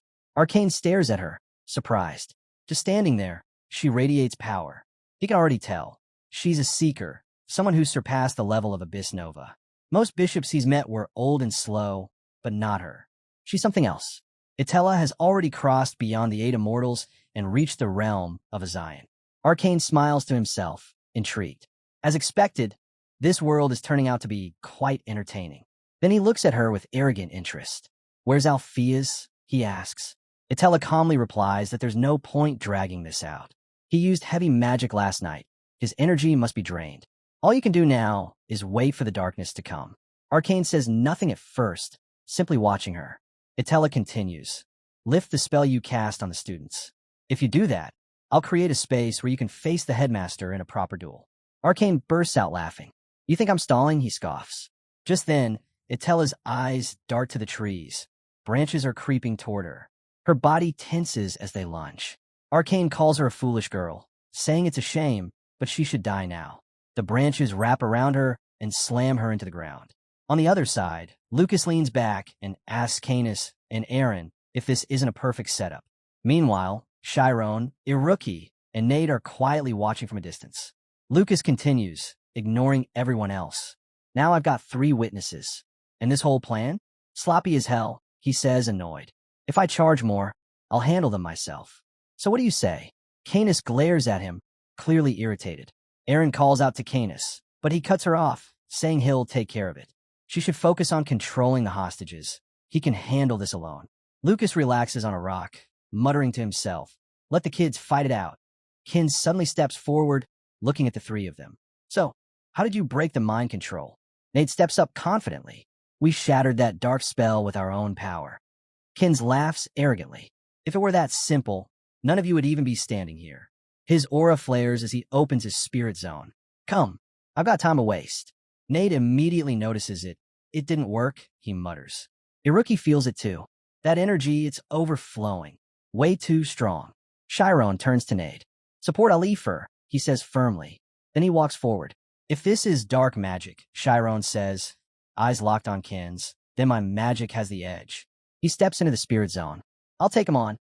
After dealing with the swordsman, Inni suggests they should probably fight together. He doesn't think the swordsman will get involved, but tells Chiron to let him know if he needs backup. Chiron warns them not to trust him. He just threw someone off a cliff, and he's incredibly powerful. Lucas stays silent, eyeing Chiron. Inwardly, he admits the kid's sharp and annoyingly observant. Iruki quietly agrees with Chiron's judgment. Though he usually stays calm, Chiron turns into someone else entirely during real combat. As Chiron and Canis step forward, their magical auras flare. Chiron eyes Canis with suspicion. His gaze is so blank, it sends chills down his spine. There's no reading that face. Canis suddenly unleashes waves of thick black fog at Chiron. Instantly, Chiron counters with a glowing orb, using photon output. The light explodes, but feels wrong. Even after getting hit, Canis's form twists into a shadow. Unfazed, Chiron summons another photon orb and fires it again. The light crashes into him. Yet Canis's shadowy form stays intact. Nate is stunned. He took a direct hit from the light, yet still managed to hold his shadow together. Canis smirks in response. Chiron, gritting his teeth, wonders if this guy is defying the laws of nature. Does this mean the gap between them is just that massive? Canis looks at him curiously, asking if he's relying on compatibility alone. Deciding to match him with pure technique, Chiron channels his energy and throws a concentrated mass of light at him. Canis senses something's off. This one's different. Before he can react, the ball of light slams into his abdomen. He screams in pain, caught off guard by the sudden strike. Aaron's eyes go wide as he watches Canis reel from the blow. Canis shouts, still shaken that the light managed to hit and knock him back. Nade, Iruki, and Lucas all turn a look. Lucas narrows his eyes, deep in thought about Chiron. Far away, a tree trembles from the force. Birds scatter. Underground, in her spirit zone, Itella looks away, haunted by the memory of Arkan's mocking voice telling her to die. She turns back and spots Arkan's shadow, so black it seems bottomless. Still, if this is truly Sthesia, she's ready. Activating her teleportation zone, Itella dodges the shadow attacks like hurdles in an obstacle course. Arcane acknowledges her skill, but tells her that no matter how fast she is, she will never escape her shadow. Itella watches as the shadow takes the shape of fists rushing toward her. She realizes if she teleports now, her legs might be torn apart. And then, Itella, refusing to go down, begins teleporting her upper body in rapid bursts, dodging the tangled branches just in time. She breaks free of the trap and slams her fist into the ground with such force that the terrain trembles. Arcane watches her with sharp interest. As expected of a crisis bishop, he mutters. If she wasn't stuck here as a professor, she would have become a legend. Then his expression darkens. But Althea's, he stayed silent, stole her brilliance, and claimed all her achievements as his own. Arcane suddenly raises his voice, shouting Althea's name with arrogant disdain. Itella yells back, demanding to know what he wants. But before she can react, Arcane's attack strikes her directly. Blood spills from her lips. Her glasses shatter. Elsewhere, in the headmaster's quarters at Althea's Magic Academy, Thad searches the room, calling out for the headmaster. He looks around carefully. I know he's here somewhere. I've heard he built a hidden chamber in this room, he thinks. Then he spots it, a black book with a strange title sitting near a dark pad. He lifts the lamp, and as it glows, a hidden door opens. Stepping through, Thad sets the lamp down on a desk and calls out again. His eyes land on a painting of a young girl hanging on the wall. His thoughts flicker to the past. Suddenly, a voice answers, Althea's. Who's there, he asks. Thad, surprised, asks if he's okay. Althea's stares at him, stunned. Wait, do I know you? Thad's heart sinks. Don't tell me. Did you lose your memories? He studies Althea's more closely. Unlike everyone else affected, something is off. He hasn't completely lost himself. Althea's, frowning, touches his face. So I didn't travel through time after all. I just became an old, wrinkling man. Where did my handsome 18-year-old face go? Thad stands frozen. 40 years of memories gone. He realizes in disbelief. This is him, the infamous, arrogant Althea's. Althea's, now sitting casually in a chair, gestures for Thad to come closer. So, what happened to me? Thad explains he was struck by dark magic and lost his memories. Not just him. Everyone's in danger. Teachers, professors, even the students. But before he can continue, Althea's cuts him off with a booming laugh. I'm a professor now, and I'm respected. Althea's bursts out laughing. Suddenly, he grabs Thad by the collar and pulls him close. What class am I teaching? Thad gulps. C Class 4. Althea's laughs even louder, shaking the room.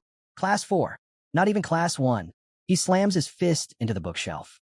Me, the continent's greatest genius. Reduced to teaching Class 4, despite being nearly 60 years old, he's still just a headmaster. Thad could only stare in silence. Althea's glances at the girl's portrait, scoffs, and tosses it to the floor. You're keeping a ridiculous painting like that in your room? He says coldly. And you call yourself my student? He demands that Thad restore his memories using phonation magic. Immediately. He needs to know what kind of pathetic life he's lived for the past 40 years. Thad, eyes wide and filled with fear, pleads, You really can't remember any of it? But Althea's, glaring at him, replies, If you truly are my student, then you're expelled. I have no use for someone this week. Do you really think the great Althea's would break down over a few bad memories? Thad trembles, trying to hold back his tears. A thought flashes through his mind. If someone relives the same memories twice, their personality usually reverts to what it was back then. Gripping his head, panic creeps in. What if he doesn't return to who he used to be? What if I can't trust him like this? Still, Thad steels himself and says, I'll use phonation magic to lift the seal on your memories, but after that, it's all on you. Althea's scoffs. Worried? Save your worries for yourself. As Thad casts the spell, he reflects. These last 40 years have been nothing but a nightmare. Meanwhile, Althea's is surrounded by a group of beautiful girls calling out to him. One of them, a girl with brown skin, playfully asks how he manages to shine so brightly. Althea's eyes his drink and mutters, "Stop whining already." Lifting his glass, he declares, "Tonight doesn't end." The narrator cuts in. If there's any place where death is always a breath away, it's the battlefield. And they've lived on it for as long as they can remember. To survive, they became weapons. For those who only studied to land a job, there was never any chance of standing against them. That's what the master once said. Ken's body trembles as he lies on the ground. The narrator adds, "He developed dark skin magic on pure instinct." Ken slowly lifts his gaze and thinks, "If I'd been even half a second slower." Someone approaches and warns him, "That was close." "What hit me?" Ken asks. The response is immediate. "Massachusetts. You got struck in the abdomen by a light infused with mass." Ken grits his teeth and begins to rise. Confused, Canis frowns. "What are you even saying? Light doesn't have mass." The other guy replies, "It can if there's a medium that can convert light energy into mass." Canis raises an eyebrow. "That's not any kind of physics I've ever heard of." "You have," the man replies. "You just didn't realize it." Canis stares at him, completely stunned. "I'm just telling you the facts," the man adds with a shrug. "Chiron's different. He's strong. Having that kind of ability as a regular Magic Academy student, that's no small thing." Canis cuts to the point. "Can I beat him?" "You can," the man says calmly. "If you're working together, definitely." Dark mist begins pouring from Canis as he steps forward. Aaron spots him and calls out with excitement, but Nade yells in disbelief, "No way.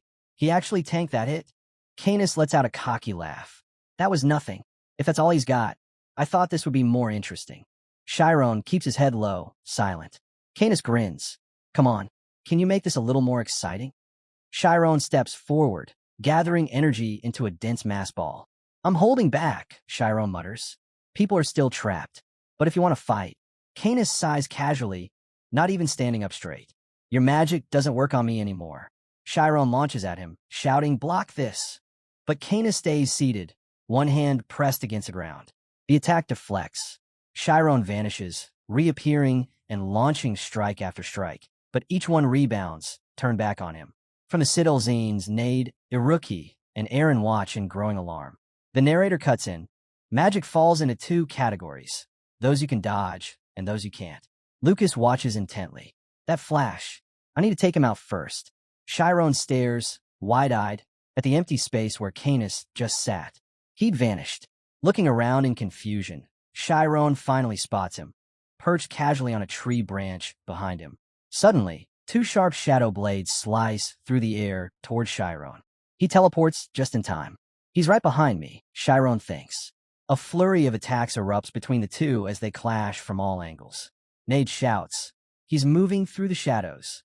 Meanwhile, Canis begins stepping in precise patterns, creating strange lines across the field. Nade turns to Iruki. "Isn't that way too op? He can teleport wherever he wants." Iruki shakes his head. "There's a catch. He can only move to places that are linked by shadows." "Still," Nade mutters, "how do you predict where he'll appear unless you can analyze every shadow?" Iruki narrows his eyes. "Did you forget?" Chiron, yes, the same Chiron who once cracked the infamous dragon's maze, wasn't going in blind this time. Activating his spirit zone, he locked onto the coordinates Canis might jump to next. Analyzing the terrain, he charged up a massive fireball. "This time, I've got you." He hurled a blazing beam of light deep into the forest. Meanwhile, Canis sat calmly on the ground. From his Citadel zines, Nade and Iruki both spotted it. Yes, there's a huge shadow forming. Suddenly, laughter echoed from within. Canis let out a smug chuckle as thick black fog began spiraling around the light-based mass ball and devoured it completely. Chiron froze, staring in disbelief. A mysterious figure, now appearing in full human form, looked at Chiron and grinned. Glowing stuff always tastes the best. Flashback, 40 years ago, in a bar located in the capital city of Bashuka. A brown-haired man raised his glass and gave a cheerful nod to another. "Great job, Sharav." A black-haired man across the table responded, "Light magic isn't easy. But lately, my thesis has been gaining some attention in the field." The long-haired brown man, Sharav, well known for his work in light-based magic, added, "I had a hand in that, too. If it works out, dinner's on me." The narrator cuts in. Back then, Sharav was seen as one of the most promising talents in light magic. at least if Alas hadn't existed. Suddenly, a hand rested on Sharav's. He turned, startled, and there stood Alpheus. Alpheus nodded. I heard you published a new thesis recently. Sharav blinked, surprised. You actually read it? I did. You put in some serious work. I respect that, Alpheus replied, then casually added. But the wave theory you quoted? It's flawed. Sharav's face stiffened. What? That theory's backed by countless experiments. Alpheus calmly countered. It's old. How long are you going to cling to outdated results? Looking him in the eye, he said, I've defined light's true nature. It behaves more like a particle. Sharav's eyes dropped in humiliation. Angrily, he stood and stormed off. Don't ever talk to me again. Alpheus watched him go, then turned to the girls beside him, amused. Why is he so mad? I just told the truth. One of the girls giggled. But everything you said was actually right. Just then, Alpheus noticed someone nearby. Ogent Clumph? 23, right? He asked curiously. Aren't you the one they've been calling Chihuahua behind your back? Back in the present, Canis turns to Chiron and says flatly, This is ultimate darkness magic. That thing is Havi. Havi, the magical entity, turns to Canis with a twisted grin. Look at them, they're seething. Chiron stared in shock. It can talk. Iruki nodded, equally stunned. It's a magical being. I've seen it mentioned in a book once, but I've never heard of one being this intelligent. Chiron's gaze locked on a Havi, eyes wide. A magical being. The narrator cuts in. Alchemy and magical engineering can create physical objects, but they've never managed to solve the mystery of creating life. That domain belongs to magic biology, and its complexity is beyond imagination. It's smart. Way too smart, Chiron murmured. Havi let out a twisted giggle. Nice backside, too. Can't wait to show you what I've got for it. Nade and Iruki winced. This guy's got no filter. Canis, voice firm, added, Yeah, he's intelligent all right. Havi inherited the brain of the Archmage Arcane. Now do you get it? Chiron's eyes darted toward Havi's next attack, but he reacted just in time, vanishing in a blink. I get it, he muttered while falling to the ground. Even if I got strange magic, I'm still just a student. Rolling as he hit the dirt, he fired off a diversion spell to redirect Havi's relentless attacks. At the same time, Canis activated his own strongest magic, muttering, My magic still won't work on that thing. All around them, darkness was creeping in. Chiron's eyes scanned the battlefield as Nade and Iruki rushed toward him. He caught sight of Canis' shadow blades slicing the air toward him and hesitated. What do I do? One of the attacks grazed his arm. I'm not afraid to die, Chiron said through clenched teeth. But if I fall now, they lose everything too. Images of Amy, Sariel, Swift, and the other students flashed through his mind. From a distance, Lucas laughed mockingly, watching the chaos unfold. But Nade and Iruki weren't standing by anymore. They sprinted toward Chiron. I need everything I've got just to keep up with him, Chiron thought. Even my photon cannon's useless. He shouted toward Canis. Then what do we do about that magical being? Looking at Havi, who was tightening the dark mist around him, Chiron clenched his fists and summoned every ounce of power he had left, breaking free in one massive surge. Canis blinked, stunned. Bent light. Chiron landed hard on the ground. Havi licked his lips and grinned. He's got a trick called Rainbow Drop, huh? Nade and Iruki, watching closely, froze in place. NID. Iruki. Look. Chiron raised his hand, a mass of energy forming again. Turning to Canis, he shouted, Magical beings can't function without a power source, right? Is it feeding off our willpower? Havi didn't respond, only stared, unblinking. Canis nodded. They're connected. Chiron exhaled. Good. That means the shadow monster. Canis let out a surprised laugh. Are you seriously saying my willpower has limits? Chiron stood firm. That's what I'm here to find out. Canis suddenly noticed the growing intensity of the light. It was swelling fast. Just before unleashing his next strike, Chiron muttered, Let's see which gives out first, your willpower or mine. Havi spotted the massive light orb forming. Instantly, he moved to shield Canis. We should fall back into the forest, he said calmly. More shadows there. Canis whipped his head around. What are you talking about? We can handle this. But Havi cut him off. I thought you were smarter. Turns out, you're just dense. He pointed toward Chiron. His plan is to keep hitting you non-stop to burn through your willpower. Canis stared in disbelief. What?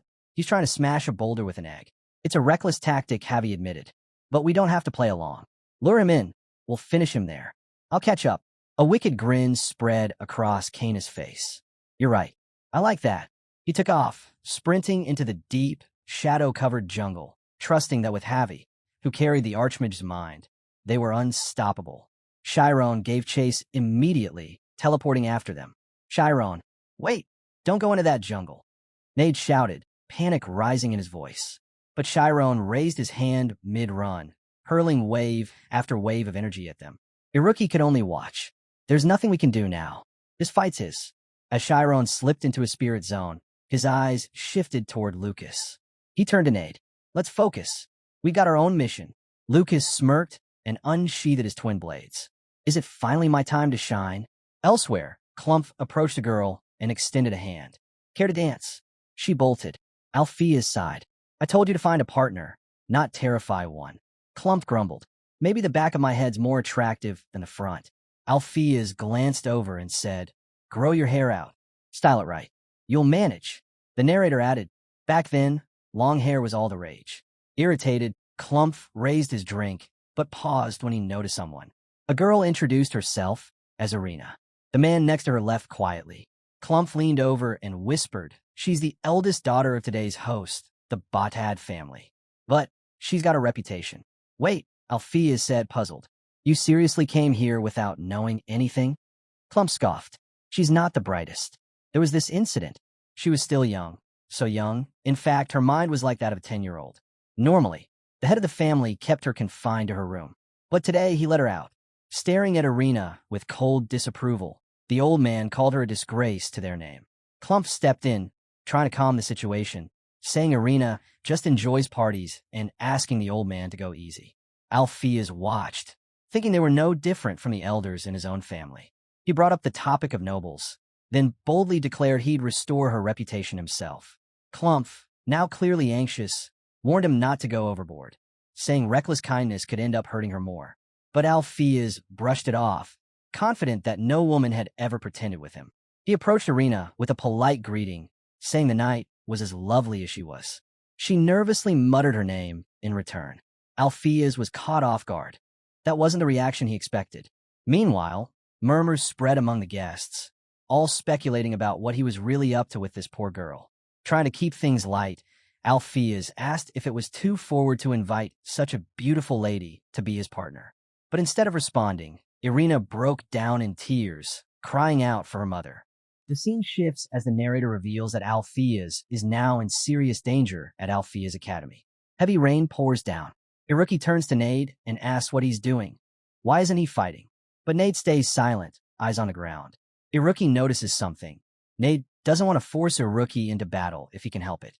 Sweat beads down Nade's face. Iruki finally speaks up, saying he understands.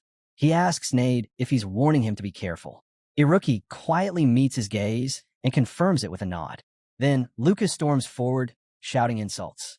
With a huge leap, he attacks, mocking their caution, saying being careful won't change anything. Iruki and Nade quickly activate their spirit zones, blocking Lucas's slashes.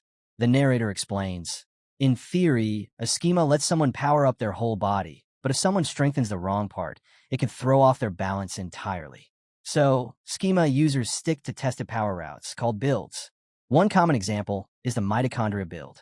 It boosts the energy output of the body by enhancing the mitochondria, known as the cell's powerhouse, and is also the fastest method. Nade, using lightning, warns Iruki to be careful where he throws the electricity. Iruki responds with a detonation attack, targeting Lucas. But Lucas manages to evade. He glares at Iruki and Nade, clearly reassessing them as he prepares for what comes next. They were just inexperienced kids, never having faced a real schema user before. But their coordination was solid. Nade shot an irritated glance, while Iruki, frustrated, couldn't understand why Lucas was so hard to land a hit on. This was nothing like the speed gun test. This was on a completely different level. Lucas lunged forward with full force. His strikes hit hard, but he knew it. His mitochondria build drained stamina way too fast. He needed to wrap this up quickly. As Nade and Iruki launched mitochondrial-based attacks at him, Lucas dodged every single one and sprinted ahead, planning to push his metabolism even further. Out of nowhere, he appeared behind Iruki.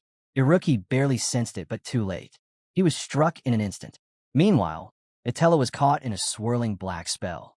Arkan, watching her struggle, admitted she had grit, but as he flung a poisonous spell at her, he coldly said it was time for her to die. Itella stared at the incoming spell. She recognized it, definitely poison. One it would mean death.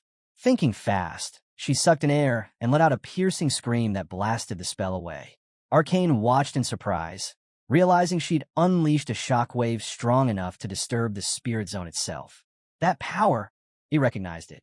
It was the mark of the wave demon. A hole ripped through the wall behind her. Itella vanished into it and reappeared underground. As she looked up from the forest floor, she admitted she couldn't win with spells alone. She needed to switch to schema. Suddenly, light glowed from the hole behind her, and a magical entity emerged, the creature Arcane had summoned. Arcane chuckled with smug confidence as the being raised its massive fist toward Itella. "If that's how you want to do this," Arcane said, "then I'll meet you with power too." Itella didn't say a word. She charged forward, meeting the creature's fist with her own energy-charged hand. The scene flashed back to 40 years ago at a grand ball held by the Bothad family.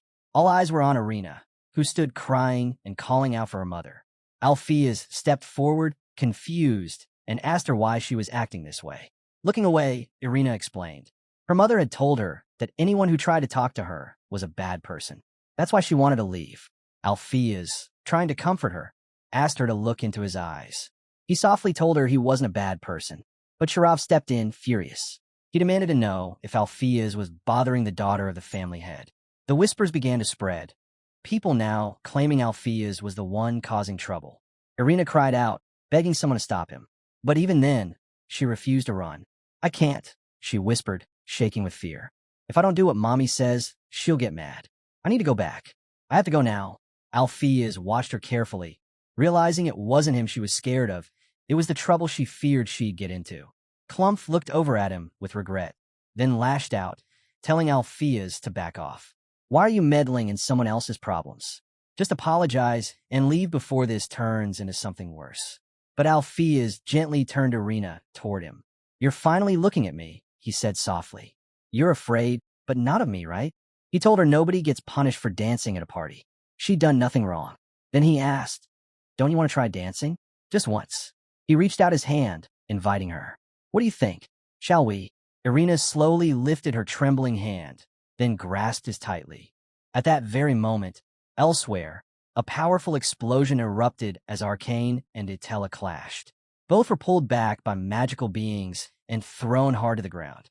Itella landed first, catching herself mid-fall, wondering if this truly was the dark magic she'd heard of. She launched a flurry of punches at Arkan, not holding back. He watched her silently, impressed by the sheer force of her hits. The magical being next to him reared up, both fists raised, slamming them down, but Itella was already gone. Arcane gestured with a fist and a wave, commanding the magical creature forward. It charged, but again, Itella slipped away. She leapt to the side, telling herself not to overthink it. Just destroy it. With that, she pounded her fists in a magical being like falling rain, sending shockwaves rippling through its body. Arcane smirked. That kind of strike didn't break the outside. It crushed what was within. The narrator explained.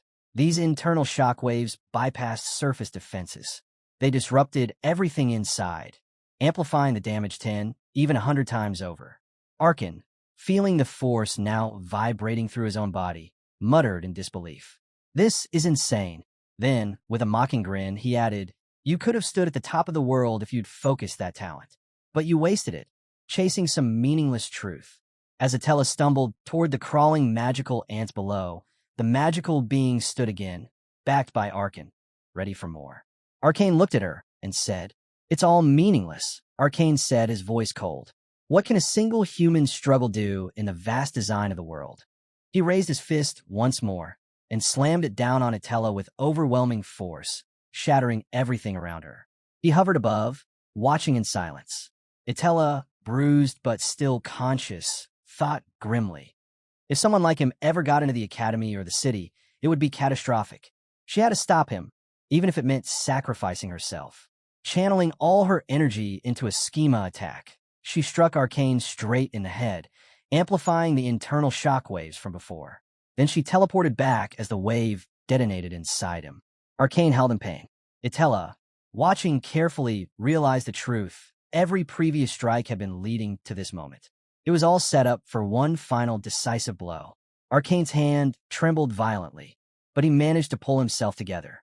He gritted his teeth, thinking how much he'd missed this rush. Memories of clashing with the geniuses of his time flashed in his mind. The magical being beside him began to merge and transform.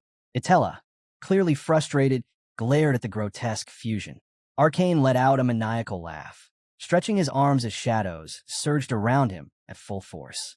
Itella stood her ground, straining under the pressure. The shock waves weren't enough. She clenched her fists, refusing to back down, knowing she had more to give. A massive explosion erupted. Meanwhile, on the battlefield's edge, Nate called out to Iruki through his mage link, asking if he was okay. Iruki, holding a minor wound, brushed it off. It's just a scratch. He then chuckled as Lucas was caught in a web of electrical currents. Nice one, Nate. Lucas, trapped in the energy field, cursed internally. He realized the green-haired kid wasn't just aiming to hit him. He'd used the attack to lock the entire area in a magnetic field to slow him down. Furious, Lucas tried to break free. Nate grabbed hold of him, while Iruki snapped his fingers and gave a mocking bow. Lucas seethed, thinking there was no way he could lose to a bunch of kids. Suddenly, black fog curled around Nade's legs. He noticed it immediately and cut off his magic, eyes narrowing. He looked up and whispered, "It can't be. That girl?" Iruki swept his hand to the side, causing an explosion. But Lucas dodged it and went straight for Nade. The blow landed, but Nade withstood it. Iruki shouted in anger, blaming himself. Then Lucas froze, stunned. Nade stared in disbelief. Lucas's sword was stuck in a block of ice. "Ice magic?" Iruki murmured. He turned to look toward the Alifer and saw her stirring, awakening with her magic. Flashback, 40 years earlier at the same party. A brown-haired man turned to his wife and said something about their daughter, but the words caught in his throat. He never finished the sentence. The atmosphere at the party was warm and lively.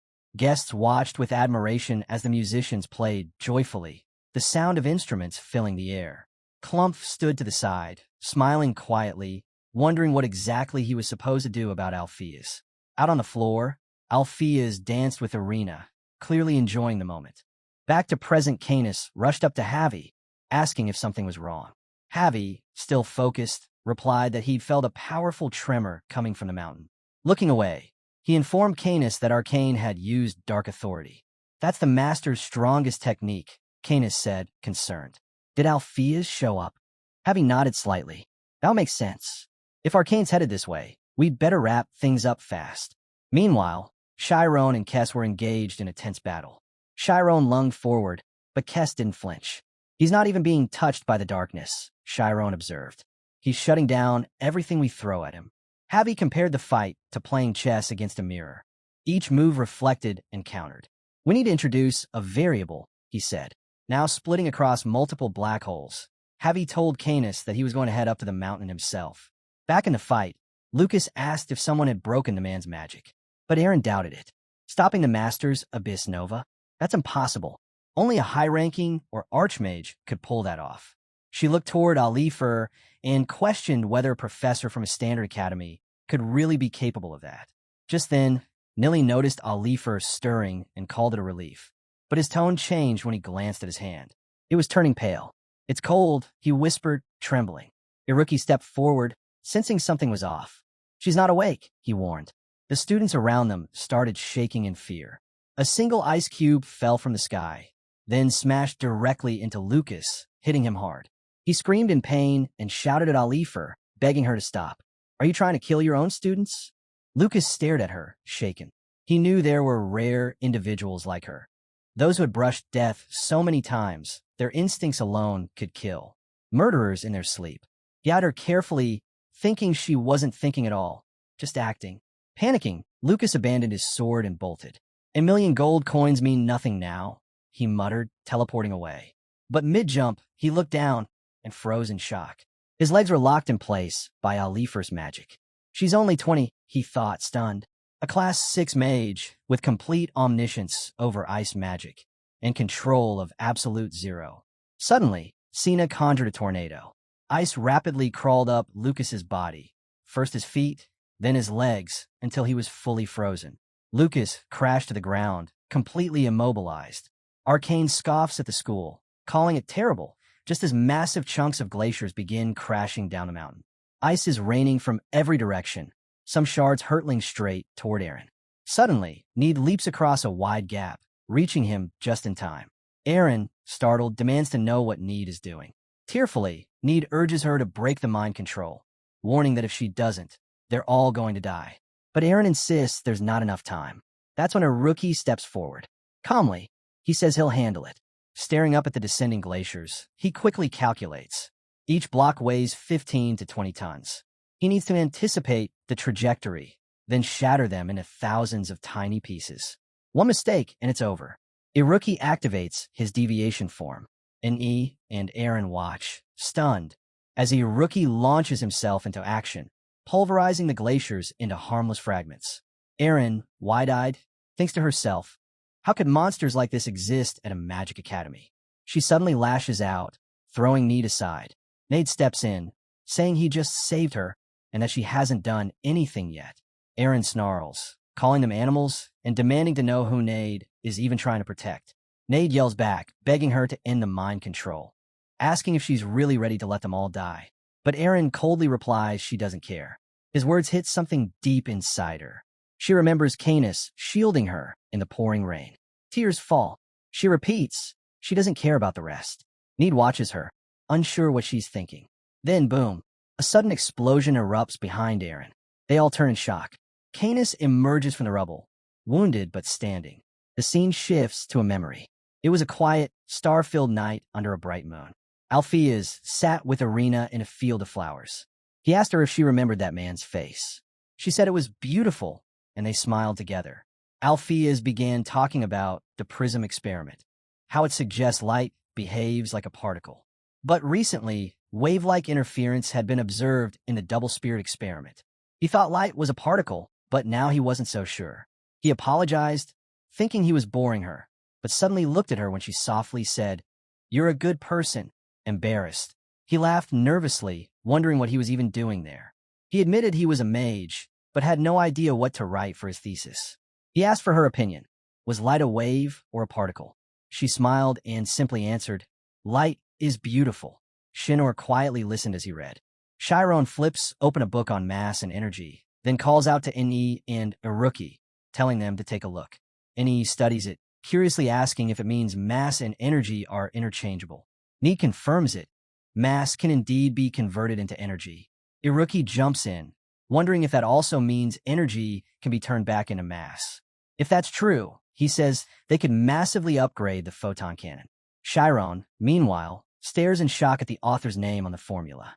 He recognizes it. It's the professor's. Back in the heat of battle, Javi shouts that he's putting more force into his strikes. Canis chimes in, saying he's gotten stronger through this fight. Chiron chases after them, hurling spheres of condensed mass light. Javi admits it's impressive, but insists Chiron still has a long way to go. Chiron grins, replying this was only a warm-up. Then a massive blast rips through the field. Javi stares silently as the powerful attack lands. He turns to Canis, warning him they can't stop that one. They need to fall back. But Canis refuses. If they retreat now, they'll lose their momentum. He tells Canis to burn through his willpower, then lets out a roar, blocking the blow head-on. Need's eyes widen. That's a photon cannon, he mutters in disbelief. Iruki watches Chiron teleport and realizes he's already integrated the formula from the book into his spell. Chiron reappears nearby, clearly exhausted. Need and Iruki rush over. Need stares at him, worried, and asks if he's all right. Chiron gives a sheepish smile, apologizing. He admits he didn't think he could actually win. Nade, confused, asks why he's suddenly acting like he's lost all his confidence. Chiron quietly answers, it's because their opponent is on another level. Iruki steps in, saying this fight won't be easy. Chiron looks down, frustrated. Even after upgrading the photon cannon, he still couldn't beat him. Iruki observes Chiron silently, thinking about the pressure he must have carried. The only reason Chiron can even speak now is because they managed to make it through. Iruki nods to him, acknowledging that he did a good job, and now they stand together. Iruki walks forward, challenging them. He asks if they really think the two of them can take on all three of his team. He tells them to give up and release the students. But Need answers firmly, no one's dead yet, and it's not too late to stop. Canis, unshaken, declares the war isn't over. His master will bring punishment to everyone. Iruki, standing tall, responds. Iruki presses Canis, demanding if he even understands the damage they've caused. But Kes cuts in coldly, telling him to ask Alpheus when they meet him in hell. He says this entire nightmare started when the school was stolen from his master. Everything that's happened since was taken from them. Chiron stares at him in stunned silence. Iruki steps forward, telling Kes that even if what he's saying is true, it doesn't justify any of this. He asks, what did the students here ever do wrong? Canis doesn't even blink. He says those kinds of questions are meaningless. He's just his master's agent, acting on belief alone. Need shouts in frustration, saying they're not getting through to him. Iruki, burning with rage, asks if Canis is suggesting they should just let this end here. Suddenly, both Iruki and Need freeze in surprise. Chiron steps forward, summoning a massive sphere of concentrated mass and light. Kes scoffs, laughing arrogantly. You think fighting will change anything? Words didn't. This won't either. But then, his expression changes. He sees Javi stepping forward and is visibly alarmed. He tells him there's no need to be afraid, but Javi looks straight at the attack. Something's off. That thing's dangerous, he warns. Ken asks if Chiron really intends to go through with it. Canis, furious, yells that if they just burn enough willpower, they can hold it off. Then he stops mid-sentence. His eyes widen. The light sphere hangs in the air, ominous and glowing. Chiron looks directly at them. This is your last chance. Release the students. Iruki and Need exchange startled glances. Aaron, too, is visibly taken aback. Canis steps forward, shouting that Chiron is the apprentice of an archmage. He can die, but his will won't break. But Chiron stays firm. I don't want to kill you, but if your beliefs lead to more deaths, I have no choice. His voice echoes with quiet resolve. A memory flickers. Irina once told Alpheus, light is beautiful. He looked at her, surprised. She spoke of starlight, fireflies, how all of it was beautiful. But, she added, what he was talking about wasn't. Alpheus, caught off guard, asked why. Wasn't light beautiful? She looked up at the night sky. Light lets us see the dark. That's why we can even witness the stars. Using his magic, Alpheus stared into the darkness, and for the first time, it made sense. The darkness wasn't a contradiction. It was part of the beauty. He smiled. I get it now, he said, his voice quiet with wonder. Light really is beautiful. He sat in front of her and asked. Alpheus reflects quietly. He wants to be her light. He knows he'll never forget that night. The cool stillness in the air, the gentle breeze, the scent of the grass, and Irina. No matter what happens in the world, that memory will stay with him forever. Meanwhile, Thad breathes heavily, unlocking a new level of consciousness using his photon light. He marvels at his resistance to light, pushing himself further. Across the battlefield, Victor Arcane watches in disbelief, stunned that someone could cast a spell like that. He calls out for his master to return. Suddenly, Shinor halts, sensing something. Chiron and Canis both snap their attention toward Arcane. Canis gasps, whispering, Master. Arcane looks down at Lucas, who lies unmoving on the ground. Canis apologizes softly. Arcane snarls, calling him an idiot, then shifts his gaze to Chiron, asking if he's the cause of this. Chiron steps forward, demanding answers. So, you're the one behind all of this? Need and Iruki stand silently, watching. Arcane laughs coldly, calling Chiron insolent. What's your name, boy? Chiron shouts back, refusing to give his name to a murderer. He tells Arcane to drop the mind control and leave the school at once. But Arcane chuckles, straightening his beard. All of Alpheus's students deserve punishment, he says calmly. That includes you. Suddenly, Arcane's aura flares. Chiron's eyes widen. He's never felt pressure like this. He launches an attack, but Arcane vanishes on the spot. From behind, Arcane's voice echoes.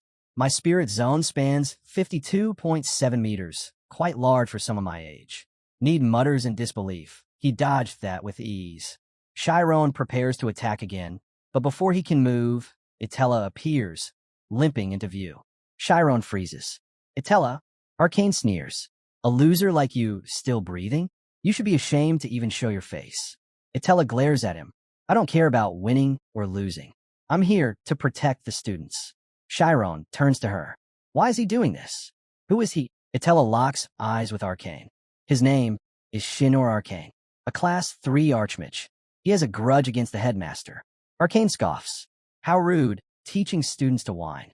But Itella steps forward, cold fury in her eyes. You're not in a position to relax. He narrows his eyes, suddenly wary of her. Canis, watching closely, realizes something. His master only has about 10% of his willpower left. But Harris quickly adds, that's still 10% of an Archmage, more than enough to wipe us all out. Canis quietly says they still haven't captured Alpheus. He's about to speak again, but Aaron interrupts him. Canis steps forward, facing Arcane. Master Arcane, he says firmly. Please. Canis steps forward and calmly tells Arcane to leave this battle to him. Arcane turns to him, amused. You? He asks, raising an eyebrow.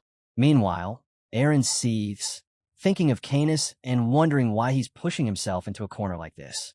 Arcane smirks and looks back at Chiron. Did you say you're one of Alpheus' students? Chiron stares him down.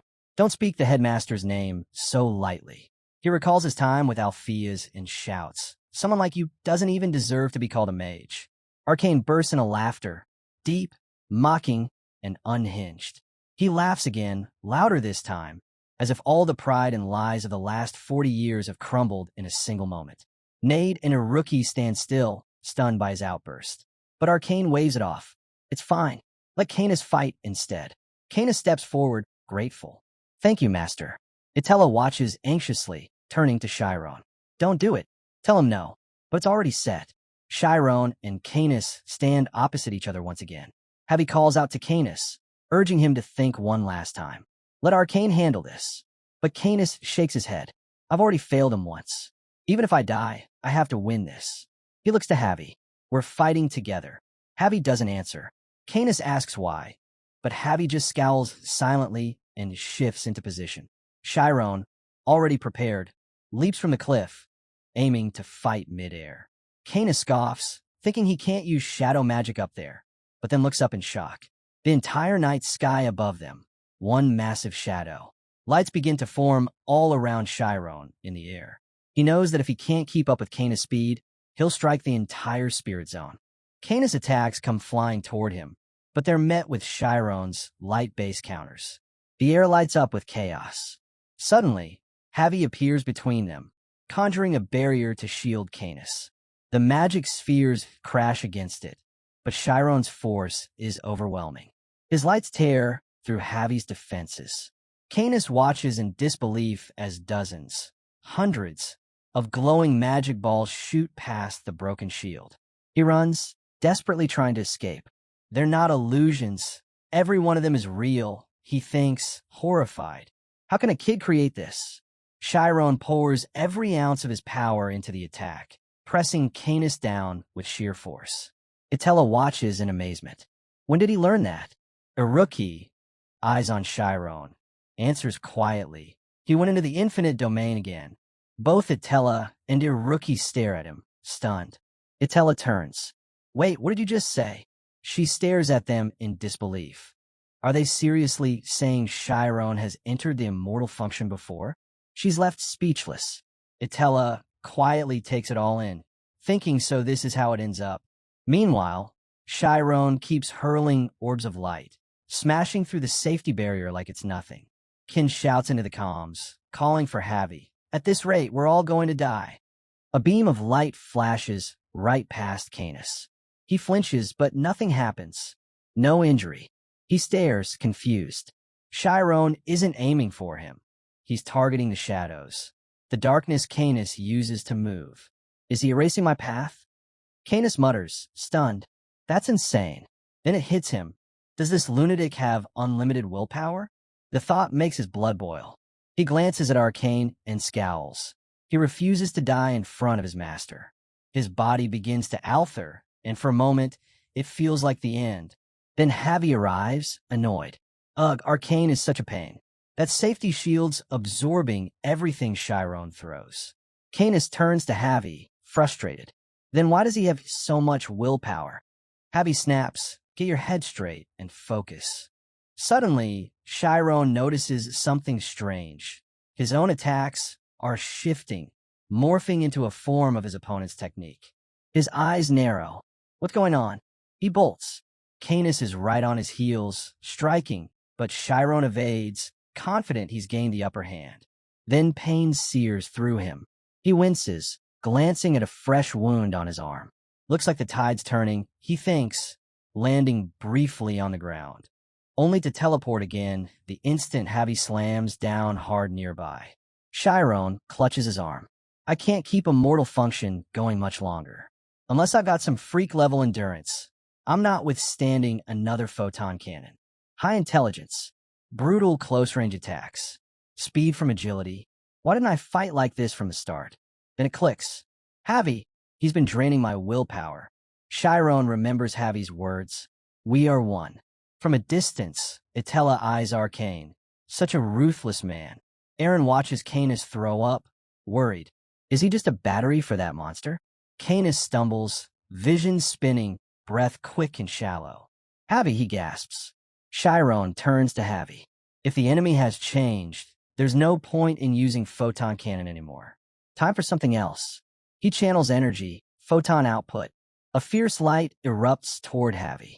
The blast hits, and his body starts to unravel. But the shadows, those don't disappear. They begin to swell and spread outward. Chiron stares. Even with endless willpower, this won't be easy. I still have to face what's inside me.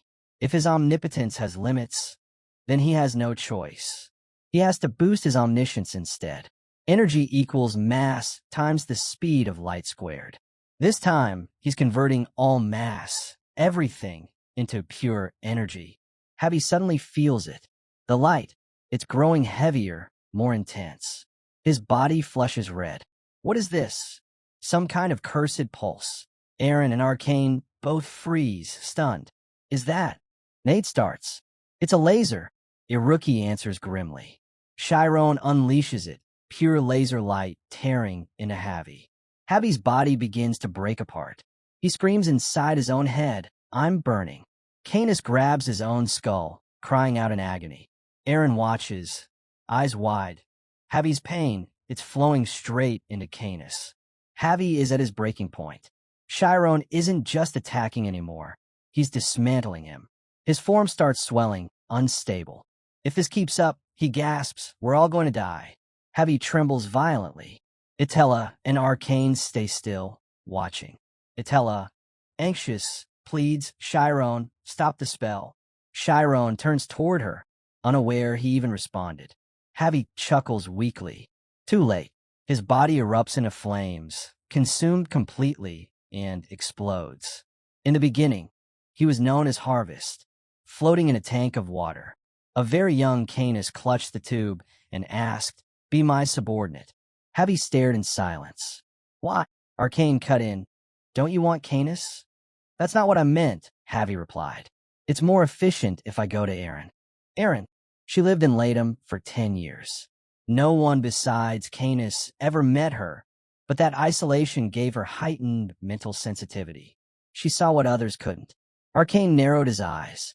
I'm talking about the first sutra. Javi continued. I felt Aaron's resonance. That's how I tracked her and brought her here, along with Canis. Arcane frowned. Aaron is too soft. You should have gone with Canis. And at that moment, Javi understood. Arcane had given Canis to him for a reason. From the very beginning, it was all planned. 1 minute before the explosion on the mountain, Javi's body soared into the sky. He turned to Canis. I'm about to blow. When I do, our contract ends. Canis shouted at the top of his lungs, not even realizing it. Javi, were you always alone? Back then, in the past. Canis asked him, why do you want power? And told him, Aaron, she's the only light he's ever known. And he vowed to protect her from the world itself. Javi remembers that moment and laughs to himself. What a strange kid. Then he looks at Canis. Live, Canis screams his name, Javi. Arcane watches silently as Javi's body erupts, bursting into brilliant sparks that scatter across the sky. Chiron turns to Arcane, demanding, what have you done? Itella is stunned, glaring at Chiron. Are you trying to kill us all? Aaron cradles Cana's head on her lap, gently laying him down. Cana stares up at Chiron, confused. There's something familiar. You look just like Alpheus 40 years ago, he murmurs. Chiron bristles. Shut up. Alpheus chuckles with a smug grin. That maniac Alpheus took you in? Huh? So, you inherited light omnipotence. No wonder I knew something twisted was coming. Chiron narrows his eyes. And what exactly do you know? Arcane speaks up, calm but sharp. The Alpheus you all admire was my student. Chiron stares at him in stunned silence. Arcane continues. He was brilliant, joyful even when he taught me. He used to look at his hands, full of wonder. His voice hardens. But he was blind and selfish. He threw me into the inferno and destroyed everything I built. I gave him everything. And in the end, my wife died for nothing. Itella steps forward. Then tell us, what really happened 40 years ago? Arcane looks at her, then begins. Before those 40 years passed, it was the golden era of Alpheus. Milch Alpheus won the year's prestigious Golden Circle Award. A voice narrates. This award honors the mage whose work defined the era. The Golden Circle. The crowd praised Alpheus as a genius. Who else would have figured out that light exists as both particles and waves? He's changed everything. Clumph affectionately kissed Alpheus on the head. I thought you'd be a troublemaker, but you surprised us all. We have to celebrate. Alpheus smiled. We will, after I go home. He burst through the door, holding his award proudly. Irina. She turned, surprised, then beamed at him. You're back. Alpheus placed the medal around her neck. It's yours. The Golden Circle. Look, it's stamped with the Empire's seal. It means the entire world. The table, silencing everyone. Irina, startled, turns to see Alpheus standing in the doorway. He walks over without a word and grabs one of the guys by the collar. The room tenses up as Alpheus tells them to get out. Sharav tries to ease the tension, saying they didn't mean any harm. They just wanted to talk. Alpheus doesn't flinch and repeats, firmer this time, that they should leave. The black-haired guy mutters under his breath about Alpheus having changed, but Sharav pulls him back, telling him to stop. They all eventually leave, glancing back at Irina before stepping outside. Irina stands there awkwardly, still holding the mic. Alpheus doesn't say anything at first, then quietly asks why she let them in. She hesitates, saying they claim to be his friends. He doesn't press further. Instead, he walks over, takes her hand, and says softly, "Let's clean this up." Irina nods. The next morning, the city is buzzing with news of Alpheus again. Offers from noble houses, letters from distant lands, all wanting a piece of the young mage. But Alpheus, unmoved, reviews everything with a calm detachment. To him, none of it matters unless Irina is by his side. In the back of a moving cart, Alpheus watches the road ahead and thinks, just a little more. Once I stand at the very top, no one can stop us from being together. Back at his home, Irina folds laundry while thinking about how far Alpheus has come. She smiles, unaware that new visitors might arrive once again. Sharav's face slams into the table from Alpheus's punch. Irina stares in disbelief. Sharav groans and stands up slowly, wiping blood from his lip. He mutters an apology, saying he lost control, then quickly heads for the door, saying he won't show his face again. Alpheus turns sharply to Irina, his voice raised, demanding why she let them in. She stammers, saying they claim to be his friends. Friends, he snaps. What kind of friend insults their friend's wife like that? Do you even know what my friends look like? His voice rises again. Are you really that? He suddenly stops himself, clamping his hand over his mouth. Irina, hurt and overwhelmed, turns away as tears begin to fall. She avoids his eyes. I didn't mean that, Alpheus says, voice softer now. Irina says nothing. She thinks to herself, maybe she's not that clever, but she's not a child either. She quietly apologizes, promising it won't happen again. Alpheus looks down, filled with regret. Irina reflects. It's always the weaker one who tries harder to understand the other. Alpheus turns and walks off, saying he needs air. She stays behind in silence. Outside, Alpheus slams a cup on a table and curses under his breath. She married me, just because it was me. Clumph, sitting nearby, tells him arguments happen, brushing it off. Then, with a smirk, asks, "Why not just have a kid?" Althea sighs. "We've thought about it, but the doctor said, with her mental state, she wouldn't be able to handle childbirth." Clump frowns, clearly frustrated. "Look, maybe it's not my place, but you knew this when you married her." "I don't regret it," Althea says firmly. Clump grins. "Then quit overthinking. A smart guy like you? There's always a way." Meanwhile, a quill scribbles across parchment. "Not bad." The narrator speaks. 48 hours have passed since someone entered Archmage Arcane's dungeon. Inside, Arcane, now middle-aged, stands in surprise. "You made it all the way here?" he asks. Althea's, holding a bleeding arm, steps forward. "Are you Arcane?" Arcane eyes him closely. "Did you get through all those traps and monsters alone?" Arcane looks at him curiously and asks who he is. Althea's introduces himself in full, handing over a paper. "I read your thesis on memory storage," he adds. Arcane raises an eyebrow. "Interesting, the genius from a Milch family, the one who proposed the quantum light theory, diving into dark magic." Althea's responds plainly. He wants to give his wife his memories. Mid-sentence, he collapses to the ground.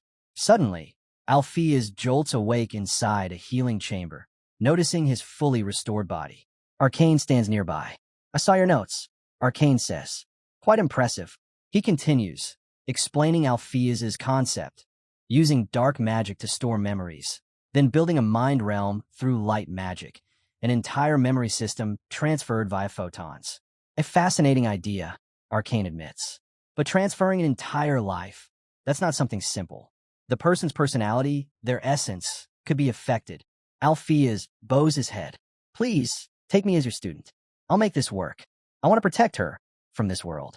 Arcane raises one question before deciding. "Does your wife agree to this?" Althea's falls silent. Outside, Clump bursts out angrily. "Are you insane? Is this even legal? You're talking about implanting memories into someone's brain." Althea's begins to explain. Arcane is the top dark magic scholar, and if anyone can help, it's him. But Clump cuts him off. "You're throwing away your position, your family, your future. For this?" Althea's answers calmly. "I don't need any of that. If Irina smiles, then I'm happy." Irina, overhearing everything, steps forward. "I'll do it," she says. Clump slaps his forehead in disbelief, but Irina goes on. "I trust my husband. Althea's will make me happy." Althea smiles and tells her, "I'm a mage who reached the golden circle. I can fix this. You'll never have to face those pitying stares again." Clump stands silently, worry etched on his face as he watches them. The narrator concludes. The couple sold everything they owned and moved into Arcane's dungeon. The dungeon was equipped with a custom lab where Irina could live in comfort. Clump stopped by once a week to bring them food. Irina lay peacefully on the bed, wires gently connecting her to the machine. Arcane glanced at Althea's, who gave a firm nod. Irina smiled warmly at him. Clump, however, stood off to the side, his face full of concern. 2 years passed this way. On this day, Irina remained lying down, still hooked to the machine. Clump stood beside her and chuckled. "After this, you'll have all of Althea's memories, even the one where he wet himself as a kid. Don't forget to remember if he ever stared at another woman too." Irina laughed. Althea's gently cupped her face. "You've done so well. It's time to start." Irina smiled. "Thank you. Why are you thanking me?" Althea's asked softly. "We're going to live happily. We'll have a child." Arcane, standing by, prepared the system. Althea's head was now fully connected to the neural interface. Thoughts raced through his mind. Magic, engineering, biology, alchemy, photonics, dark arts, all coming together at the highest level. He recalled the previous human trial having no issues. He believed this one would succeed too. Arcane pulled the lever. A beam of monolight streamed from Althea's mind, channeling into the machine, then flowing directly into Irina's consciousness. Irina closed her eyes. She could feel it. The emotions entering her were pure, unfiltered. No lies, no judgments, no noise.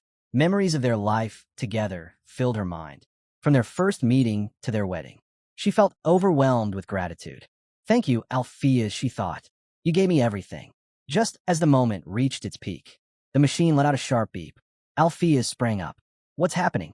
Arcane replied. The trial succeeded. Everything transferred flawlessly. But Althea's relief turned to panic when he saw Irina, drenched in sweat and trembling. "Are you okay?" Irina slowly opened her eyes. The transfer, it worked. But my body, my nerves, rejected it. Tears rolled down her face. It's not like the animal trials. There's something different in humans. Something we missed. Clump stood frozen, his face wet with tears. Irina looked at Alpheus. Can you keep her searching? But Alpheus stopped her. Don't say anything. I'll fix this. Arcane turned away, silently covering his eyes. Irina whispered, I'm sorry. Alpheus broke down. Why are you apologizing? I'm useless, she said faintly. No, Alpheus shouted, crying. You're not. I'm the stupid one. Irina remained silent, her eyes closing slowly. In her final thoughts, she thanked Alpheus for letting her be a part of his world, even if it was fleeting.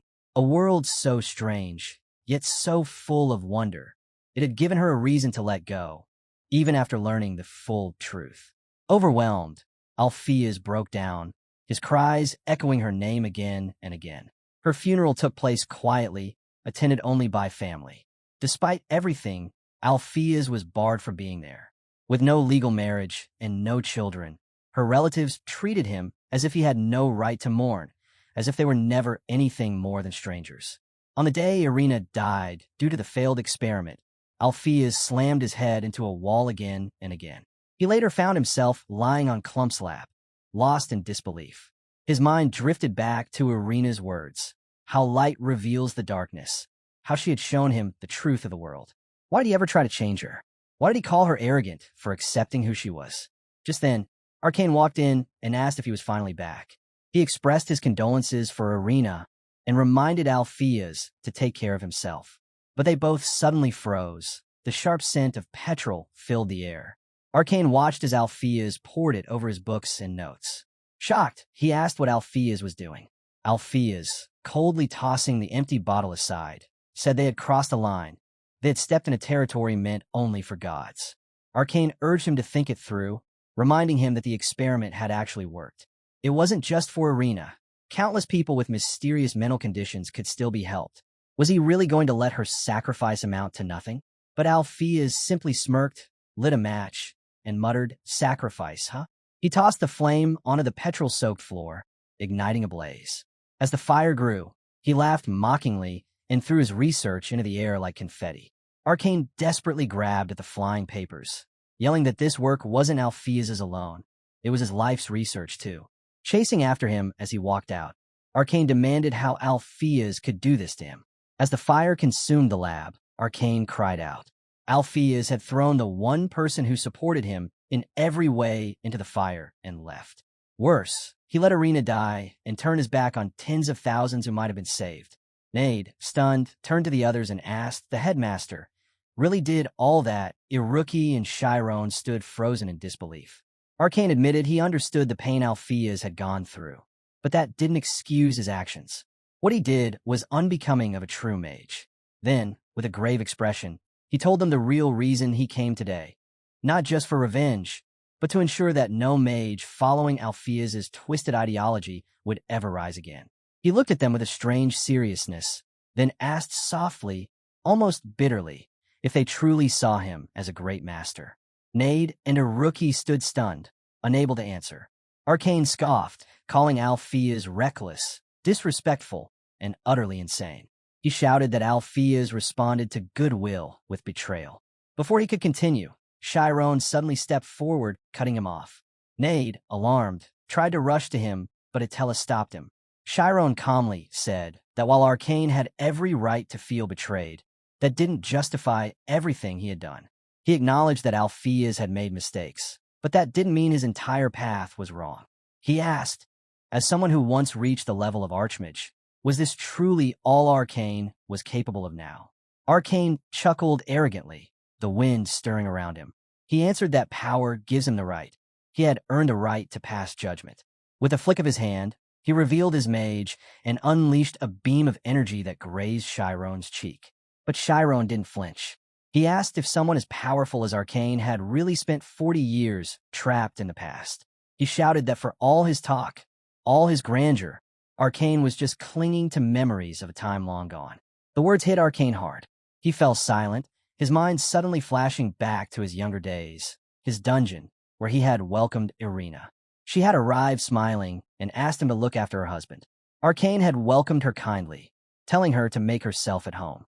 But he was taken aback when she looked around and asked if he lived there all alone. Alpheus had tried to explain who Arcane was, but Irina didn't seem to hear him. She only asked again, almost innocently, if he was truly alone. In that moment, Arcane remembered the first time he looked into her eyes.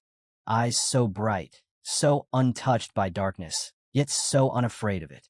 They radiated something he couldn't explain, purity that didn't Chiron away from the world's shadows. Now, in the present, Alpheus felt those same eyes staring through him again. He trembled, then burst into arrogant laughter. Watching him, Itella thought quietly to herself, understanding and compassion. Those are deeply human qualities. But when taken to their extreme, they surpass humanity. That kind of superhuman insight, true perception, goes beyond good or evil.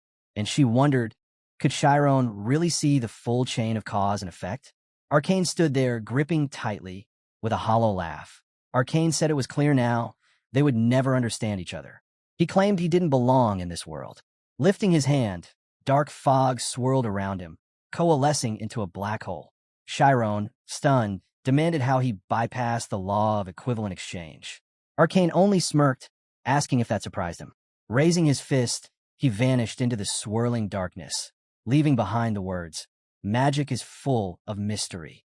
Just then, Iruki noticed a massive stone above the cliffside and gasped. If it fell, the entire ridge could collapse. Erin followed her gaze in disbelief, but before the danger could strike, a burst of golden light crashed down from above, scattering the black fog. Everyone turned in shock. Itella, Nade, and Chiron couldn't believe their eyes. Standing there was the headmaster alongside Thad. Arcane narrowed his eyes at Alpheus, who returned the stare with calm defiance. Arcane taunted him, saying he looked older than expected and mocking him for falling so easily to memory-sealing magic. But Alpheus calmly replied that revisiting old memories wasn't so bad. He glanced at Irina's picture hanging in his mind and said he was grateful. Turning to the students, he thanked them for protecting each other. He said it wasn't easy being immortal, and he was especially relieved Itella had been there. Itella bowed her head and apologized for not being able to save more students. Chiron rushed to Alpheus, clearly worried. The headmaster asked if his willpower had fully returned. Surprised, Chiron asked how he knew. Alpheus explained. Arcane's greatest creation was Abyss Magic, a spell that manipulates memories.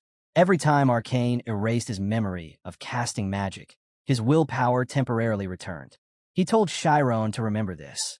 Any mage who called himself a warrior must always have one move, one secret card, capable of flipping the tide of any battle. Then, looking to Arcane, Alpheus told him to stop this madness and release the students. Arcane smirked and said it was a simple matter now that his former student had asked. But he added bitterly that he could no longer serve as headmaster after all that had happened.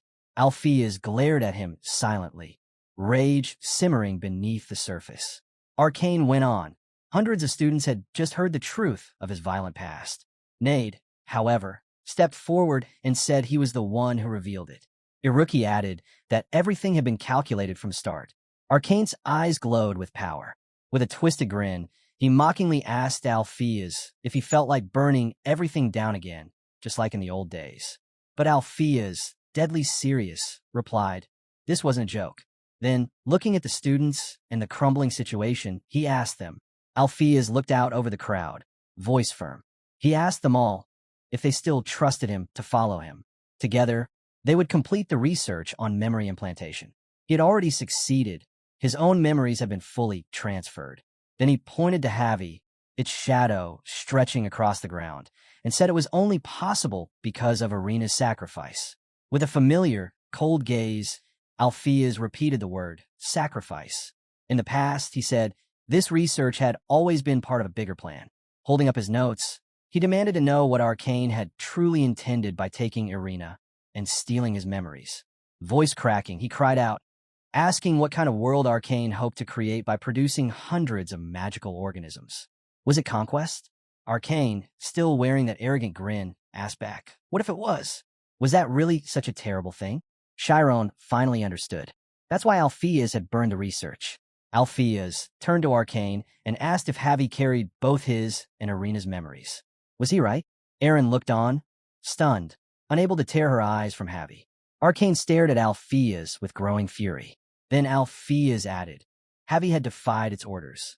The fact that it left and exploded meant it had a will of its own. It reminded him too much of himself. Aaron looked down at her hand, wondering, was that why it felt so familiar? Suddenly, Arcane raised his arm and hurled a blast of black fog at her, declaring that he had ordered Javi to self-destruct. Aaron's eyes widened in horror. Was he planning to kill them all, including Canis? Tapping his forehead in frustration, Arcane sighed that no one seemed capable of listening. Lifting a massive rock overhead, he threatened to bring it down. The students and professors watched in terror as it loomed above them. The conscious one screamed for the headmaster. Arcane mocked the moment, telling Alpheus that now was the time to run or abandon everything. Alpheus stood frozen. In a memory, Clumph once sat with Alpheus as he quietly ate. He asked if Alpheus really meant to die here. He reminded him of the 10 long years he had spent searching, traveling the world, spending a fortune. Eventually, he had received intel that led him here. Alpheus asked why he bothered coming to see someone so useless. Clumph, hand reaching into his coat, replied he had something to deliver. And after that, he planned to disappear. What he pulled out shocked Alpheus. It was a letter from Irina. As he began to read, tears welled in his eyes. Her words filled the page. She wrote that if something were to happen to her, he must not blame himself. She had chosen this experiment willingly. His hands trembled as he brought the letter close, reading her final wish, her one last request. Irina's letter ended with one final request, that Alpheus not be sad. She urged him to keep pursuing the research he loved. To her, he was her everlasting light, and she wanted him to shine that light for the world to see. Back in the memory, Alpheus wiped his tears and turned to Clumph, asking if he could lend him some money. He declared that he would build a school, a place where no one else would end up like him. He vowed to dedicate his life to that dream. Clumph simply sighed and smiled, comforted by the resolve in Alpheus's voice. In the present, Alpheus raised his hand.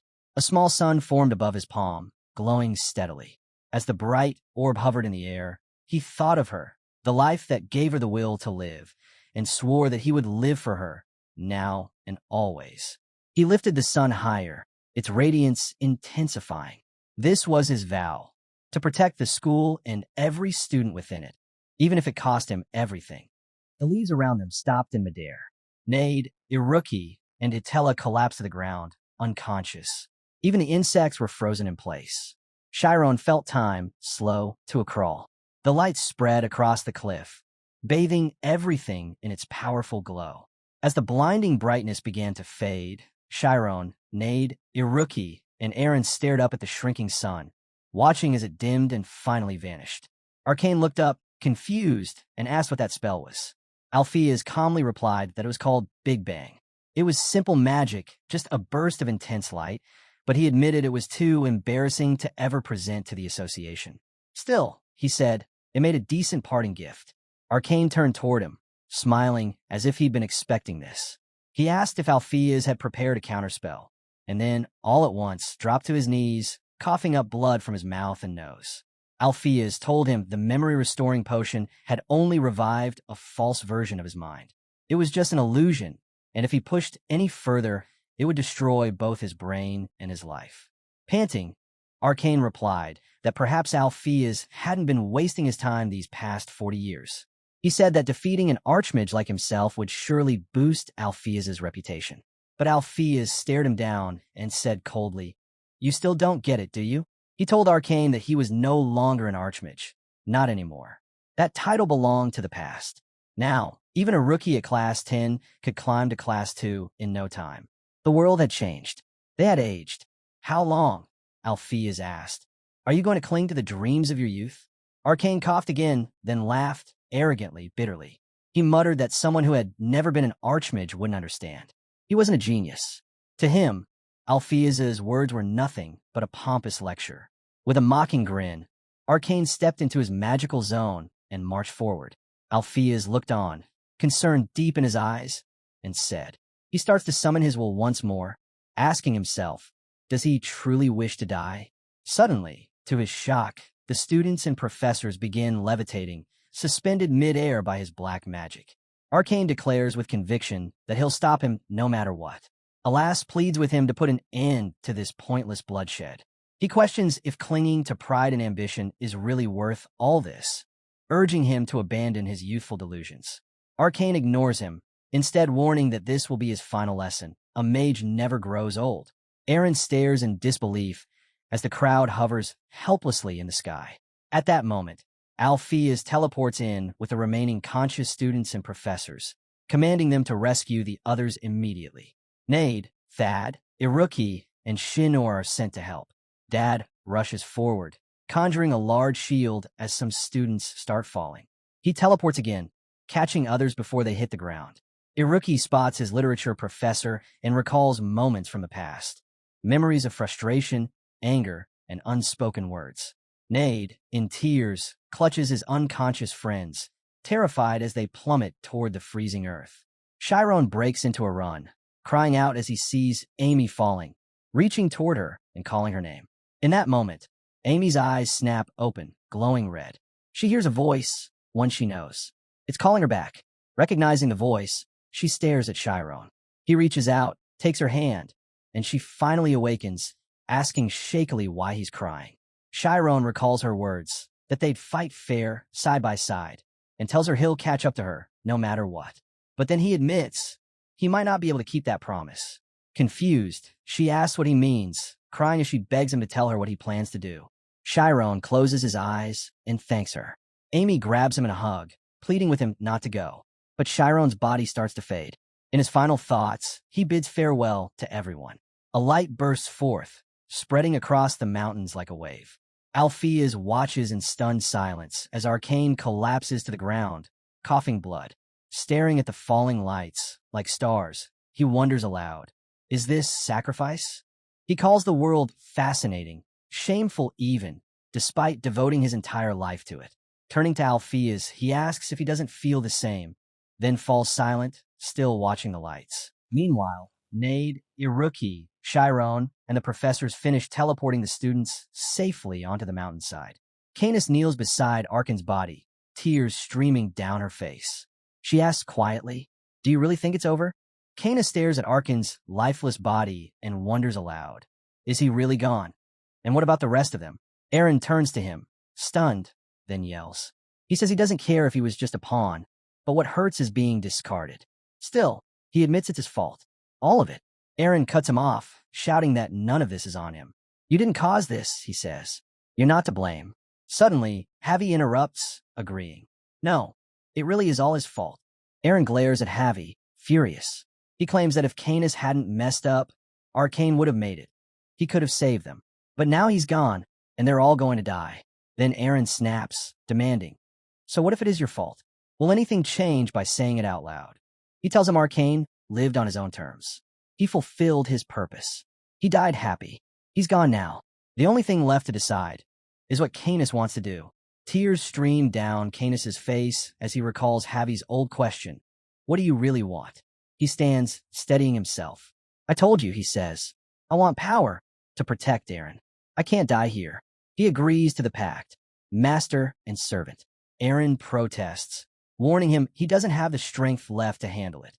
But Javi firmly refuses, declaring that his master is Canis. As Javi begins merging with Canis's body, he issues a warning. Betray me again, and I won't forgive you. Canis accepts it, smirking slightly. I'll keep that in mind, he says. I kind of like that pride. His body collapses from the strain, but Eren catches him. Holding him up, Eren says softly, let's create our own path. Nearby, Alpheus watches.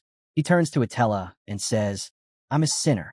She responds, acknowledging your sins is where atonement begins. Are you proud right now? Alpheus smiles. No, I'll take whatever punishment comes. But more importantly, I know where our hero is. He glances back, having just teleported over 400 people, and is about to speak when a sudden scream echoes through the air. It's Amy, crying out for help. Nade and her rookie sprint toward her. Amy is kneeling next to Chiron, her voice trembling as she says he isn't breathing. The narrator explains that after Arkane's body was handled, It took 8 hours to bring all the students safely back to the dorms. The memories they've lost will return, but until then, the school will remain shut down. Nade and Iruki stay by Chiron's side. Amy, weeping uncontrollably, clutches his hand, while Nade sits silently, deeply worried. Amy sobs, blaming herself, calling herself a fool for not realizing who Chiron was the day he came to see her. Memories rush back. Their childhood, the day of their presentation, and those apples he'd drawn in her notebook. Through her tears, she admits she never even apologized. Nade watches her break down and gently tells her she needs to rest or she'll make herself sick. But Amy, still crying, says a spell that kills the caster won't even work if the caster is already dying. She wonders aloud if Chiron's mass teleportation cost him everything. Amy insists something's not right with Chiron. Nade hopes he'll come back, but deep down, she fears the worst. If he doesn't wake up, it could mean the spell did take his life. Iruki mentions Arcane died after casting powerful magic too. But Amy quickly responds. Arcane died because of the damage to his brain. Chiron's situation is different. He triggered the full immortal function. Iruki says it doesn't matter what caused it. Whether it was brain overload or immortality activation, it doesn't change anything. What matters is that Chiron is already gone. Amy stands up, snapping at him for being so cold.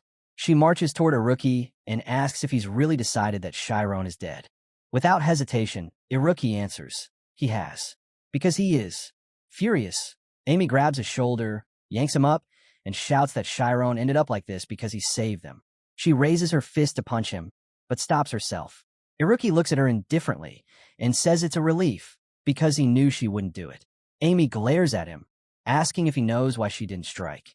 Because people like you don't deserve friends. Nade stares at her in shock.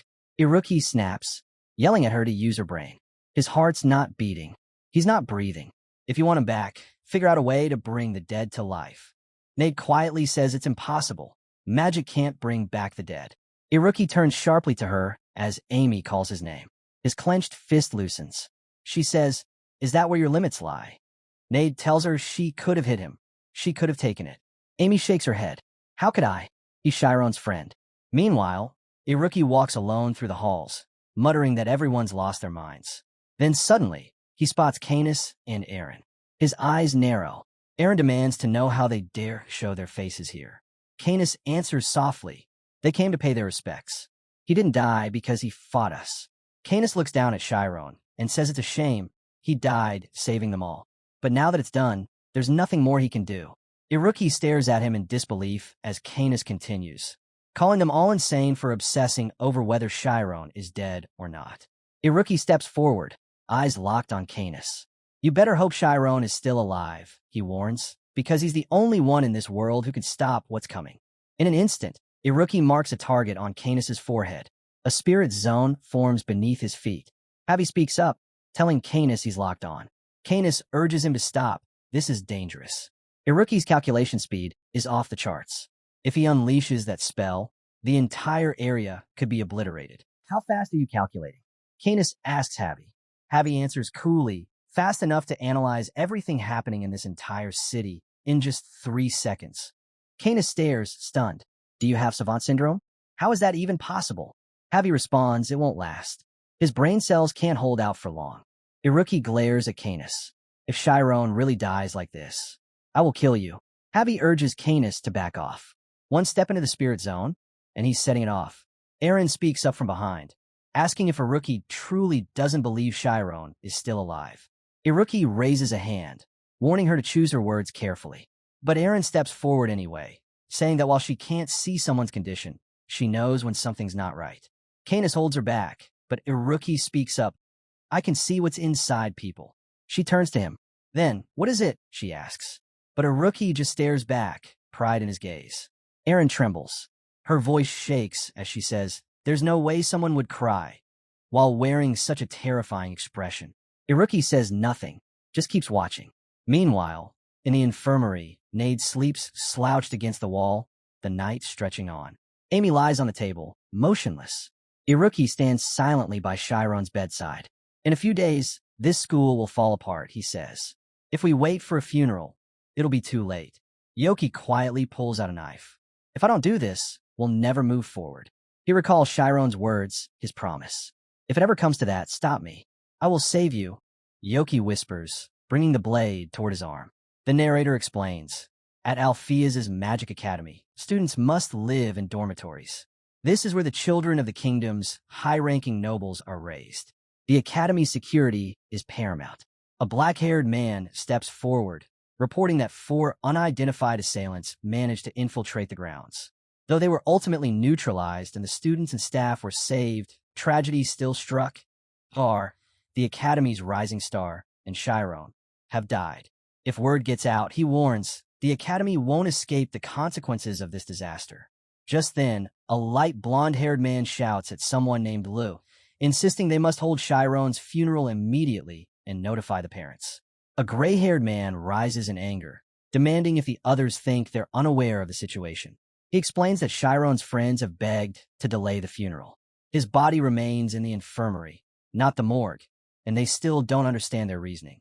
A white-haired teacher stands up, raising her voice. She claims they're stalling to protect the school's image. The room erupts in arguments. One teacher claims they need time to think, while another counters that delaying will only worsen the public's view. Someone else insists the school's reputation is meaningless if the institution collapses. Voices rise. Accusations fly. They argue that they don't even know Arcane's whereabouts. The white-haired teacher turns to the headmaster, demanding he make a decision. The student council has been summoned, and this isn't just any council. These are the children of the kingdom's most powerful noble families. If they accuse the school of negligence or corruption, the academy's hands will be tied. The headmaster remains calm, finally speaking. He says they must wait. He listens to the protests, understanding their urgency, but believes acting too fast could put the academy in a worse position. Still, he admits, there's a far more important question than the school's survival. He thinks back to the moment Chiron saved all those students, teleporting them to safety. He wonders, did Chiron truly die? He's asked himself this more than once. Was it rational thinking, or something deeper? Something he feels? That lingering belief won't disappear. Chiron had activated the immortal function, a power they know almost nothing about. Then Ela stands up.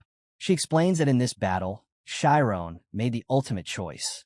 He released his immortal function, and by the Order's classification, what he triggered is called nirvana. Nirvana, she says, is a state beyond life. Reaching it doesn't necessarily mean death. A teacher with orange hair frowns. He doesn't get it. A brown-haired teacher reminds them, this is a magic academy. The white-haired teacher finally says, I understand. The headmaster continues, saying that yes, there's a chance Chiron, as an unlocker, is still alive. He fully understands that possibility, but he also cautions that there's no guarantee the boy will ever wake up. And if they wait endlessly without knowing when or if he'll return, they may face an even worse outcome. Alphea's asks what that would be. He answers quietly, the school shutting down. Alphea's shakes her head. That's not the real worst-case scenario, she says. The true disaster would have been the annihilation of every student and staff member here. If Chiron hadn't acted, none of us would have made it. They ask, if there's even less than a 1% chance, didn't that child still choose to throw his life away for them? And as professors of this academy, shouldn't they honor that? Shouldn't they be willing to shoulder some of the burden and make sacrifices for him? They ask if the headmaster is willing to accept punishment for this, if it could prevent the academy from collapsing. For Chiron, would he take that risk? Just then, students start entering the building. In the infirmary, Amy sits quietly beside Chiron, clutching his hand. Nate stands silently by the wall. Amy softly calls out to him, promising she'll wait, even if it takes years or decades. She begs him to say something, anything. Tears fall as she cries out again, pleading with Chiron to respond. He lies still, but then his eyes snap open. He slowly sits up, completely naked, glancing around, disoriented. Where am I? He mutters. He begins to walk, trying to remember what happened.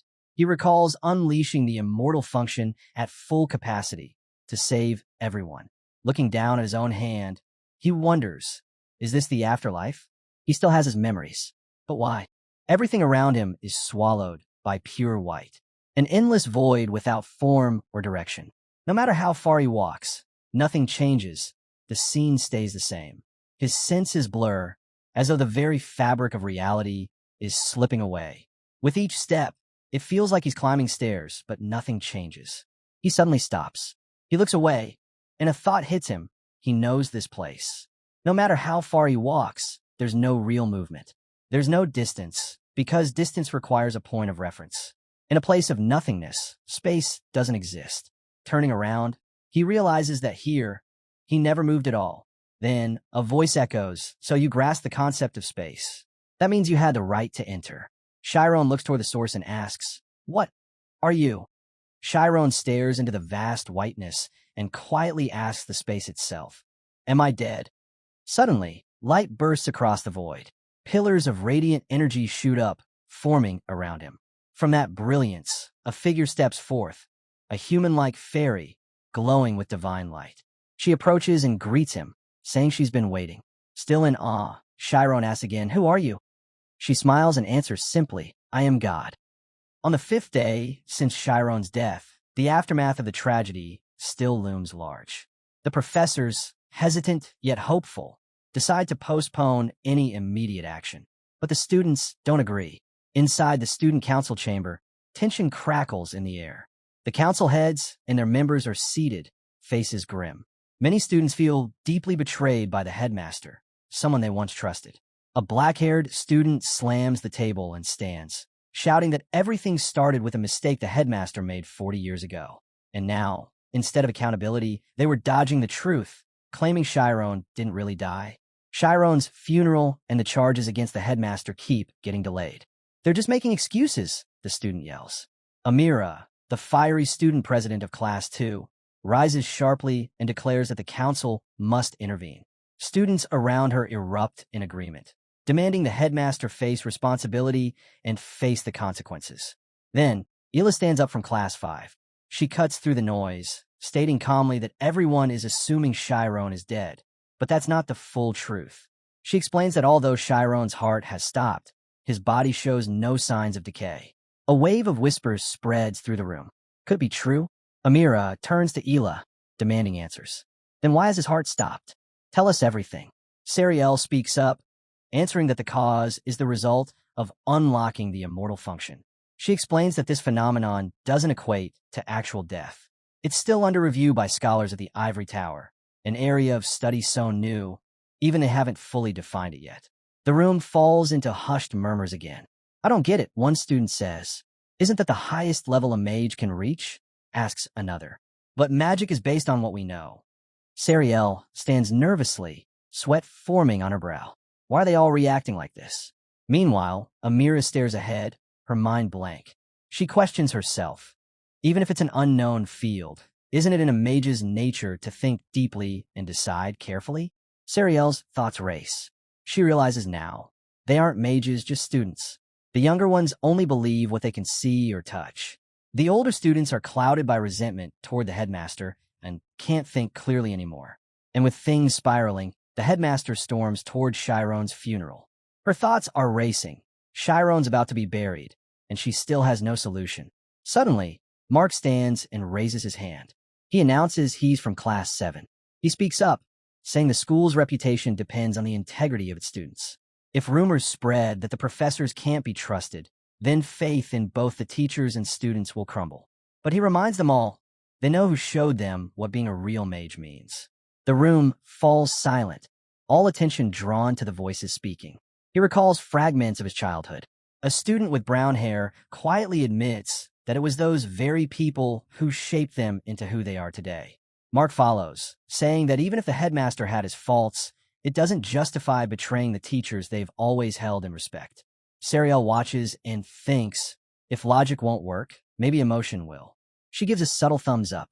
Amira taps her fingers, calculating. If Chu votes, the count will be 5-5.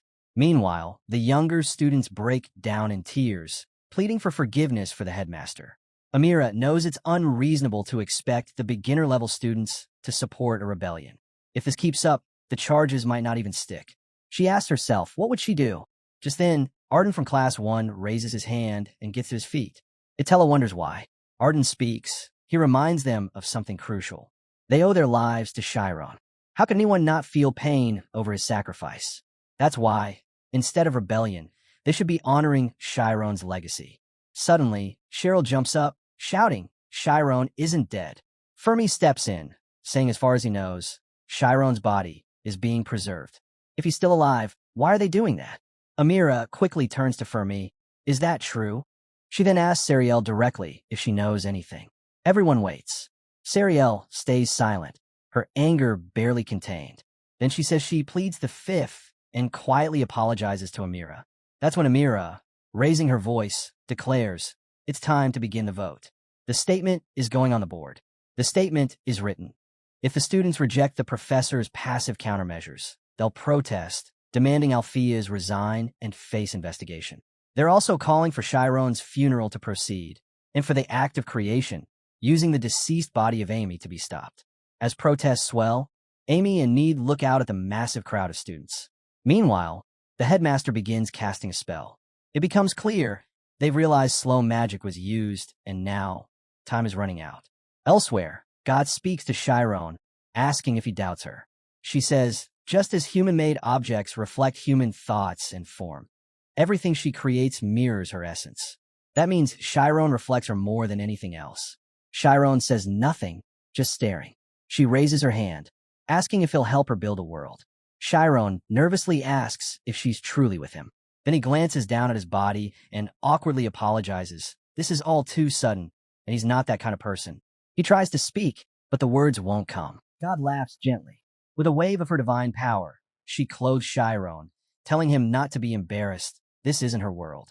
His body still exists in his world. Chiron's expression turns serious. Is this the afterlife? He asks. She chuckles and tells him no. This is somewhere else entirely. She shows him a dot, explaining that from the outside, it seems like nothing.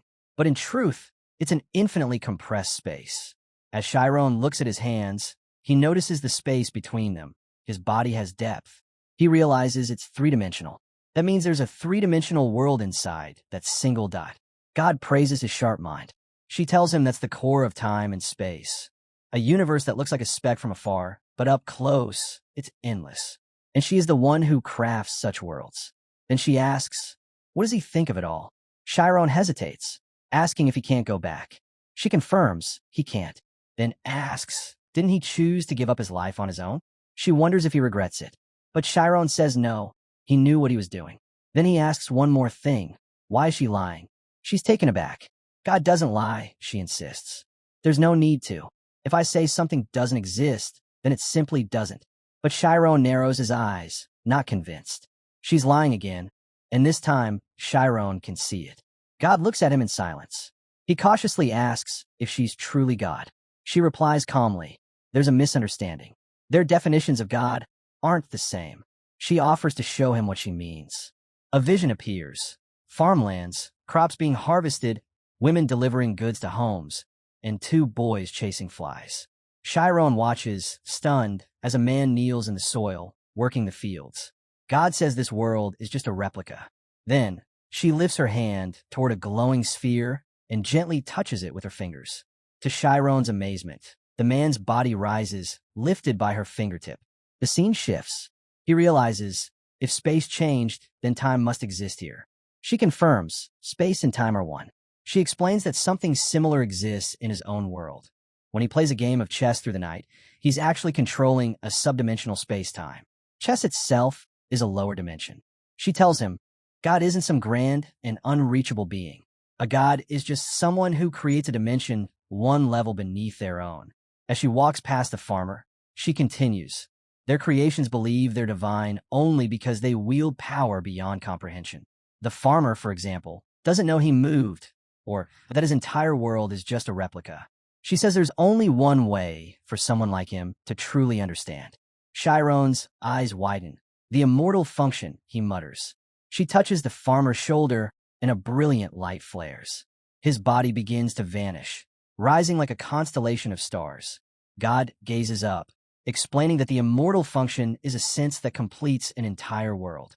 The stars drift across the sky, but the farmer's existence is still trapped inside the glass orb. He'll never be able to perceive anything from a higher dimension. God turns to Chiron and asks if he understands now.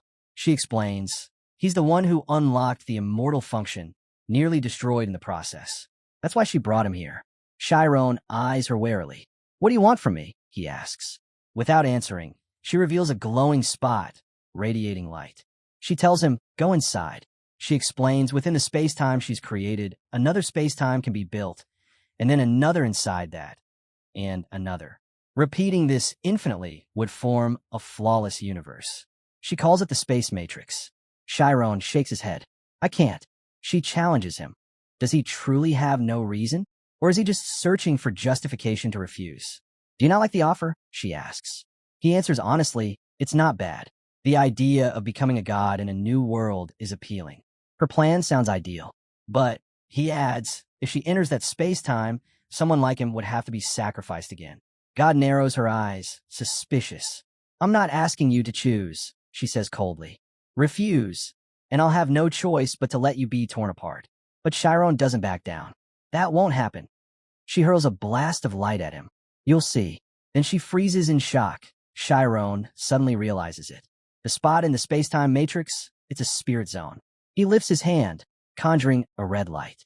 This is your spirit zone, he says, which means you're a mage. Chad steps toward him, calling his name, warning him not to do something he'll regret. Entering her spirit zone, she asks if he truly believes he can beat her. Chiron knows the truth. There's no way he can. She's reached the peak, calling herself God. She might even be stronger than Arkan. And this isn't where he belongs anyway. His body was erased when a farmer triggered the immortal function. But she points out his body still exists, just in a different world. Can I return? He asks. She nods. You can, but you won't succeed. All that waits is death. Even so, Chiron answers, I'll try. She isn't worried. To her, capturing him is easy.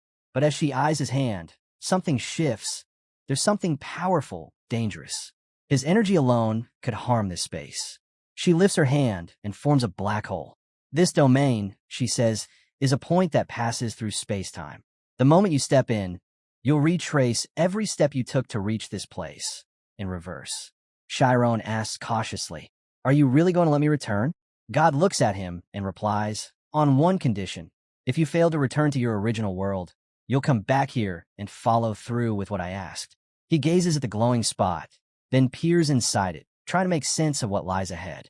God repeats her warning, You won't succeed. Chiron nods slowly. Thank you for letting me try. But she cuts him off. Don't thank me yet. Returning to a physical body, especially a human one, isn't easy for a pure, spiritual being like you. That body is full of filth and impurities. If you can't overcome that, you won't be human when you return. If you change your mind, she adds, just come back. Chiron doesn't hesitate. I won't give up. He steps toward the glowing spot, preparing to leave.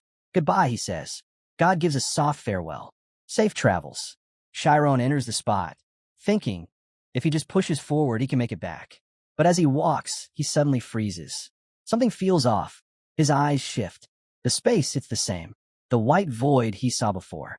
He glances nervously toward God. She's watching him. Fear creeps in. It's all too familiar. The way she let him go, too easy. He turns around and realizes he's trapped. The space-time prison has closed in. Then, a memory hits him. 2 months ago, in Sir Armin's home, Armin looked at him, eyes glowing, and said, This stops magic. Chiron had asked, shocked, Are we moving at the speed of light? Armin had smiled. You're clever. That's why it looks like space and time are frozen. Then he explained, light is strange. When a mage becomes fast enough, they can catch up to time itself. That's how stop magic works. Now, in the present, Chiron finally understands. This place, this trap, exists within the domain of light speed. But maybe he can escape, if he can go beyond the speed of light. Superluminal speed, a concept that exists only in theory, never reality. He recalls God's words. Once he enters, everything he did to reach this point will unfold in reverse. As Chiron steps forward, he places his hand on the ground and suddenly exclaims in awe. He can see an immortal function. Its presence travels across the universe instantly. But in this moment, he's nothing more than a spirit without a physical form. He wonders if it's even possible to surpass the speed of light in this state. Even so, he refuses to back down. With resolve, he taps into the annihilation and starts running, crossing great distances. He declares that he's done it. Up ahead, he sees his own body lying still on a bed. He's finally making his way back to his friends. Meanwhile, Alpheus is trying to heal him, but suddenly halts. Other professors stand nearby, silent. 8 days after Chiron was declared dead, Sariel tells Amy to look over. A student holding a document steps forward. As the student representative of Alphea's Magic Academy, Amira announces they've submitted a petition to all professors, demanding Headmaster Alpheus surrender himself. She says the Magic Society must step in and conduct an investigation. Just then, Class 5 students arrive and urge everyone to stay calm. Alifer throws open a window in frustration and questions whether it's the student council's job to stir unrest and throw the school into chaos. Amira holds up the petition and replies firmly, no one was incited. She says this wasn't their first choice, but it's been 8 days since Chiron's passing, and there's still been no public statement. Alifer responds, saying Chiron is in a coma. Amira shoots back, only if his heart still beats. She says no one's buying the excuse that his body hasn't started decaying. Couldn't the headmaster easily fake that with magic? She admits they're mourning too, but their loyalty to the academy doesn't mean they'll stand by and let it crumble. Alifer apologizes. She insists this is the best decision the professors could make, and they're taking full responsibility. But Amira stares her down, challenging whether they truly can. In her mind, Amira knows exactly why Alifer is saying all this. She's read the entire report, cover to cover. If anything was overlooked, she'd know. As she lowers her hand, Fermi watches carefully. He realizes she's about to disrupt everything. If she doesn't back off, things could get very messy. Fermi realizes that if Amira presses on, it could seriously jeopardize his business. He wants no part of the mess and suggests a compromise. Let them see Chiron for themselves. Once they witness his condition, they can make up their minds. But Alifer explodes, yelling that she can't make such a promise. She insists they wait until everything is finalized. The students grow restless. They argue they have every right to know what's happening and shouldn't sit back. They should fight for their school. Suddenly, Maria shouts for them to stop, but in the commotion, she and someone else are shoved to the ground. Mark catches her and asks in disbelief if things haven't already gone too far. He says this isn't just about Chiron. Another student's life is now at stake. Right then, everyone turns as a window shatters. Someone crashes down from above. It's Need. The crowd stares in silence as Need calmly says, "Fine, go in if you want, but you'll die." Gasps ripple through the students. Amir steps forward, asking if he's being shown special treatment just because he's skilled. Is this how he speaks to his seniors? Need smirks, then asks if he should say it again. Electricity crackles around him. The students reel back in shock. Plasma magic? That's supposed to be far beyond his level. He's just a Class 5 student, and yet. Amy confirms it. It's real. Lethal magic. Sariel adds that he's been hiding his true strength all along. Iruki watches, stunned. Need knows full well the consequences of using magic like this. Yet he's doing it anyway. With fury in his eyes, Need charges up a sphere of electricity, shouting that Chiron is dead, and he'll kill anyone who dares touch him again. Meanwhile, inside that strange realm, Chiron suddenly feels a prickling sensation. Small, red amia-like orbs are attaching to his hand. He stares, puzzled. They're crawling all over his body. Then, a voice rings in his mind. Consume. Multiply. The sound grows louder, more persistent. Chiron clutches his ears in frustration, trying to block it out. What is this voice? He wonders. The voice answers coldly. Reincarnation is the lowest form of existence. Mortals always claw for life.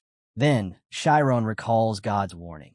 For a pure, spiritual being to return to a tangled, flawed human form, it's nearly impossible. The body is filled with impurities. It won't be easy. Chiron suddenly stops, his mind echoing with the voice's words. But he shakes it off, shouting back, he's going home. The voice coldly asks, where? It warns him that no place will take him back. All that awaits is death. Chiron yells at it to shut up. He pushes forward, insisting that he will return to his world. He tells it to get out of his way. Back at the school, Amira turns to Need, asking why he refuses to accept that Chiron is gone. She steps into his magical zone, noting it's a weather-based field that absorbs everything. Can he really stand against all of them on his own? Iruki walks in, shaking his head. He can't believe Need jumped into a fight he clearly can't win. He asks if Need wants help. Need stares at him in disbelief. Does Iruki actually believe Chiron is dead? Is he not on their side? Iruki calmly replies that he's not. He's not here to take sides. He just won't stand by and let them do whatever they want with Chiron. Amira glares at them in frustration. Meanwhile, Chiron's body lies still. Alpheus observes him and solemnly says, "This might be the end." Amy, alarmed, asks what he means. Is he saying they should bury Chiron? Alifer and Atella stand silently nearby. Looking out the window, Alpheus tells Amy to see for herself. Those students outside have resorted to lethal magic. If it escalates, another tragedy is certain. Amy grabs his arm, pleading. Chiron isn't dead. He knows it. Tears fall as she bows deeply before him. Across the field, Fermi smirks arrogantly, finding the chaos amusing. In his mind, he already sees himself rising above the rest. Amira watches, uncertain. If these students are really about to throw deadly spells at each other, is this all over that same guy? She turns to Iruki, asking if he's the one known for savant syndrome, the coldest, most logical mind around. And yet, is he seriously making decisions based on emotion now? Does he truly believe Chiron's still alive? Iruki responds without hesitation, yes. Chiron is not dead. Need narrows his eyes, watching him carefully. Amira, surprised, asks if that's so. Then she snaps. If he's that confident, he must have a flawless, logical reason to convince them all. Iruki says he does. He has proof. Amira demands to see it. What exactly makes him so sure? With a simple swipe of his hand, Iruki checks the time. It's 4 o'clock, he says. Then he adds, let them see for themselves. Everyone stares upward, tense and quiet. One student murmurs, it's just like that supernatural demonstration from before. Need glares at Iruki, realizing now he was counting all along. Something strange is unfolding. Amira, frustrated, says it's finally clear to her. They're all out of their minds. Still, they're going to confirm Chiron's condition themselves, no matter what. Suddenly, a flame forms in Iruki's hand, handed to him by Kess. Canis steps forward, smirking, and asks if he can join the fun too. Amira's eyes widen. She snaps at Kess, demanding how he dares show up without a hint of fear. She warns him. This time, she's catching him, and she means it. Canis just grins and tells her she's welcome to try, if she thinks she can. Meanwhile, Iruki pulls out a set of documents. He tells Canis he's late. He told him to be here at exactly 4. Iruki, flipping through the pages, calmly adds that he's exactly 27 seconds behind. Canis shrugs and mutters that he's already repaid his debt to Chiron. Need, still trying to understand, asks Iruki what this is all about. Iruki responds, holding up a paper. It's from Dragonbolt. Need stares in disbelief. Iruki explains. They performed a biopsy on Chiron and sent the sample for testing. Need, overwhelmed, demands to know when that happened. How could they have done this in just 5 days from the capital? He falls silent, stunned. Amira steps in, accusing them of playing tricks. She scoffs at the mention of the Mercane name. Does he really think flashing a powerful name changes anything? Iruki replies evenly. He used an ALPHS's. If he used his real name, his father would have made it a bigger issue. But that's not what matters here. The real question is what's written in this document. Amira scoffs again. What's next? A resurrection spell? Iruki flips through the report and reads aloud. The analysis shows that Chiron's cells, even 24 hours after clinical death, showed no structural breakdown. His state is classified as suspended animation. There are no signs of decay or deterioration typical of organic death. The students begin whispering among themselves. One asks, so what does that mean? Is Chiron not dead? Iruki cuts in. According to Dragonbolt, there are 3 recognized types of cardiac arrest. 1. Complete cessation of heart function. 2. Temporary stoppage. 3. A state where the heart hasn't actually stopped, but appears to have. Amira frowns, confused. She mutters that the third one doesn't make any sense. Iruki flips another page and tells Amira to pay close attention. This part is even more critical. He reads aloud. While cardiac arrest is typically seen as clinical death, in the context of the immortal function, 2 new scenarios are possible. Case 1. If a subject's willpower expansion is delayed due to their unique nature, the body may temporarily cease all vital functions until the mind completes its process. Case 2. Even if the willpower expansion is complete, the flow of time as perceived by observers may differ. In this case, although the body is functioning normally, a space-time barrier may prevent anyone from detecting those functions externally. He flips to the final page and continues. Based on the current mythological findings, the subject currently lying in bed, Arian Chiron, cannot be declared dead. He closes the file and glances up. So, he says, looks like Dragon Bolt found a way to revive someone believed to be dead. Amira looks away, flustered. Deep down, she realizes what this means. The student council was wrong, and the nation's top magic research institute has just confirmed that the faculty council made the right call. The other students glance at each other, guilt creeping in as they absorb the truth. Suddenly, they notice the headmaster approaching. Amira immediately bows her head, ashamed. She says they never meant to cause trouble. They just couldn't accept a cover-up. They thought if nothing changed, the school would crumble. The headmaster gently places his hand on her head. He apologizes, not for what she did, but for putting her in that position in the first place. Amira looks up in surprise. He tells her, this might be out of line, but if she can still trust him just one more time, he'll see this through. Once the matter with Chiron is resolved, he'll take full responsibility for everything. He refuses to lose the respect of the students he loves. Tears stream down Amira's face as she asks, can she believe that he's still the same headmaster she always looked up to? He answers with a vow. By everything he has, he promises. Amira wipes her tears, her right eye covered, overwhelmed. The crowd slowly disperses, but Fermi remains, watching. He mutters, having the headmaster show up. That's cheating. The headmaster glances over and says, you're becoming a problem. You should graduate already. You're 22 this year. Fermi salutes, unfazed. He smirks and replies, I've found a job. I can make all the money I want right here. He turns away, and the headmaster can only sigh, defeated. Elsewhere, Need and Iruki walk down the hallway. Need turns to him, visibly upset. You really didn't think to tell me about any of this. Yukai casually picks his nose and scoffs, wondering how anyone drowning in self-pity could pull off a plan. If word ever got out, everything would have been for nothing.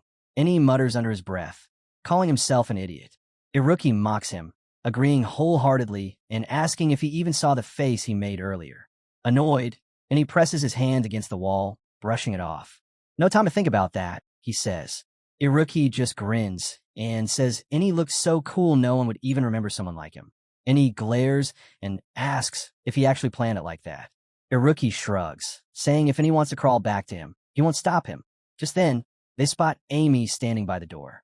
Yoki quickly tells her that they managed to protect Chiron, only to freeze when Amy suddenly bursts into tears and thanks him.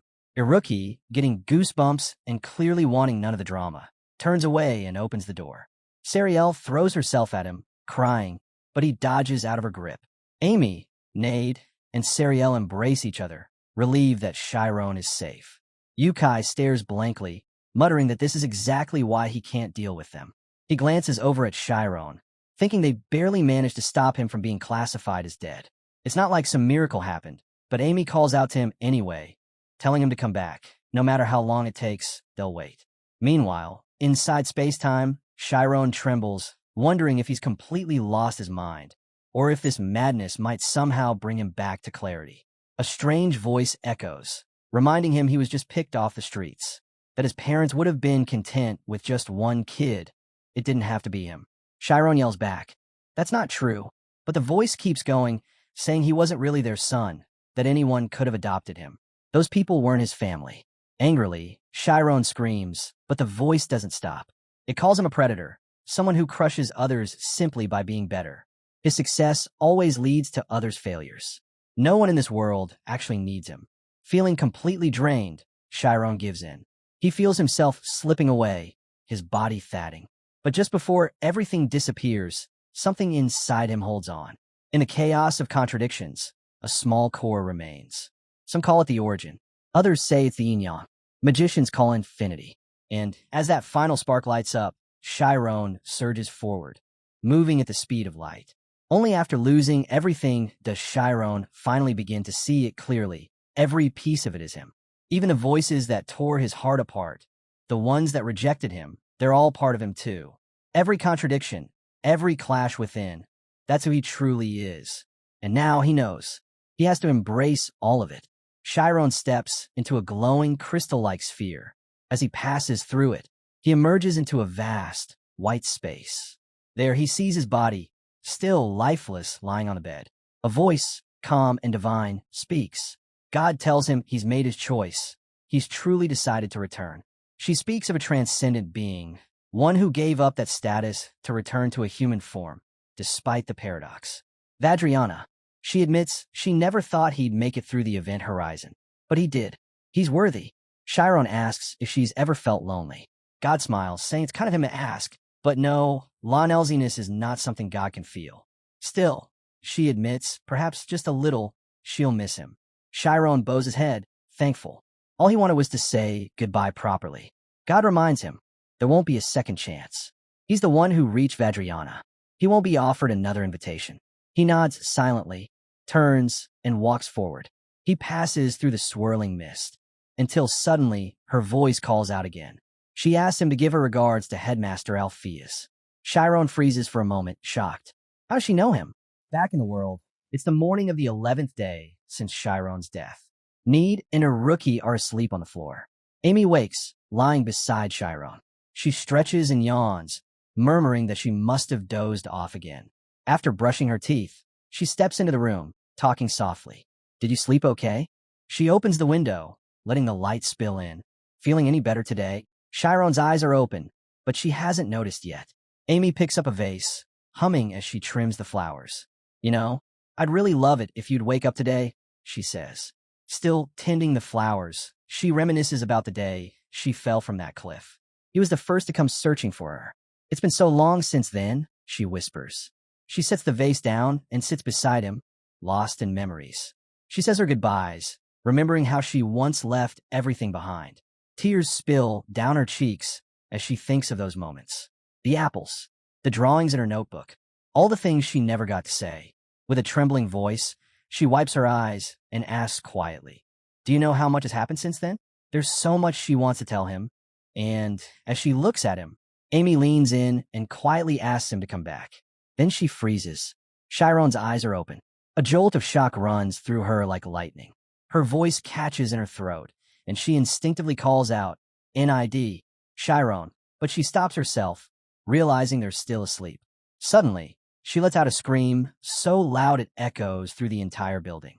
The headmaster rushes in, placing a hand gently near Chiron's face. Looks like his eyes have been open all night. Nade stammers, asking, is he alive?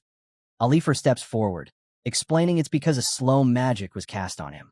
The headmaster lifts his hand and uses light magic to dissolve the spell. Nade and her rookie lean in close, eyes locked on Chiron's face. Slowly, his pupils shift, his eyes begin to move. Startled by their closeness, Chiron bolts upright with a gasp. Breathing heavily, he looks around. Did something happen? I just saw this strange vortex of light. Everyone stares at him, completely stunned. He notices the headmaster and gulps, stammering, even you're here. Then he sees Amy crying. Nervously, he says hi. Amy's response is immediate. She pinches his cheek hard. What do you mean, hi? She growls, tugging his face with full force. She leans in and asks, do you even know how worried I was? Chiron mutters an awkward sorry, thinking to himself that the journey through another dimension and crossing the event horizon felt like only a day, but so much had happened while he was gone. Just as he's about to speak again, NID and Iruki suddenly leap toward him. Chiron's back. They nearly crash into him, but he quickly sidesteps, leaving Amy flustered and blushing. The professors nearby smile, relieved. Nate exclaims, you were dead. Like, actually dead, for 10 whole days. Chiron's eyes go wide. Wait, I was dead. Iruki confirms it with a grin. No heartbeat. You tell me what that means. Then he presses, now start explaining yourself. Chiron, still processing, asks about Arcane and the others. At that moment, Itella and Thad walk into the room. They pause, seeing Chiron awake. NID, Yukai, and Amy all tumble off the bed in surprise. Itella rushes forward, throws her arms around Chiron, and bursts into tears. Thank you for coming back to us. Alifer watches quietly, thinking about how deeply worried Itella had been. After all, she was the one who entrusted him with the immortal function. Everyone's eyes are on them. Itella finally lets go and calls Chiron's name one more time. In that moment, as Chiron breathes and feels the world around him, he realizes he's really back. He asks himself if air has ever felt this precious before. He could have lost it all, but he didn't. I'm finally back, he whispers. NID, Yukai and Amy immediately fix their eyes on him, intense, emotional, and ready to let him have it. As Amy looks at him tearfully, she asks if she really meant nothing to him. Meanwhile, Need and the others are busy pummeling Chiron. Iruki joins in, yelling, "Hit him harder!" NID keeps throwing punches. "Knock him out for real," he growls. The headmaster watches the chaos for a moment, smiling softly. Then he steps out of the room and quietly shuts the door behind him. Walking down the hallway, he exhales. What a relief. Now it's his turn. Behind him, the door creaks open. Chiron steps out. "Headmaster." The headmaster turns to him. "A lot's happened," he says, "and the school's closed for now. I've been trying to wrap my head around it all." Chiron nods. "Thanks for all you've done." Then he adds, "But there's something I need to ask you." He tells the headmaster about how he traveled to another dimension through the immortal function. The headmaster's expression shifts. Another dimension? Chiron begins to explain everything. How he passed the event horizon and what he saw. The headmaster listens quietly at first until Chiron mentions her. "The woman," he says. "She told me to give you her regards." The headmaster's eyes widen. "She knows who I am?" Chiron hesitates. "Her memories are kind of fuzzy, but I remember her face. I'm sure she meant it." The headmaster stands still for a moment, deep in thought. "I knew her," he says softly. Chiron looks up. "You did? How?" Alpheus pauses, then speaks. "I've never been one for fate, but maybe your meeting her wasn't coincidence. Maybe it was meant to happen." Then he tells him, "Her name is Moreau. Most know her as Moreau of Space-Time. She was my disciple, specialized in scale magic." Chiron listens closely. The headmaster continues. "Have you ever heard the term unlocker?" Chiron nods. "That's what the Magic Society calls those who've activated the immortal function." "Exactly," the headmaster replies. "We tend to move fast when it comes to these things." Moreau is also an unlocker. Scale magic, he explains, is a rare kind. Only those who've awakened to the infinite nature of space-time can wield it. Chiron's eyes go wide. "Wait, are all these powers just different forms of existing magic?" The headmaster shakes his head.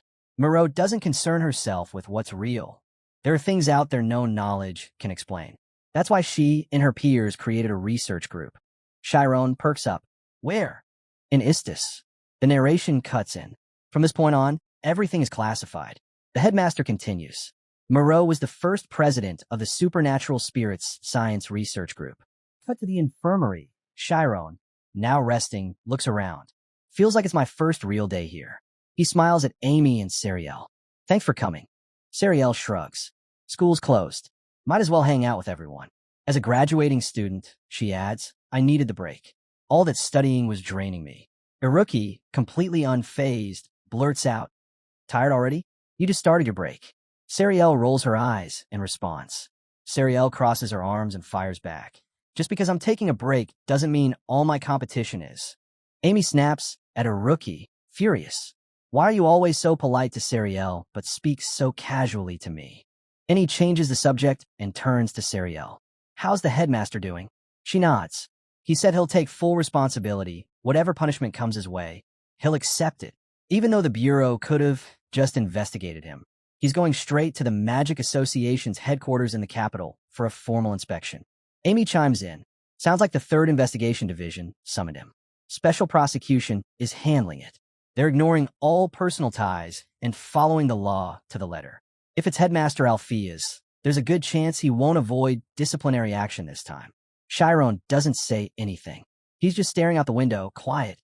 A few days earlier, Chiron had one last question for the headmaster. He brought up Moreau, how she said she was waiting for him.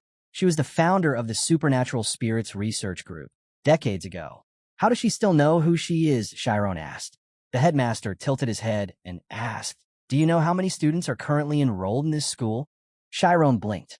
"No. The number changes all the time," Alpheus explained. "Some graduate, some are expelled, but there's always a rumor. Students say this school is always short by one." He looked Chiron in the eye. "Moreau never graduated. She's still enrolled here.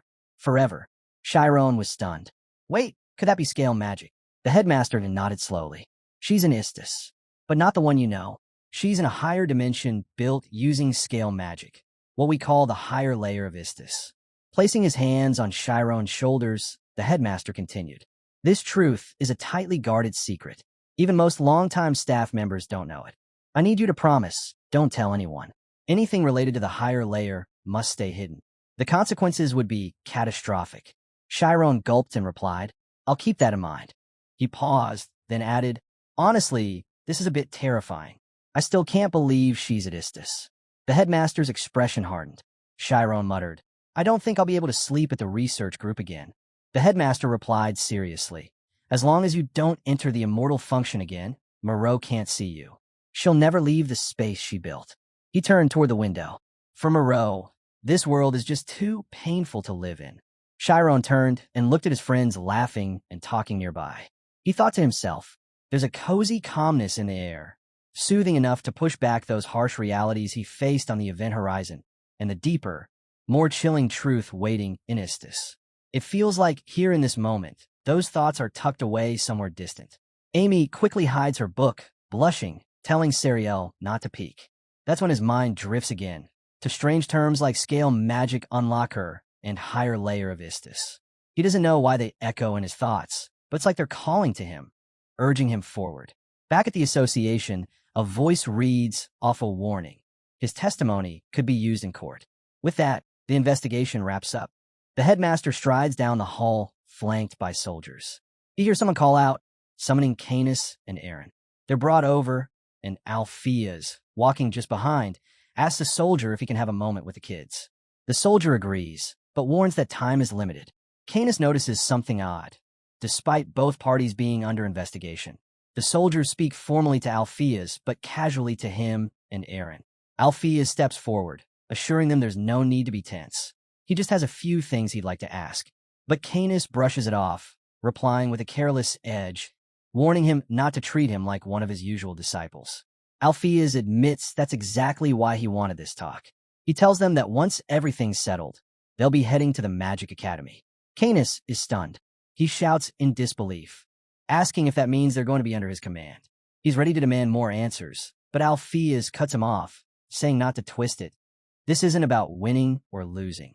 Still fuming, Canis fires back, claiming that if it had been a real fight, his teacher would have taken Alpheus down in one move. But again, Alpheus interrupts, agreeing, but adding that if it weren't for that, Canis would have already been begging for mercy. That, he says, is what evil is. No matter how you justify it, it draws hatred. Still, because they once studied under the same master, he wants to offer them a chance, a path out of the shadows and into something better. A soldier knocks on the door marked Interrogation Room B and opens it. Canis steps through, thinking to himself that the only thing, all he's ever known is how to fight. For someone like him, the only path ahead is the battlefield. A soldier approaches a man at his desk and informs him that Canis and Aaron have arrived. The white-haired man looks up and motions for them to sit. They take their seats as he introduces himself, an inspector from the 3rd Investigation Department, named Sakari. Then he asks if they're really Canis and Aaron. Canis nods, saying yeah, that's them, and wonders if something's wrong. At the same time, Aaron can barely speak, her voice trembling. She whispers that she can't read him at all. Canis glances at her, confused. What could she have seen that rattled her like this? Sakari comments that she seemed quite startled, asking if she referred to it as the First Sutra. Aaron sees him differently now, like his entire body is made of crystal. He explains that within the association's walls, the use of magic is restricted, but one's inherent traits can't be sealed. This is his way of blocking her ability to read minds. As his crystal form shifts again, Aaron thinks it must be a trick, but it's too precise. He's completely masking his thoughts. Sakari politely asks that they not disturb Aaron further. A gust of wind blows by, brushing something against Aaron's forehead. He turns to her and says they're still in the middle of an official inquiry, and then asks for her full name. Aaron stares, stunned, as the image of the crystal echoes in her mind. Sakari then says that person was right, before turning to Canis. He simply asks if they'll behave. Canis narrows his eyes at him, replying with caution. This guy is unbelievably strong. 30 minutes pass. Canis is now holding a sealed envelope, turning over the master's will in his mind. Sakari instructs him to open it and read for himself. Apparently, Arcane had this prepared and arranged for it to be delivered to him. The legal team on the other end has already notarized it. Canis studies the documents, thinking, if this really came from Master, there's no way. He reads the line again. All belongings to be inherited by my disciple, Canis. 4.8 billion gold. His hands shake. He stares at the wall, thoughts swirling. What was Arcane thinking? He can't even ask him now. Whether Canis lived or died never seemed to matter to him. And yet now he calls him disciple. Sakari breaks the silence. He says there's just one thing he needs to confirm. It appears Arcane indeed left his will in Canis' hands. Sakari says the will was left to him because Arcane truly saw him as a disciple. But then he questions, wasn't Arcane a dark magic user who manipulated others? Didn't they too grow up under his control? Canis slams back, furious. What is he even suggesting? Sakari calmly continues. He says that, in truth, it doesn't even take magic to brainwash a child. Save one from the edge of death, and you become something divine in their eyes. Then, simply tell them you need something, and that child will dedicate their entire life to fulfilling it. Before he can say more, Canis cuts him off sharply. He warns Sakari not to twist things. His master never forced anything on him. Everything he did, every step he took, was by his own choice. He even made that clear in his testimony. Erin then asks, her voice low, what's the point of accusing them of being brainwashed? Sakari, looking smug, answers that if they were brainwashed, they'd be judged innocent. That catches Canis off guard. Judged innocent? What kind of game is this? Sakari lays it out. From the association's standpoint, Arcane manipulated young minds. That's the angle they're pushing in this trial. Because if that's not true, then Canis and Erin would have committed their crimes of their own free will. And if that happens, Canis finishes the sentence in his head. He wouldn't receive the inheritance. He wouldn't even be considered Arcane's disciple. Sakari leans in, saying exactly that. If Canis admits to being brainwashed, he forfeits the title of disciple. The fortune, 4.8 billion gold, would then be declared illegal and seized by the association. He hands the contract over and tells Canis to sign. That's all it takes to be cleared. Canis stares down at the paper, thoughts swirling. This place is just like Leyden. They hide it better, dress it up nicely, but the stench is the same. It reeks worse than the bloody noise of Lum ever did. He looks again at the contract. This world, soaked in blood and lies, is nothing more than a giant battlefield. Sakari rises, telling him he has 1 hour. Take his time. Canis nods. I'll do it. Sakari thanks him, calling it a smart decision. Canis signs the document. He asks what comes next. Sakari calmly tucks the papers back into the envelope and says they're free to go. Erin, voice trembling, asks if there's some kind of release procedure. He shakes his head. There's nothing like that. They were free to leave from the beginning. Canis, clearly irritated, thinks to himself, everyone just wants the master's fortune. Canis slams his fist on the desk, anger boiling over. Are they really seen as so insignificant that the association can just let them walk free without a second thought? No fear, no consequences? And now he understands. He finally sees just how powerful his master truly was. Not a single nation across the continent could touch him. Canis stands abruptly and turns to Sakari. What's your rank, he demands. There's a pause before Sakari answers. Officially, he's 5th class. Canis doesn't say much, just that he's backing off for now. But one day, he promises he'll make Sakari kneel before him. Sakari nervously rubs his head, pretending to stay cool.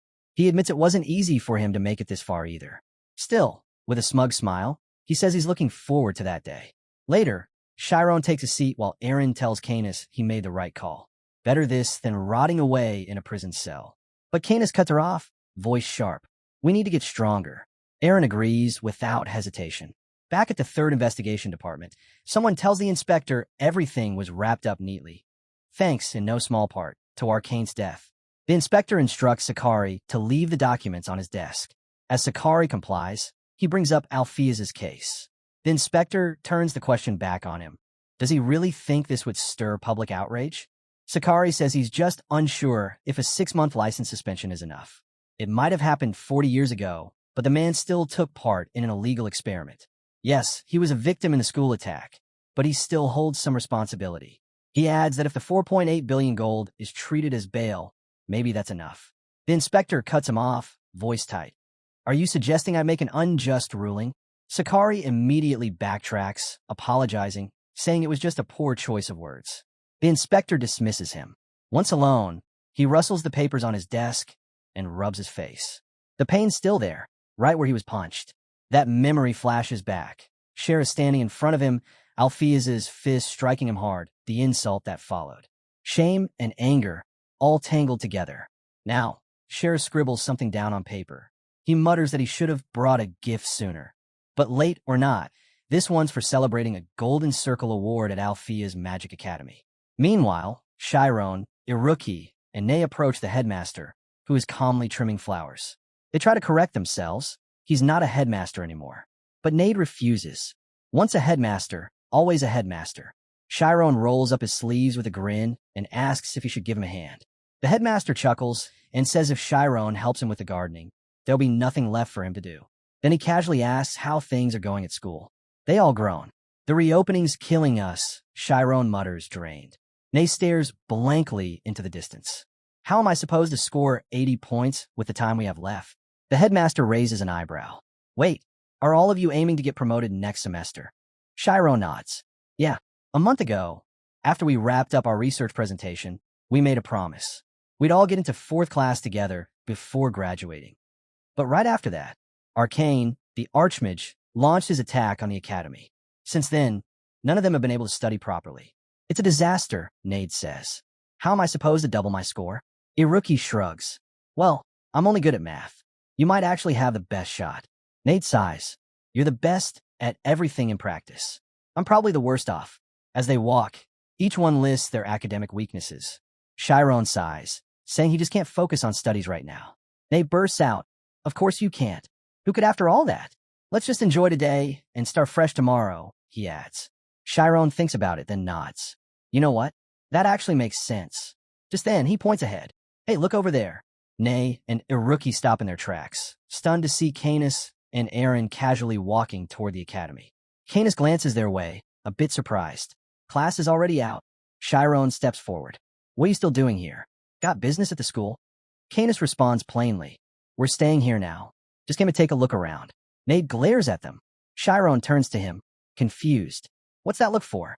Canis answers before Nade can. I'm not thrilled about it either. But if I want to move forward, the Magic Academy is the fastest route. Nade bristles. So what? You think you're above this place? He demands to know who even allowed them in. Canis lifts his hand and points upward. A senior. He smirks. You've heard we're in class 5, right? Then, flashing a cocky grin, he adds, I'm in class 4. That makes me your senior. The others scoff. No way. That's ought to be a lie. Those strict instructors would have never let him into class 4 from day 1. But Canis just raises an eyebrow. Isn't that exactly what happened? It was because they'd spent 10 years under the guidance of an Archmage. The basics? They'd mastered those ages ago. Nade, voice trembling, mutters that he actually lost to Chiron. Then he turns to Canis and asks, Wait, weren't your grades terrible? Canis shrugs. Honestly, I was a little let down. One guy's a dropout, and the other, just average in practicals. He glances at Chiron. Hard to believe you struggled with them. Then, without another word, he walks off. Good luck, he calls back over his shoulder. I'll make sure to treat my cute little seniors with care. Chiron, Iruki, and Nade stand there in stunned silence. Finally, Chiron clenches his fists. Day off's canceled. Nade groans. I'd rather quit magic than let those guys be my seniors. Iruki, puzzled, asks why that even matters. They're not even officially enrolled until next semester. That's exactly why, Chiron snaps. We're graduating before next semester, no matter what. His thoughts race. 1 month. That's all the time they have. But it's enough if they use every second wisely. The first step? Maximize their schedule. They'll split every hour into 10-minute blocks. That way, they cut down on wasted time and maintain peak focus through the day. Next up, a study group. Lucky for them, each of them excels in different subjects. That means they can cover each other's weak spots perfectly. I'm done, Iruki declares, holding up his paper. Chiron grabs it. Let me see. He freezes. On the page is a sentence. He eats pasta, and he'll be eating it. Chiron stares at it, baffled. What? What even is this? He glares at Iruki. Did I not just explain auxiliary postpositional particles to you? Iruki shrugs. Why doesn't it work? The sentence clearly shows independence between the subjects. You don't need any extra phrasing. Chiron's jaw drops. You seriously believe that? He sighs. Maybe their struggles weren't because they were lazy. Maybe they were just completely mismatched with these subjects. He turns to Iruki. Language isn't math. You can't just prove grammar. Iruki rolls his eyes. Whatever. I don't know anything about all that. Math's still the best. Chiron narrows his eyes. Wait, are you even planning to graduate? Iruki looks genuinely confused for a second, and then, without answering, aggressively dives back into his studies. Chiron watches, thinking they decided to put academics on hold, choosing instead to concentrate entirely on graduating. What really got under their skin was the idea of being ranked below Canis. Meanwhile, Need watched them and assumed their concern was about the upcoming practical exam, his weakest area. He pushed the thought aside, telling himself everything would be fine as long as he placed in the top 10. On the day of the practical, someone's frequency hits 887 beats, sending a ripple of shock through Class 5. Everyone is stunned to see Need giving it his all. Watching him demonstrate real skill, someone remarks that hanging out with a rookie and Chiron must have really boosted his progress. With the way he's improved, there's no doubt he'll land a top rank. Whispers spread about a rookie's recent absence from class. Meanwhile, Need clocks in at 173 beats, proudly claiming he secured his spot. Itella gives him a nod of approval. Then Iruki enters.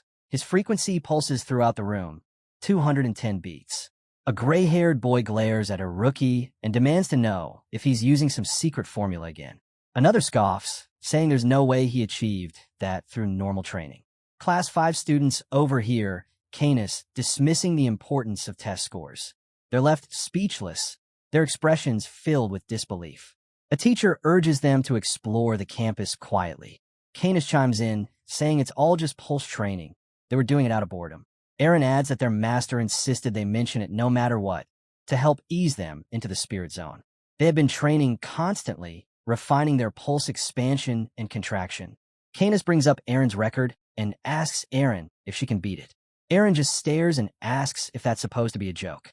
The gray-haired boy, still fuming, claims they have a secret weapon too. That's when Chiron enters the scene. Class 5 rallies around him, urging him to dominate again. Chiron sighs, while Canis and Aaron look on, intrigued. The test begins. Chiron steps into the spirit zone. He inhales deeply, holds it, and then releases it. His frequency spreads across the room. Class 5 is stunned. The reading? 120 beats in just 10 seconds, an average of 12 beats per second. Canis and Aaron are visibly shaken. Aaron thinks there's no way that's real. Such intensity should have caused a mental breakdown. But Itella watches calmly, analyzing him. She suspects that Chiron's power traces back to the immortal function, likely a trait he preserved upon returning. Initially, teachers expected Chiron, a convergence-type magician, to develop into a purely defensive class. But his thread durability has surpassed all expectations, crossing into the realm of the truly elite. The power that lets Chiron survive the immortal function. Itella wonders just how deep this kid's potential goes. Then the timer hits 0. Everyone is stunned.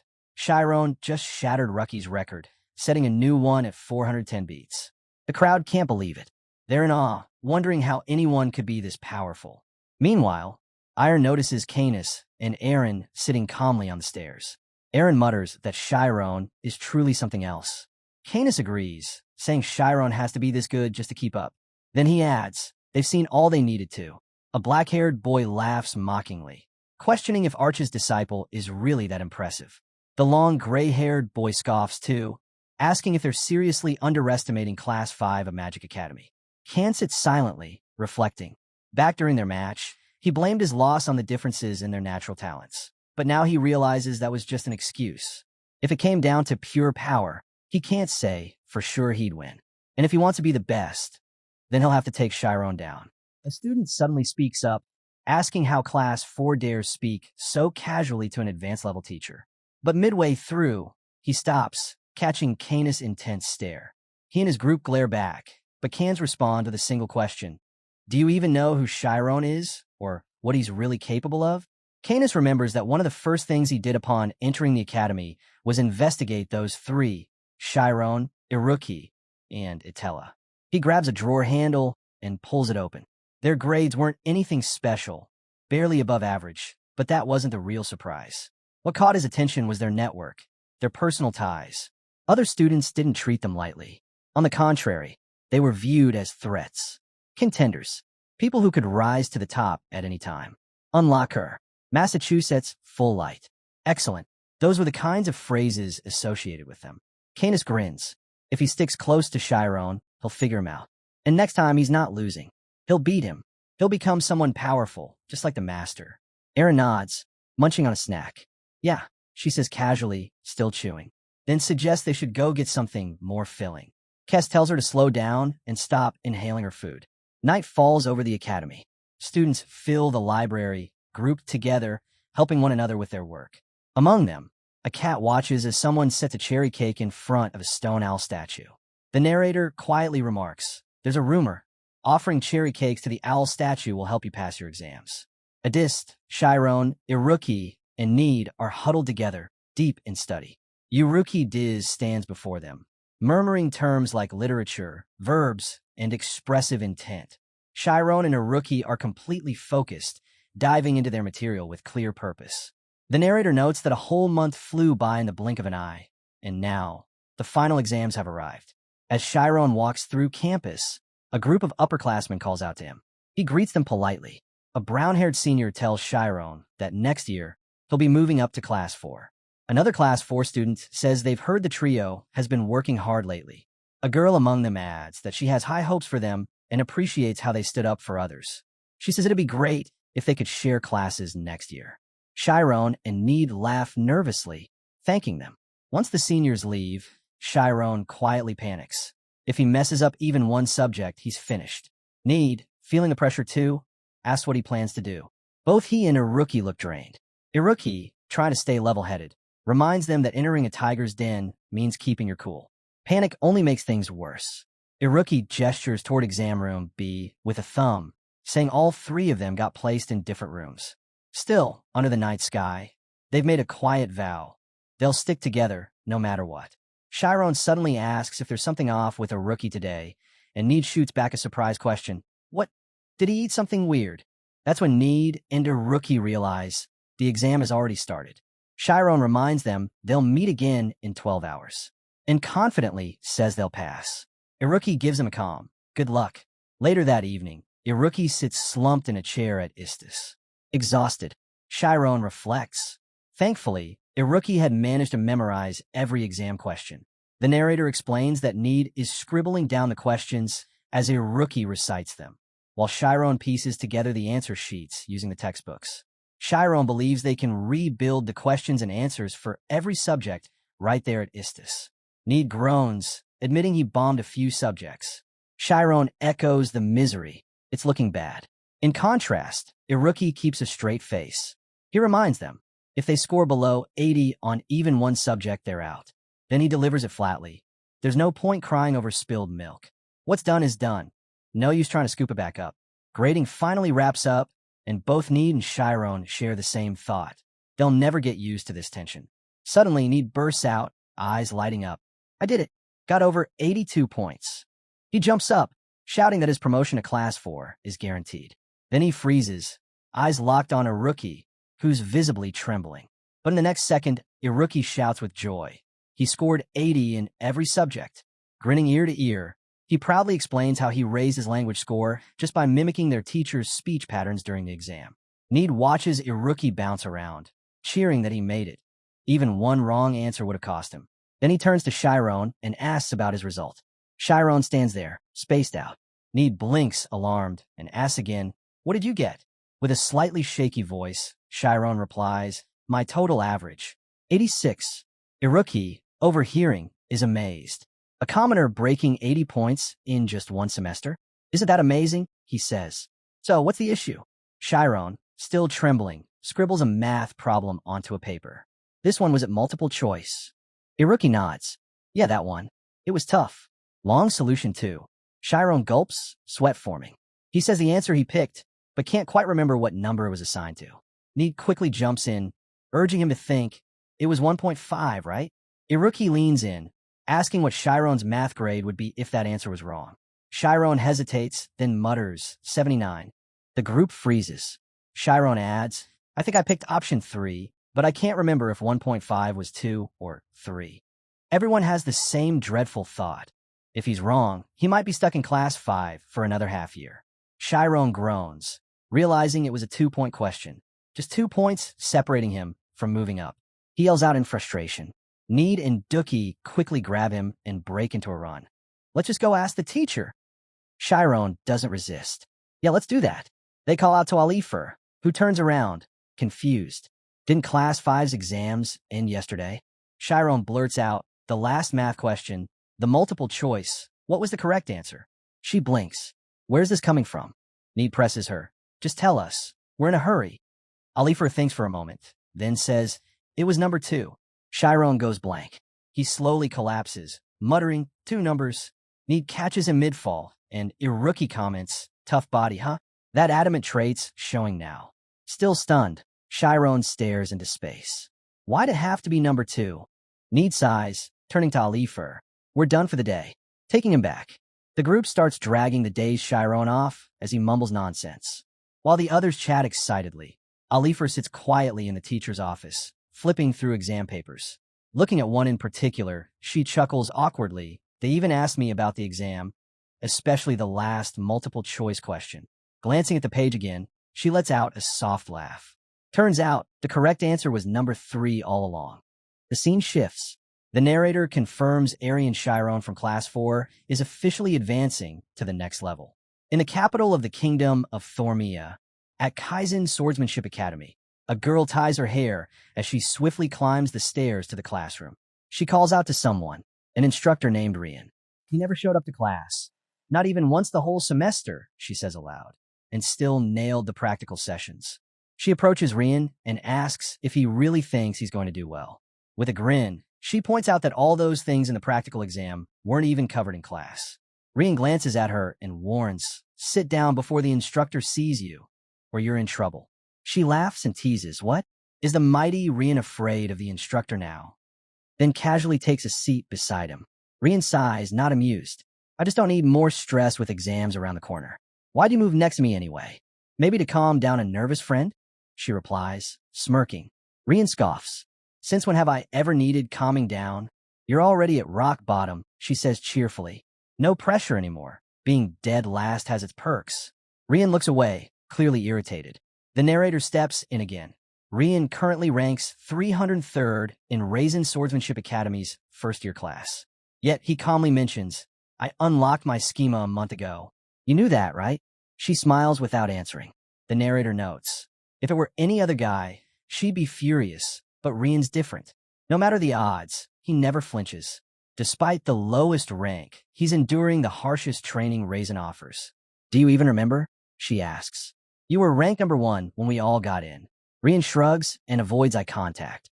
The narrator continues. Just 6 months ago, Rian entered Raisin at the top of his class. It was winter. In its 200-year history, Raisin Swordsmanship Academy has produced 10 certified first-class swordsmen. Among them was a legend, titled the greatest swordsman of all time. With unwavering resolve and bravery, he became the ideal every knight aspired to be. Each semester, over 300 hopefuls compete to follow in his footsteps. Yet most don't even make it past the top 30. Those who fail the month-long probation period are immediately cut from the academy. At that moment, a man is riding on the back of a blonde-haired trainee. He urges the trainee to keep moving, mocking his pace. It's Richard Figure from Group 1, pushing the blonde trainee to go faster. Is that all you've got? He taunts. Nearby, a yellow-haired man shouts to the crowd. If you haven't placed your bets yet, better hurry up. The narrator explains. The schema users are all in Group 1. A few onlookers approach, placing their bets. I'm putting mine on silver, one says. Me too. Another chimes in. Meanwhile, the narrator breaks down the groupings. Those without schema, but with exceptional physical talent, are assigned to Group 2. Group 3, they're the ones who didn't qualify for anything, dragged here by their family's influence, lacking both skill and drive. Watching from the Sidel zines, 2 girls observe the scene. A short black-haired girl and a tall blonde-haired one, Elzine from Group 1. She glances at the chaos below and sighs, thinking to herself, this is just how the world works. If someone can't be trusted to guard your back in a fight, they're not a comrade. They're just cannon fodder. On the field, the blonde-haired trainee strains forward, but Fair, riding on his back, smugly declares he's winning again, until Rian suddenly appears out of nowhere. With a sharp kick, he knocks Fair off the trainee's back, stunning everyone. This isn't a playground. Knock it off, Rian says coldly. Figure glares and steps forward. Rian, he shouts furiously. You're dead. He storms toward him. From the Elzines. Elzine glances at the short black-haired girl and says, looks like it's finally happening. Rian, huh? You know him. The black-haired girl replies, yeah. But don't get the wrong idea. He's not strong or anything. She then explains Figure was squeezing money out of Group 2 students, saying it was for his birthday. Rian's group refused, so now they're marked by Group 1. Still, didn't expect Rian to throw the first punch. Looks like he's got a short fuse. Back in the confrontation, Rian tells Fair they should settle this outside. If the instructors catch wind of this, it'll hurt our records. Figure smirks, fine by me, then signals to his crew to follow. As they head out of the academy, Fair throws out more insults. Group 3 members watch closely, tension building. Fair snarls, let's see what happens when someone like you messes with us. Then, turning to his group, he says, give him one chance. 3 members from Group 1 charge over to Fur's side without hesitation. Watching them, Fair bursts into laughter. You see that, Rian? He mocks. You've got no one on your side. What now? Rian stares back, unfazed. What are you even saying? Do you only fight when the odds are in your favor? Fair is momentarily speechless. Rian clenches his fists. I fight because I have to. That's what being a knight means. Fair scoffs, a knight? You think you have the right to be one? Then, grinning wickedly, he steps forward. Fine. I'll go one-on-one like a real knight. Come on, let's see what you've got. Figure gestures toward himself, smirking. I'll even give you a free shot. Rian doesn't hesitate. He charges straight in for a punch. But Figure sidesteps at the last second and counters with a crushing blow to Rian's stomach. Why would I let you land a hit? He sneers. Rian doubles over in pain, gasping. So this is the power of schema? He thinks, trying to steady himself. Fair launches another punch.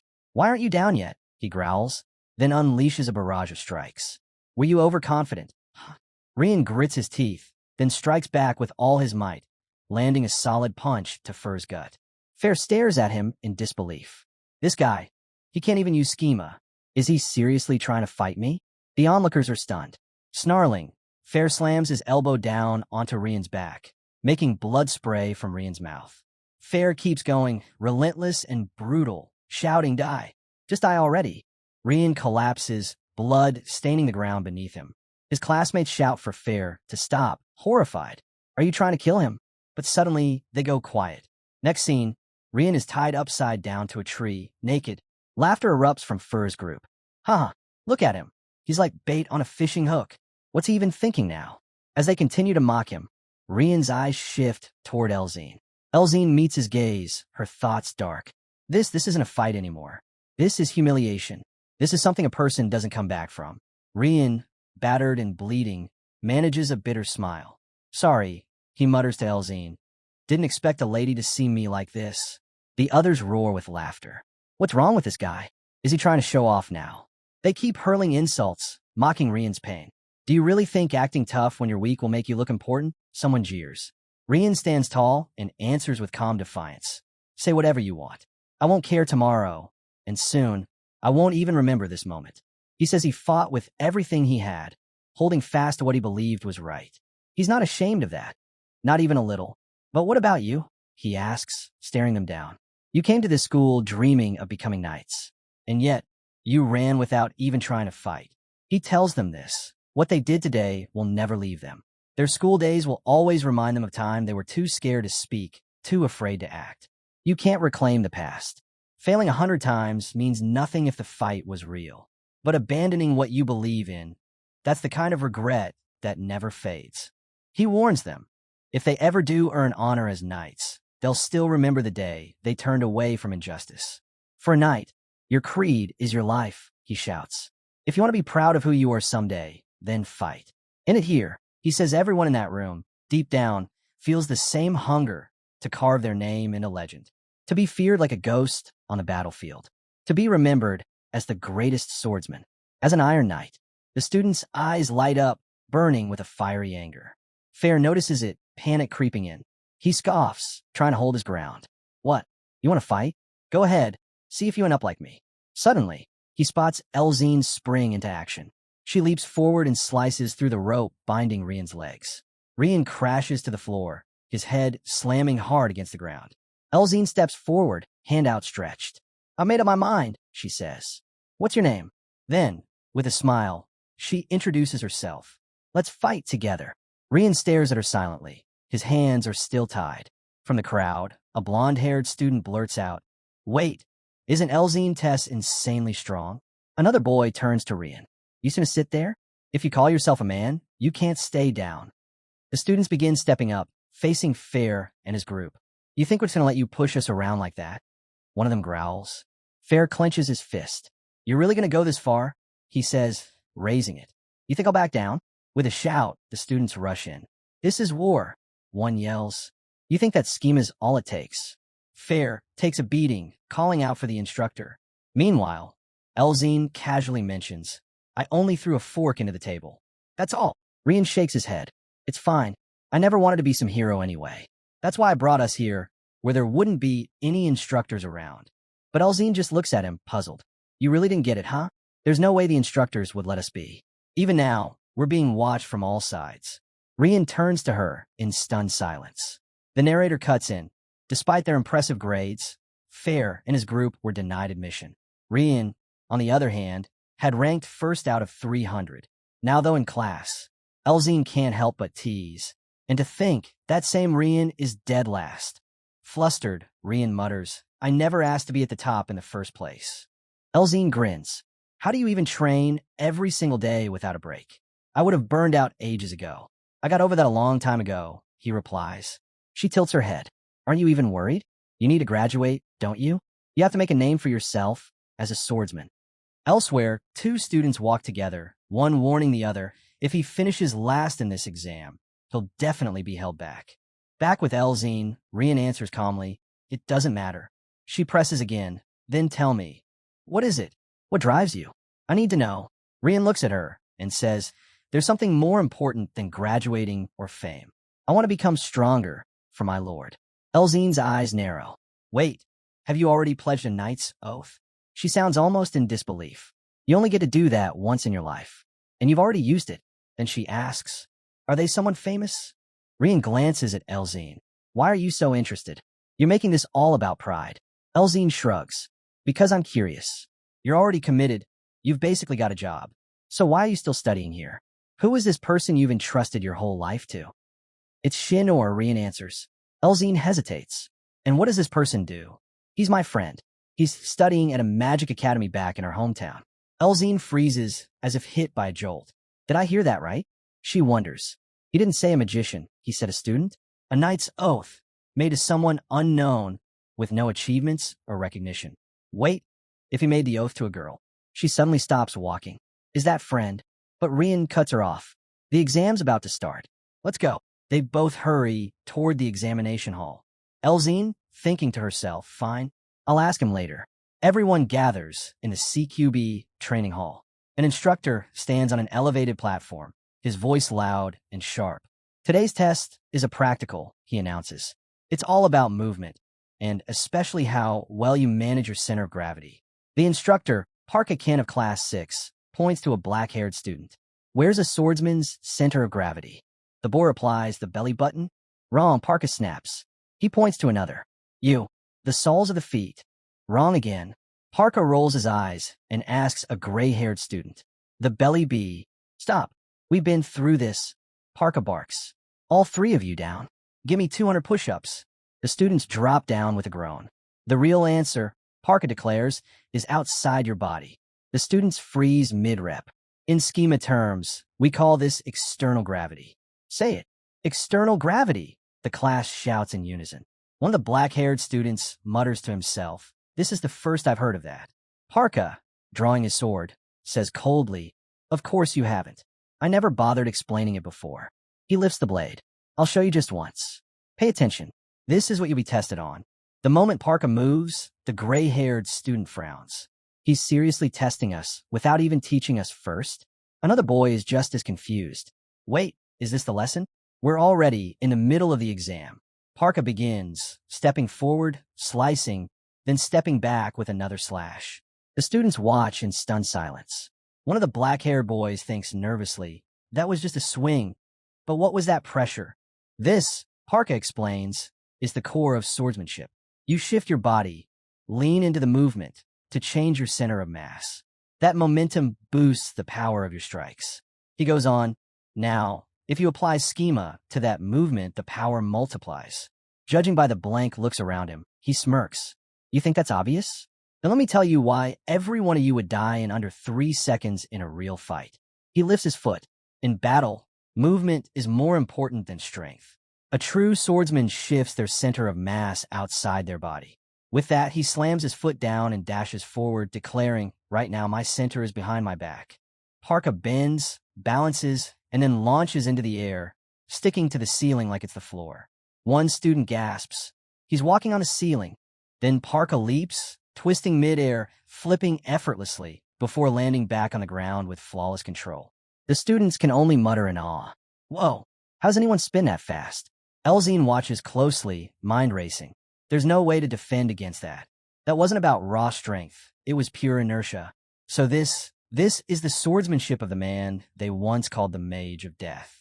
Parka calmly sheathes his sword and says, he wasn't actually manipulating gravity. What he did was enhance his physical power using schema, which created overwhelming inertia. As he steps forward, he explains that he only amplified the effect so they could grasp the concept more easily. And this, he adds, is exactly what today's lesson is about. He then calls out to everyone who reacted with a whoa during the demonstration and orders them to drop and give him 200 push-ups. The students quickly obey, dropping to the ground to begin their punishment. The narrator explains, external gravity is a technique where the user shifts their center of gravity by reinforcing their body with schema. This reinforcement produces incredible inertia, allowing for balance and movement that seem to defy gravity itself. It's this exaggerated shift in gravitational control that gives the technique its name, external gravity. The foundation of the move starts with what's known as first impact, the initial action needed to activate external gravity.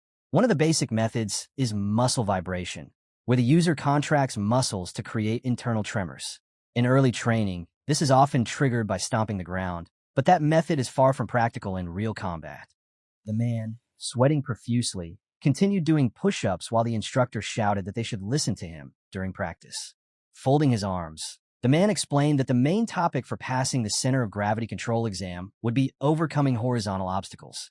The rules were elementary. When different barriers started moving toward them, they had to dodge quickly. He pictured a diagram in his head and added that the obstacles would be very different, and at the final stage, there would be practically no room for dodging. Imagining the end of the route in his mind, he concluded by stating that they would not pass without using external gravity. The instructor then pointed toward the obstacles, explaining that they were made of the sharpest blades, so any mistake would result in death, and they should remember this well. The students, gritting their teeth, continued doing push-ups. The instructor received something from a student and stated that he was sure there were no cowards among them who would refuse to complete the task out of fear for their lives. And even if they lost a couple of pieces of flesh, Instructor Kana, a surgeon, would quickly patch them up, so there's no need to worry. The group was finishing their push-ups when the instructor suddenly shouted that if they were done, they should approach the numbers. Elzine wiped the sweat from her face and remarked that even though they had already mastered the scheme, which was the special ability, was he not overdoing it with these push-ups? Rian leaned toward his friend and told her to remain silent. Otherwise, he would add another 50 push-ups to their count. She grinned, noting that the instructor was already busy with the exam and was not even looking at them. The others, with tears in their eyes, wondered why their blonde goddess only spoke to him. The girl suddenly raised her eyebrows and asked if Chiron was Rian's girlfriend. Rian looked at his girlfriend in surprise, then furrowed his eyebrows in rage, stating that she had gone crazy. He added that, although he could not boast of his brains, he would never take such an oath in his life. Elzine looked at him with some surprise and asked if that was true. Rian closed his eyes and, still shouting, declared that his friend would become the strongest, so he swore his own life to him. Calming down, he added that his girlfriend should not make such strange assumptions. She thought to herself that he had changed since high school when he spoke about him, and apparently he could only talk so much about his friend, even with a hint of envy. With these thoughts, she brought her hand to her mouth. Elzine then pointed at herself and asked if Rian could introduce her to Chiron. He asked in shock why she needed that, and she replied that, since he spoke so highly of him, she was also interested. Besides, she was now jealous that he already had his own master. The student with the first number was preparing to take the exam, and Rian noted that it was still unexpected, especially since Chiron was currently in Craze, far from there. The others present were warming up, and Elzine remarked that she would just go to Craze since the holidays were approaching. She then smiled widely, mentioning that they had a small island in the south, a famous landmark, and it would be really enjoyable if they could go there together. Surprise appeared in Rian's eyes at the thought, and he questioned internally whether she should have fun with Chiron. He suddenly remembered how they had spent time together before Chiron left and thought about how they had not seen each other for half a year since becoming friends. Tears welled in his eyes, and he said that he wanted to see him. Leaving his memories, he brought his hand to his mouth, wondering how Chiron would take it, given that he was a rather modest person. Hearing this, Elzine smiled in satisfaction, thinking that this was a great answer. She then raised her index finger and told Rain to ask Chiron to bring a girlfriend as well, and questioned if he had no girlfriends at the Magic Academy, suggesting that they could then arrange a double date during the holidays. Rian turned abruptly, visibly confused and shocked by Elzine's suggestion, then turned away, stating that he would think about it. Elzine, overjoyed, closed her eyes, saying that before the holidays began, she first had to pass a practical exam. After a short while, she approached the instructor and announced her readiness. The man looked down at his tablet, and as soon as he gave the signal, Elzine rushed forward. The first obstacle appeared not far in front of her, and she overcame it with ease. Spinning in the air, she leapt over the second obstacle. While airborne, she looked ahead, telling herself that her flexibility would no longer help, as the final obstacle was enormous, completely blocking the path except for a small gap at the bottom.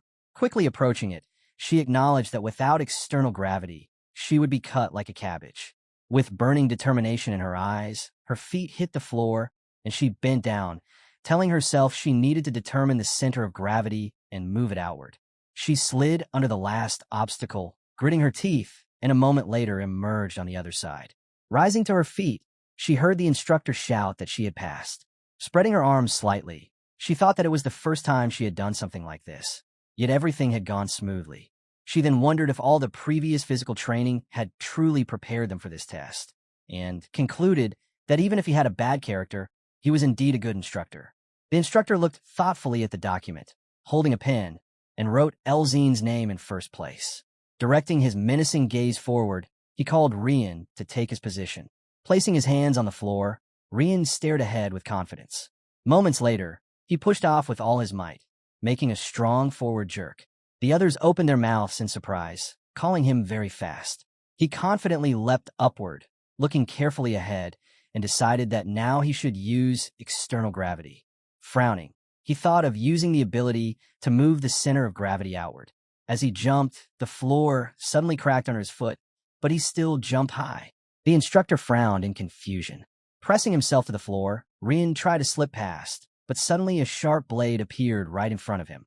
At that very moment, he felt a strong impact, bounced off the floor, and crashed into the wall with full force. Breathing heavily, the instructor asked sternly why Rian had put his head under the blades. Coming closer, he demanded to know why he had not used the ability. Rian frowned, insisting that he had used it. The instructor, hands on his hips, shouted that he had not used anything, then asked who had said before the start that weaklings without the ability were not allowed to take the exam. Rian's expression changed, and he shouted that a month ago, during the commission, they told him he was allowed to take the exam. The man frowned, saying he would believe it, and pointed to a nearby boulder, telling him to lift it, as the commission required candidates to move objects several times heavier than their bodies. Rian approached, thinking that he had barely passed it before. Veins bulged on his neck and arms as he exerted strength and immediately lifted the stone. Shaking under its weight, he asked if the instructor was satisfied now. Beads of sweat appeared on the instructor's face in surprise and frowning. He wondered how it was even possible. Lowering his gaze in confusion, he remarked that the student had never used the diagram before. Rian, irritated, demanded to know what that meant and whether the instructor had even seen the rock he lifted. The instructor studied his surprised expression closely and said that Rian was simply very strong and had passed all the tests purely through brute force. Still holding the boulder, Rian stood for a moment before letting it drop. According to the exam results, he took last place. The panel indicates that a swordsman's techniques rely on strategy. Therefore, if one cannot use strategy, they will be exempt from all practical examinations and will not earn any points from practicals. The clear blue sky stretched above the academy. Rian was holding the report card, shaking hands and greeting, and wondering if he had been given the last place simply because he could not use the schema. He thought about how, if he told his father about his situation and then asked for time off to relax with his friends, his father would be furious. While he was reflecting on this, Elzine waved her hand at him and asked if he remembered about the vacation, adding that he should bring his friend. Frowning tensely, he turned around and assured her that he remembered everything, then wondered what the protagonist was doing at that very moment. Meanwhile, at the academy, the protagonist stood alone near the wall, his eyes suddenly lighting up. In the same instant, he became enveloped in magical energy and rushed from his place, using teleportation to move from a distance. During this time, he also employed quick movements on the patrol plane, making sharp turns. His bright blonde hair shone brilliantly in the sunlight, leaving a luminous trail behind him. He used rainbow splashes to break on the ground. Immediately afterward, he stretched his hand forward and, using a photon cannon, created a powerful explosion. Smoke rose from the ground as Chiron continued to stand with his hand outstretched. Suddenly, a red light began to emanate from it. In the same moment, he used a laser, knowing that no matter how strong the material, after the shock wave reached it, it would be destroyed by the subsequent powerful spell. The laser struck the crack created by the photon cannon's explosion, and within seconds, it became several times stronger. Upon hitting the target, the protagonist sighed with relief. He looked at the hole in the rock and noted to himself that the photon cannon possessed a higher impact force, but the damage from the laser could be inflicted continuously. In this way, he realized that he had made great progress in magic in a short period. However, with these thoughts still in mind, Chiron used the wind rip with a single motion of his hand. The magical attack sliced an apple from a tree, and the spinning fruit fell to the ground. The protagonist understood that simply memorizing spells would lead to nothing. Looking at the apple in his hand, he acknowledged that he still had a long journey ahead. He remembered how he had fought before and noted that, while the enemy had not yet tested the strength of his magic, he could catch him off guard. The lack of accuracy, however, blocked the formulas of immortality. He recalled a powerful archmage and admitted that he had been helpless against such a truly strong opponent. That day, he had merely hidden behind the backs of stronger comrades. Thinking back, he remembered how people had died before his eyes and how his comrades had fallen. He had been unable to do anything. He thought of everyone dear to him and decided that if one day they were in danger, he did not want to remain an incapable weakling. From these thoughts, he squeezed the apple angrily, but before he could finish his reflection, someone called him from behind. Turning around, he saw a rookie and Nade walking toward him. Seeing his friends, the protagonist smiled, and suddenly his eyes lit up again.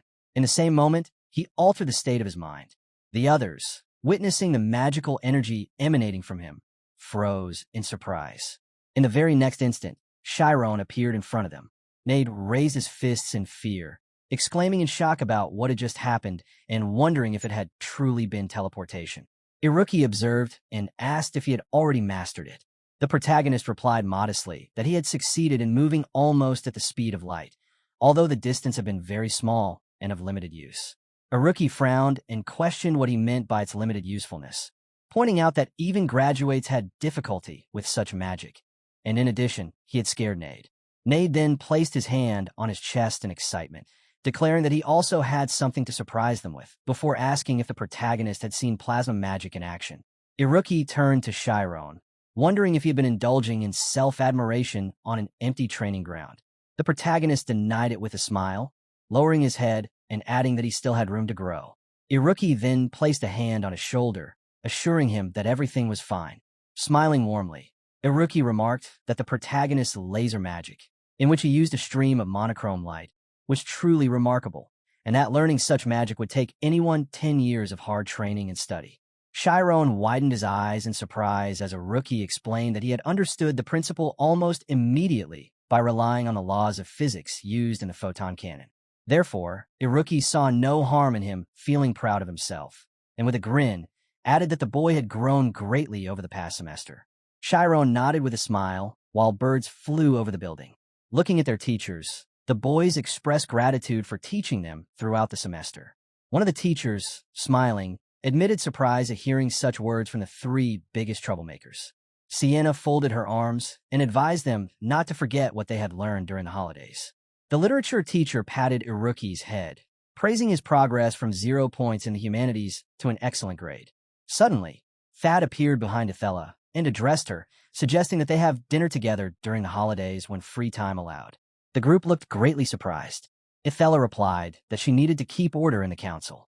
Thad clenched his fists, remarking that she was so strong and that it would be wonderful if she allowed him to participate in training.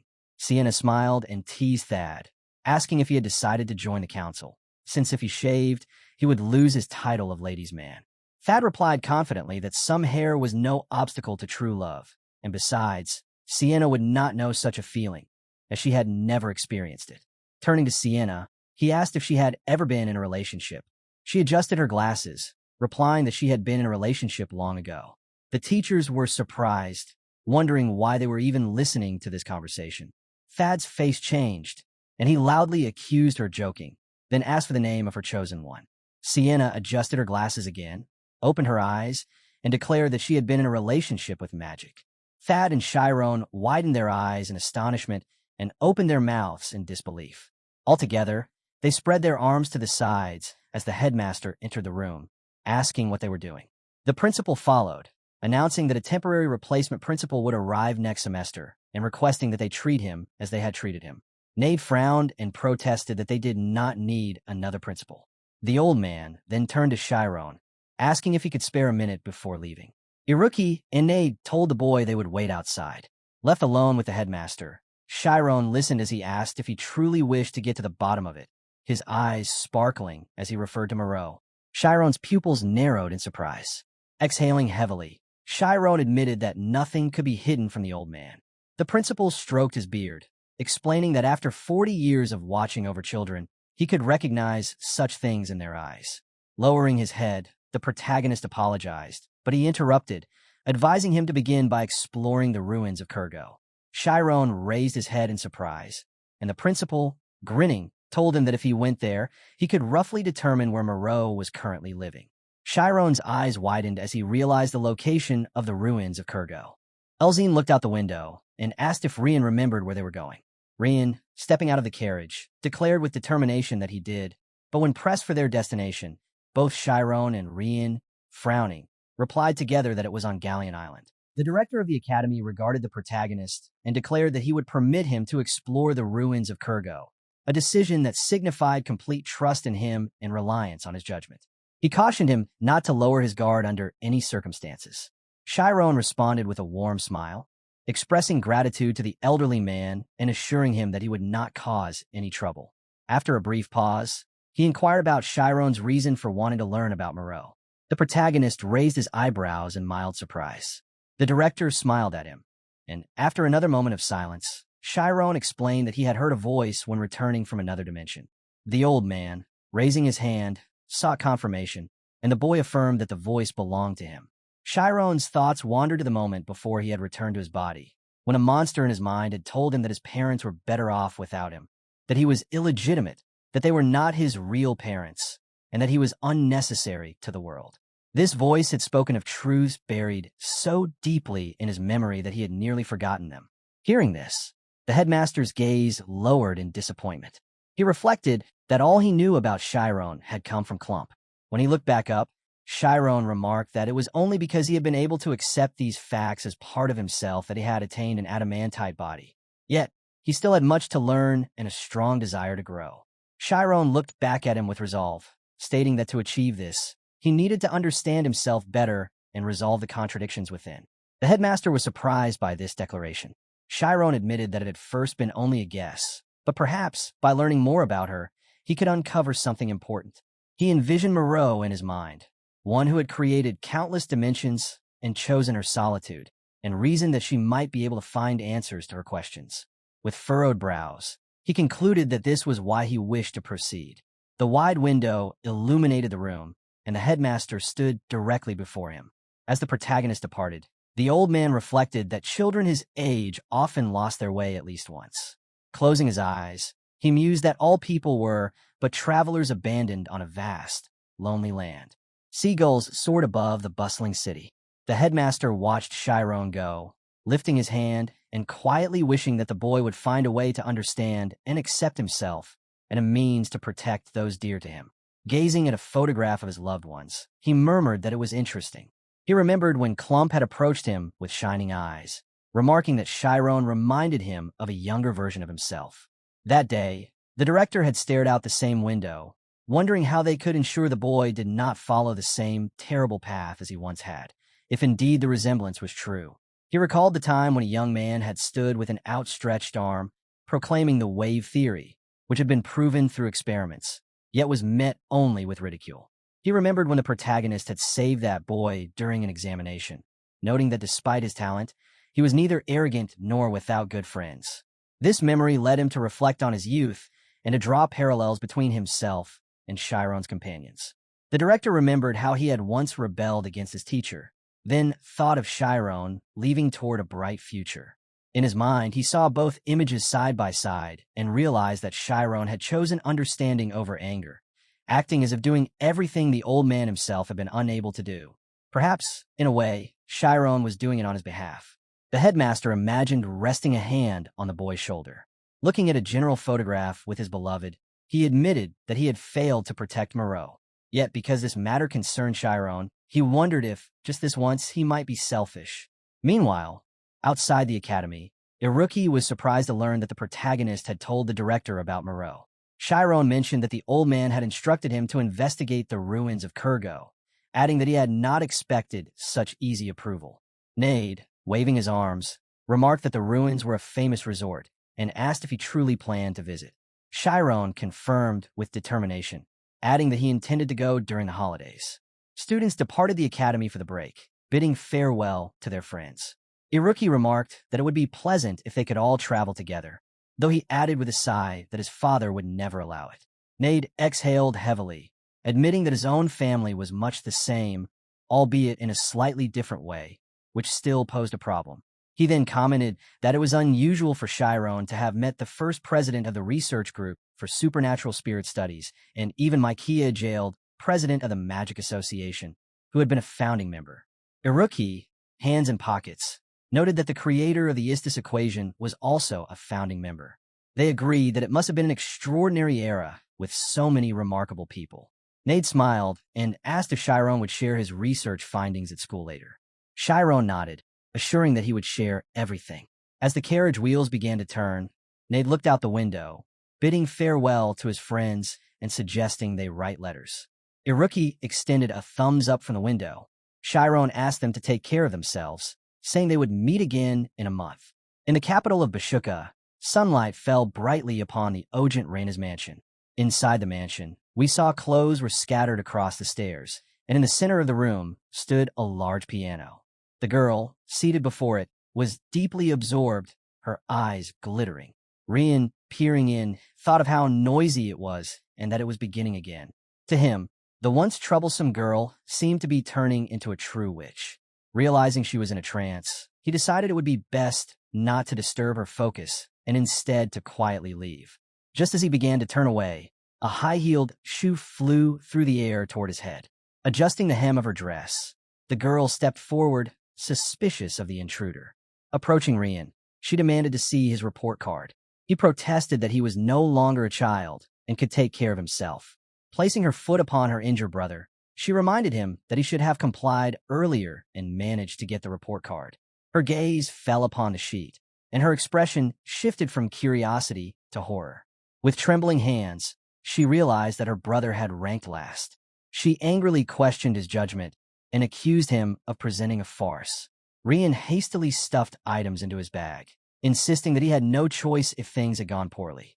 Turning to leave, he announced his departure, but she seized him by the shirt, demanding to know where he was headed, as they were meant to go to their grandfather together. He retorted that he already had plans, but she crossed her arms and pressed to know with whom.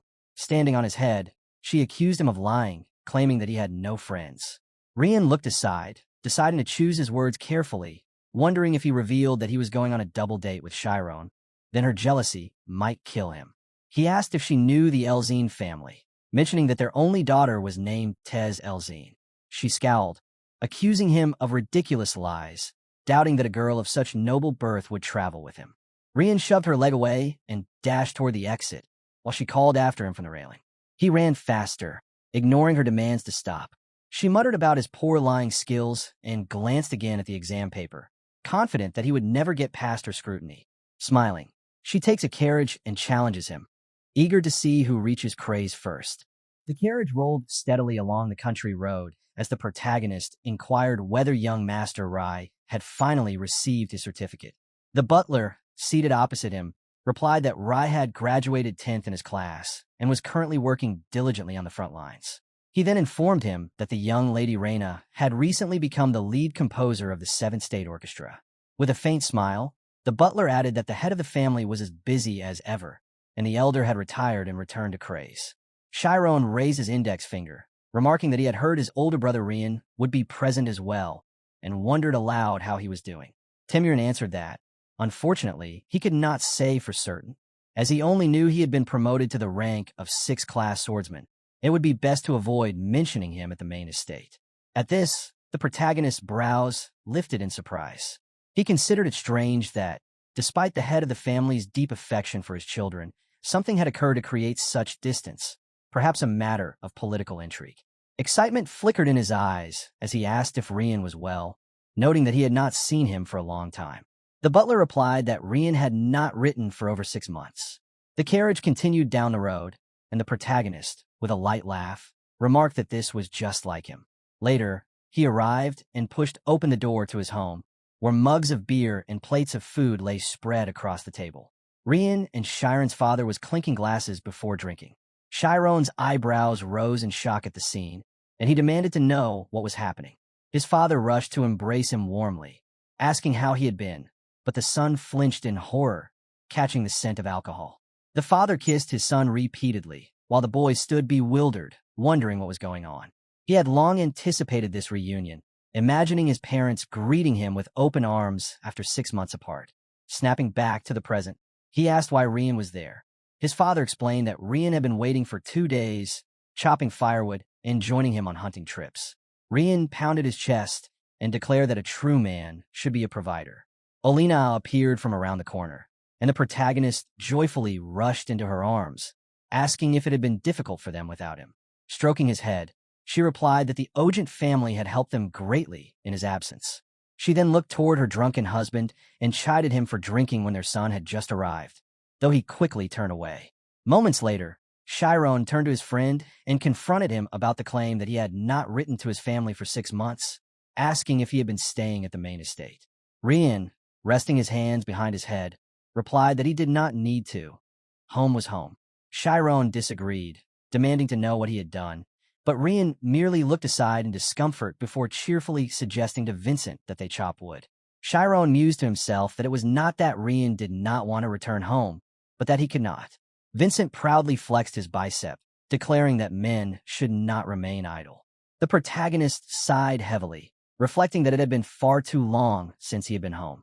Removing his vest, he assured his mother that everything would be fine and they would return soon, though she warned that climbing the mountains in such a state was dangerous. He tightened his belt and reassured her, his unwavering gaze meeting hers, promising he would be with them. Olina raised her brows in surprise at his certainty, questioning inwardly whether she truly should not worry. All three left the house smiling, while she watched them go, thinking that though only 6 months had passed, her son seemed entirely different. Rian slung the axe over his shoulder and challenged his friend to a wager. Whoever felled a tree in the fewest strikes would win, and the loser would grant the winner a wish. Chiron recalled that he had once made a similar bet with his father. A few minutes later, a tree trembled under a powerful blow. The protagonist stared, mouth agape, recognizing what Rian was doing. Rian laughed, stating that this was not some special trick for felling trees. He was merely warming up. With a grin, he hefted the axe behind his head and swung it with a loud cry. Father and son watched in astonishment as a bolt of lightning erupted from the strike, toppling the tree in one blow. The protagonist exclaimed at the display, realizing Rian had mastered the sword killer strike. Rian tossed the axe over his shoulder, boasting that he was no longer a boy but a man. Smiling, he admitted inwardly that he had considered what to do if it failed. Memories of using the lightning bolt before, breaking a sword, and mastering a secret technique flashed in the protagonist's mind, along with Vincent's earlier question about his training. Vincent scratched his beard, thinking that Chiron had a great friend, one who, despite his origins, remained humble, polite, and persistent enough to train without giving up. Folding his arms, Vincent asked Chiron if he truly believed he could defeat Rian. Chiron admitted he was unsure, as winning would require felling the tree in a single blow. Rian offered him the axe, but Chiron declined, saying it was unnecessary. Placing his hand upon the tree's bark, he closed his eyes as leaves swirled around him. Vincent and Rian stared in astonishment, feeling the wind gather. Mana wrapped the bark, and with a sharp crack, the tree split in two. Chiron raised his hand triumphantly, declaring victory. Rian frowned, questioning what kind of sorcery this was, and the protagonist replied that it was the wind cutter. Vincent ran to the tree, marveling at the magic, and laughed, declaring that they need not worry about firewood for winter. Chiron assured his father he could rely on him. Rian smiled, thinking he had been right all along. The protagonist then told Rian to haul the firewood, and Rian, hanging his head, admitted he had planned to do it anyway. That night, the family sat together at the dinner table, all smiling warmly. Rian watched from the side, grinning. After a while, as they were lying in the room, Rian asked if his friend wanted to travel to Galleon Island as well. Leaning back with his hands behind his head, the protagonist explained that he needed to explore the ruins of Kurgos. Rian asked if this was truly necessary for his studies. Chiron replied that it would also be a good chance to relax, as the island was famous among tourists. Rian furrowed his brows, setting one condition. Chiron must bring a girlfriend along. The protagonist wondered aloud if this was some kind of double date, noting that Rian must have found someone at the Swordsman Academy.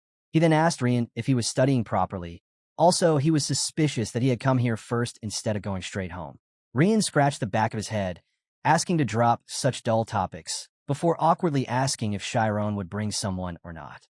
Rian thought to himself that Chiron was so shy he could barely look a girl in the eye, and he doubted Chiron knew how to speak to the girls. If needed, he would simply tell Elzine the truth. Before Rian could say further, Chiron agreed, adding that he would bring a girlfriend. Upon hearing this, Rian's expression changed drastically in surprise as his mouth opened in awe, while the parents, standing behind the door, were left wide-mouthed in shock. The moonlight shone through the wide window as Rian asked if his friend was popular with girls. He added that their witch would probably be very upset if she found out.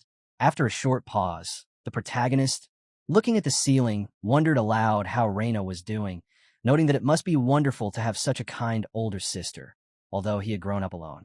Rian, looking at his friend, did not answer anything about his sister and instead asked if his friend's girlfriend was pretty. Chiron glanced at him out of the corner of his eye and admitted that she was very pretty. Turning to his friend, he warned him not to get his hopes up too much, since she might not agree, which caused Rian to jump up and declare that he had to make her agree. A few days later, the protagonist's house was illuminated by the rays of the bright sun. Rian had to return home to prepare for the journey and persuade his girlfriend to go with them, so they set off for Craze. The boys stood in front of the house, saying that they would be back soon, when Olina suddenly stepped forward and handed her son a 4-leaf clover charm. Taking it, the boy raised his eyebrows in surprise as his mother reminded him of the time she had gone to bed with a fever. Chiron's mind drifted to that memory. His mother lay in bed with a rag on her forehead, suddenly sitting up in surprise upon seeing her son beside her. On her bed were all the 4-leaf clovers he had collected from the mountains. Returning to reality, Chiron looked at the charm with a smile, recalling how he had even used his spiritual zone to find and gather them all. His parents hugged him, telling him that since he was going to Craze for the first time, he should take care of himself and return safe and sound. Rian looked at his friend with a smile, while Chiron remarked that they would simply go to his house now and depart on the trip tomorrow. He thought to himself that Chiron's character was very similar to his parents. Suddenly, Olina handed Rian the same amulet, which he accepted with gratitude. With great confidence, he assured them not to worry. As Chiron's knight, he promised to protect his friend. The woman, smiling warmly, thought to herself that she could entrust her son to this friend. The Karmas family was considered the first noble family in the kingdom of Thormia. Their descendants had inherited a special ability, scarlet eyes associated with memory. This gift granted them the capacity to absorb information 10 times faster than others. Yet they did not seek power. Instead, they favored a more carefree life, as the family valued individuality above all else. All members were exceptional in some specific field, and the glowing red eyes of each family member had earned them the title of Star of the Continent. The protagonist stood in front of the gate to the Karmas family's estate, noting that he had arrived without making an appointment. He wondered what he should do if she was not home. While contemplating this and gazing at the towering mansion, the guards at the gate noticed him. Less than a minute later, Chiron approached and introduced himself, explaining that he was Amy's friend from the Magic Academy. An older guard chuckled, thinking that many people flocked here like flies to honey when she began her vacation, and that royal blood would mean little in this case. The guard's companion was sent to check, riding off to the estate with trembling hands. The older guard studied Chiron, wondering if he belonged to some notable family. Before Chiron could answer a question about his lineage, the other guard returned at full speed, leaping from his horse to announce that Amy had ordered him to be brought inside. The older guard, shocked, realized this was true just as a carriage drawn by 2 white horses approached. The man accompanying it declared that the young Miss Amy herself had given the order to escort him. Chiron was admitted into the estate, and the guards saluted him in welcome. A plump man emerged from the carriage, introducing himself as Adele, the head butler. After greeting him, Adele explained that before escorting him further, he needed to confirm his identity, since the miss had instructed that only Chiron be brought in. Chiron, surprised, wondered at her style of communication and the butler's strict interpretation. Adele smiled, closing his eyes, and declared it his duty to verify anyone entering the estate. Suddenly, Chiron's eyes glowed and his hair began to flutter as if underwater. He felt as though every organ in his body was clenched into a fist.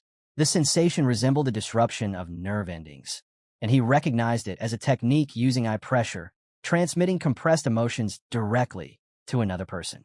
The other butlers whispered in horror, wondering if this was the same punishment technique Adele often used on them. Despite beads of sweat forming on his face, Chiron remained calm and composed, resisting the pressure. Adele was astonished that he could withstand such force. Narrowing his eyes, the butler pondered what was hidden inside this boy. As the carriage continued forward, Adele apologized deeply, asking for punishment for his excessive caution and admitting that it had been his own decision. He explained that this was the first time Amy had allowed a young man to enter the house, and he had wanted to see it for himself. Chiron understood, likening Adele's concern to that of a grandfather doting on his granddaughter. Adele assured him there was no need to be nervous, hinting that the meeting might exceed expectations. Chiron exhaled heavily as the carriage rolled on. The girl's hair shimmered beautifully in the sunlight, and she suddenly looked out the window in surprise, wondering if he was here. The carriage passed by a fountain, and the protagonist, smiling, remarked inwardly on how beautiful the place was. He glanced around, noting that their garden was simply splendid. The butler explained that the fountain's design had been created by Miss Amy herself, and added that each member of the family had their assigned area decorated to their taste.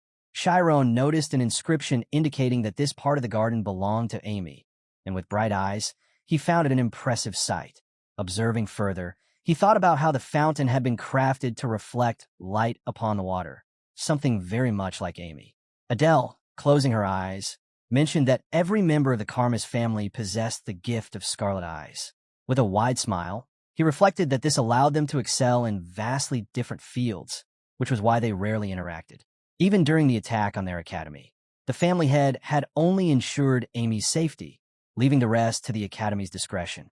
The protagonist, startled by this, considered how Amy had been in mortal danger at the time. Before he could dwell on it, the butler clarified that this was not due to a lack of parental love, but rather a family custom. Their lady had endured much at a young age because of such traditions. Chiron chuckled and looked away, doubting the sentiment.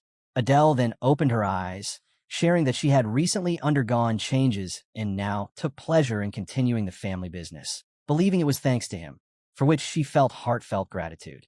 From this, our boy felt both surprised and embarrassed. While they conversed, the carriage arrived at a luxurious palace. Minutes later, they stepped inside. The protagonist glanced around, feeling slightly uneasy, hoping they would not turn him away once the butler announced that Lady Amy's friend had arrived. A girl in a green dress lifted her hem and cried out loudly, startling Chiron into stillness. Amy's mother, Isis, the lady of the house, leaned toward him with flushed cheeks and joyful exclamations, saying she could hardly believe she was seeing a man. The protagonist awkwardly extended his hand and introduced himself, silently noting how closely she resembled Amy. Without hesitation, the woman seized his hand, dismissing etiquette, and pulled him toward a sofa. She then loudly declared that Amy's boyfriend had arrived. The protagonist's eyes widened in shock when he noticed a man with a shiny ring on his little finger seated before him. It was Shakura Karmas, head of the clan, who lowered his newspaper and asked if this was his daughter's boyfriend. Chiron, nervous, attempted to deny the misunderstanding, but his words halted when he saw Dian, the eldest son, and Aless, the second son, approaching. With bright eyes, they expressed a desire to examine the one who had stolen their sister's heart. Cold sweat broke across the protagonist's skin, and his heartbeat quickened. He felt like an insect under scrutiny, believing their stares were meant to etch his face into memory. When Isis asked if she was correct in thinking he and Amy attended the same school, he replied that he was still in the 5th year, though he would move to the 4th next semester. This brought silent stares, followed by grins from the men, who laughed heartily, assuming it was a quirk of the academy system. Chiron, bewildered, questioned what was happening. Amy suddenly appeared, frowning in anger, demanding to know if her family intended to mock her guest. Her expression remained stern as she ushered them toward her room. Inside, her room was lined with bookshelves and adorned with plush toys. Her brothers remarked on her abrupt behavior, though to them she would always be their beloved little sister. Amy sipped her tea irritably as Dian questioned how the protagonist had won her over. Aless added with a grin that he must have taken responsibility like a true man. Isis approached to ask if they were dating, prompting Amy to declare sharply that they were indeed dating, before forcing her family out of the room. From the couch, Shakura calmly observed the scene. Chiron, uneasy, asked if it was all right for her to say such a thing, pointing out that although they pretended to be a couple at the academy, it was not necessary to lie to her family. Amy dismissed his concern, saying her family did not mind, and placed her hand on her stomach, remarking that this would ensure they left her alone. Chiron apologized for causing trouble and admitted he should have warned her in advance. She then asked why he had truly come, suspecting he was not there merely for tea. After some thought, the protagonist revealed that he had a favor to ask. He wanted her to accompany him to Galliamd Island. She questioned whether they would be going together, and he explained that his close friend Rian had suggested the trip. Rian had mentioned bringing a companion, so Chiron decided to invite Amy. Hearing Rian's name, Amy suspected it was a ploy for a double date. Beads of sweat formed on her neck as she wondered why Chiron had chosen her so suddenly. She recalled how, during their pretend relationship, he had shown no signs of interest. Amy asked why he had not chosen one of his other female friends from different classes. Looking at her tea, she remarked that she was a senior and that everyone else was currently busy with training, so no one else was available. Despite this, he still asked her. Lowering his head, Chiron admitted she was the only one for him, causing Amy to choke on her tea and spit at him. With a towel thrown in his direction, she told him to clean himself up, clearly disgusted by his expression. Amy's thoughts drifted to past events, wondering about his expression when they fell and why he had saved her first. She questioned whether he was ashamed of failing to keep a promise and whether she had feelings for him, and if so, since when. Chiron then brought up their earlier conversation about a man named Moreau. Amy, recalling that this was the first head of the scientific department who had traveled to other dimensions. The protagonist explained his recent theory, that the formula for immortality might be closely tied to superliminal speed. He wanted to learn more about Moreau and had been told by the director that the ruins of Kurgo might hold more information. When Rian proposed a trip there, he had agreed. Amy sat with her hands on her knees, mouth agape, in surprise. Thick clouds floated across the blue sky as the conversation between Amy and the protagonist continued. Amy explained that Kurgo was a historical landmark, but it was not part of the kingdom of Thormia. These ruins belonged to the autonomous government of Galliant.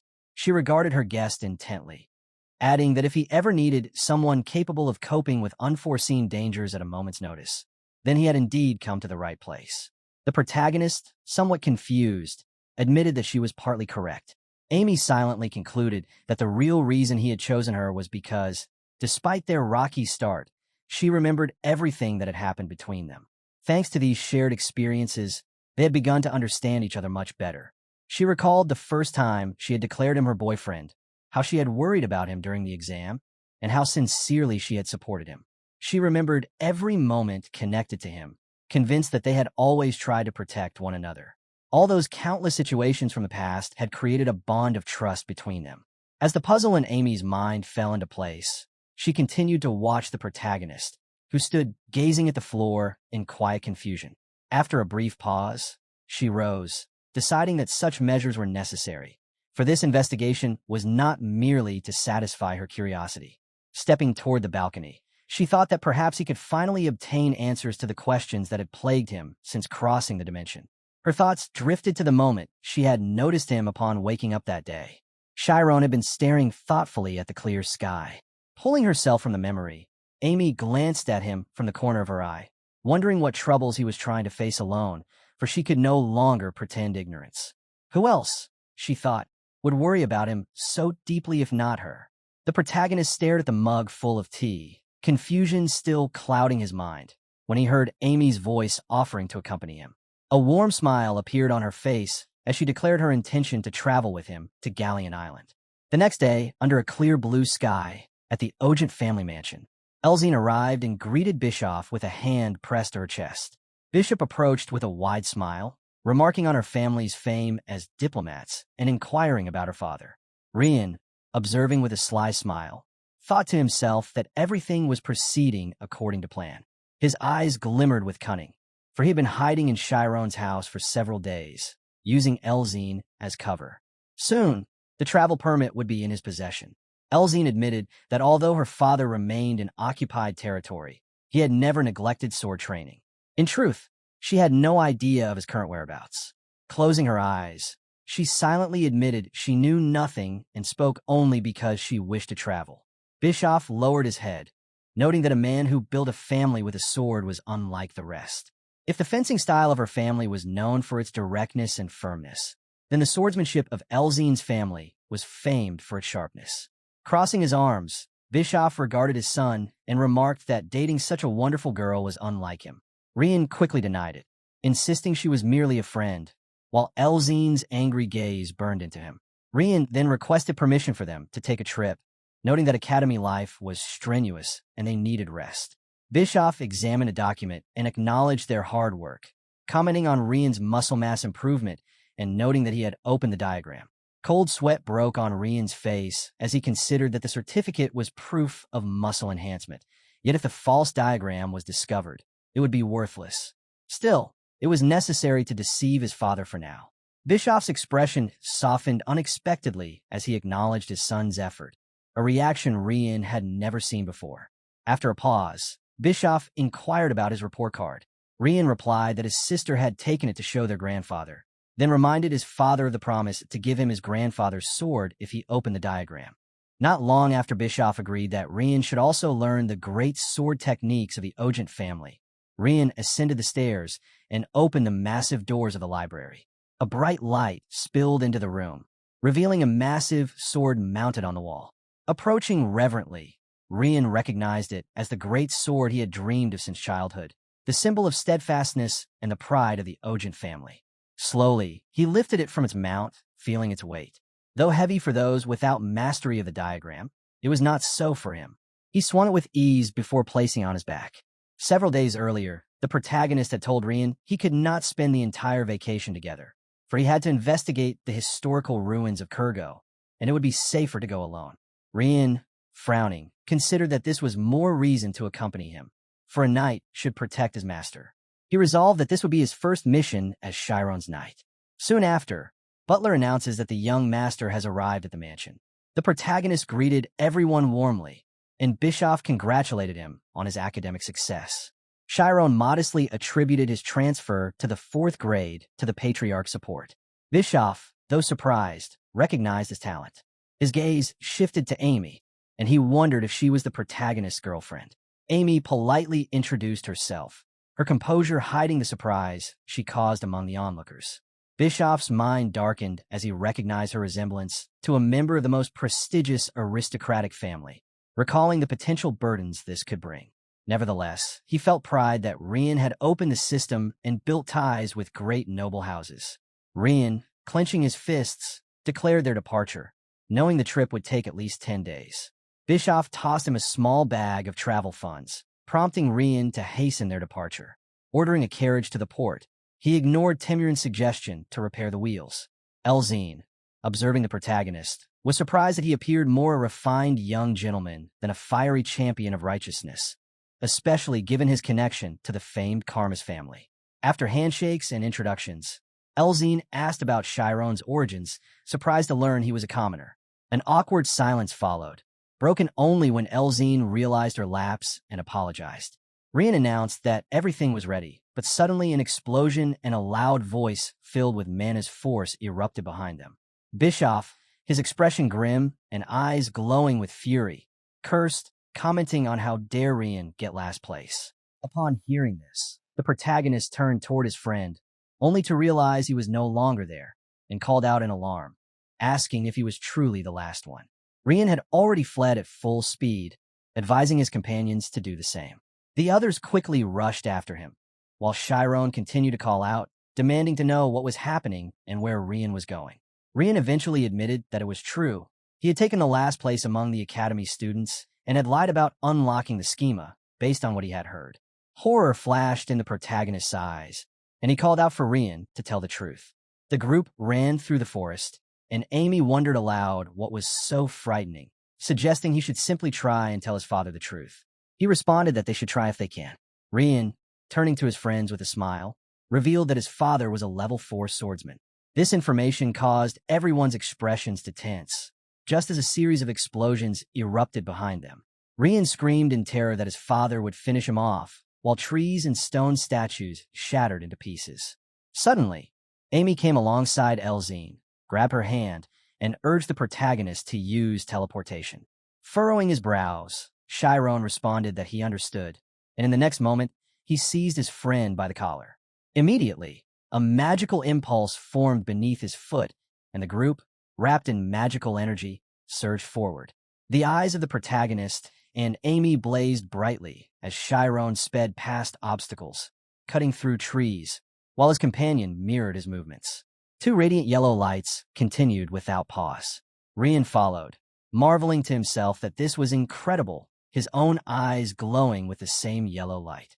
Everything blurred before him, and he realized that this must be how Chiron perceived the world of magic.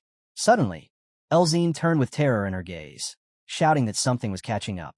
A massive red tornado closed the distance rapidly. Hearing this, the MC stopped and called for Amy. Surprise appeared in her eyes as she halted beside him and asked what he intended to do. He explained that he was going to use spatial movement, his eyes alight with excitement, declaring that if they were going to run, it would be better to reach their destination instantly. Elzine looked at him in shock, wondering if he could truly manipulate space. As everyone gathered close, Chiron admitted that he had not expected to use it so soon. The ground trembled under their feet, and trees crashed down behind them. A moment later, the boy shifted his state of mind, and the space around them warped. They escaped from the tornado at the very last second, the sound of an immense explosion erupting in their wake. Elsewhere, Bischoff stood with his hand extended, his eyes burning with rage, muttering that he had almost been too late. He clutched his son's report letter tightly, remarking that Chiron had already mastered spatial movement. Looking down at the Academy's report, he quietly acknowledged that his son was like him in some ways, though he tossed the result aside, deciding not to dwell on it. The report indicated that Rian had achieved the level of utilizing the scheme with only physical strength, and Bischoff reasoned that this alone deserved recognition. Gazing at the several-kilometer trail left behind by his power, he thought that it would serve as a good reminder for the boy in the future. Rian, still shaken, stared at his own hands in fear, muttering that the sky and earth had seemed to shrink. He asked what kind of magic it was, his mouth open in awe. The protagonist explained that it was called spatial displacement, and that it was his first time using it, so he had been somewhat worried. Amy observed that it was extremely difficult to perform under such circumstances, while Elzine frowned, feeling as though she was the only one who did not understand anything. Her eyes widened as she realized that Chiron had not only bypassed every obstacle through teleportation, but had also transported them through space while being a mere student. Studying him more closely, she admitted to herself that if Amy had used such magic, it would not have been surprising, but Chiron was a commoner. Gathering her resolve, Elzine asked how he had learned magic. She noted that without the ability to use the spiritual zone, one would never be admitted into the Magic Academy. The protagonist smiled, explaining that it had been possible thanks to Rian. He further revealed, to her surprise, that with the support of the Ogent family, he had gained entry to the academy. Amy gazed sternly ahead when Elzine remarked that this meant he had been competing with aristocrats since youth. Rian, closing his eyes, clarified that Chiron had joined the academy only 6 months earlier. This revelation shocked Elzine as she looked back at Chiron, realizing why Rian had sworn a knightly oath of loyalty to him. With wide eyes, she asked if he was a genius, then lowered her head in apology for her earlier rudeness. She also offered Amy an apology, reasoning that in her place, she might have been furious if anyone had treated her partner arrogantly, leaving Amy stunned. Rian laughed, remarking that Elzine did not truly know Chiron, and adding that although she was very straightforward, she never meant to offend. If she ever hurt someone with her words, she would admit it immediately. Elzine suddenly scolded them for thinking foolish things. She declared that both were blessed by the heavens with beauty and remarkable magical abilities, leaving the protagonist to silently wonder how she could say such mortifying words without hesitation. Turning to Amy, Elzine asked if she had recently used the schema, pointing out that this meant she not only possessed magical talent, but had also unlocked it perfectly. The protagonist thought that, along the way, they had shared their personal stories, and perhaps because they were all peers and students, understanding had arisen naturally. Amy looked at Chiron with a smile, while he reflected that he had been able to share secrets and forge new friendships. Birds soared in the clear sky, and ships clustered near the harbor of Craze. Smiling broadly, the protagonist noted with happiness that it was his first time sailing. He asked how long it would take to reach the island, and was told it would be about 5 hours. Amy, holding a sheet of paper, explained that she had researched the destination before the trip. Looking down at her notes, she described Galleon Island as covering roughly 1,500 square kilometers, shaped like a crescent moon, with a sharp cliff to the north and a port to the south. The main residential and tourist areas were also located in the south. She noted that the ruins lay in the east, remnants of the ancient Kurgo civilization that had vanished about 2,000 years ago. Rian turned to the protagonist, asking if he intended to explore them, to which Chiron responded enthusiastically. Approaching Amy, he inquired what else she had learned. Adjusting her hat, Elzine thought that while vacations and relaxation were pleasant, she also enjoyed such adventures, especially with real magicians among them, making the trip feel like the start of a mysterious journey. Watching the protagonist reading the book, she reflected that magicians were often sensitive and difficult to work with, but if they were all as kind as these two, she had no concerns. 5 hours later, Chiron and Amy stared at each other with tense expressions. Elzine looked at her friends, trembling, and thought fearfully that magicians could be terrifying. In general, no one was to blame for what had happened. 5 gold coins lay scattered on the ground. Amy, folding her arms across her chest, looked at her companion sternly. The main character was gripping the girl's hand tightly. Elzine observed them and questioned why Chiron was acting in such a manner, to which Rian responded that it was unlike him at all. Suddenly, the girl lowered her head and quietly murmured something before clenching her fists and shouting loudly, and screaming that it was a quarrel between 2 lovers. To understand the current situation, events from an hour earlier must be recalled. For friends and 3 strangers had been standing at the port, awaiting a passenger ship bound for Galleon Island. Meanwhile, on the ship, on one of the pages of a diary, a route was drawn, and the group had been surprised, asking if Amy had drawn it. Raising her head, Elzine exclaimed that Amy was very well prepared, and the others agreed that the drawing was detailed and excellently done. Amy, blushing, asked them to stop, explaining that she had only taken a quick look at possible reasons for the disappearance of this civilization. Chiron, raising his index finger, stated that according to Amy's account, the people of Kurgo considered the roots called loop to be sacred and used them in rituals. However, these roots were a kind of stimulant. Placing the book aside, Amy added that when the substance entered the body, people would fall into a trance-like state.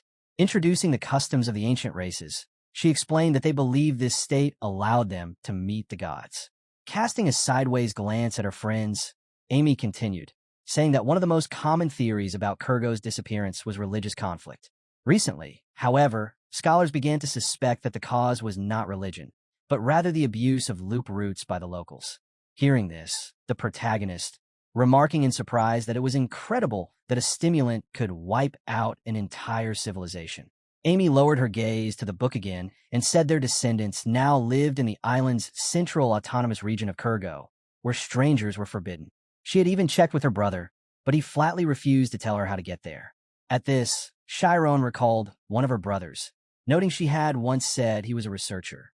Flipping through the book's pages, Amy replied that this was true, but he insisted it was not for scientists to decide why a civilization collapsed. The protagonist looked at her with surprise as she concluded that if she wanted more information, she would have to offer something more valuable than the usual entrance fee. He paused and then asked what she thought he meant, but Amy slammed the book shut and said she had no idea, thinking he only seemed clever when speaking in riddles. While they spoke, Rian leaned toward Elzine and asked what she was thinking, perhaps trying to solve the riddle. Elzine replied that it was indeed a mystery, narrowing her eyes at Amy, suspecting that Amy had not simply taken a quick glance as she claimed. Observing the interactions, she thought Amy had come all this way for Chiron, had even sacrificed her advanced class schedule, and had asked her brother for help despite not loving him that much. Elzine's eyes widened as her intuition told her Amy was definitely in love with him. Before she could finish that thought, someone on board shouted they had spotted an island, prompting all four to turn toward the site. Approaching the ship's edge, they saw a lush island ahead. Unexpectedly, Elzine leaned toward Rian, whispering a plan to help Chiron and Amy get together. Ryan grinned at the idea, agreeing it was wonderful. Elzine mused privately that perhaps while they acted as second pilots for their friend's romance, something might also happen between her and Rian, since love was said to be contagious. A few minutes later, the ship docked at the pier. Crowds greeted the arrivals, offering lodging and help with luggage. Amy advised her companion to be cautious with sellers, thinking that this might be Chiron's first time here and she might need to defend him if necessary. Several locals noticed the group. One man, smiling broadly, remarked on their fine clothes, while another pointed out in alarm that one of them carried a sword. The first man, named G.I.'s, approached and wondered aloud what they should do if others reached the newcomers before they did. Seeing Amy, he was stunned and completely lost, as she was, in his eyes, the most beautiful sight after a lifetime in a small, salty port. Dreaming, he was leaning on the railing. G.I.'s called the sunset view his most precious treasure. Amy, gazing into the distance, admitted it was beautiful, then asked why he lived in such a place and urged him to join her on the continent. G.I.'s, lost in thought, snapped back to reality and commented that they were going after the group. The guy behind asked if they were mercenaries. Smiling, he reassured them they were students and introduced himself as the ruler of the port and a local guide. G.I.'s then approaches the group, greeting them. He introduced himself and asked if they were all students and whether they had come for vacation and from which school they were. Noticing Amy up close, he found her even more beautiful. Chiron answered that they were from the Althea's Magic Academy, which surprised G.I.'s, who had expected something lesser. G.I.'s then turned toward Elzine and remarked that she possessed a build unusually large for a mage. Elzine, frowning, stated that she and Rian were from Kaizen Fencing Academy, prompting G.I.'s to laugh and say he meant to compliment her. Amy's gaze turned cold. Suddenly, G.I.'s grabbed their suitcases, offering to carry them for 5 gold coins. Chiron cried out at the steep price, but G.I.'s insisted it included luggage delivery, transportation, food, and lodging, far above ordinary services. Elzine whispered to Chiron that it was robbery. G.I.'s then claimed they had kept him waiting and cost him other clients, so they should take responsibility.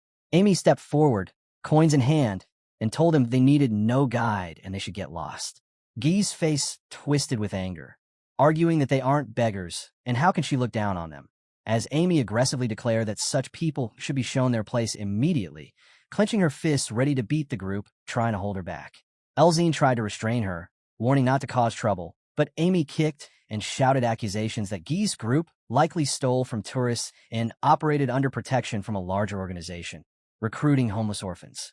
The protagonist's eyes widened as he noticed a silhouette behind the guides, its owner grinning slyly. Regaining his focus, Chiron quickly seized Amy's wrist. With furrowed brows, Chiron urged her to stop and leave. She stared at him in surprise, as did Elzine and Rian. While Amy looked at him with pleading eyes, asking why he was holding her back. Rian and Elzine watched in shock, their mouths slightly agape, as Amy shouted that the protagonist knew exactly what kind of people they were and that everyone was aware of it. He met her words with calmness in his eyes, acknowledging that she was right, but then lowered his head and quietly added that she should not act in such a manner. While they exchanged these words, G.I.'s trembled with rage, his face flushed red. Suddenly, he spun around and ordered his companions to return the gold coins immediately. One of them held out his hand with the coins, asking why they needed to do that. G.I.'s snatched the money and yelled furiously, questioning whether his comrade truly intended to tolerate such treatment any longer. With long, furious strides, he moved toward the protagonist and Amy, proclaiming that they were nothing more than arrogant aristocrats and wondering aloud what it felt like to throw gold coins around so carelessly, certain that it must be an incredible feeling. After shouting these words, he released the coins, allowing 5 gold pieces to fall to the ground with a metallic clink. Turning away, G.I. spoke with contempt, claiming he was overwhelmed with delight. With that, he and his 2 companions departed. A few seconds later, Amy pulled her hand free and announced that they needed to find a carriage. The protagonist followed her in silence. Rian, after picking up the scattered coins, wondered why the protagonist was behaving so differently, noting it was not like him at all. Elzine beat her chest in frustration, internally deciding she could not fault Amy for her anger. Chiron had not sided with her during the confrontation, so she had every right to be upset. Watching them walk away, Elsa thought she could feel their pain echoing within her own heart. Tears welled up and spilled down her cheeks as she admitted to herself that this was indeed unrequited love. Meanwhile, in one of the alleys, G.I.'s and his 2 associates sat arguing. G.I.'s had returned the 5 gold coins, enough to live on for several weeks, asking if they had even the slightest shred of dignity. Frowning in anger, he questioned whether they had been given arms only to grovel for coins. One of them replied that money was still money. Another teased G.I.'s, asking if he had truly fallen in love with a red-haired girl. Blushing furiously, G.I. shouted that he was not that foolish and demanded to know where such an idea had come from. The boy replied that G.I.'s always behaved favorably toward those he liked. The third man exhaled heavily, advising G.I.'s to forget about her, reasoning that if she could hand over 5 gold coins so easily to a beggar, she must belong to the highest social class. Deep down, G.I.'s knew this was true. Closing his eyes, he screamed defiantly, insisting that one day he would become master of the port and would no longer need to curry favor with anyone. Before he could finish, a rough voice interrupted mockingly, asking what they were doing there. All 3 turned in fear toward the person behind, a massive bandit with several gold teeth, chewing on a root. The man cracked his knuckles and questioned whether G.I.'s had truly claimed that money was unimportant to him. Horror filled the boy's eyes as he wondered why Palkoa had appeared here. At the same time, in the capital of Bashuka, the headquarters of the Magic Association towered high above the city. Inside, in the interrogation room of the 3rd Inspection Department, a guard stood watch at the door while screams echoed from within. Blood spattered the walls and floor. A man inside cried out desperately, begging for the pain to stop. The bloodstain that used to beat him was raised once more. When the prisoner demanded to know his crime, the inspector remarked casually that he had almost forgotten something. The man's legs had been severed, and he continued screaming, questioning the inspector's sanity. This was Lucas, a suspect in the attack on the Magic Academy, a fugitive and a B-class criminal. He writhed in agony, shouting that Sakari had told him an investigation was underway, yet instead he was only being beaten. In response, the inspector struck him in the face with the bat with full force. Tossing the weapon aside, he remarked that the warm-up was sufficient for today. Seizing Lucas by the hair, Sakari flung him across the room with a sharp motion. On Lucas's shoulder was a tattoo of a parrot, revealing he was a vice-captain of the Parrot Bandits. Resting his hand on the man's head, Sakari smirked, saying it would be wise to learn the name of their leader first. Lucas, trembling, finally remembered how such interrogations were conducted. Turning toward the inspector, he agreed to answer, then revealed the name of the gang leader, Palkoa. Elsewhere, Palkoa himself placed a shiny, metallic hand on Guy's head, demanding to know why the boy had not simply taken the money. Slapping him across the cheek, Palkoa accused him of losing 5 gold coins out of foolish pride, asking if he understood the consequences. He reminded GIs how tirelessly he worked day and night for the organization and questioned whether the boy appreciated the difficulty of his efforts. The other beggars fell to their knees in terror. GIs lay on the ground in tears, while Palcoa announced that compensation would be required. Grinning, he recalled GIs mentioning a red-haired girl and ordered that she be brought to him so she could receive what she deserved. GIs, still avoiding eye contact, thought bitterly that this man was a fugitive, yet here he was setting his sights on an aristocrat clearly out of his mind. Meanwhile, Amy gazed ahead in surprise as Elzine spread her arms, wondering aloud if this was not a magical place. Turning to the girl, Elzine asked her opinion of the villa she had found. Amy smiled, calling it amazing, and asked how Elzine had discovered it. Elzine responded that one of his relatives works in a related field. That was how she found that place. Rian settled into a chair while the protagonist turned to the side. In Rian's hand was a tied clover, which he examined thoughtfully. He recalled Olina saying that something was troubling Chiron, though he refused to confide in them. Lowering her head, she had noted that he was no longer a child and would need his friend's help. Rian continued to watch him before rising suddenly and declaring his hunger. The protagonist, gritting his teeth, replied that it was dinner time. Elzine suggested visiting one of the many fine cafes nearby. Raising a finger, Rian countered with another idea, cooking the meal themselves, which surprised everyone. Elzine agreed easily, claiming she had some experience, while Amy, looking down, said she would try as well.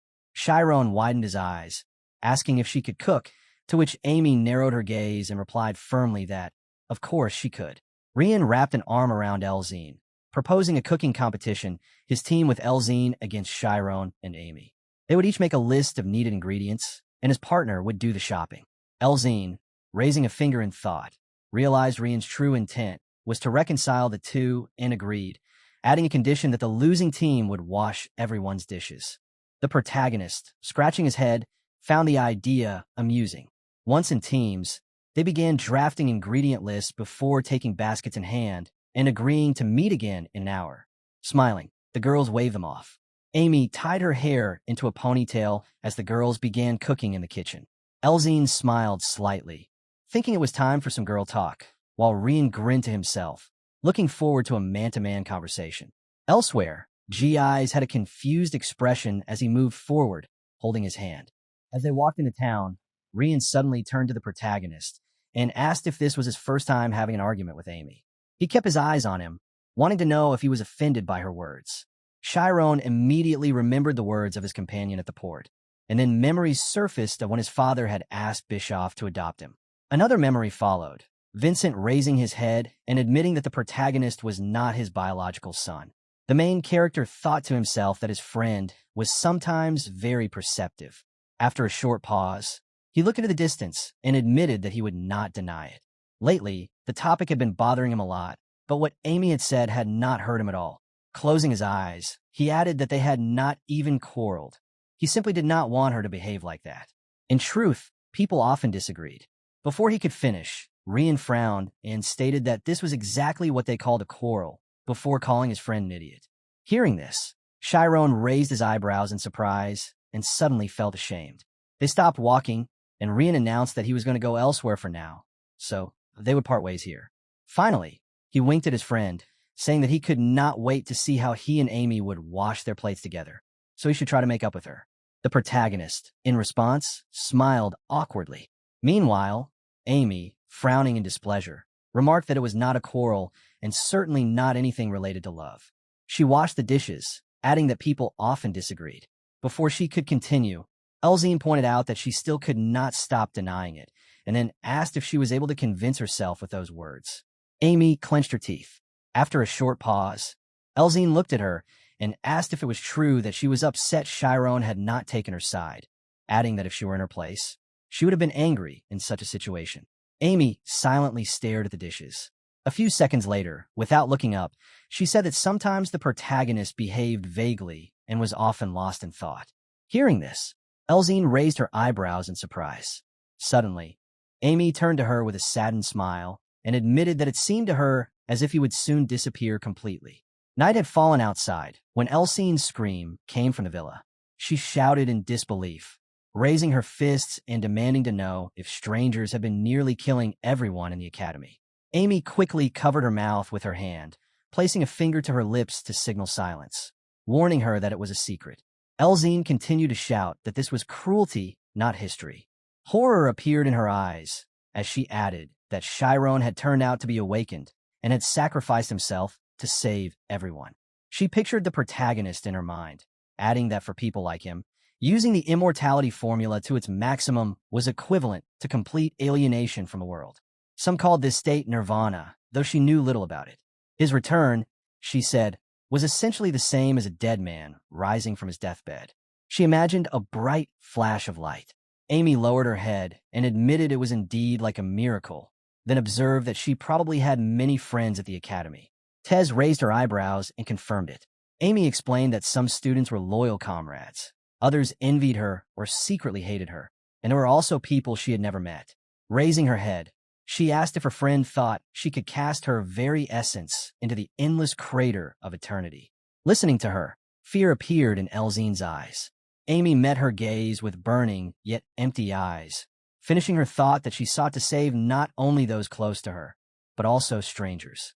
At that moment, the protagonist was filling a basket with fruits and vegetables. Taking a list from his pocket, he wondered aloud what was next, sensing some unpleasant odor, and wondered about the smell. He immediately covered his nose. The seller next to him explained that it was a loop, causing the protagonist to lower his hand and ask if it was the same one he knew of. The seller looked toward a group of men chewing roots in their mouths and confirmed it, explaining that once someone became addicted, there was no turning back. He added that 3 years ago, there had been only smooth water in God's grace, but suddenly crowds of scoundrels had appeared. Before, both the sea and the air were so clean that the blue dragon himself descended 2 or 3 times a year. Now, dissolute girls appeared on almost every street, and there was a casino on nearly every corner. Returning to the villa, the protagonist saw homeless children in the alleys sharing rotten bread among themselves. He closed his eyes at the sight. Back at the villa, Amy, glancing sideways at her companion, remarked that in this world, there were 3 views on life. The first was a child's view of the world, people who, regardless of age, believed that the whole world revolved around them. Such people, some of whom never grew up. Most, however, matured and learned to put themselves in the place of others, and these were often called virtuous. A piece of fresh bread was handed to the starving children, who rushed toward the man with tears in their eyes. Nodding, Elzine said this was like an adult's view of the world. Amy agreed, but added that there was a third view, one that allowed a person to see what was usually hidden from human eyes: justice, love, good and evil, the concept of God, and the influence of generations on one another. Lost in her memories, Amy said that such people longed to place their lives on one side of the scale and their beliefs on the other. She was certain that, from Chiron's point of view, everything in the world had equal value. Remembering the moment of their quarrel, she smiled, admitting that even she would seem like a bug to someone who looked at the world from such a height. Elzine frowned in confusion. Chiron suddenly heard a loud cry for help behind him and turned abruptly. Laughing men were holding a screaming girl, saying that since she had no money, they would allow her to pay for the goods with her body, a gesture they claimed was merciful. Passers-by turned to watch, but a loud voice ordered the men to stop. Chiron stepped forward and told them to release her, warning that there were many witnesses and that he would inform the guards if they refused. The men snickered, and one stepped forward, mocking the idea that he would report them. The girl broke free momentarily, but the bandit asked whether the guard would tie up them or the woman. Clenching his fists, the protagonist asked what he had just said. The man folded his arms, claiming that the lady had stolen a vase worth 50 silver coins and broken it. The girl hid behind Chiron as the bandit offered to release her if she paid in full. She replied that she had no money, so instead of handing her over to the guards, he offered another method of payment. Her mouth fell open in horror. The man smiled, remarking that Chiron looked like a noble young gentleman visiting on an excursion, so he should mind his own business. Chiron turned his head back toward the girl and asked why she did not tell the guards the truth. She shuddered, saying she could not because the man controlled the area and they would not help her. She pleaded for him to believe her. Reaching into his pocket, Chiron offered to pay the 50 coins so they would leave her alone. The bandits laughed, surrounding them, and mocked him for trying to pick up a girl for such a price. Exhaling heavily, Chiron explained that he did not want the situation to escalate. Extending his hand again, he reminded them that they had valued the vase at 50 coins, and he was paying exactly that, so the conflict could end without further trouble. In the crowd, a hooded girl watched closely as Chiron declared that if the men had no further ill intentions toward the woman, they should take the money and forget the matter. The bandit eyed the coins with pride, wondering how the young man dared to take away his loot. The lights glowed brightly in the windows of the villa. Elzine embraced Amy tightly, crying out that it was not true. Amy was not insignificant, but special. That was why the protagonist had taken her along, even though he knew perfectly well this was a trip intended for couples. Meanwhile, the protagonist, standing with an outstretched hand, listened to the bandits shouting that he was simply helping a thief. One man leaned toward him, loudly asking if he truly considered himself a saint, adding that he did not care about the woman at all and was merely acting like some kind of hero. Chiron frowned in displeasure, remarking that it was rather strange to hear such a statement. Suddenly, his eyes lit up, and he asked if acting like a hero was not better than behaving like a villain. Hearing this, the bandit clenched his teeth in rage. Pointing his finger, he ordered his accomplices to get rid of him immediately. The bandits drew their swords from their sheaths, causing nearby passers-by to recoil in horror. 4 armed men advanced toward the protagonist. The girl he had stood up for fled, and Chiron muttered to himself that was how it was. He recalled Iruki, who had once idly picked his nose and told him there was no point in preaching ideals without the strength to defend them. Another memory surfaced of a powerful archmage shouting that he could not succeed solely because of condemnation. The bandits pointed their weapons at the ordinary-looking young man. The protagonist slowly clenched his hand into a fist, thinking to himself about this world. His eyes lit up, and his aura flared with power just as a grenade hissed through the air. A smoke bomb exploded a meter away from him, forcing the bandits to cover their noses. Looking around in surprise, he saw a hooded person appear behind him, telling him to come quickly. The voice made him turn abruptly, but before he could act, a woman's hand grabbed his arm. The stranger in glasses turned and urged him to run. Meanwhile, the leader of the bandits waved his arms furiously through the smoke, shouting for his men not to let them escape. The smoke rose into the sky, slowly dispersing. Less than a minute later, the henchmen were racing down the street in pursuit. In a nearby bar, a man wiped a glass behind the counter while a woman's voice explained that the attackers belonged to a well-known criminal group, but he would be safe here. The bartender deftly caught the coin tossed to him. The girl who had helped the protagonist sat nearby and asked the man to inform them when it was safe to leave, to which he agreed. She removed her hood and told Chiron he did not seem stupid, so there was no need to ruin his pleasant face by playing the hero. He sat in silence, staring at the floor. After a pause, she remarked that the girl he had tried to save was also hired by the organization and had likely acted on purpose to lure them, making him simply unlucky. She added that for a pampered little prince like him, this must have been quite a shock. The protagonist looked at his reflection in his teacup before replying that he was not trying to present himself as a hero. Lowering his head again, he began to explain, only to drift into a memory, Amy's henchman beating him as a child, when all he could do was cover his head with his hands. Another memory emerged of standing in court before the Ogent family, kneeling and awaiting the head of the family's decision. Pulling himself from his thoughts, he firmly declared that he intended to set everything right. The girl remarked that he spoke as though he were some kind of magician and asked if he always acted with a cold mind. Closing his eyes, he replied that he did not, though he tried very hard. Her eyes brightened, and she observed quietly that he was trying to become colder. He was not as arrogant a young master as she had assumed. Chiron turned to her, asking what she meant.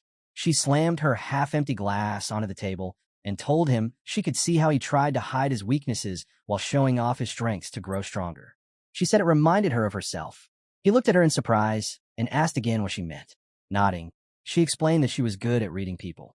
Glancing beyond him, she noticed a silhouette and then remarked that he, too, had been abandoned. His eyes widened in confusion, and he asked who she was. She said she was the same as him, introducing herself as Marcia.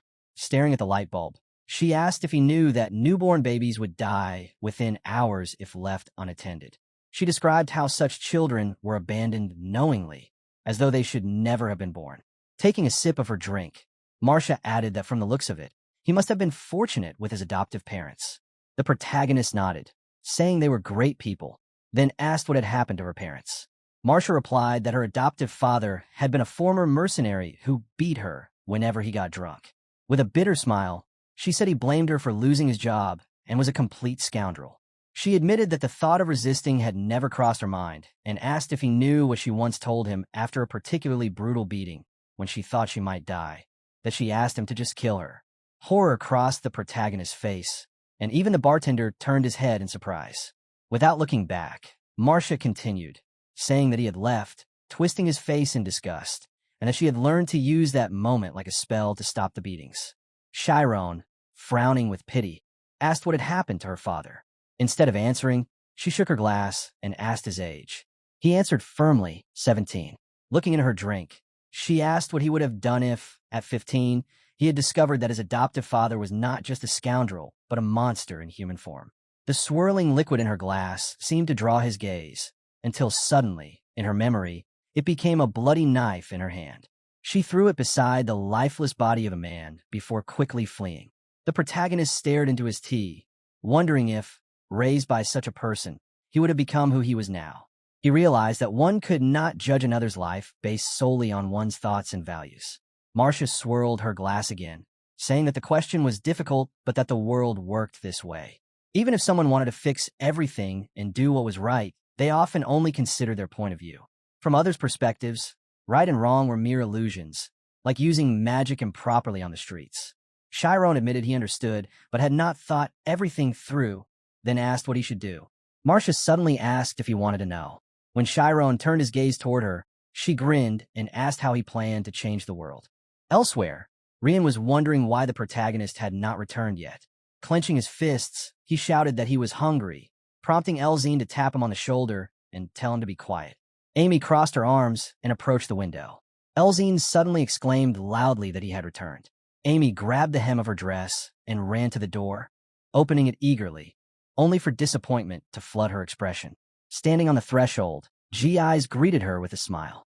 Sometime earlier, after being beaten, G.Eyes kept his head down in fear and asked if Palcoa truly wanted him to bring the red-haired girl.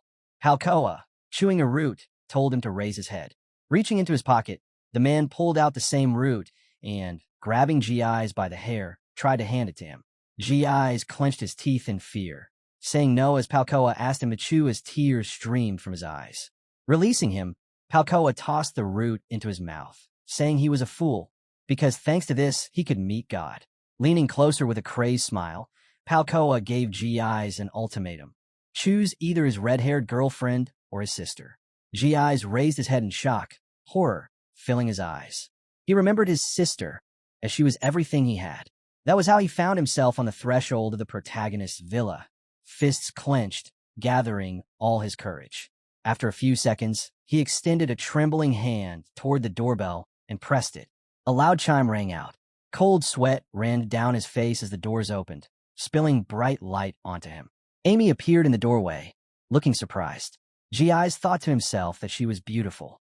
Elzine, seeing him, raised her fists and shouted that he was the same hooligan who had tried to rob them just a few hours earlier.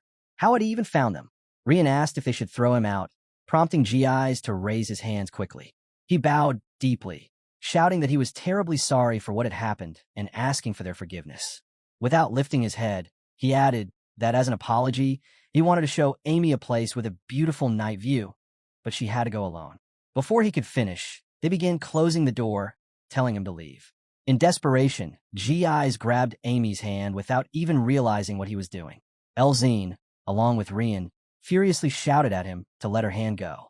Amy gritted her teeth at his audacity, then paused, surprised. She saw that his lips trembled with fear and bruises marked his chest. Tears welled in Guy's eyes as he begged her to go with him, promising her a tour. Amy's anger softened.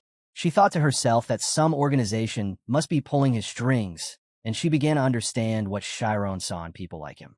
Meanwhile, Chiron sat across from Marcia, frowning, and asked if there was truly a way to change the entire world. Marcia, smiling sarcastically, said one needed only a family to fix this cold, terrible place. Chiron set down his cup, beginning to say something, but Marcia interrupted. She knew what he was about to say, but insisted on a different perspective. Blood ties were not everything. Family was limitless, something one could expand as far as they wished. She spoke of a place where one could always return, where someone never stopped believing in you, something you create. Her mind drifted to a memory, running full speed through a tropical forest toward a small house, opening the door to find a family waiting for the food she had brought. Leaving her thoughts, she gazed at the ceiling. Since leaving home, she had met many children in situations like hers. Perhaps because of the trauma her adoptive father had caused, she could quickly recognize others suffering the same. She imagined a newborn child and said that life begins with a parent's embrace, and that for a rejected soul, real life begins the moment someone embraces them. In her imagination, she saw 6 lonely children, then saw herself appear beside them. She said that dwelling on past misfortunes would only make the world darker and colder. Since the world was already so cold, she decided to create a warm family instead. Chiron's eyes widened. He thought to himself that all this time, he had received far more love than he deserved. Memories of his family's hugs filled his mind. Turning toward her, he said he wanted to become a person like her, someone who shared warmth with the people dear to him. Marcia grinned and said she was glad to hear it, then offered to become his family, like a sister. Chiron, scratching his cheek, admitted he had always been envious of a close friend who had an older sister. The bartender approached to say the danger had passed. The merchant had stopped pursuing him and had targeted another woman instead. Chiron jumped to his feet, saying his friends were probably waiting for him. Marcia teased that he was already abandoning his new older sister. He turned back with a smile, thanking her for helping him realize something important, and asked if they would see each other again. Raising her glass, she said she would be on the island for a while. The bartender stared at Marcia, then asked if she was who he thought. Before she could answer, some men called out, telling her to forget that stupid idiot and come with them. The bartender warned them not to cause trouble, but Marcia calmly said she would leave once she found her family. A gunshot rang out behind her. Men with glowing eyes held their weapons close. Marcia smiled, remarking that the girl had run away and caused trouble again. The old bartender trembled as a door opened behind him. A female voice apologized, appearing to be the girl Chiron saved, saying that if not for Chiron's intervention. A man appeared, telling Marcia she had ruined everything again, just her style. She rolled her eyes, accusing him of jealousy. Heavily, Marcia said she had thought the protagonist was one of them, but she had been wrong. She remarked that he was lucky to have a noble family and probably attended a magic academy. She told the man that family was built between people who shared the same struggle, while the man lit a match for her. Marcia smirked, saying the protagonist didn't even know his place, but was already trying to play the hero. She added that his older sister should give him a proper lesson. Meanwhile, Chiron ran along the dark path toward the villa, thinking it was too late to shop for groceries again. He rang the doorbell, and Elzine and Rian opened it, aggressively demanding to know where he had been. Raising his hands, Chiron admitted he had gotten into some trouble and apologized. Elzine frowned, saying they had a bigger problem. She told him that Amy had left in a carriage with the street hooligan they'd met earlier. Dressed up and thoughtful, Amy leaned her head against the carriage window, riding beside GIs. Hearing this, Chiron raised his eyebrows in shock and asked if Amy had said anything before leaving. Rian explained that he and Tez had tried to stop her because they were certain it was some kind of trap, but before departing, Amy had turned back and told them not to worry. If something went wrong, she would simply deal with it and return soon. She claimed that even he would have done the same. Rian repeated her exact words, and Chiron wondered if he truly would have done the same. Suddenly, Elzine seized his hands, exclaiming that Amy had looked very depressed. She had been lonely for so long in his absence, and as soon as he told her something was wrong, she had reacted with surprise. Chiron frowned. He recalled Marcia saying that the girl he wanted to save was also working for the organization, and that concepts like right and wrong were nothing more than illusions in the eyes of others. He also recalled Amy, upon arriving on the island, had asked if he understood the kind of people they were dealing with. Both of them, he thought, had seen the darker side of this island. He pictured Amy walking away, saying that even he would have done the same, yet she had still followed that man. Snapping out of his thoughts, Chiron suddenly bolted toward the door, shouting that he was going to find her. Rian quickly sprang after him, insisting he would go too, and Tez rushed after both of them, declaring she wasn't staying behind. Meanwhile, Amy's carriage rattled along the beach. Sitting opposite her, G.I.'s explained that this was the largest seaside park on the island, stunning during the day. Smiling, he goes on to explain the details. He glanced at her, and he thought to himself that it felt like a dream to be here beside her, talking about anything at all. The coldness and contempt he had once seen in her eyes were gone.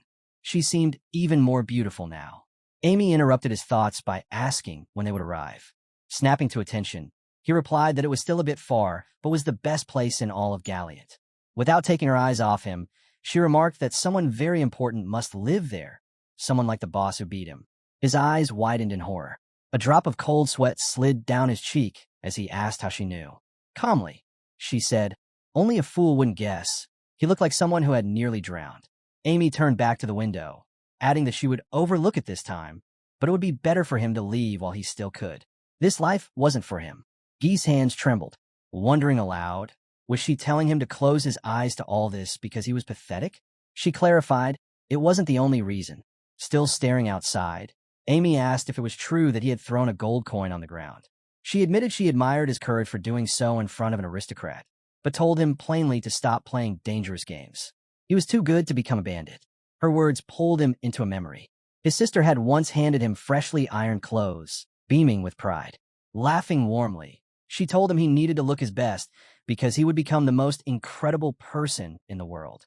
Returning to the present, G.I.'s felt hollow. He apologized silently to her, saying he had become useless and remembering how he'd once been told he was too stupid to live a normal life. He wondered why Amy was even trying to understand him. Did she know who he was taking her to? Palcoa wasn't some ordinary thug. He was a former Special Forces soldier who had escaped countless battlefields and conquered this island in just 3 years. G.I.'s wondered if he should tell her to run while she still could, but thoughts of his sister's fate stopped him. Amy suddenly said she thought she understood why Chiron had tried to stop her. Guy's head snapped up, wondering if she always had such complicated thoughts, asking if she meant that blonde guy. Smirking, he guessed she was interested in him because his parents must be powerful. Amy corrected him that Chiron was also a commoner. G.I.'s was incredulous, insisting it couldn't be true. She replied coldly that Chiron had left her alone on an island surrounded by the sea and vanished. Guy's eyes widened. He simply didn't know what to do. At Galliant Port, under the glow of lanterns, Guy's party friends discussed that G.I.'s was supposed to bring the red-haired girl to Palcoa. One of them slammed the table, saying G.I.'s didn't stand a chance. Another muttered that after tossing a gold coin at their feet, G.I.'s would probably come back beaten, if he returned at all.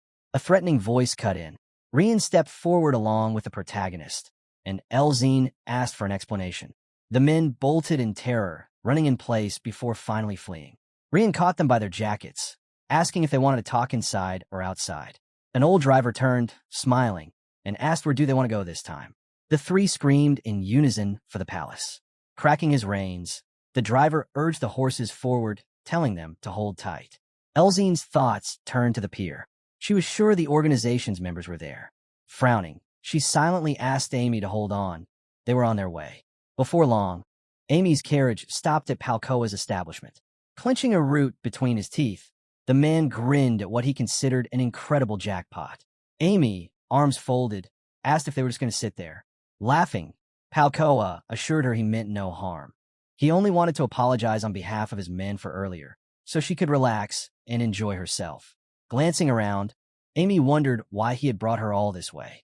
She noticed a pole in the corner and frowned at the time she'd wasted. Raising her glass, she questioned whether this would help her understand Chiron, and if it had any meaning at all. G.I.'s was watching her, clenching his teeth in fear, and thought that she shouldn't take this as Palcoa put a loop in it. Taking a sip, she didn't notice G.I.'s watching tensely from the side. He knew she shouldn't drink it.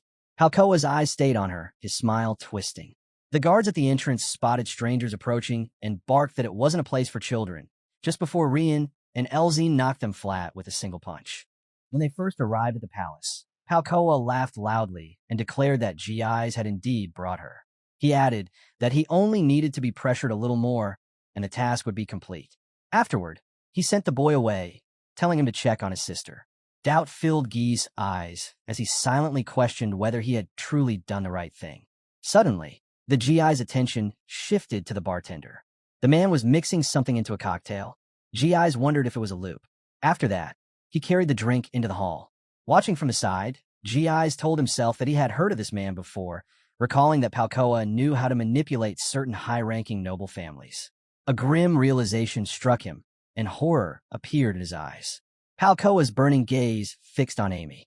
She raised the glass to her lips, and Ziz thought to himself that this bandit was turning people into beings who could no longer live without the substance, reducing them to dependent puppets. At that moment, guards blocked the group's path, shouting that they could not enter. Rian and Elzine swiftly dealt with them with a single powerful blow. The guards who replaced them froze in shock upon seeing their comrades, lying unconscious on the floor. They immediately rushed into the hall, announcing that there were uninvited guests. Elzine observed aloud that the place was enormous. She suddenly asked if Amy was truly here. The protagonist replied that he did not know what they were planning, but insisted that they needed to find her as quickly as possible. He frowned darkly and reminded his companions to be careful, since the guards here would not be on their side. Tez nodded, and Rian suggested they begin their search from the upper floors. All three hurried up the stairs. The third floor held a casino where patrons squandered their money. The fourth floor contained the VIP rooms, their hallway lavishly decorated. They threw open the first door they came across, calling out Amy's name, only to be driven out with a loud shout. Chiron muttered that they did not have time to search every room. His eyes then lit up with an idea. What if they forced everyone to leave the building at once? Before they could act, Palcoa's subordinates appeared from around the corner, pointing at them and shouting that the intruders were there. A massive foot slammed against the floor, and a large man stepped forward, mockingly asking who these newcomers were. Flexing his fingers, he questioned whether they were merely snotty children. His gaze then fell on Elzine, and he remarked with disdain on her clothing, suggesting she could have dressed better. He reached out a huge hand toward her. In an instant, Elzine broke his finger. The man screamed in pain, tears welling in his eyes. She coldly remarked that instead of making unsolicited comments about her clothes, he should focus on strengthening his fingers. Grinding his teeth, the bandit lunged at her, but she easily evaded his strike and counterattacked, knocking out several of his teeth. He collapsed unconscious on the floor. Elzine looked down at him with contempt, calling him a weakling, while the protagonist praised her skill. Rian approached one of the man's accomplices, pressing him against the wall. Terrified, the man blurted out that their people were already searching all the buildings and would eventually catch them. Without hesitation, Rian lifted him off the ground, demanding to know where Amy was. In horror, the man insisted he did not even know who she was. The protagonist, stepping closer from behind, said that it was pointless to ask for something they did not know. When Rian asked what to do next, the protagonist replied that they would simply extract whatever information they did have. Chiron, his eyes burning with anger, leaned in toward the lackey and demanded to know where his boss was. The man's pupils reflected Chiron's menacing expression as he stammered that perhaps Palcoa was in the basement, on the first level, in the sanctuary. The group gritted their teeth at the thought. Turning to others nearby, the subordinate shouted that they must not be allowed to enter the boss's quarters. A fist came from behind and struck him in the face. Rian and Elzine advanced without fear toward the remaining opponents. Those in jackets covered their faces in terror. Without warning, the door to the boss's chamber was smashed open. Palcoa's mouth hung open in surprise, and his frown deepened as he demanded to know how they had dared to invade his sanctuary. Gi's covered his face with his hand, eyes widening as he noticed them standing in the doorway. He frowned and wondered how they had managed to get there.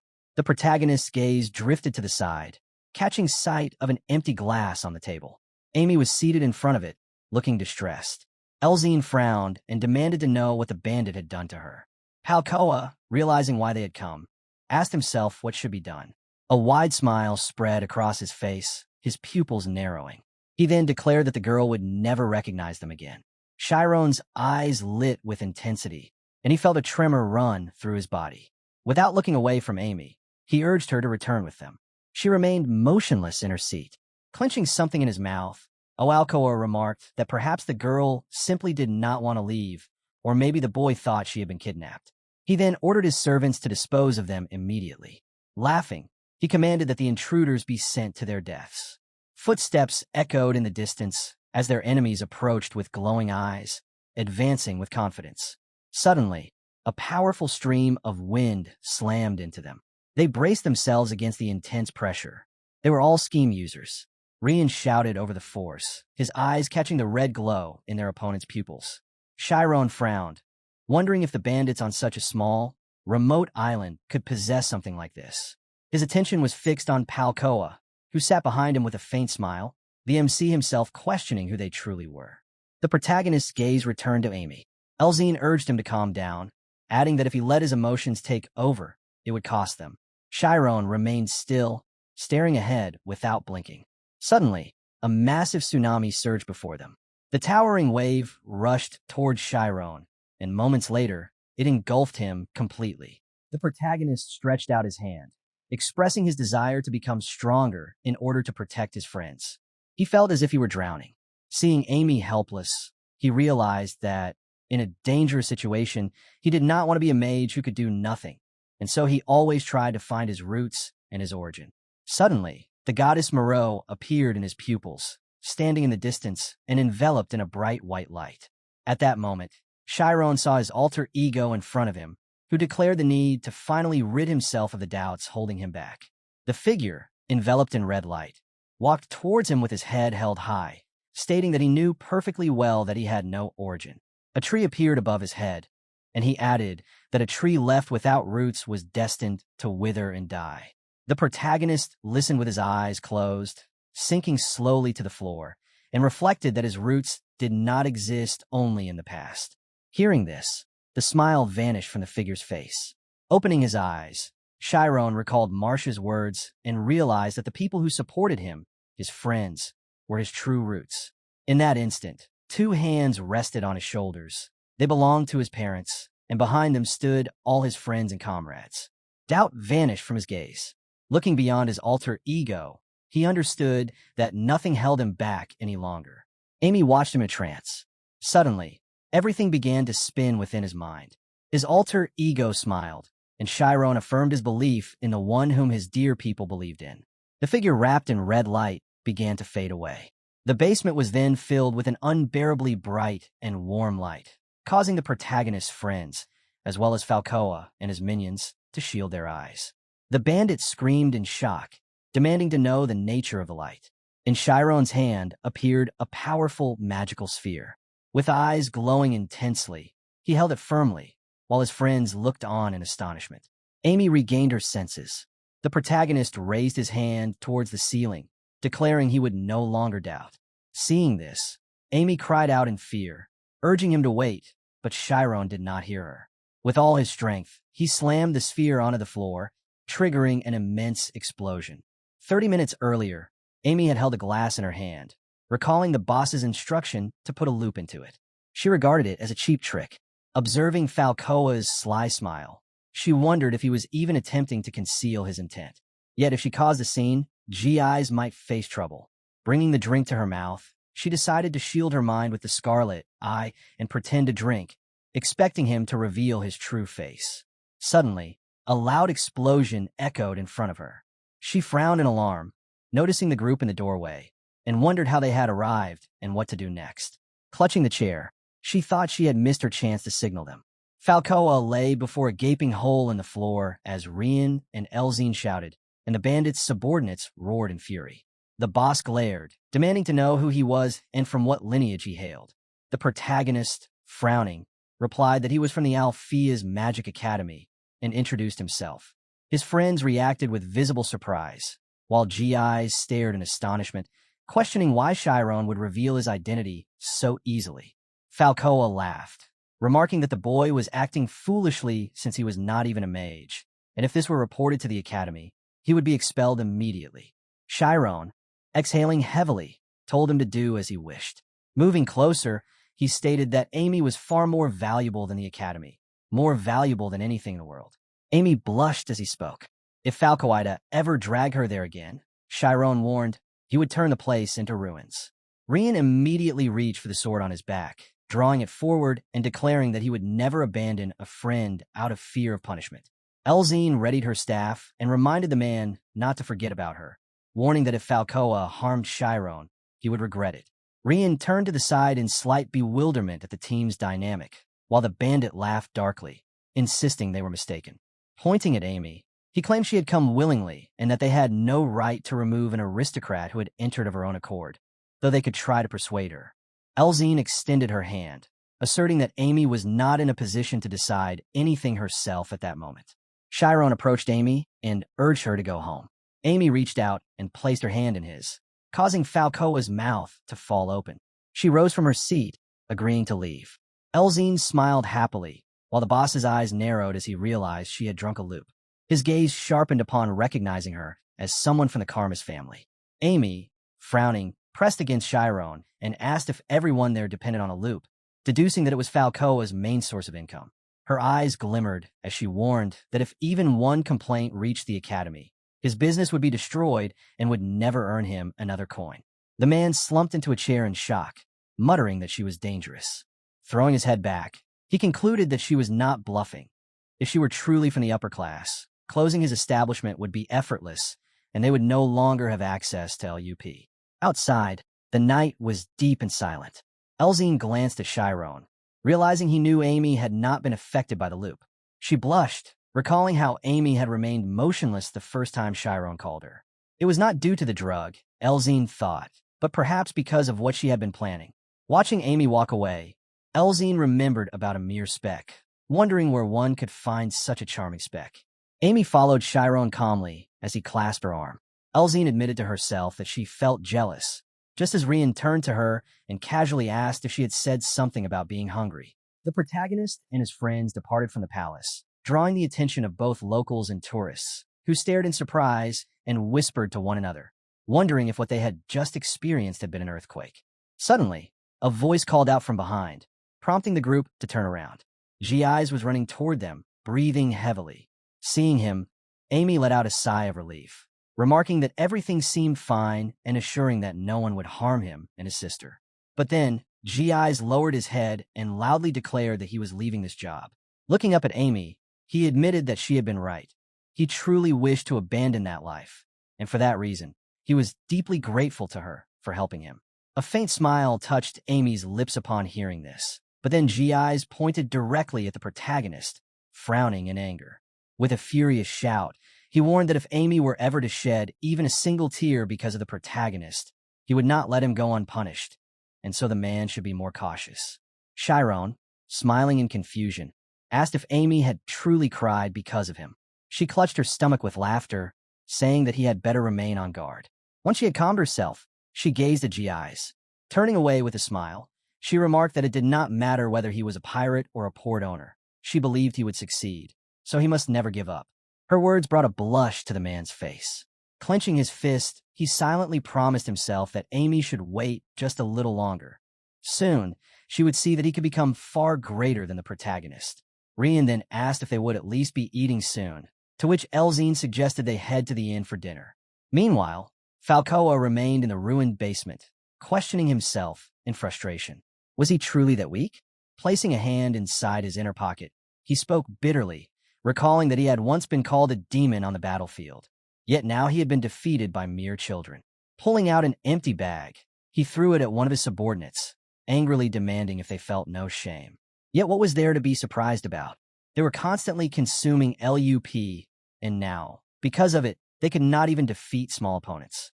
His men, seated on the floor, explained that they had never before witnessed such magic. One accurate strike was enough to kill instantly, and it was impossible to dodge. Hearing this, Falcoa struck his face with his hand. One subordinate stood up, asking if they would simply let the group go. Falcoa retorted by asking what else they could do.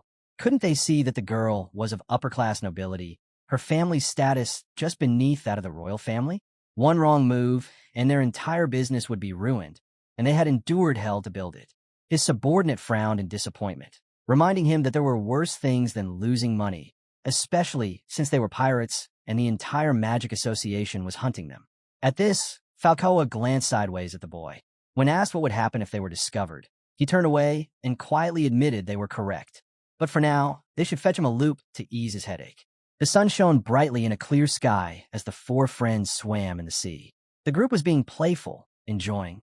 Later, the four of them enjoyed dinner together at the same table. Night soon fell, and the moon rose above as they continued walking along the beach. Rian and Tez lingered behind, speaking to each other, while Amy approached the protagonist with a warm smile, offering him a treat. Accepting it, he thought to himself that this was what a vacation should feel like. Moments later, a bright glow lit up the night sky.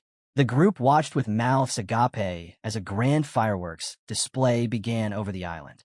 Chiron gazed at it, thinking that one day he should bring his parents here. The next day, they sped through the tropical forest as the group sat inside. Elzine gazed and sighed, wondering how much longer they would be upset, and commented that it wasn't like they were that late. Rian frowned, asking why it had taken her so long to change clothes, pointing out that at this pace, they would arrive at the ruins by lunchtime. Elzine turned toward him sharply, declaring that she had been preparing for everyone's sake, and demanded to know if he truly believed the great sword matched his outfit. The protagonist closed his eyes, recalling that he had originally planned to explore the ruins with Amy alone, but their group had grown so close that separating now was impossible. Amy, smiling, apologized to Rian, explaining that Elzine had gotten ready faster than she had. Rian replied that, judging by Amy's appearance, it had indeed taken her a long while to prepare. Elzine clenched her fists and asked if he was implying she was ugly. Looking away, Rian awkwardly admitted that she was beautiful, causing Elzine to blush in embarrassment. Amy widened her eyes, suspecting that Rian liked Tez but did not know how to express it. Watching his flustered demeanor, she understood that confessing to someone far stronger than oneself could be difficult. The protagonist studied Amy closely as she touched her chin in thought, frowning as she questioned whether this was the entire problem. Still, she sensed that the gap had narrowed somewhat. Elzine, smiling, assumed Amy was once again lost in strange thoughts. The ruins of Kurgo lie 2 hours away from the tourist district. Mount Toa, standing at the island's center, was a dormant volcano that had last erupted 5 centuries ago. That eruption had engulfed all of Galliant, including Kurgo, in volcanic ash.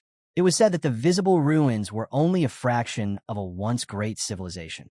At the ticket counter for the ruins, Amy read that the local government had proposed a reconstruction project, but the locals firmly opposed it. Elzine, surprised, asked why, to which Amy explained that the locals earned more from tourism. Rian frowned, asking if there was some hidden reason. Chiron replied that it appeared to be nothing more than a tourist site. Elzine suddenly pointed toward a man in the crowd, asking if he was a local. The group quickly approached, and the protagonist focused on him, sensing his strength.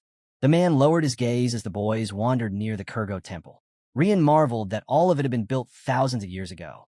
Elzine remarked that the original size had been several times greater, with much buried under volcanic ash. Nearby, a woman warned her children not to stand too close to the railing. Turning back, Amy asked Chiron if he wasn't going to see the central temple. The protagonist, sitting on the grass with a smile, replied that this was a spiritual zone. Crouching beside him, Amy asked if he was truly calculating something with synesthesia. Chiron glanced around, asking if the ruins were indeed buried beneath volcanic ash. Looking upward, he explained that he had extended his spiritual zone underground, just in case, but could detect nothing beyond 50 meters. Amy was surprised. He clarified that it was not that there was nothing there. Rather, something fell off.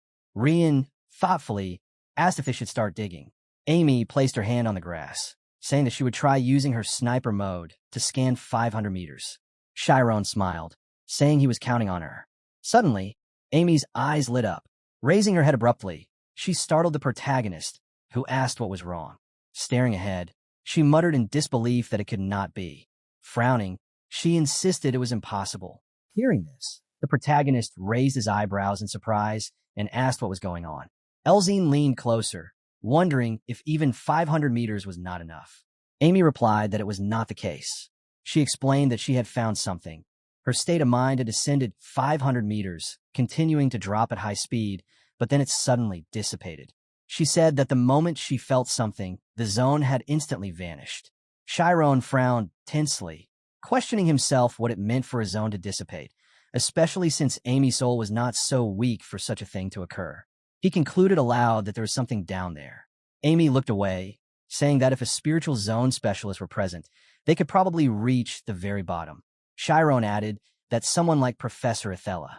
She nodded in agreement and said that even her second brother, who led expeditions, always insisted on having a spiritual zone specialist with him. While she was speaking, Rian approached and remarked that if they were stuck simply because they needed outside help, perhaps they should abandon the investigation altogether. He reminded them that this place had been recommended by the director himself, and if they could not manage it, maybe it was best to give up. The protagonist thought to himself that in the pursuit of efficiency, it was easy to forget the most basic principles.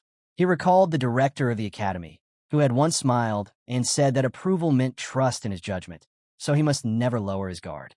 The director had also warned that some situations were so dangerous that retreat was completely justified, and this was something he should never forget.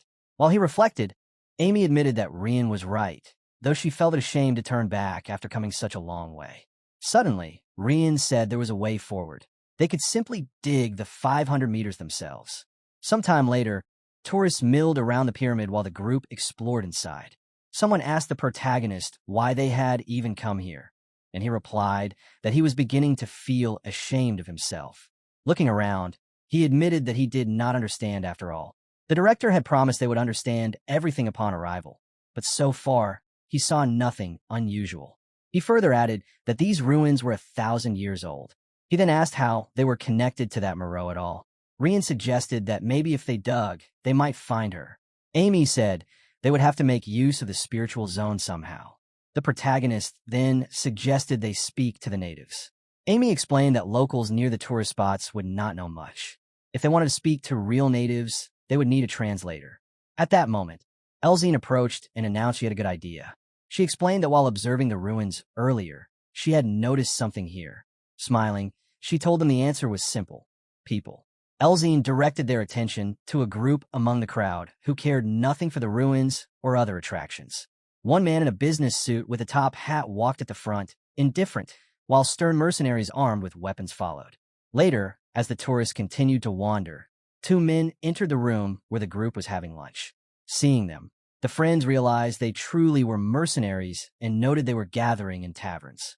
Amy turned to Elzine, calling her insight incredible, saying it was no wonder her family was famous for such talent. Laughing, Elzine said she was still a complete novice in this business. Suddenly, the protagonist heard a mocking voice behind him, remarking that they lived in such a wonderful world where even snot-nosed kids could walk around with weapons. He raised his eyebrows in surprise. Rian frowned in displeasure, asking if they were truly being discussed at the next table, but Elzine told him to forget it. They were drunk. Rian lowered his head toward his plate, only to hear another mocking voice, saying he had a sword he could not even swing and carried it only to look cool in front of girls. Both Elzine and Rian frowned. One of the drunken men, noticing Rian's gaze, asked what he would do if he kept staring, then, with a crazed smile, suggested he might spill some blood. The man then mocked Chiron, saying the blond boy was pretending not to hear. Rian's eyes lit up with anger. He didn't care if they insulted him, but he would never let anyone harm his friends. As he saw Chiron, suddenly, Rian's expression changed from confusion to resolve. The man leapt from his chair, declaring he wanted to let off steam. As they left, they turned to taunt the group about being ashamed in front of their girlfriends. An old man leaned toward the table, asking if they were all right, warning that those troublemakers also bullied children. Chiron asked the man if he knew them. The old man replied that they had been coming here often lately and had lost all restraint, but praised the group for not reacting. Smiling, Elzine admitted she had been worried Rian might lose his temper. Rian grinned, saying they would meet those bandits again, then looked to Chiron, who nodded in agreement. The group set out after their opponents, who moved in a tight formation despite this being a tourist area, showing clear experience. Amy said they did good by not reacting, to which Elzine responded that archers often had a highly developed sensory circuit, meaning they would be found out quickly anyway. Observing the man in front, the group guessed he was the leader because his sword was a well-known brand, though, Elzine noted, not a limited edition. Amy pointed out another figure, a cloaked woman with no visible weapons, whose build suggested she did not train daily. Chiron concluded that she was a mage. Stepping forward, he added that if even a mage was part of the infiltration team, there must be something valuable hidden in these ruins. They soon reached a massive door guarded by sentries. One of the mercenaries noticed his partner pulling a lever, and the heavy doors swung open, revealing a torchlit road leading downward. The mercenaries smiled maliciously. A scream rang out behind them, and Chiron shouted that they would follow as well. The mercenaries turned, recognizing them as the kids from the tavern. As they advanced, Amy ran closer, asking if they could go in together. The leader pointed his sword at Chiron, asking if he wanted to die, then paused in surprise at Chiron's confident smile. Watching him, the leader wondered why the boy had reacted so boldly. A woman approached the leader, telling him to stop, stating that the guards had warned that if a fight broke out here, they would not be allowed inside. The man clenched his teeth, but kept his eyes locked on the unflinching protagonist. After a short pause, the man returned his sword to its sheath and told them to consider themselves fortunate. Walking toward the dungeon, he remarked at last that this was the second time they had narrowly escaped death. As they departed, 2 guards warned them to enter only if they wished to test themselves. Folding his arms over his chest, one of the guards added that the eyes of an angel would be watching them closely. Hearing the unfamiliar language, Elzine silently wondered what had just been said, while Rian guessed that perhaps it was a wish for them to enjoy themselves. Entering the dungeon, the protagonist cast a sidelong glance toward the exit. All 4 of them began to descend, the walls lit by magic lanterns. As they continued downward, Elzine noted how deep it seemed. Amy looked at her companion and speculated that this might be the passage leading to the basement of the ruins, to which he calmly acknowledged that it was quite possible. He recalled how even the spiritual zone had failed to give them an answer, dissipating after a distance of 500 meters. Leaving that memory behind, the protagonist kept descending, now more alert, as danger could be waiting below. Meanwhile, the leader of a group of mercenaries ground his teeth in frustration, lamenting the expense they had incurred while gathering information about the place. His companion, the archer, turned toward the group and wondered aloud if it was too soon for such young ones to explore such structures. Chiron countered by asking why they had come here themselves. This caused the archer to gape in shock and question whether they even knew where they were. Chiron replied with a smile that they did not, but since they were already here, it was too late to turn back, and he asked what lay below. The mercenary leader, gritting his teeth in anger, wondered if this seemed like a joke to them. He thought of how much they had sacrificed to discover the secret entrance, including paying a man for a code, costing them 50 gold pieces in total. Both mercenaries, gritting their teeth, demanded to know if the group truly intended to reap the fruits of their labor. Suddenly, the archer held up 5 fingers and stated that each question would cost 5 gold pieces, explaining that under other circumstances the price would be 100 gold. Before he could finish, the protagonist stated that they would simply figure things out as they went, which infuriated the archer. His leader, however, smiled ominously and said they would have to pay to proceed further, questioning whether the group truly would not negotiate. Hearing this, Chiron turned to his companion. A moment later, they all sat down on the steps, deciding they would simply wait. The mercenary leader's face flushed red with rage as he thought bitterly of the incident in the pub, suspecting the group wanted revenge. Suddenly, the protagonist stood up and announced that if each question cost only 1 gold coin, he would gladly pay. He offered a coin, and without hesitation, the mercenary captain snatched it, deciding it was better than nothing, and declared that now the matter was different, though payment still came first. Rian leaned toward Amy, asking why Chiron had changed his mind after initially saying they would find the answers themselves. Amy replied that the mercenaries might be hiding something and that there could also be traps awaiting them. Forewarned was forearmed, and the more information they could extract, the better. The protagonist asked the mercenary captain why they had come, and the man answered that they wished to meet the locals.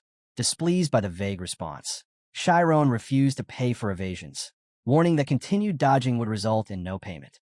A girl in a cloak emerged from behind the captain, admitting that they truly did not know anything more and only wished to meet the locals. Chiron, surprised, thought they were still playing along. After a pause, he offered another gold coin and asked why they were doing it. The archer narrowed his eyes and admitted they wanted to buy some loot. Looking away, he explained that while the black market was full of them, the price in their homeland was much lower here, allowing them to buy in bulk and resell elsewhere to supplement their budget. Chiron raised his eyebrows in surprise, wondering if this was loot smuggling. Imagining an ancient temple, he questioned whether the great secret of the ruins was nothing more than smuggling.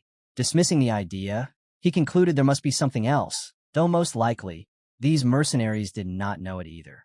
He drifted into memories of arriving on the island, recalling how his companions had told him that the descendants now lived in the autonomous region of Kurgo at the island center. Returning from his thoughts, Chiron smiled sarcastically and asked if they truly meant that this was the secret passage to the autonomous region of Kurgo. The man before him instinctively covered his mouth, alarmed at how he knew such details. Chiron apologizes for asking without paying, so he offers a gold coin. But the man refuses. Chiron confirmed that he had indeed given away the secret for nothing. The man frowned and demanded to know how Chiron had learned this, since the information was kept under strict lock. Chiron turned to Amy and asked whether she had mentioned that the locals used a loop in their rituals. Without turning, he added that although this place was the birthplace of the roots, he was certain that only high-ranking citizens could freely deal in large quantities, which made the mercenaries frown. Rian pointed out that this was a matter for the local government.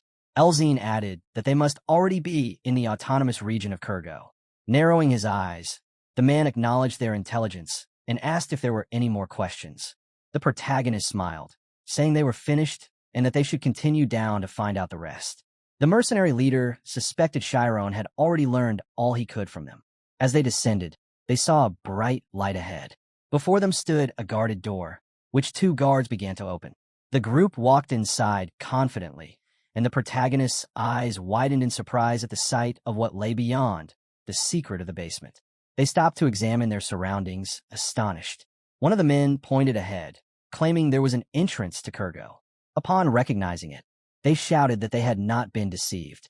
A black circle lay before them, and Chiron frowned as if it seemed familiar. Lost in thought, he remembered a black portal in Moreau. His eyes widened as he realized this was the same as hers. The team leader noticed him standing motionless and asked why, but Chiron remained fixed in place. Suddenly, an old man appeared before them, frowning, and asked if Chiron had just spoken the name Moreau. The old man's eyes narrowed further when Chiron admitted their paths had crossed. The man declared it impossible, but Chiron grew agitated, insisting it was true, striking his staff against the ground. The old man said it was not Chiron's place to judge, and that the verdict would be passed by 8 angelic eyes. Behind him, 8 black portals appeared, and the old man explained that any who wished to enter Kurgo must first pass the trials of Moreau. Chiron frowned again, questioning whether he had truly heard that name once more. The mercenary leader accused the protagonist of trying to parasitize them, declaring that from now on, it was every team for themselves. The old man, ignoring the protest, stated that from this moment, the long-haired youth would translate for all, as crossing the threshold meant they were now one. The boy protested, claiming the students were not part of their group, but the old man interrupted, asking if he would choose victory or sacrifice. Resting both hands on his staff, the man instructed them to prove their worth before the angelic eyes. He pointed to the portals, explaining that if at least one passed the trial, all present would have the right to enter Kurgo. If they failed, each sacrifice would allow another to proceed. The boy clutched his head in alarm, convinced they were doomed. The protagonist frowned, staring ahead with determination. The interior was well lit. The archer, drenched in cold sweat, could not find the words to speak. His superior turned toward him and, with clear frustration, demanded to know whether they had truly ended up in the same situation as the young group before them. The mage girl removed her hood and explained that such a test was often conducted during first contact with other civilizations. Since Kurgo was a warrior tribe, she reasoned they would most likely be tested on their combat skills. While the mercenary leader was scolding them, Amy frowned in clear displeasure, noting that he continued to address them disrespectfully. She then inquired how they had come to know the level of their skills. The mage girl stepped closer to her, mockingly remarking about their abilities, suggesting that playing with magic and swords in an academy was nothing more than childish fantasy, and that real combat was entirely different. Amy, wearing a slightly unhinged smile, assured her that they had no desire to cooperate with them either. As the 2 women glared at each other, one of the Kurgo tribesmen announced that there were 2 conditions for passing through the gate. Looking at the protagonist, he stated that they must either prove their ability or sacrifice one among them so the other could proceed. The protagonist frowned deeply, seeking clarity on how exactly one was meant to prove ability. The archer, frowning in irritation, told him not to interfere since he would no longer translate anything for him. The protagonist pointed out that they were all in the same predicament and insisted that he should ask. The archer reluctantly turned to the elder tribesman with his question. The Kurgo tribesman, eyes alight with intensity, explained that they would enter the altar of justice one at a time to prove their worth beneath the gaze of 8 angelic eyes. Behind him stood 8 altars. He continued, explaining that the language of the gods would deliver a verdict. A red light signified failure, a white light success. As he spoke, he gestured toward a black sphere in the distance. The protagonist asked how many attempts were allowed, whether there were limits, and what punishments would follow failure. The old man responded that there were no limits and no punishments, only the exhaustion of their strength, and if none succeeded, all would be forced to turn back. One of the mercenaries crossed his arms with a smirk, remarking that this was not a teamwork challenge. Chiron frowned at the mention of sacrifice, asking if it meant that one must die for another to pass. The Kurgo tribesmen confirmed this, declaring it to be Miro's will. Throughout the exchange, the archer translated the protagonist's questions, including whether there were restrictions on the sacrifice and if they could simply bring in a corpse from elsewhere. The old man answered that there were no restrictions, but reminded them of one important rule. When leaving this place, all must depart united. Hearing this, those present turned toward the massive closed doors. Chiron pondered the cruelty of such a rule, killing a comrade simply to obtain a LUP. One of the mercenaries remarked that it sounded easy, while the mage girl wondered aloud who this Miro was and whether she sold a loop. The archer tensed at the thought that this might be the place where the loop was sold. The protagonist considered that the rule of unity was far from simple. In his mind, he pictured one individual carried on the shoulders of many subordinates, reflecting that it is far easier for a single person to control the majority than for the majority to reach consensus. He concluded that this rule might be far more dangerous than it appeared. Suddenly, the mercenary captain stepped forward, declaring that the situation was easier than expected. With a manic grin, he suggested killing the 4 youths to proceed. The protagonist exhaled heavily, noting inwardly that this so-called leader's emotional nature only worsened matters, though at least his group seemed focused on the goal. The female mage suggested they should begin since they could not linger forever. The captain turned away in irritation, muttering that they annoyed him, while one of his companions approached Chiron to ask the order in which they would proceed. The protagonist proposed sending the swordsmen first and the mages afterward. The mage girl agreed, smiling, and asked if he believed the test involved striking the black sphere. He replied affirmatively, reasoning that Kurgo was a tribe of warriors and that the sphere could likely absorb an almost infinite amount of energy. He also noted that the shape of the altar suggested some form of interaction. The mage girl turned to her captain, but he glared at her with open hostility. Addressing her temporary comrades, she asked if any wished to go first. The protagonist turned to his group, and Rian stepped forward without hesitation, declaring his intent to be first. His steps carried him toward the sphere without a trace of fear, though Elzine called after him to be careful. The mercenary leader, turning sharply, mocked them, implying they were already frightened. Rian stopped 10 steps from the sphere, telling himself that as a warrior on the front lines, he needed to gather information for his friend. The protagonist watched him closely, aware that they were relying on him. Rian struck the sphere with his fist, recalling that there were no limits on attempts. A glowing number 1 appeared on its surface, prompting him to wonder about its meaning. Chiron frowned, noting that the elder had said the language of the gods would respond, and that the number must be the answer, advising Rian to step back. Rian leapt away, and the sphere glowed red, indicating failure. Drawing the sword from his back, Rian realized that the number indicated his strike's strength and that a white glow signified passing.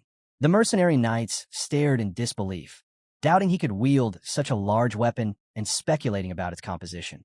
Rian's companions encouraged him to give it his all. Eyes gleaming, Rian gripped his great-grandfather's sword, a weapon he had technically stolen rather than inherited, and lunged with full force. The blade struck the black sphere at high velocity, a shockwave echoing through the hall. Gritting his teeth, he felt the sphere drain away his strength entirely. To his astonishment, the sphere displayed 241 points before glowing red once more. He turned to his friends, wondering if the number meant his strike was 241 times stronger than a punch, and asked if he could strike again. Elzine reminded him that his legs were already trembling. The protagonist asked if he was all right. Rian sheathed his sword, stating that the sphere truly absorbed all energy, but that he would recover with rest. He also now understood that the sphere quantified the force of an attack. He remarked that with a diagram, he could surely pass. One of the mercenaries laughed mockingly, questioning whether Rian truly did not know how to use a scheme. Striding toward the sphere, the man claimed that the sword was a worthless fake and boasted of showing how a professional operated. Producing a chain mace, he proclaimed he would reach 2,000 points. Amy quietly explained to her friend that this mercenary was a schemed user who favored blunt weapons over blades. With a shout, the man attacked, spinning the chain mace before delivering a powerful strike. He laughed at first, but his expression shifted when the sphere displayed a mere 248 points, only slightly above Rian's. His fellow mercenaries were shocked, insisting the sphere must be broken. He returned to his group, where the mage girl suggested that the reading might not show objective damage or could involve a formula. The man seethed internally, questioning the result. He then accused Rian of lying about his inexperience with schema, but Rian, visibly angered, told him to stay silent and watch. At that moment, Elzine drew her sword. Closing her eyes, she reflected on her long-standing curiosity about her sword skills. A wild smile formed on her lips, and she thought that this would be enjoyable. Elzine stood about 20 meters from the black sphere, her gaze fixed silently on the target. At once, strange symbols appeared in her eyes, and she exhaled lightly as the hair on her body stood on end. Slowly, she assumed a fighting stance, and then, without warning, she launched forward with explosive speed. Her friends watched with their mouths open in astonishment, and the mercenaries felt the same surge of disbelief. Elzine's strike landed precisely at the center of the sphere, her energy piercing through the magical surface. A faint ripple passed through the orb a moment later. The protagonist, a drop of cold sweat on his face, noted inwardly that her speed was extraordinary. He observed that, due to the sudden acceleration of concentrated energy, an optical illusion formed at the tip of her sword that resembled a flash of lightning. While he reflected on this, Elzine slid her blade back into its sheath. The glowing number 442 appeared on the sphere. The mercenary's face flushed with anger at the sight, unable to understand how it was possible since she had only struck with her sword. Elzine calmly stated that it made no difference. He had lost regardless, and remarked that raw strength and the skill of controlling it were entirely different matters. Returning to her companions, she thought to herself that the experience was thrilling and that she wanted more. The archer twirled an arrow between his fingers and announced that it was now his turn. Breaking off the arrowhead, he picked a cartridge from his bag. Amy, pointing toward it, explained to the protagonist that it was a mana stone bullet. A mana stone bullet was a special projectile filled with aggressive magic, its core material being a magic stone. Such stones were rare, formed only in specific natural conditions, capable of storing elemental magic from their surroundings. With them, it was possible to trigger phenomena such as floods or thunderstorms. However, these stones were not only uncommon but also difficult to process, requiring advanced technological expertise in both material refinement and mechanical assembly. Without such technology, production was impossible. The cartridge itself was constructed using extremely heavy equipment. Amy added that a single cartridge cost 1 gold coin and estimated that the magic stone inside weighed less than 10 grams. Chiron, surprised by her knowledge, asked how she knew so much, and she replied that her older brother served as the captain of archers at the royal court. Meanwhile, the archer stepped forward and explained that he was using a lightning arrow, advising everyone to move back. Drawing the bowstring, he released the arrow toward the sphere. In the blink of an eye, it reached its target, unleashing a surge of lightning in all directions. As the energy dispersed, the sphere began absorbing the accumulated charge. A moment later, the number 1020 appeared on its surface. The archer smiled with satisfaction, but the sphere soon glowed red. Amy observed that, unlike the swordsman, his power had not leaked away, and asked if he wished to try again. He declined, reasoning that it would only waste money and that the outcome would likely be the same regardless of the cartridge used. He then inquired about the minimum score required to pass. Amy suggested that it was now the mage's turn and asked whether he wished to go first or let her proceed. The mercenary mage proposed that Amy attempt it first so they could compare their results. Amy, her smile sharp and eyes alight with challenge, agreed. Elzine happily noted that they would finally witness Amy's magic. The protagonist reflected that Amy specialized in fire magic, her greatest strength being the ability to land a single, precise, and powerful blow. Unlike ice magic, which was bound by the limit of absolute zero, fire had no maximum temperature. This limitless potential was why many magicians favored the element. However, even the most skilled struggled to surpass the 1,000-degree barrier. Fire's destructive power lay in the fact that most substances could not endure such heat. Yet fire had its weaknesses. It was a form of light, and therefore slow to travel far or fast. Amy frowned, considering that this limitation had given rise to fusion magic. Flame Strike, a combination of fire and air magic, compensated for this drawback, allowing greater speed and range while maintaining destructive force, though the strike weakened over distance. She spread her arms, her eyes burning with determination, and decided to use a fireball. A vast cloud of flame formed before her, eliciting shock from the mercenaries and admiration from her friends. Continuing to channel her energy, she lowered one hand and prepared to release the spell.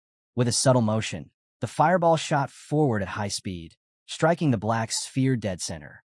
The explosion was immense, rattling the hall. Rian and Elzine stood frozen in awe, while the mercenaries stared wide-eyed at the devastation. Slowly, the flames were absorbed into the sphere, and the number 3,270 appeared only for the sphere to turn red moments later. Amy clenched her fists in frustration, wondering aloud if this, too, counted as failure and what exactly was being demanded of them. The mercenary mage laughed mockingly, stating that she expected no better from someone like Amy. Stepping forward with a grin, she declared that she would demonstrate her fire magic. Raising her arms, she conjured 3 fireballs above her head. Sweat poured down her face as the orbs began merging with a sharp crack, forming one massive sphere of flame. Elzine acknowledges its size. Amy recognized the technique from her studies. It was the textbook method for amplifying fire magic, and she noted that her rival was following the instructions perfectly in an attempt to secure victory. With an intense scream, the mercenary mage hurled the fireball at the black sphere. The resulting explosion shook the room, and both sides watched intently for the score. At first, the mercenaries looked confident, but their expressions quickly faltered when the result appeared. Only 1,330 points. The mercenary mage froze in disbelief, while Amy's eyes lit up with satisfaction, a mocking smile spreading across her lips. While the mercenaries' team were imagining the day when they recruited her to their team, thinking of her as the most powerful mage of all time, as she was strong from an early age and gained a lot of fame by getting even stronger. They also thought that it was tough to recruit her, as she takes pride in not being second to any mage in terms of experience and skill. Now, the mage girl was in disbelief. She was trying to say that she could get a 2,000 score easily, but now it was too late for her. The score difference between her and Amy was too much, and everyone told her that the red-haired girl had more score now. Now, everyone was even more scared of the place, as now Amy had most of the score, and yet she didn't pass the test, and everyone lagged behind her, so there was no chance of anyone among them to pass either. Amy then called Chiron, telling him that she thinks that they're getting close to passing the test. She told him that he does not need to hold back now and use everything in his attack, while the mercenaries wanted him to leave, as now there was no way of passing it. They even told Chiron not to waste his energy on something so meaningless. But Chiron had something left up his sleeve. He told everyone there that he would try his best to pass. The captain of the mercenaries shouted at them to stop, as it wouldn't be enough for them to pass, and it would be meaningless to try their best. It was over for everyone. Chiron and his friends looked at him in anger because he was stopping them, as they hadn't even tried their best until now, and the mercenaries wanted to give up. Chiron was thinking in his mind about the unique room Moreau had made and the rules, but Amy reminded him to go for his turn. Chiron then fixed his eye on the target.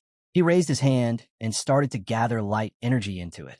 The mage girl and the archer were seeing him doing and were thinking that as it was a photon emission or just light, and what kind of damage would he cause with it.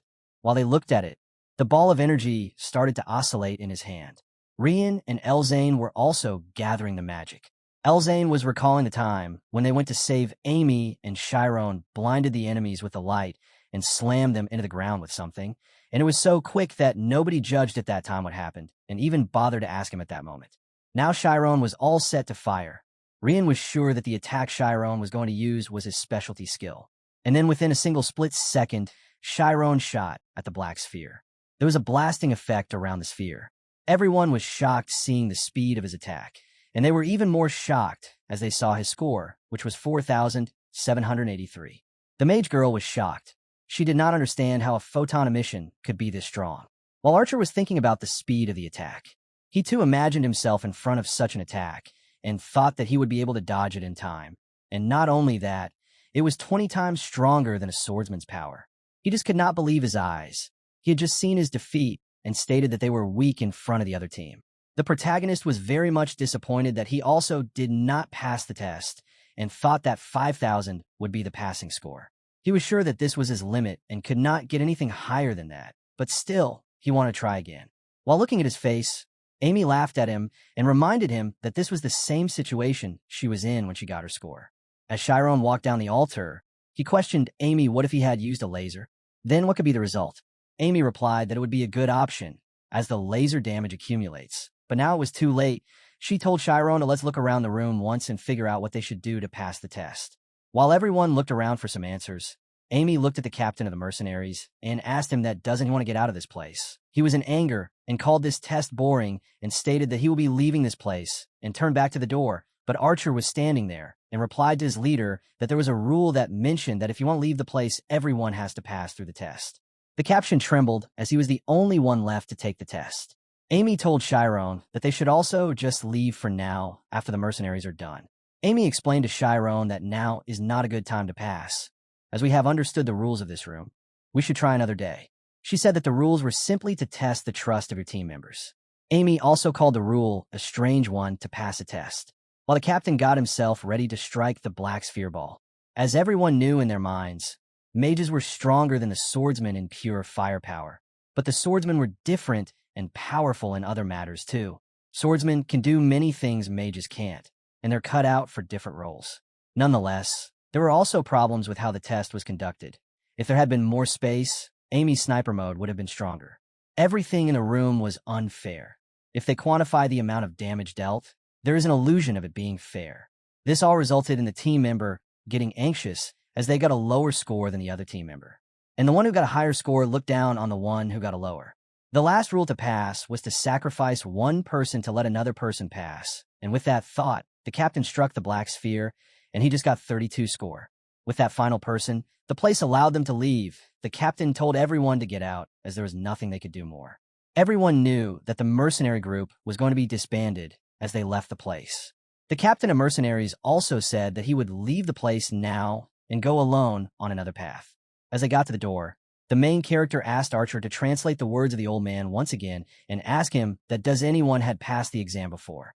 The old man replied to the question that he was also not sure how many had passed the test. He told them that the players who come to take the test come in ground and sometimes alone, and based on his analysis, only 1 out of 10 managed to pass the test. Chiron, upon hearing everyone, concluded that the passing rate is higher if they come alone. But was there anything they missed out? While the captain banged on the door to open and they left the place. While the mercenaries were trying to leave, Amy called them and asked if today was the day they needed to get inside Kurgo. The test was over, and no one had passed the test. The captain of the mercenaries was banging at the door, so he could just leave the place. But the old man there asked him if everyone was willing to leave the place. He looked at his team. They were all wanting to leave. Archer then asked Amy and his group that what were they waiting for? They should all agree to leave the place. Instead of agreeing to Archer's demands, Amy refused to leave. Her team was also not ready to leave the place, and they were convinced that today was the day they would get to see inside Kurgo. The mage girl made an odd face, asking her what she was talking about. She asked Amy if there was any need to go to Kurgo. Suddenly, the old man behind repeated his words that this is the chamber of achievement and sacrifice. Prove your competence by passing Miro's trial. If you'd like to prove yourself through sacrifice, for sacrifices shall permit 4 entries. Rian then asked the archer about what was the old man saying. Archer knew the real translation, but he told them that the old man wanted them to leave if they were done at the place. Amy laughed at him and told him that what she understood was that we can sacrifice 4 people to let 4 other people enter. Archer and the mage girl were shocked and asked that did she knew the language the whole time. Amy replied that it was Archer who told us when they entered the place, and she just remembered that until now. She even called her a genius for still being able to remember it. Archer was all in demise, as it was tough to even remember anything after hearing it just once. Elzane called Chiron and asked him why Amy looked so strong and what she meant. Do they have to fight with them? But Chiron calmed her down and asked her to wait until Amy fixed the situation. Amy stood in front of all 4 mercenaries and asked them to bring it on, as she knew they wouldn't willingly sacrifice themselves. So she wanted them to at least try their best and struggle. Archie got quite scared and started to imagine the situations if they had to fight them. He pointed out that the 2 swordsmen from each team is equal in strength, so that will be a draw. But the women is stronger than their captain, so they will lose there. Secondly, the mages in the opponent team are above their league, and his arrows are slower than the light, so in the end they will all lose to them. Without wasting any more time, Archer bowed down to Amy, asking for forgiveness for how they had treated them earlier, and he even asked his other team member to hurry and apologize to them without wasting any time. Everyone then bowed down and asked forgiveness from them, and they even said that they had learned a lot from what happened. And also, they were all so arrogant. Amy didn't stop there. She asked them if that was it, everything they were apologizing for, so their captain added for forgiveness as they had talked behind their back in the bar and promised to never do that again. Rian and Elzane were thankful to Amy as they were especially made fun of in the bar. Elzane was so happy, but Amy made a laughing face. What is he saying when my friend was insulted in the bar? She did not even know that something that bad was done to Elzane and Rian. The mercenaries' captain got more scared that if this was not the thing she was asking, then what did she want from them? Amy then asked them that if they accept a certain suggestion, she will be willing to agree to leave this room. The captain quickly asked her what she wanted, and she replied with the code needed to enter this place. The captain was shocked that these guys were planning on challenging this place again, but he had no choice and gave the codes to her. Elzane was eased that she did all that just to get the codes, but not to fight them. Amy told her that mages are naturally very efficient people. Chiron added to her that some call mages a bit eccentric, but they are just able to utilize their surrounding very efficiently, while mercenaries were cursing them, as they had to spend a lot to get the codes in the first place. Now, they were all free from the room and were able to see the sky. Amy and Chiron were quite satisfied with their result, as they gained much more than they had expected, and decided to make a plan and then go to the place again. While Rian asked them that they should now go and eat some pasta, as they had done a lot of work today. Elzane stopped him and asked him if they should eat something else than pasta, as there are so many delicious dishes out there. While they were deciding what to eat, the 3 of the mercenaries came to them and told them that their captain had left the band, and if they wanted, they could join the mercenaries. Chiron started to think about their offer. He imagined that it would be nice to join the mercenary. The mage girl even convinced them that with their power level and skills, they could get on the top mercenary in no time, and whether it be fame or money, they will be able to get anything they want. Also, she added that as the position of leader is not filled, if they like, they could be the leader also. She ended her proposal by promising that she will do whatever they say and treat the team members with respect. But without any hesitation, Chiron declined her offer. And in no time, those 4 went off to enjoy their food, while the mercenary thought of them as unlucky at the moment. While Chiron and his friends were in the lodging, a western tourist area, they were walking back to their place to take some rest. While Amy and Elzane talked about Chiron being a lot powerful than before, Amy told her that she saw him failing thousands of times in different magic. Elzane told Amy that now the earliest Chiron can enter the graduation classes next year, and if she will graduate this year, there will be a year gap in between them. Amy asked her that what was she getting at. So Elzane reminded her that she told that she wanted to be a soldier after graduating, then she will have to join the army in the capital, and Chiron will be left alone for a year. Amy was doubting her thoughts. She was certain that Chiron would pass next year, but she never wanted to stay away from him for a whole year. Amy wanted to be a soldier because she was good at targeting. She stated that she didn't think of this situation at all. So Elzane mentioned to her that she should become a spy instead of going into the army. But Amy told her that she did not know anything about becoming a spy. Elzane told her that she was pretty good at becoming a spy, and she would help her become one. Amy just had to follow her lead. As they reached closer to their place, Elzane suddenly stopped her and alerted her that there was someone near them, and with her sensing, it was a man. As they went near to look around, a boy was on the ground, all beaten up. Chiron recognized him. He was Jis. They all got worried and tried asking him what had caused him such misery, but he had no strength left in him and passed out. Chiron got concerned and went near him to check his pulse, but the last drop of adrenaline in Jis hit hard. Jis grabbed the hand of Chiron and told him that he needed to thank him because he had protected his girlfriend, Amy. Chiron was confused about what he was saying, but he then fell unconscious. Everyone there took him inside and made sure he got some rest. They were all worried as Jis told them Palcoa was after them. Rian was thinking that Jis was telling a lie or the truth.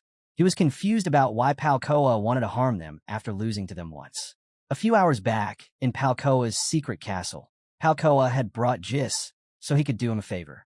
Palcoa was the captain of the Parrot Bandits and was quite angry with Amy and his friends as they had made a scene at his business, and he wanted to ruin them because he felt that they would spread rumors of his bad work in the mainland after returning there.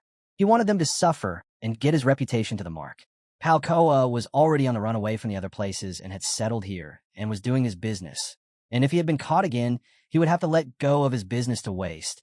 And now he had many people who were relying on him. Jis was standing in front of him while laughing with his teeth out.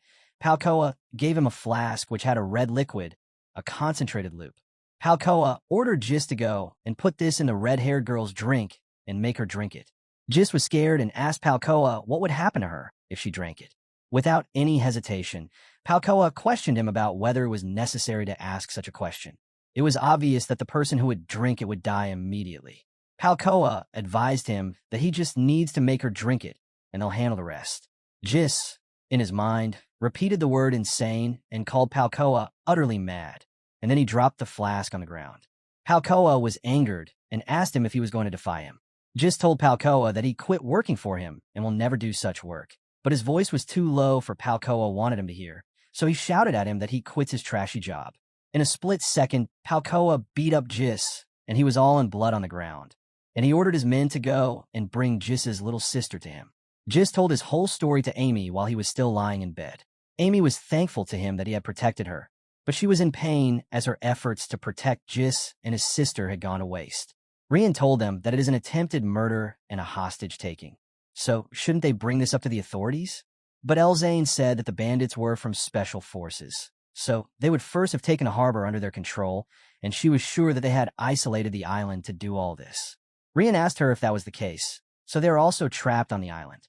Amy told everyone that if they did inform the authorities, they still wouldn't be able to save Jis's little sister, as the authorities won't send the army just to save an orphan's life. Chiron, filled with rage, asked Amy how strong she thought the Palcoa's men were.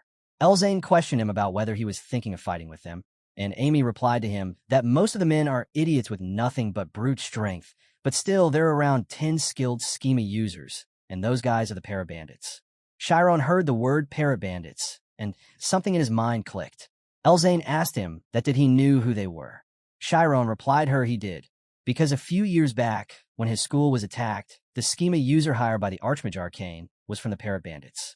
It was Lucas, a class criminal, Amy told him, and added that he was in jail now, and Palcoa's men are stronger than him. Elzane, in her mind, was thinking something about Parrot Palcoa, and even Chiron asked her that did she had any clue about the person, but she was too confused to make any suggestion. Chiron mentioned that he thinks about it, as he was also in special forces. Suddenly, Jis's hand came near Chiron, and he shouted at him to run away. Chiron grabbed him and tried to calm him, while Elzane told him that he needed to rest. His ribcage was broken. While everyone was trying to calm him down, Rian asked him about his sister and where she could be. Jis asked him if he was trying to save his sister for real. Amy told them that they knew how strong they were, and most of them were loop addicts, and they were targeting Amy. She wasn't finished telling the plan, but in between, Jis shouted that they were not planning to target Amy, but they were after Chiron. Jis cleared that it was not Palcoa who ordered him, but they were someone else, and even stronger than Palcoa's men. When Palcoa was beating Jis after he had refused to do him a favor, some other people came into his place and pointed a gun at Palcoa's head. Palcoa called the girl Captain and got scared, while the girl was glad to find Palcoa finally. The girl there told Palcoa that she was after someone else, but she had heard loud bangs from the place and came inside to look, and she was also surprised to find Palcoa inside. The girl said that they were family, but still Palcoa was hiding from her. She even asked him about his health and referred to him as her son. While Palcoa called his name loudly, Marcia, Jis told that Marcia was before Chiron, and he had to run away as soon as possible. Chiron heard the name Marcia, and in his mind, he had thoughts about her, but in a split second, there was an explosion. Everyone was taken by surprise, but no one was hurt. Chiron was still trying to understand the situation. He was trying to understand Clay Marsh's name joining with the Parrot Bandits. Meanwhile, in the capital, Bashuka, in the Magic Association headquarters, Sakiri from the 3rd Investigation Department was interrogating Lucas, the B-class criminal who tried to escape the prison. Lucas told him after getting beaten up that the boss of the Parrot Bandits is Palcoa. He even reminded him that it was impossible to catch Palcoa since he had complete control over loot distribution, but he added that if he helped them, they had a chance to catch him. Sakiri was not so shocked after hearing that Palcoa was the boss of the Parrot Bandits. Lucas asked him for a favor to lower his sentence, and he would tell everything about him in detail, but Sakiri was not buying anything from him, and in anger, he even stabbed him in the back and again asked Lucas that he wasn't talking about the fake Parrot Bandit boss, but the real one. Sakiri asked him if he wanted to know everything about the real boss, the Parrot Mercenaries. 7 years ago, the legendary mercenaries, who brought the country to ruin after destroying the Iron Kingdom, were the real Parrot Bandits, and among them was the real boss. And also Sakiri told him that they had planned to ambush them, but their attempt failed, and the remaining members are still roaming around the continent. And now the real boss is trying to revive the group again, and the woman known as the Fallen Saint, the A-class criminal and A-class political offender known as Clay Marcia, with a bounty of 100 million gold, is the real boss of Parrot Bandits. Sakiri was quite anxious and wanted to know about her. He even said that it is impossible to track her down, and every witness says different things about her, and they don't even know if she's a mage and wanted to know the woman's ability. She's the one who is everywhere, yet exists nowhere. When Marcia finally saw Palcoa beating up Jis, she had attacked Palcoa for running away from the battle that time. Marcia also saw Jis on the ground, all beaten up by Palcoa. She asked Palcoa to wake up from the loop. Palcoa was in anger and had blood around his face after getting roughed up by Marcia, and asked her why she had returned now, after throwing him and his men into the Iron Kingdom, and now that she has found me. Why start acting like a family again? Jis was in terror. He had never seen Palcoa in such a state, and in his mind, he could not picture the same Palcoa as now. He was the one on the ground, beaten up and in blood, just like he was. Palcoa blamed Marcia that she killed everyone in the family, brother, sister, and his friends, and now it was too late for her to treat him like family. But Marcia explained to him that he was tricked like an idiot, and she was able to do what he couldn't. In his mind, Palcoa remembered the day when his family was killed in front of him, and while they all were dying, they asked him to run for his life. Palcoa told Marcia that he was just helping his family get some food and a good life, and he wanted them not to put their lives on the line like he had to for everything, but he just couldn't do it for them in the end. Marcia asked him if this was the only reason that made him run away from the battle like a coward, and she taunted him that she wasn't able to provide the best environment for him. She said that they were mercenaries, and because he and his men ran away from the battle, she lost more family members than they had to. And so she blamed all the deaths on Palcoa. She told him that even in battle or real life, he always chooses to run away. And because of that, it was not her, but him who was at fault. And because of him, he lost all his family in the beginning. Maria then asked Palcoa about the kid, Jis. Palcoa told him that he had called him because he wanted to find someone, and it didn't concern her at all. But Marcia told him that he was wrong. She told him that it was about the guy named Chiron, whom he was trying to find. Palcoa got scared, as she knew about his plan and everything about the other kids, too. Marcia goes into detail about how he thought she wouldn't know the name of the guy who destroyed his business and made a scene here. Marcia ordered Palcoa on one last mission to help her also find Chiron.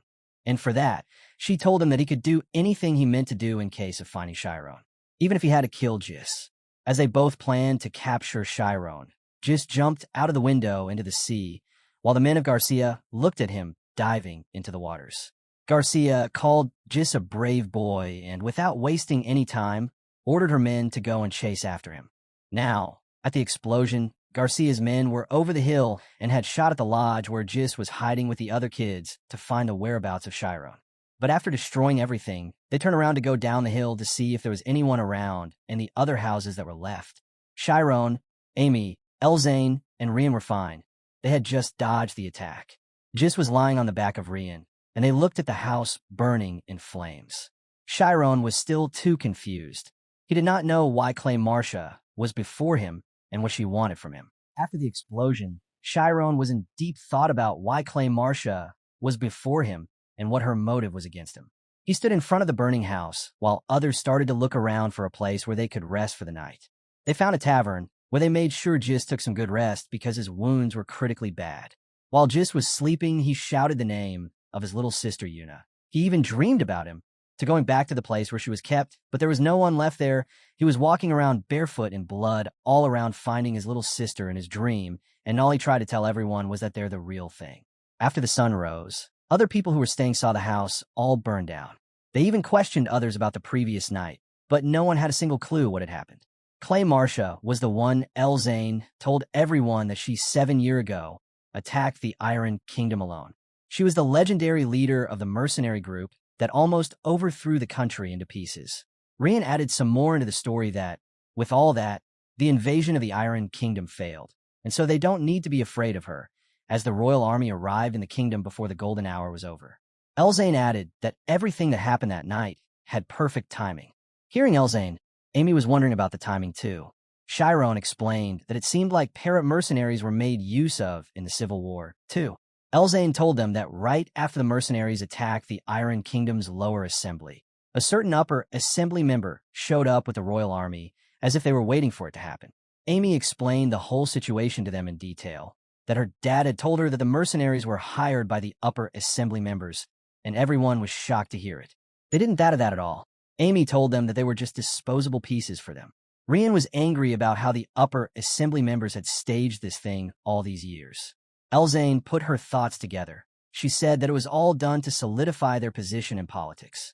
Rian questioned that politics is hard to understand, but Elzane still said that she also doesn't know what is the real truth. While they chatted together on the topic, they all prepared themselves for the attack they were going to do on the parrot bandits, so they could save Jiss's little sister. Chiron, while holding the horse, asked them if they were all ready to go, and with that, they all sat on their horses and charged to the parrot bandits' castle. As they all rode all through the seashore in a straight path, while Chiron was destined to go there on his own, as he could not wait for the bandits to attack him. While Clay Marcia got the vision of them from a far distance, that the kids were making a bold move on her, coming at her head-on. While she looked down from the window, and behind her was Palcoa and her men, while Palcoa in his mind challenged her men against those kids. Still, Marcia had Yuna in her hostage. While Chiron, Amy, Elzane, and Rian marched through the forest, Chiron asked Rian that has he had ever cut something down. Rian replied to him, what is he talking about? Chiron said that he meant that he had ever cut a person in real, but Rian said that he had once joined his father in clearing the bandits. Chiron asked him if he had no experience in killing a person. Then Rian said that no, he had not killed anyone. Rian said that he only thinks about his sword and how to master it. As they moved a little more into the forest, Elzane alerted them that someone was waiting for them and would attack at any moment. Suddenly, the bandits came from the trees and attacked them. The bandits were quite confident by seeing only 4 kids in front of them, but they had no idea how strong they could be. Amy, without wasting any time, targeted one of the bandits and blasted him away while the others shouted at each other to look after them from the targeting mage. But as everyone was talking, covered behind the trees, Chiron blasted them with his photon emission ability.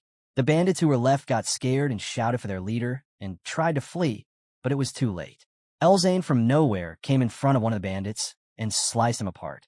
Now, it was Rian left and the bandit after him. They both were in the middle of the trees, and Elzane was worried that Rian would be killed without schema as the opponent he was facing was quick.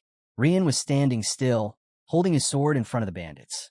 His sword was too long and was touching the trees, and the bandit was sure that he would not be able to cut him down because of the trees.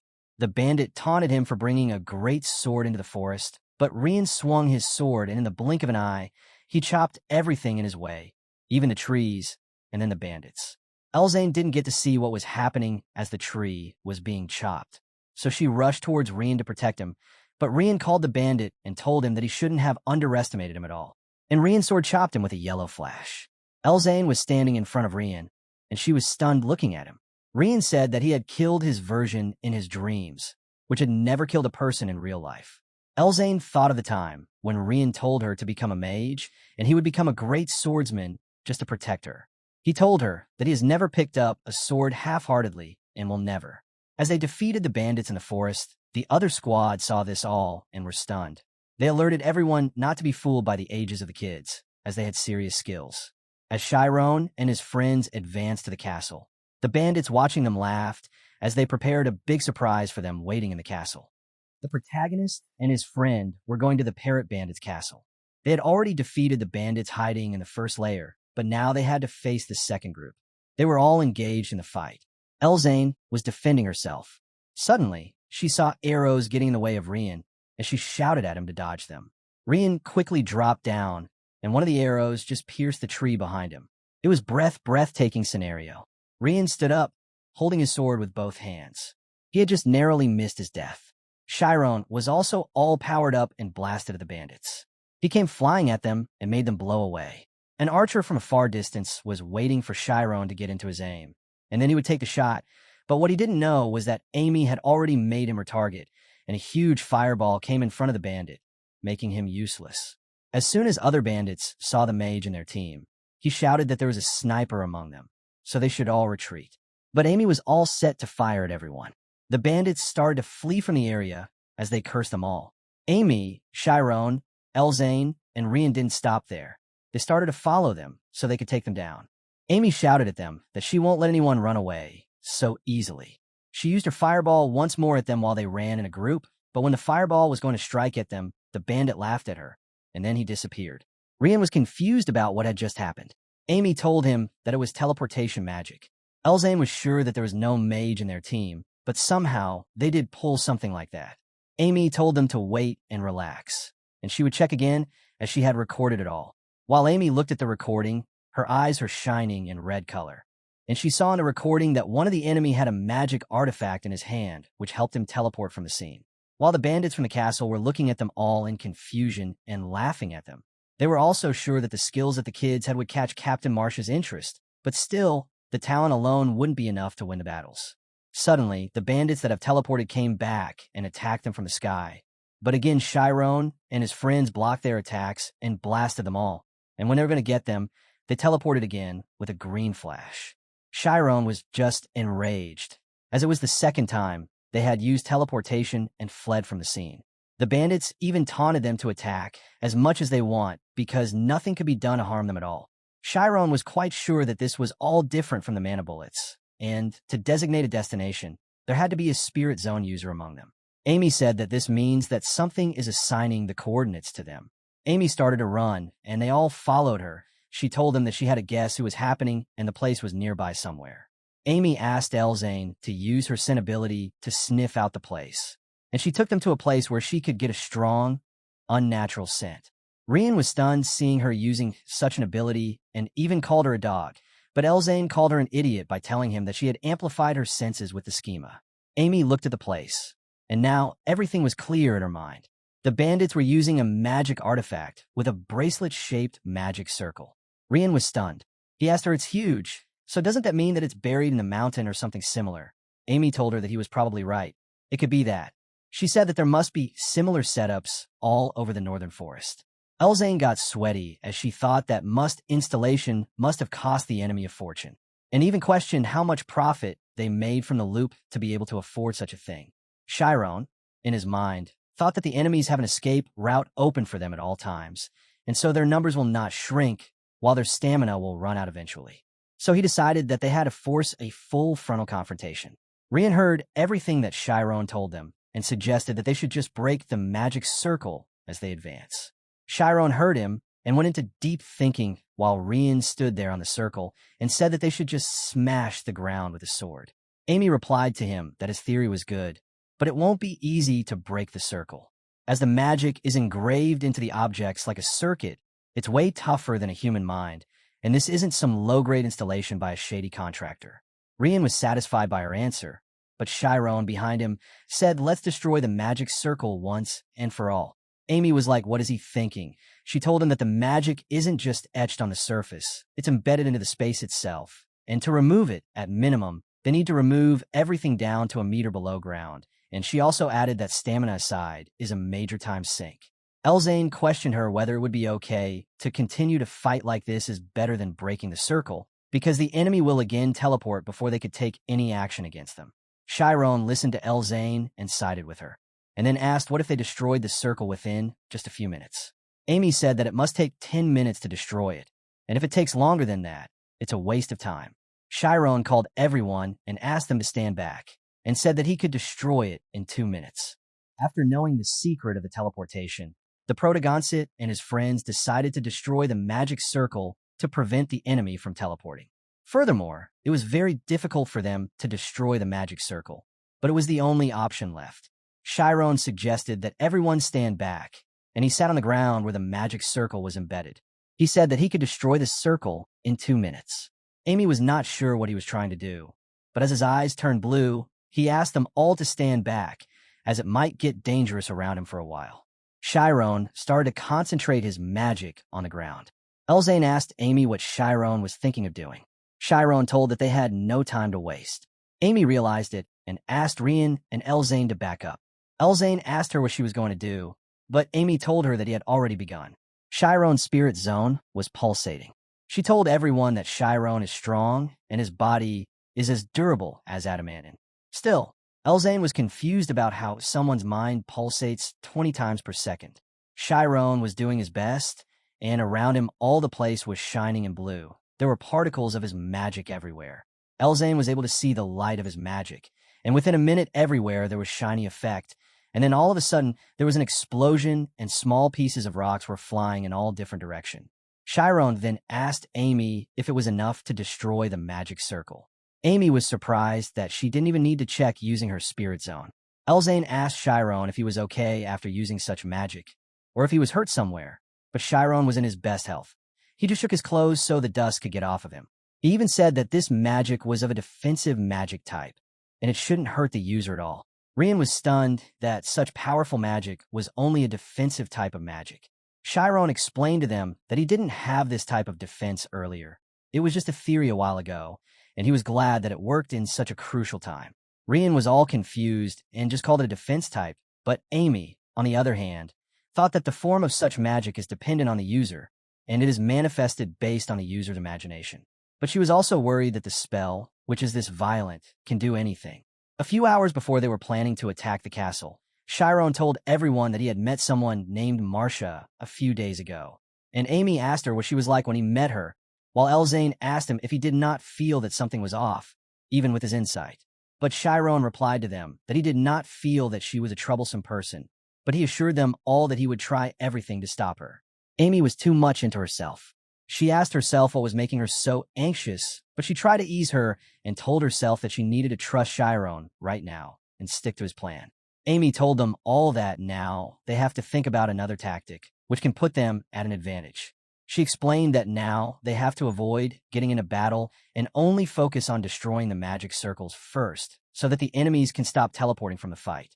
Now Chiron and Amy grabbed Elzane and Rian and started using their dash speed ability and moved from one place to another, and in between, they destroyed every magic circle that came into their path. Now, everywhere there were explosions and blasts as Chiron destroyed the magic circle embedded in the ground. Chiron was now more confident that the enemy had planned this from the starting. They were trying to drag things out to drain their stamina and defeat them. But now as the magic circle are getting destroyed, their tactic will be useless, and they will have no option but to fight with us as the circles were too much costly to install in the first place. Amy was also confident that now it will be actually better if the opponent just attacks them before they destroy the circle.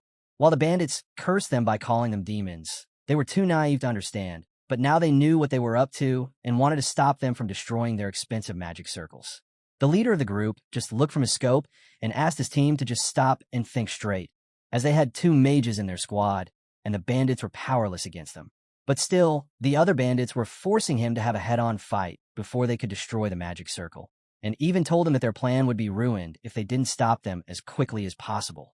Then their leader suggested that if those 4 brats wanted to use such tactics, then they should also cheer them up. He told his subordinate to open the path for them, and they would all use that same path. As Chiron and Amy used the flash, the bandits started to gather around them to stop them. Elzane told Amy that it's getting a bit strange, and she thinks that they are being followed, but the problem was that those were not getting in their way and stopping them, but just following them. Suddenly, Amy realized that they were planning to open up a path for them, and in a split second, they all just teleported near the castle where the enemy was camping. The leader of the enemy squad orders every available man there to be on guard, and tells them to attack as soon as the enemy gets near them. One of the bandits fired a flame arrow into the sky to alert every other team member, as now the kids were only 1 kilometer away from them. They were all in full confidence and taunting the kid for going to die too soon, but they had no clue what Chiron had planned for them. Their leaders suggested that they were going to use the boulder on them and crush them, as they had left no option for them, so they were just going to activate a fraction of the huge rocks on them. Such rocks were supposed to be used on a full-scale army, but the bandits were too cruel to them. Those defense weapons were designed to defend the island from enemies, but now they were in the wrong hands. One of the subordinates called the captain there and reminded him that Marcia had strictly suggested that they need to capture the kids alive, but the leader said that it is an emergency now, and there is no option left for them, and to use their special attack. One of the men on the height alerted them that the enemies were in range, but when the leader saw them from his scope, it was only Chiron in his sight, and the others were already hiding. The leader thought that they had made some other plans and wanted to make them think that if there would be only one enemy, they won't use the weapons on them.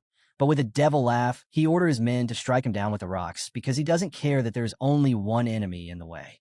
Not only huge rocks, but also hundreds of arrows came in front of Chiron, while Amy and others screamed his name in agony. But the damage was done. Chiron had advised them not to come near him, and he will alone take care of everything. And what Amy didn't know was that Chiron had already mastered a defense spell, Light Explosion, which accelerated God's particles at a very high rate to deflect the enemy's attacks. As the bandits were celebrating the death of Chiron, suddenly a yellow light flashed in between the rocks, and in a split second, there was a blast. The rocks all around Chiron started to get destroyed and clearing his path, and the scene was all shiny, and Chiron was not even scratched. Elzane was amazed to see Chiron in that state. Amy realized what Chiron had been doing from the start. When it had teleported near the castle path and were being chased by enemies, Chiron had dropped Rian on purpose and increased his speed as he was planning to get past the traps himself. The bandits saw the whole scene and were terrified. They all saw a flash, and then the rocks in front of them all exploded away. They even asked their captain whether it was a light barrier or something else. But before they could get any answer from him, they saw a huge, shining red light. Captain remembered that he had heard about a spell called laser once, but he wasn't ready for that from a kid in front of him, who was his enemy at the moment. Chiron, without wasting any time, shot at them, which made them all duck on the ground, but as they realized Chiron had shot at the door of the castle, they were first stunned that nothing happened to them, but when they all saw the huge door, it was getting torn apart into small pieces. Every other enemy guarded their aim for Chiron to stop him from making his way inside the castle, and shot him with a blasting arrow, intending to kill him on sight. But Chiron was done with the gate, and with all his hair and eyes shining, he dashed in front of them, dodging all the arrows in an instant, while the area he was standing in was left in rubble. In no time, Chiron was on top of the gates from where everyone was shooting at him. It was just like he had done teleportation. The captain was also stunned that who could use teleportation while he was still in battle. Amy, from a distance, also called him overpowered.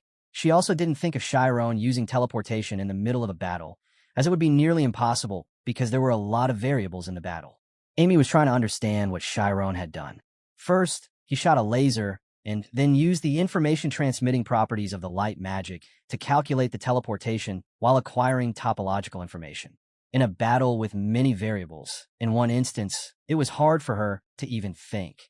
Now Chiron was standing in front of the bandits and gave them a last warning and asked them to return Yuna back to them or else he will destroy them. But the bandits were thinking without a brain. They thought that he was just a kid and told him that they will kill him for challenging them. But Chiron was serious and warned them that if they ever take any of his friend ever again, he would destroy them. Suddenly, one of the enemy realized that what would happen if he used his laser ability from this distance on them. The spell they saw was way too powerful for them to handle, and even they asked each other if there was any guarantee that the castle they were standing on wouldn't be destroyed. Suddenly, Chiron used his explosion once more at them. There was yellow flash everywhere, and nothing was visible. The captain was enraged and told him to stop as the castle was way too expensive for them to rebuild. But even after he shot one last arrow at him, nothing happened. And with a boom, the gates and the bridges on the castle were destroyed, and everywhere there was only rubble left. Elzane, Amy, and Rian were stunned when they saw Chiron destroying the castle. But there was more to the action. Marcia was looking at the scene from a far distance. She was impressed, and even called Chiron his little brother. She even thought that it was expected from an unlocker's magic. She was way more impressed than I imagined the situation.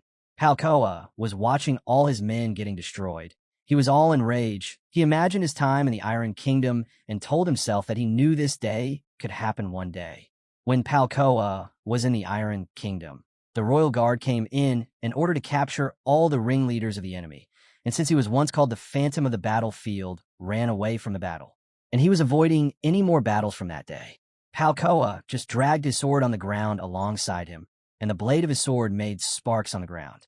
And with them, he reminded himself that finally, the battle had found its way back to him. So this would be his final destination. On the other side, Chiron was all set to enter the castle with his friends. They all marched through the broken gates. As they walked inside, suddenly blasting bullets were suddenly blasted in, attacking their pathway, and they dashed to take cover. It was the vice captain of the Parrot mercenaries. He praised them on reaching this far and said that it won't be a coincidence that they made it this far. Amy taunted him for launching an attack like a coward and asked him to reveal his identity. He then replied that he was Agito Freeman, the vice captain of the mercenaries. He was also the one who had destroyed their house in the night in order to capture the young kid Jis, but was unable to get him because Chiron and his friends had rescued him before that. While Agato stood in front of them, holding his revolver in his hand, waiting for them to show, and so he could take another shot at them. Marcia was all alone in a small hut with Yuna. Yuna was all scared and asked Marcia where her brother was. Marcia told her that his brother was safe, and she was the one who was in trouble, but she calmed her by promising her that she would let her go when everything was over. Yuna couldn't believe what she was saying, so she asked her once more, would she let her go free?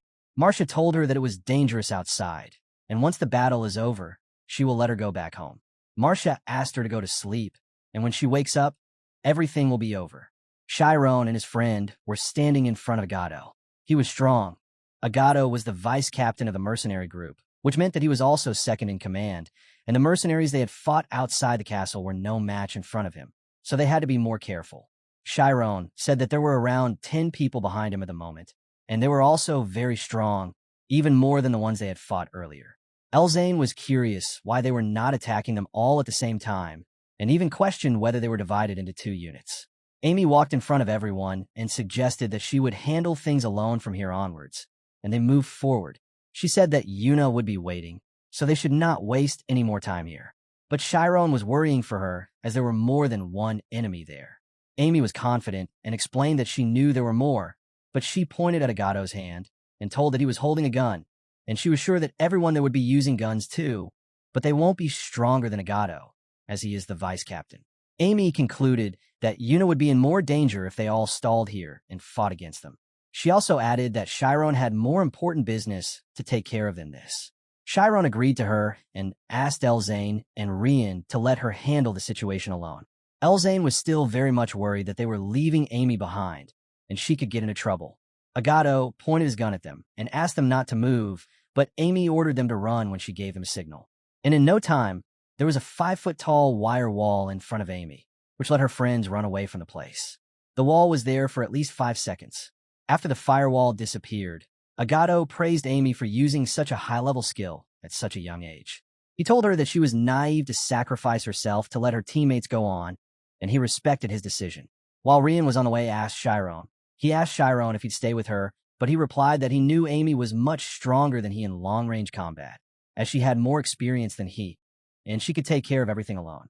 Elzane even asked if she was fighting against people who were even more experienced than her, but Chiron relaxed her and told her that he has full confidence in her abilities and that she will destroy them.